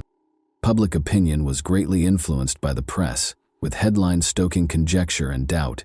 The reference to "someone here with a gun" only served to heighten anxiety about Carriga, but it quickly became clear that the media had erred greatly in reporting that 16-year-old Hunter Shop, who had made the upsetting 911 call before tragically passing away from his injuries, was still alive. Some startling information surfaced as investigators worked on the case, highlighting the heinousness of the crime. More than $50,000 in cash was found concealed in a strong box in the main bedroom, along with an additional $7,000 in a money bag, and shell casings, mostly 9mm, were found on the back deck. In a desperate attempt to find clues, law enforcement used every resource at their disposal to find Johnny Carriga and his truck over the course of the following few days. The ongoing investigation was eventually shaken by a significant development: the finding of John Carriga's truck. On a secluded road in North Mason County, the burned wreckage with Johnny's lifeless body inside was discovered. Authorities acted quickly after a bystander walking through the area made the discovery. The local community was asked for help by the Kitsap County Sheriff's Office, which encouraged anyone with information to come forward. The area was thoroughly examined by crime scene investigators in an effort to find any hints that could provide insight into John's death. One of the most important pieces of evidence they discovered was a single latex glove that was discovered close to the burned-out truck. Authorities appealed to residents and businesses with security cameras for any footage that might offer important insights into the case. After this discovery sparked speculation and raised questions. Lieutenant Earl Smith, the sheriff's detective, stressed the value of video evidence and urged anyone with pertinent footage to assist law enforcement. The community responded quickly to the appeal, with people coming forward to offer support in any manner they could. Although there was a collaborative spirit throughout the investigation, the specifics of John's death circumstances were still unknown. Detectives reported that there were indications of forced entry and visible damage to the gate on the road leading to the tree farm. There was a clear sign of some struggle amid the confusion and uncertainty, as if Johnny's truck had crashed through the gate. Many people were troubled by the memory of Hunter Shop. In her somber announcement, North Kitsap High School Principal Megan Swayze honored Hunter's memory and urged everyone who knew him to treasure their time together. When Detective Elizabeth Lisa Gundrum was assigned to the case, a glimmer of hope appeared as the community grieved the loss of the Carriga family. Due to a severe lack of eyewitnesses and conclusive evidence, investigators began looking into the victims' personal lives. They discovered a number of perplexing but plausible motivations in the process. In essence, these were conjectures regarding the family's financial transactions and business endeavors, which fueled theories of potential illegal activity and criminal ties. The unsettling 911 call made by one of the victims was the first thing that caught investigators' attention. What prevented Hunter from bringing up the fire? Or was he perplexed? This complicated an already perplexing investigation by raising questions about the timing and motivations behind the arson. Authorities had a lot of questions and uncertainties as the investigation went on. The circumstances surrounding John Carraga's kidnapping, the identity of the person or people involved, and the motivation behind the attack were all still unknown. Months went by with little improvement, but in February 2017, a breakthrough came when surveillance footage showed John Carraga purchasing cigarettes at a nearby grocery store. He appeared to be acting normally in the hours before his disappearance.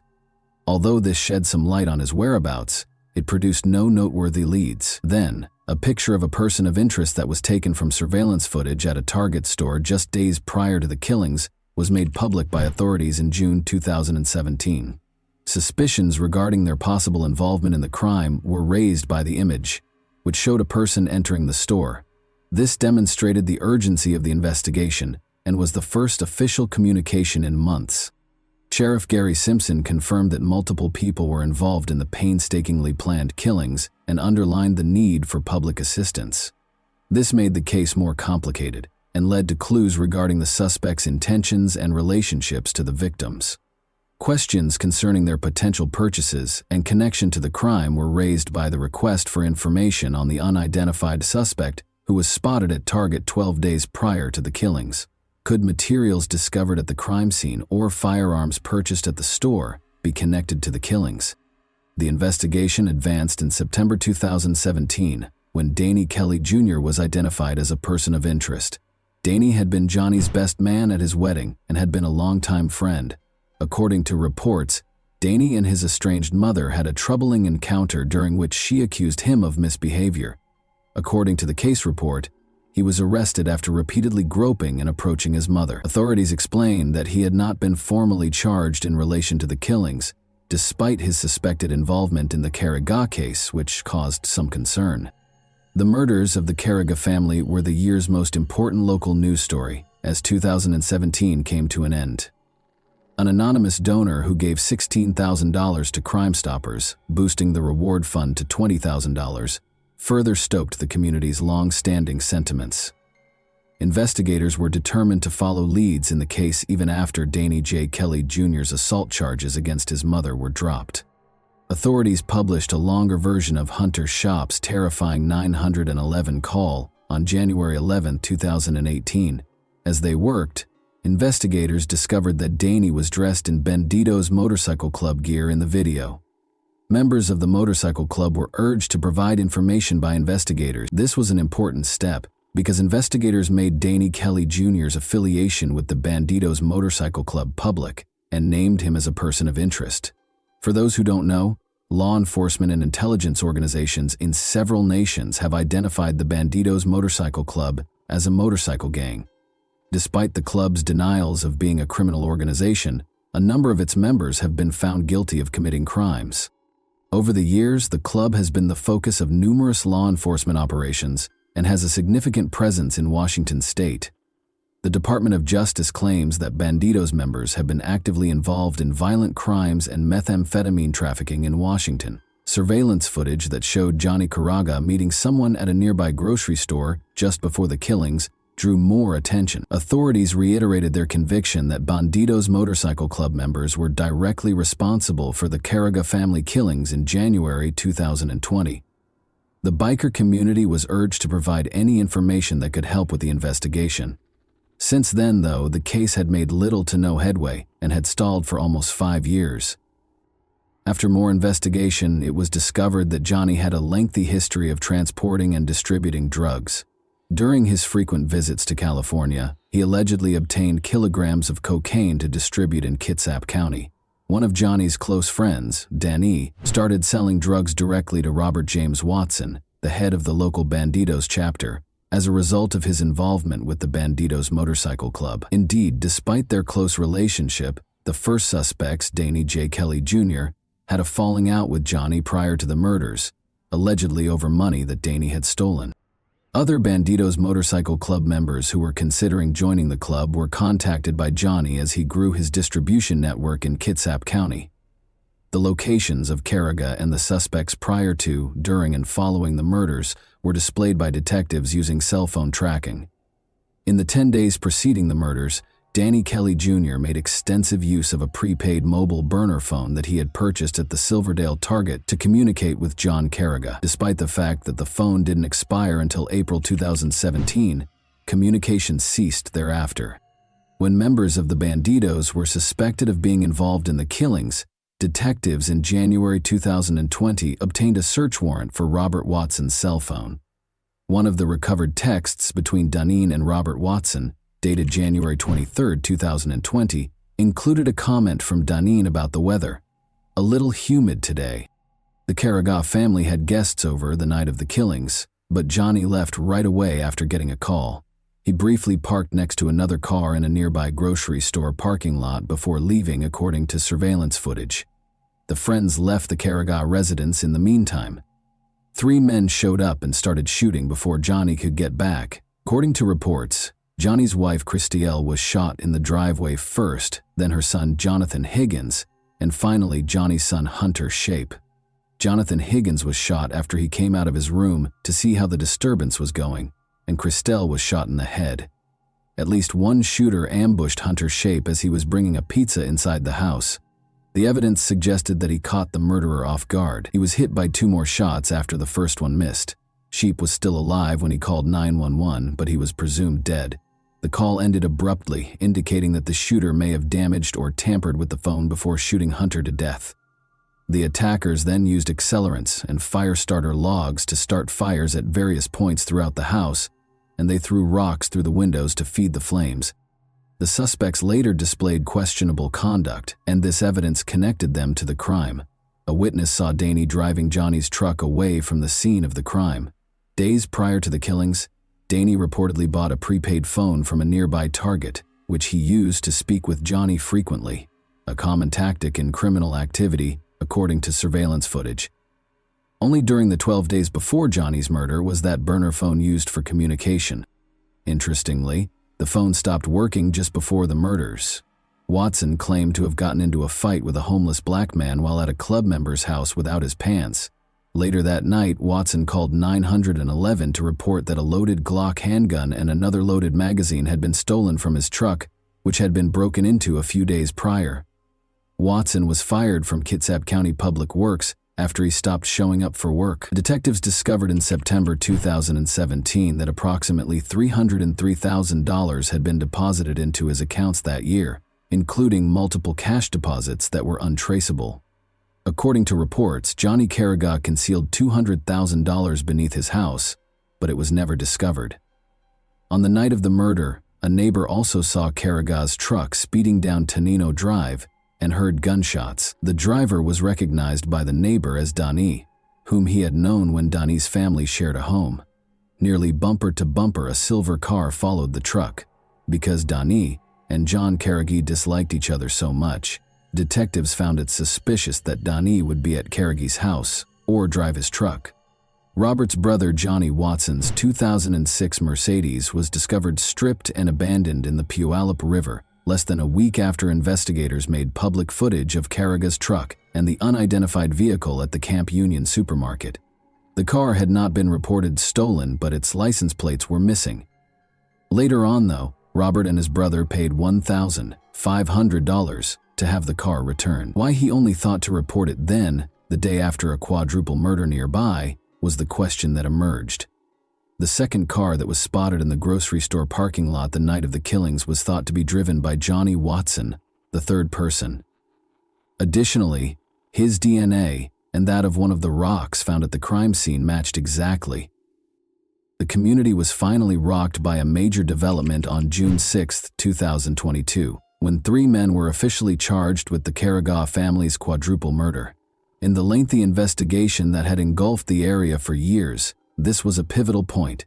The arrest operation, which took place over several weeks and involved about 70 police officers from various counties, was carefully planned. The suspects, who were identified as Danny J. Kelly Jr., 43, Johnny James Watson, 49, and Robert James Watson, 50, were arrested in various locations throughout the state. About an hour later, Johnny Watson and Danny were arrested in their Bremerton apartments, while Robert Watson was stopped in traffic at Gig Harbor. The three men were charged with a total of 16 felonies each after being arrested and taken to nearby jails. These charges included first-degree burglary, first-degree arson, first-degree murder, and first-degree aggravated murder. A whopping $20 million was set as bail for each defendant. Each of the suspects entered a not guilty plea to the alleged felony charges. When they appeared in court the next morning, the judge placed severe restrictions on their possession of firearms, alcohol, and drugs unless prescribed, and ordered that they be detained without the possibility of release on bond. The court also ordered the defendants to refrain from any communication with one another. Investigators had established a specialized task force to investigate the quadruple homicide in response to the Carriga family murders. The seriousness of the case and law enforcement's resolve to prosecute the offenders were highlighted by this cooperative effort. In the hopes that the arrests would be a major step toward closure for the families impacted by the tragic loss of the Carriga family, the community awaited further developments in the legal proceedings. However, as people gathered to honor them, there was a glimmer of hope despite the gloom. Those affected by the tragedy eagerly awaited the three suspects in the Carriga family murder case to be apprehended. Hunter Shope's mother, Carly Scott, had been praying for justice for years, and now her prayers had been heard. Over the years, she had pleaded so passionately for someone to come forward, and it was successful. The public provided the detectives with tips that enabled them to solve the case. Accused of ruthlessly murdering a whole family, the suspects were brought before a Kitsap County judge while being escorted into the courtroom and clearly restrained. The community was deeply scarred by their alleged crimes, which were motivated by disrespect and greed. Emotions were running high during the trial as relatives confronted the defendant and voiced their desire for justice. Given the seriousness of their acts, the suspects gave off an eerie aura. The arrests gave the victims' loved ones a sense of relief and closure despite the suffering and heartache, and this was evident throughout the Kitsap County Sheriff's Office as family members gathered to give detectives and one another nervous hugs following the arrest. And that wraps up today's chilling story. If you enjoyed this video, don't forget to like and subscribe so you never miss a new upload. Also, let me know in the comments what part of this story shocked you the most. Thank you for watching, and I'll see you in the next video.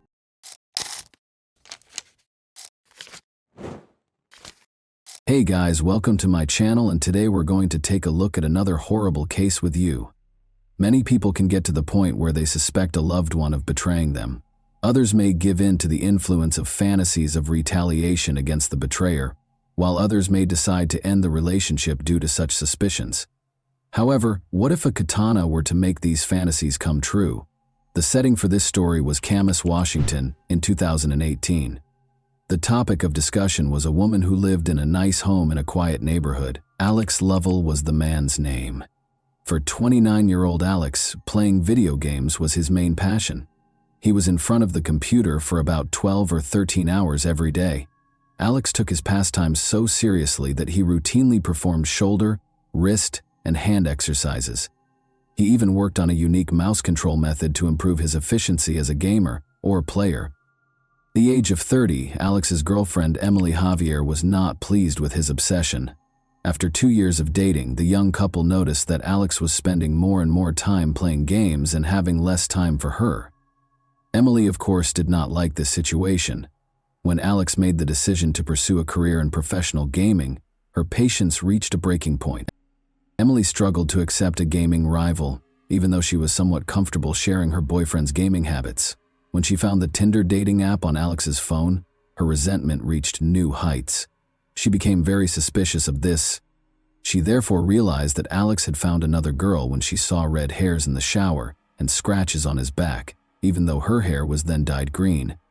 Convinced that he would simply deny everything, Emily started to plot a retaliation that would enable her to permanently get rid of him, rather than confronting him head-on. She considered purchasing poison, getting a gun, or hiring a killer. No, she purchased a katana at a shopping center.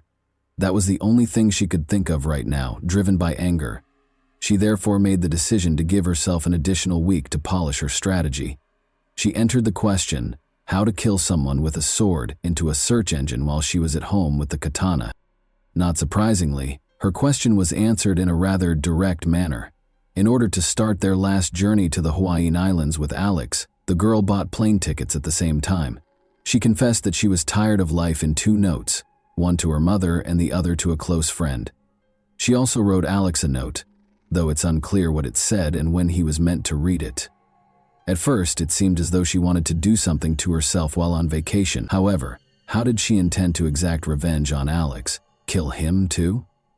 It's feasible, particularly considering that she could have brought the sword with her if she had checked it in with her bags, rather than bringing it on her person.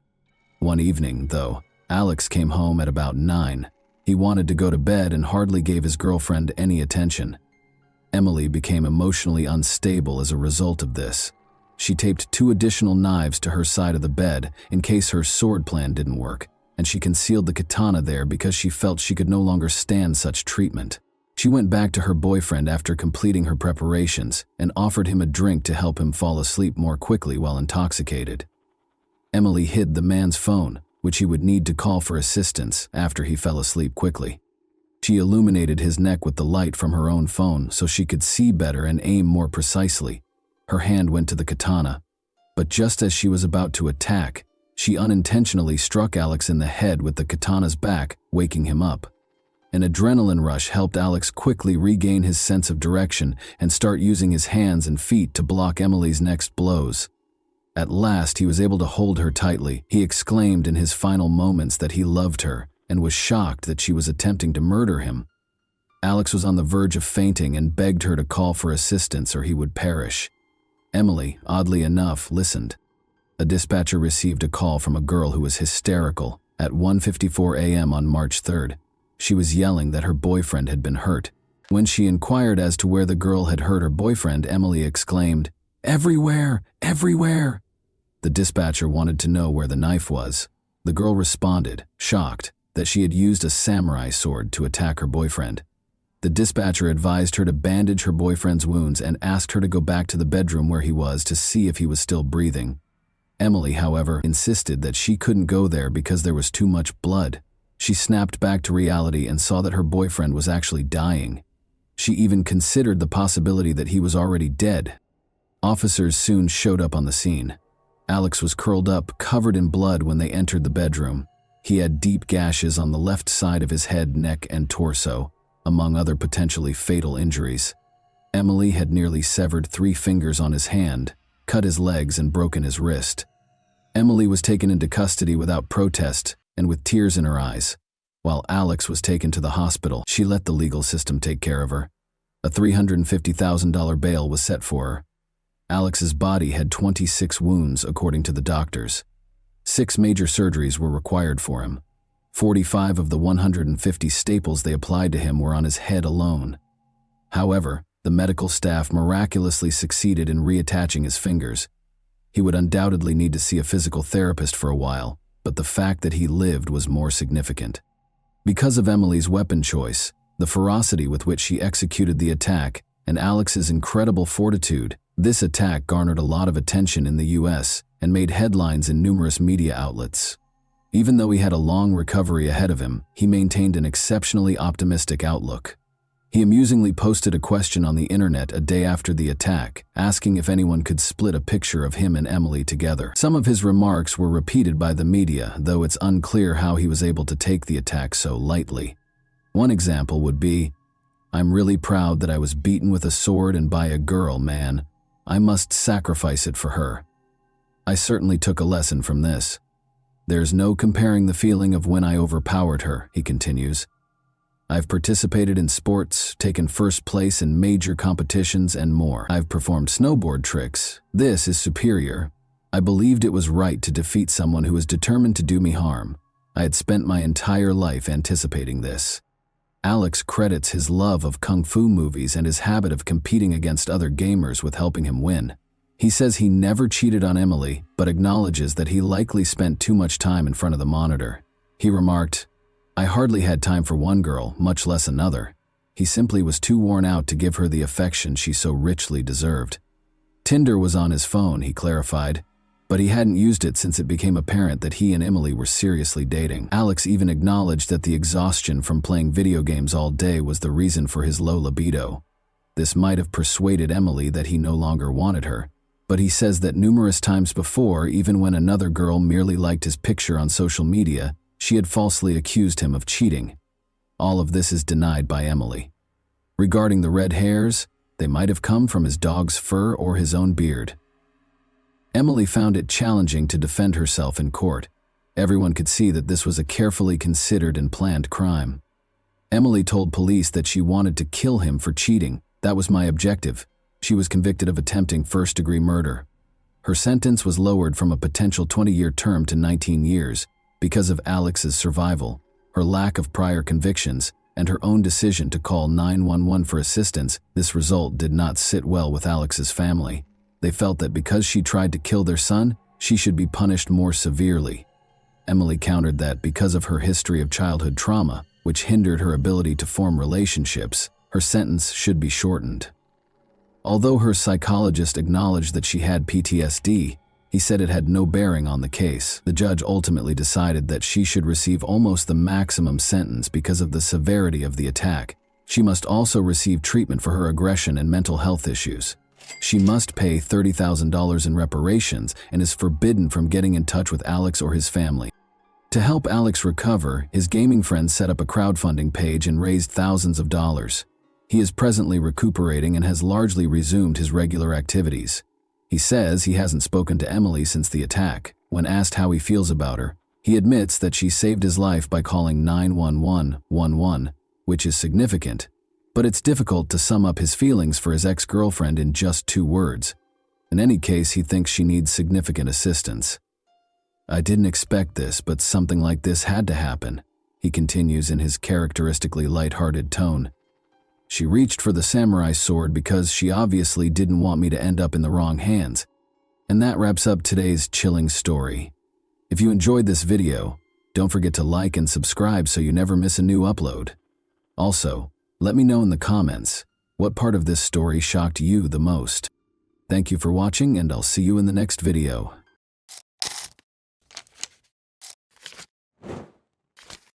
Hey guys, welcome to my channel, and today we're going to take a look at another horrible case with you.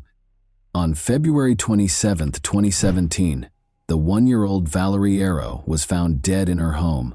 The scene that unfolded before the eyes of the police was shocking in its cruelty. Valerie lay on the bed wearing a bathrobe, her wrists bound with a shoelace, and a scarf in her mouth as a gag. It was soaked in blood that had flowed from her throat. The room's floor was covered with the torn underwear of the girl, ripped in half. One obvious injury on her body was a strangulation mark on her neck. The police had even more to ponder after the autopsy. The toxicological analysis revealed that Valerie had been under the influence of multiple substances, and 2 scarves were discovered deep in her throat. They were so numerous that they might have killed her on their own.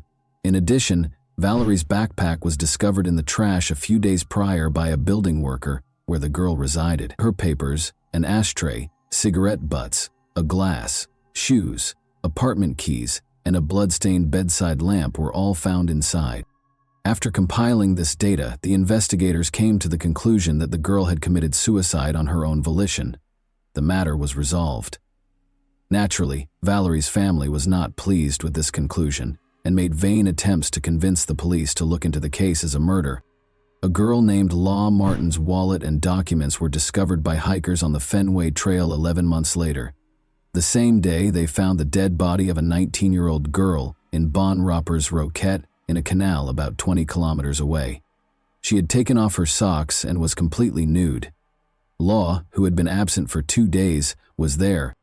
According to the autopsy, the girl was strangled to death, but before she passed away, she had been sexually assaulted both vaginally and anally, using what appeared to be a baseball bat.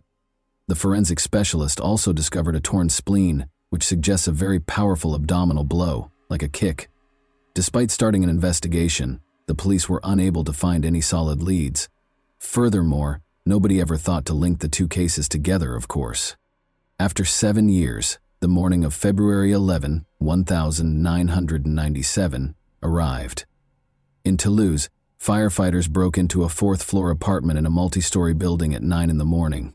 They found a 29-year-old woman named Martin Matten's charred and lifeless body inside. Martin was on the bed, face down. There was a magazine from an automatic pistol on the floor and a ripped and blood-stained bra in the bathroom. Blood was all over the carpet and the bathtub, and a light bulb that had been unscrewed was lying on the floor. The firefighters came to the conclusion that there were two fires, two obvious attempts at intentional arson in the living room by the armchair and in the bedroom. After weighing all of the available evidence, the investigating police inspector came to the conclusion that Martin's death was caused by a choice she made. Emily Espies, then 21 years old, went into a Toulouse bar 10 days later, on February 26, 1997. She wanted to grab a drink with her friends in the afternoon. She met Patrice, a nice and attractive man in the bar.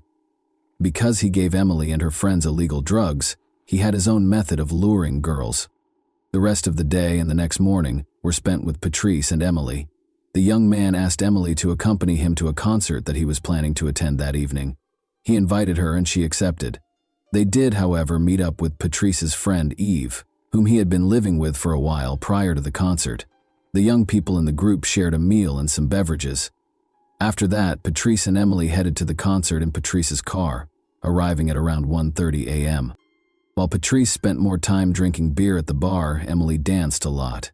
Emily asked her new acquaintance to drive her home at around 2 in the morning because she was exhausted from not sleeping for 2 days. The tired girl fell asleep right away, before she had even had a chance to sit in the car. She was lying on the back seat of the car when she woke up, even though it felt like only a moment had gone by. Emily opened her eyes and was shocked to see that she was being choked by Patrice, a buffer with protruding eyes. He was no longer the nice guy she'd spent the entire day with. How someone could spend a whole day with such a nice guy and then, in just 1 minute, transform into a monster who was now strangling her was beyond Emily's comprehension. Emily made an effort to resist. She tried to rip Patrice's hair, screamed and scratched him. Emily passed out after he repeatedly hit her face and told her to stop talking. She woke up without her underwear a few minutes later. She must have been violated by his attempt. Given the likelihood of her death, Emily made the decision to either pretend to be dead or speak to him. In an attempt to defuse the situation and maintain her composure, she decided to speak with Patrice. She reiterated that she understood everything, that excessive drinking causes such things, that everything was okay, and that she would keep it a secret. Patrice asked her to please him after stopping the car. Emily declined. He then accompanied her to the back seat, proceeded to undress her, and again violated her. Emily tried to maintain her composure.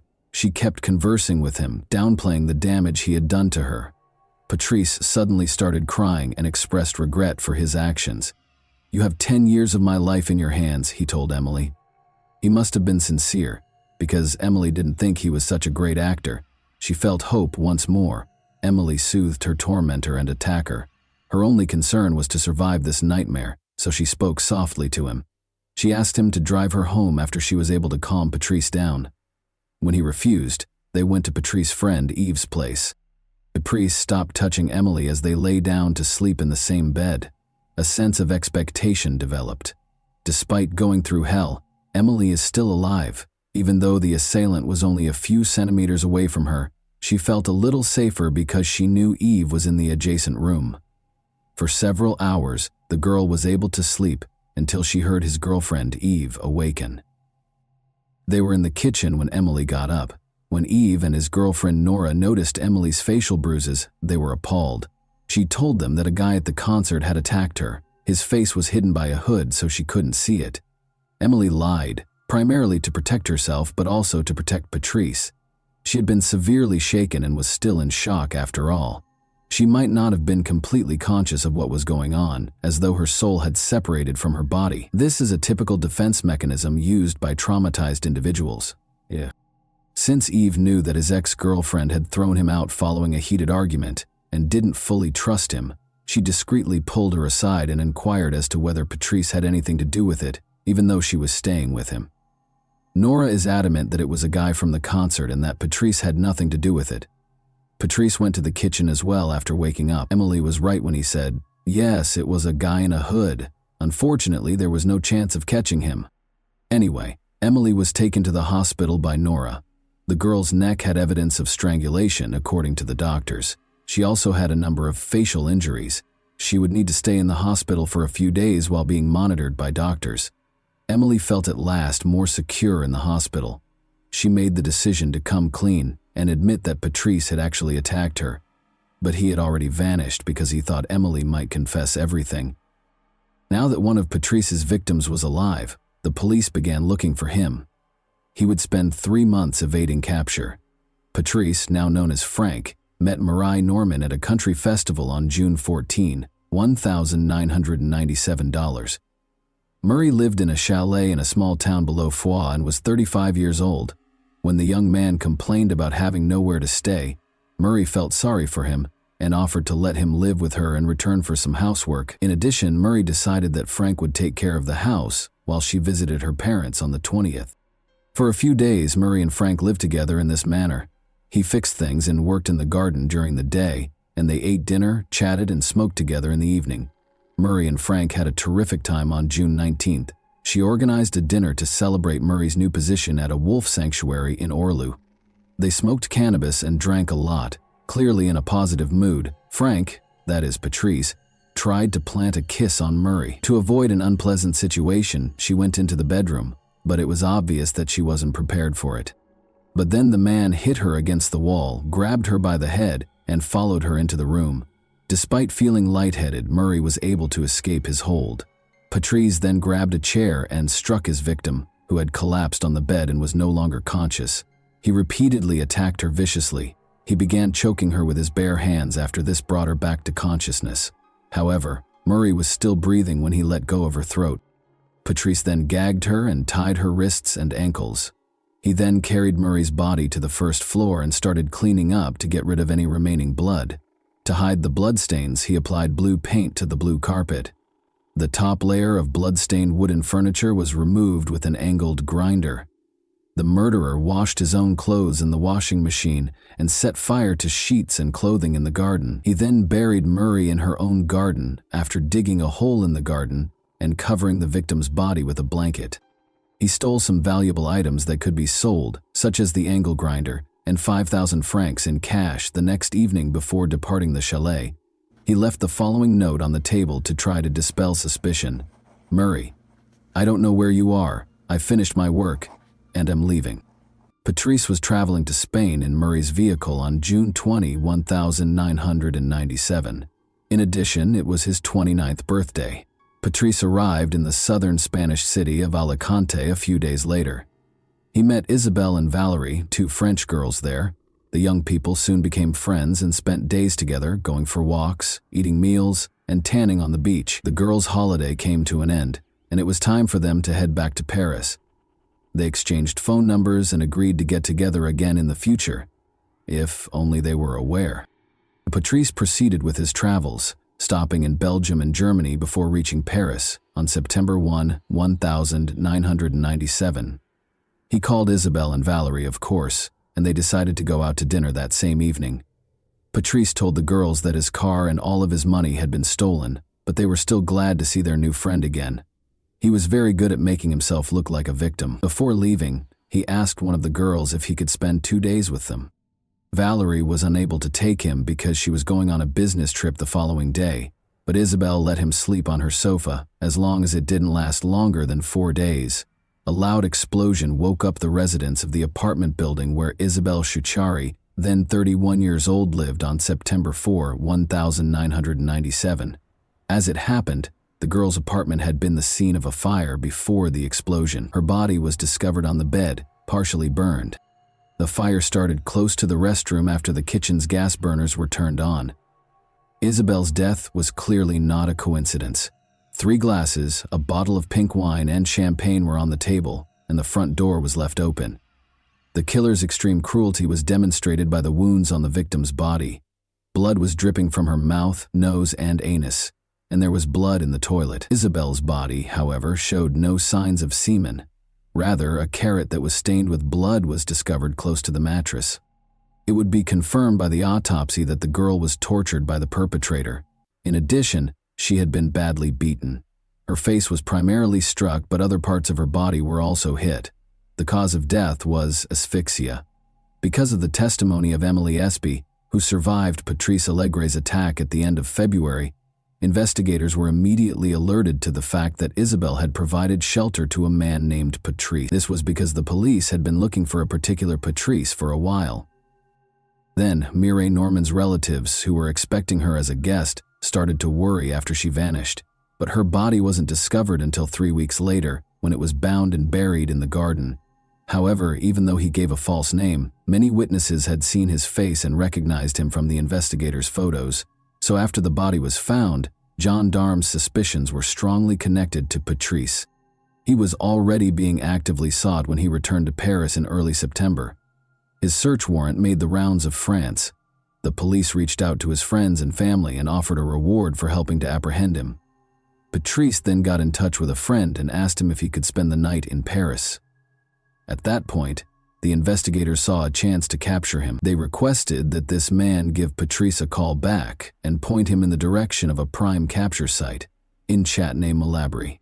At 5:10 p.m. on September 5, 1997, Patrice went inside the house where the police were already concealed. He didn't fight being arrested.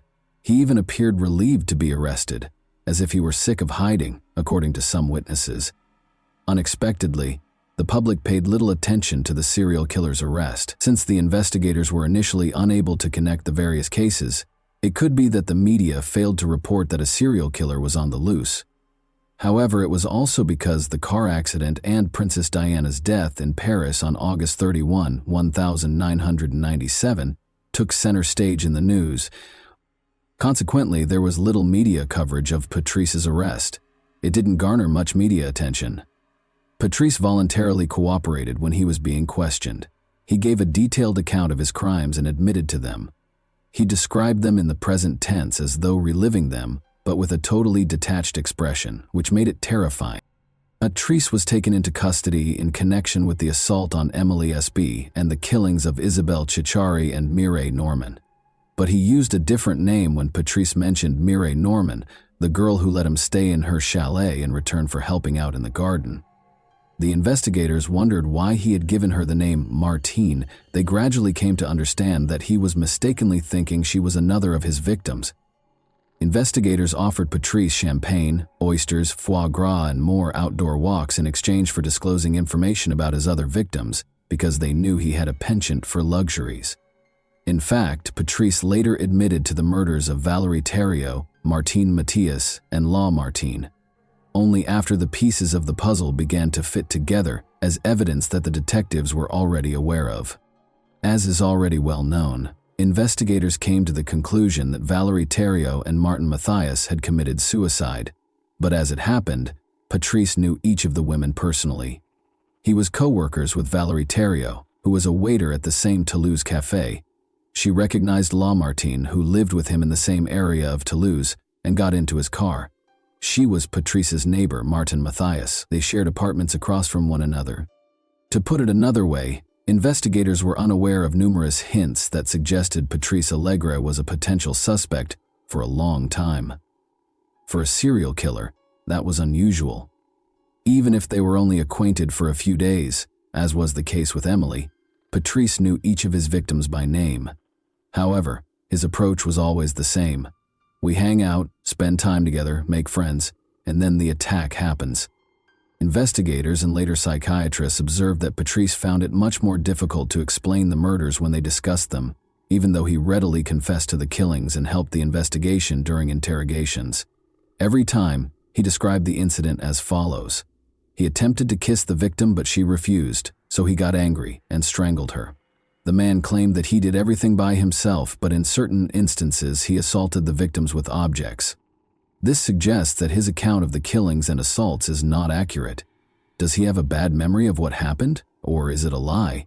It's difficult to say, but it calls into question his confession anyhow. Let's take Martin Mathias's case as an example. Patrice remembers that in early February 1997, he met her at McDonald's. After he asked to sit at her table, they struck up a conversation and discovered that boxing was a common interest. Patrice had previously trained under French boxing champion Martin Mathias. Patrice claims that Martin invited him to join her for a drink a few days later and agreed to meet with him again, and this meeting was when everything went wrong. This version isn't entirely supported by the autopsy, though. Despite not drinking, toxicological analysis showed that she had alcohol and chloroform in her system. Additionally, the intimate area of her body bore the scars of an electric shock. As you may remember, the electrical wiring in the apartment was altered, and a light bulb was unscrewed. This raises the possibility that Patrice stalked the girl because he lived across the street, even though the girl did not invite him to her home. Then, because Martin Mathias was stronger than him in normal conditions, he rendered her incapable of moving. It is crucial to recognize that there are differences between the killer's account and the available evidence, even though there are no facts that can be used to prove this. Furthermore, this suggests that he is not making an effort to be totally truthful with the inquiry. He also talked excitedly and in detail about his early years. On June 20, Patrice was born in Toulouse. At the age of 17, his mother, Michelle, a hairdresser, became pregnant with him. Roland, his father, was a police officer and 4 years her senior. He was always an unwanted child, and Patrice knew it. The second son, a desired child, was born to Michelle and Roland 7 years later. One could not say that Patrice had a happy childhood. His father would physically abuse his mother, and his parents would frequently quarrel. When Patrice attempted to step in, he was beaten instead. Being a police officer, Roland neglected his son and was frequently away from home. In contrast, Patrice's mother didn't seem to care much for him. But when Patrice was young, she collapsed into an alcoholic coma in front of him in her beauty salon because she was an alcoholic. She also consistently cheated on her husband and was unfaithful to him. Patrice was able to observe some of her private interactions and the post-fight reconciliations between Michelle and Roland.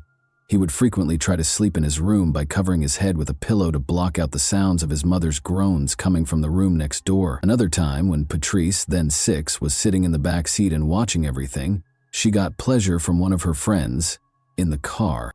Patrice idolized his mother and hated his father in spite of everything. He would stand up for her and was offended when others made disparaging remarks about her. He had to repeat a year multiple times because he struggled to learn in school. Because his mother permitted it, he would skip classes. He started stealing, selling drugs, and committing crimes during this time. But each time he was taken into custody, his father would save him. For instance, Roland once compensated the victims of Patrice's thefts with 300 francs. His actions may have stemmed from a traumatic incident that happened to him when he was 13 years old. 2 boys kidnapped him after he fled his home. He was abused in a car and drugged with strong illegal substances before being abandoned on the side of a distant road. For a boy who was not yet 14, this could not have failed to leave scars. This gives us a chance to learn more about him, but it doesn't excuse what he did later. He began abusing drugs and drinking excessively when he was 14 years old. The issue was that under the influence of drugs, Patrice, who was characterized as charming when sober, underwent a radical transformation. He became so genuinely aggressive that his friends, who were aware of it, were terrified of him. Patrice once became furious when someone made a negative comment about his younger brother while he was intoxicated at a bar. After leaving, he came back to the bar brandishing a weapon, held it to the victim's head, and squeezed the trigger. The gun miraculously failed to discharge, and Patrice was captured. His first and last murder might have been this one. At the age of 17, Patrice Allegre attacked a girl for the first time. Everything was going well when he first met the girl at a party.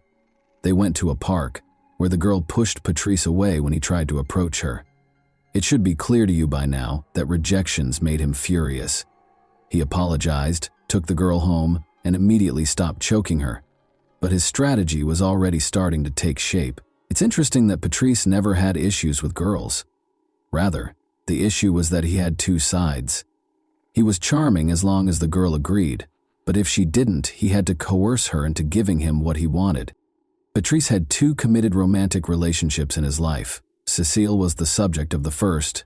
Their first real love story began in 1986, when Patrice was 18 years old. After 7 years of dating, the young couple had a daughter. but their relationship ended in 1989, just months after he committed his first murder. Their bond was similar to Patrice's parents. Patrice would physically assault Cecile during their heated arguments, but Patrice could control himself to some extent with Cecile. He tried to strangle her, for instance, but stopped when he said, "No, not you, not you." Cecile ended up in the hospital in 1994 with a broken jaw. After she lodged a complaint, Patrice was placed under arrest for a number of weeks. Cecile ultimately made the decision to end her relationship with Patrice in 1995. He met Sylvie the following year, and the two would live together until February 1997, when Sylvie also left Patrice because of his violent behavior.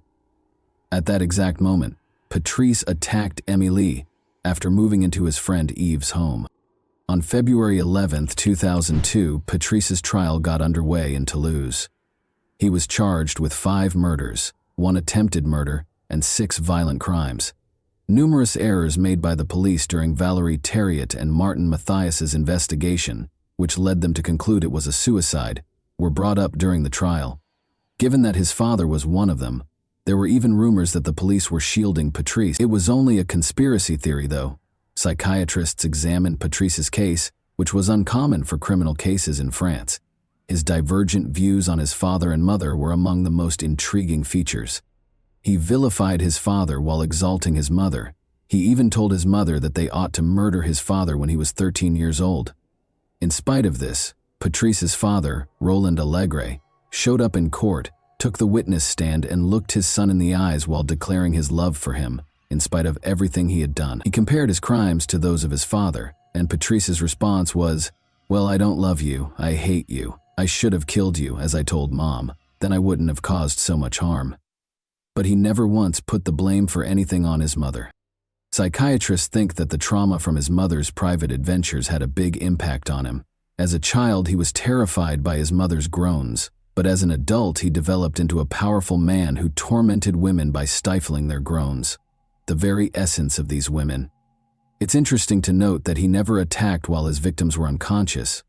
Émilie, who was fortunate enough to wake up and speak to him, was the first victim to calm him down and persuade him not to kill her. Émilie regained her human face when she woke up, but it seemed as though he could render girls unconscious and do whatever he wanted with them. He himself stated, "I have a memory lapse. I remember choking her, then she came to and I apologized. It brought me to my senses. I'm ashamed of what I did. I don't know what to say."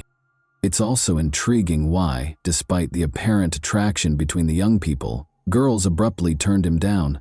The psychologist believes that he unintentionally caused the women to reject him.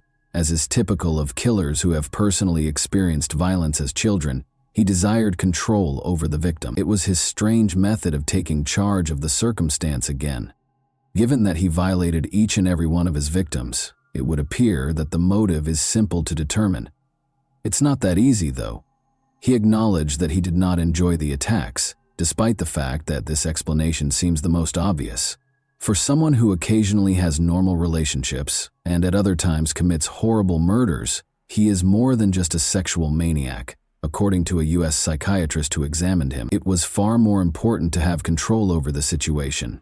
Essentially, rather than humiliation leading to violence, violence led to humiliation. He was never able to explain why he killed.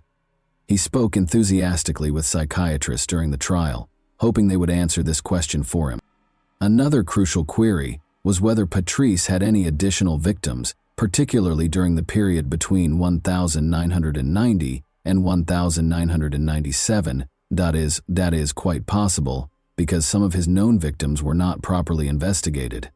Even though Patrice says he didn't kill anyone else, is he reliable? At first, he only admitted to 1 violent act and 2 murders. To find out if he might be accountable for any other unsolved crimes, the police assembled a team of experts. They were able to get a clue from Patrice regarding the unresolved murder case of Lynn Gabaldi by promising her champagne and oysters, along with another walk. After looking into 191 unresolved cases since 1984, they were able to locate 2 witnesses who had previously worked as prostitutes in Lynn Gabaldi's case: Crystal Berg, also known to the public as Patricia, and Florencia Caliafi. who was known to the media as Fanny. They all accused Patrice of killing Lynn, but in addition to him, they also accused Marc Barrage, the Toulouse prosecutor, of committing crimes. He allegedly hosted sadomasochistic parties where judges and politicians would have a good time. According to Fanny, the girls were abused, tortured, and occasionally killed because they did not voluntarily attend the parties. The orgies' prostitutes were supplied by Lynn Gabaldi. Marc Barrage ordered Patrice to kill her because she threatened to tell the police everything.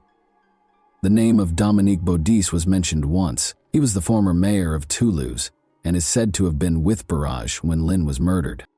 As the tension around his case increased, Patrice wrote a letter to a popular program claiming that Barrage and Baudis were in fact a part of a criminal organization. Fanny was interviewed by the same show 2 weeks later, during which she described the children she witnessed shackled in a torture chamber on the ground floor of a home close to Toulouse. However, Patrice withdrew his confession to the murder of Lynn Gabaldi only 15 days later. Later, it came to light that Patrice and Fanny had received generous compensation from the show's producers for their stories. It also turned out that Marc Barrage didn't even know Patrice, and Dominique Baudis couldn't have been at Lynn's murder because he was in Paris. Patrice and Fanny were accused of giving false testimony, and the politicians were exonerated of the charges. For providing false testimony, Fanny and Patrice received sentences of 18 months and 3 years in prison, respectively. In July 2005, Patrice Allegre was given a life sentence on February 21, 2002, with the possibility of release after 22 years. He has already completed the required 22 years of service and is currently 54 years old. He started dating a Canadian psychologist during this period who relocated to France and lived near her prison-dwelling beloved. Patrice must want to see the woman and his daughter when they are not incarcerated. He applied for early release, but he dropped the plan after psychiatrists concluded that he has not been rehabilitated and that he has a very high risk of relapsing despite his best efforts. 9 years after the attack in 2006, Emily, the only survivor of Patrice's assault who testified against her attacker in court, died. Regretfully, she decided to do this herself. That concludes the terrifying tale for today. Please remember to like and subscribe if you liked this video so you don't miss any future uploads. Tell me in the comments what surprised you the most about this story as well. And that wraps up today's chilling story. If you enjoyed this video, don't forget to like and subscribe so you never miss a new upload. Also, let me know in the comments what part of this story shocked you the most. Thank you for watching, and I'll see you in the next video.